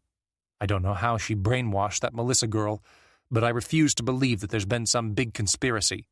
Quinn murdered Kaylee, and now I'm going to make her pay. It's the right thing to do. Elizabeth. Stop crying, I whisper, staring out the kitchen window as Rachel cries in the next room. Please, just stop. It's late afternoon, and I've been standing here by the window for at least an hour. I don't have a watch, but I'm pretty sure it must have been at least 24 hours now since Toad set out for his hunting trip, and it must have been 8 or 9 since the storm died down. Sure, he might have found somewhere to shelter during the worst of the weather, but even so, he should have been able to get back here by now. Stop crying, I mutter again, trying not to let my frustration boil over. Rachel has been bawling her eyes out nonstop for so long now, I can barely even hear myself think. Still, she's just a baby. She must be so scared and confused, and I'm sure she's wondering where her real mother is. She knows I'm an imposter. Come on, Toad, I whisper, hoping that maybe in some way he might be able to hear me. I still don't know if I believe in God, but if there's even the slightest chance of my prayer reaching Toad, I'm willing to give it a try. Please, just come back. I don't care about anything else, but please. Suddenly, Rachel stops crying. I turn and look at the door that leads through to the next room. Silence. I'm glad she stopped, but there's something strange about the way it happened. It almost sounded as if suddenly, with no warning at all, her voice just disappeared. I pause for a moment, almost hoping that she'll at least make some kind of noise so that I know she's okay. Finally, I grab my crutches and make my way slowly across the room before heading through the door and finding that Rachel's still on the bed where I left her. Hey, I say as I get closer. Are you upset about something? When are you supposed to start teething anyway? I thought it was later, but... At that moment, I realize that she's staring at me, almost exactly the same way she was doing earlier in the week. This time, however, there's something different. Whereas before she just seemed to be studying me, this time there's a faint smile on her lips and an undeniable hint of intelligence in her eyes. I want to pick her up and tell her that everything's going to be okay, but at the same time, I'm worried about touching her. Don't be scared, I tell her. Everything's going to be fine. We're just waiting for Toad to come home. With that, I turn and make my way back through to the kitchen. I don't want to think the worst, but I can't deny the truth. The way Rachel was looking at me just now wasn't normal. It's almost as if there's another mind in her head, staring out at me through her eyes. Seconds later, I hear a noise from her room. It almost sounds like she's getting off the bed. Thomas. Standing by the apple tree on the edge of a vast green field, I look around for some sign of Quinn. She's supposed to be here to meet me, But so far there's no sign of her. I guess she might have been too scared. After all, she must know that I won't believe her bullshit story. I doubt she's brave enough to face up to what she did. "Thomas," a voice calls out suddenly from the distance. "Over here." Turning, I spot someone standing several hundred feet away at the top of a small hill. It's Quinn, silhouetted against the later afternoon sky as she waves her arms at me. Instinctively, I reach down to check that I've still got the knife. "Follow me," she shouts. "Come on, I need your help." With that, she turns and hurries down the other side of the hill, disappearing from view. "Wait," I call out, before starting to run after her. I swear to God I should have guessed that this wasn't going to be simple. As I race up the side of the hill, almost losing my footing in the process, all I can think about is the fact that this bitch was able to slip away from me once before. This time, I'm going to make sure she faces the consequences of her actions. But there's no way I'm going to bother dragging her back to face justice in front of the others. I'll deal with her out here, and I'm damn certain my conscience will still be clear by sundown. "Hurry!" she shouts excitedly. Getting to the top of the hill, I see that she's already managed to get quite a lot further down into the next valley. She stops and waves at me, before turning and hurrying through the grass. Figuring that I'm going to need to catch up to her and force her to stay still, I set off in the same direction, running as fast as I can until finally I notice that she's stopped up ahead. As I get closer, she turns to me and smiles, but there's a hint of sadness in her eyes. "Don't worry," she says suddenly, her voice faltering a little. "It's me." Stopping a few feet away, I stare at her. There's a part of me that wants to kill her right now, but another part of me wants some answers first. The problem is I don't even know where to start. "Why did you do it?" I ask eventually, still a little out of breath from the chase. "Do what?" "You killed Kaylee. You cut her down in cold blood." "No," she replies, shaking her head. "I didn't. It was made to seem that way. But I hope you understand that I would never, ever do anything like that. It was those women, Thomas. Other people saw what happened, but most of them are too scared to speak up. There's something very dark happening at that camp, something involving bodies being taken further along the shore.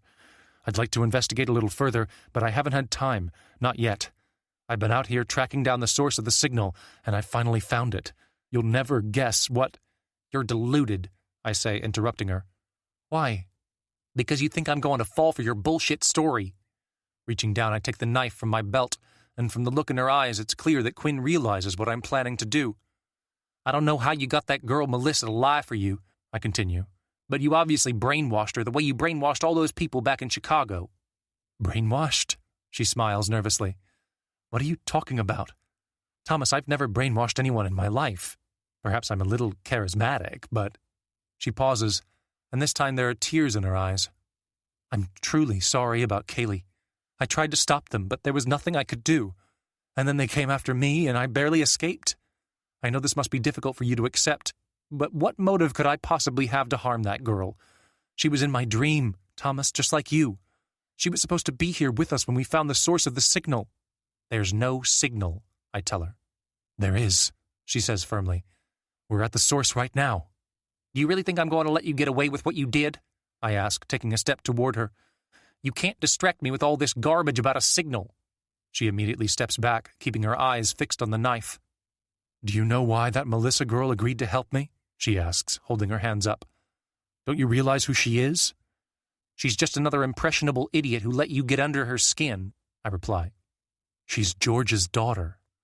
I stare at her, and although I want to believe that this is another of her tricks, I suddenly realize that she might be telling the truth. Not only was the girl named Melissa, but she mentioned a daughter named Katie. It's hard to believe that it could be the same person George and I were looking for last week, but somehow we seem to have found her. "It was pure coincidence that I made the connection," Quinn continues. "But then I asked her, and I told her that her father was alive and that he was looking for her. I think that helped her to trust me. And then it was only a few hours later that poor Kaylee was killed by those murderous women. I honestly don't know what they're doing with the bodies further along the shore, but you mustn't trust Mark. He's involved in something horrific." "This is all a lie," I tell her. "That girl, her name probably isn't really Melissa. You just manipulate people and make them—" "Don't you want to see it?" she asks suddenly. "See what?" "If you're going to kill me," she continues, her voice still trembling a little, "then surely you should at least see what I'm going to show you first. I mean, I really have found the source of the signal. Why else would I ask you to meet me out here? "I've found it, but I can't do anything with it, not yet. I need help. It's so close, Thomas. Won't you at least let me show you? Even if it's the last thing I ever do?" I hold the knife out toward her, but although I'm determined to punish her for Kaylee's death and for all these lies, I figure I might as well see what she's rambling on about. "Go on then," I say eventually. "Show me." "This way," she replies, turning and making her way a few feet further down the valley until she stops next to what looks like a shallow pit. Her laptop is on the floor nearby, along with a shovel that I immediately recognize as one that was in the back of my truck. I guess she took something after all. "Well?" I ask, keen not to get too close to her. "Come and see," she replies, taking a step back. With the knife still held out toward her, I make my way to the edge of the pit and look down. At first I'm not even sure what I'm seeing, but finally I realize that somehow she's managed to uncover part of a metal structure, with a door set into the top and what appears to be a small glass window. "What the hell is this thing?" I ask. "I think it's some kind of bunker," she replies, sounding pretty pleased with herself. "Before my laptop ran out of power, I traced the source of the signal definitively to this spot. I've tried everything I can think of to get the door open, but it won't budge, and I'm running out of options. That's one of the reasons I was hoping you might be able to help." With the knife still in my hand, I stare at the door and try to make sense of everything. Sure, Quinn's full of bullshit, and she's an expert manipulator, and almost certainly a murderer. But there's no way she could have magicked this bunker out of thin air. Somehow, despite her insanity, she's genuinely managed to track down something extraordinary. "Well?" she asks. "Well, what?" I turn to her. "It's probably just some kind of Cold War thing." "Look closer," she continues with a faint smile. "Why?" "Because then you'll see the other thing that's caught my attention, and I'm pretty sure you'll realize that whatever this place is, it's most certainly not an old Cold War thing, as you so delightfully put it." Figuring that I can fend her off if she tries anything, I step down into the pit and make my way toward the bunker's metal door. As I get closer, I stare at the small round window at the top of the door, and suddenly I realize that there's something moving on the other side of the glass. Finally, even though I can barely believe what I'm seeing, I get close enough to see the truth. On the other side of the door, inside the bunker, there's a man. He's staring back at me with wild, startled eyes, and whoever he is, he sure as hell doesn't look very pleased to see us. Elizabeth. It takes a lot of effort, but I'm finally able to get the back of the radio unit open, only to find a partially melted bundle of wires and cables. I stare at the ruined remains of the system, and although I try to tell myself that maybe I can find a way to fix it, finally I'm forced to accept that there's no way I can get the damn thing up and running. From somewhere else in the house, there's a faint creaking sound. Looking across the gloomy kitchen, I realize that while I've been trying to fix the radio, the evening has begun to get darker. My heart is pounding as I listen to the silence, praying that I won't hear another of the creaks that have been periodically coming from Rachel's room, but moments later I hear it again, followed by a faint knocking sound. I have no idea what's happening in there, but if I didn't know better, I'd start to think that somehow Rachel is moving around. Hobbling over to the back door, I look out at the forest and see that there's still no sign of Toad. He's been gone for so long now, it's hard to believe that he's okay. Something must have happened to him. Either that, or he's decided he can't hang around and risk his life with a cripple and a baby. I don't want to believe that he'd just abandon us like this, but at the same time, the alternative, that he's been hurt or maybe even killed in the storm, is worse. "Come back," I mutter, trying to stay calm. "Please, just come back. Don't." Hearing a noise nearby, I turn and look back across the kitchen. I swear the noise came from this room, much closer than before, but I can't see anything so far. I make my way slowly around the kitchen table, constantly on edge in case I'm not alone, while telling myself that this is all in my head. I'm just being paranoid, and there's no way that there could be anyone else here. Still, I can't help worrying that those creatures might have come back. Even though I'm reluctant to go through to Rachel, I figure I need to make sure that she's okay. I head through as fast as my crutches can carry me, but when I reach the door and look at the bed, I pull up short. Rachel's gone. From the kitchen, there's another faint creaking sound. My heart pounding, I stand completely still for a moment before realizing that this is insane. Rachel's a 1-month-old child, and there's no way she could ever hurt me, even if something was in her mind and controlling her. Still, the way she looked at me earlier reminded me of the way those infected creatures used to look at me, and even though I'm desperate not to admit it, there's a fear in the back of my mind that maybe Rachel has succumbed. Taking a deep breath, I force myself to head back through to the kitchen, but there's still no sign of anyone. "Rachel?" I call out. Silence. "Rachel!" Slowly, I make my way over toward the back door, constantly looking around for any sign of her. When I get to the middle of the room, I stop for a moment and turn, convinced that I'm going to see her at any moment.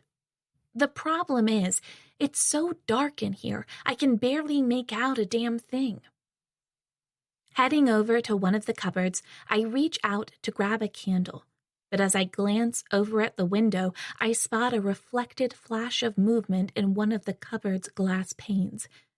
Turning, I almost expect to find Rachel right behind me, but there's nothing. I open my mouth to call her name. Seconds later, I hear a noise outside. Someone's coming.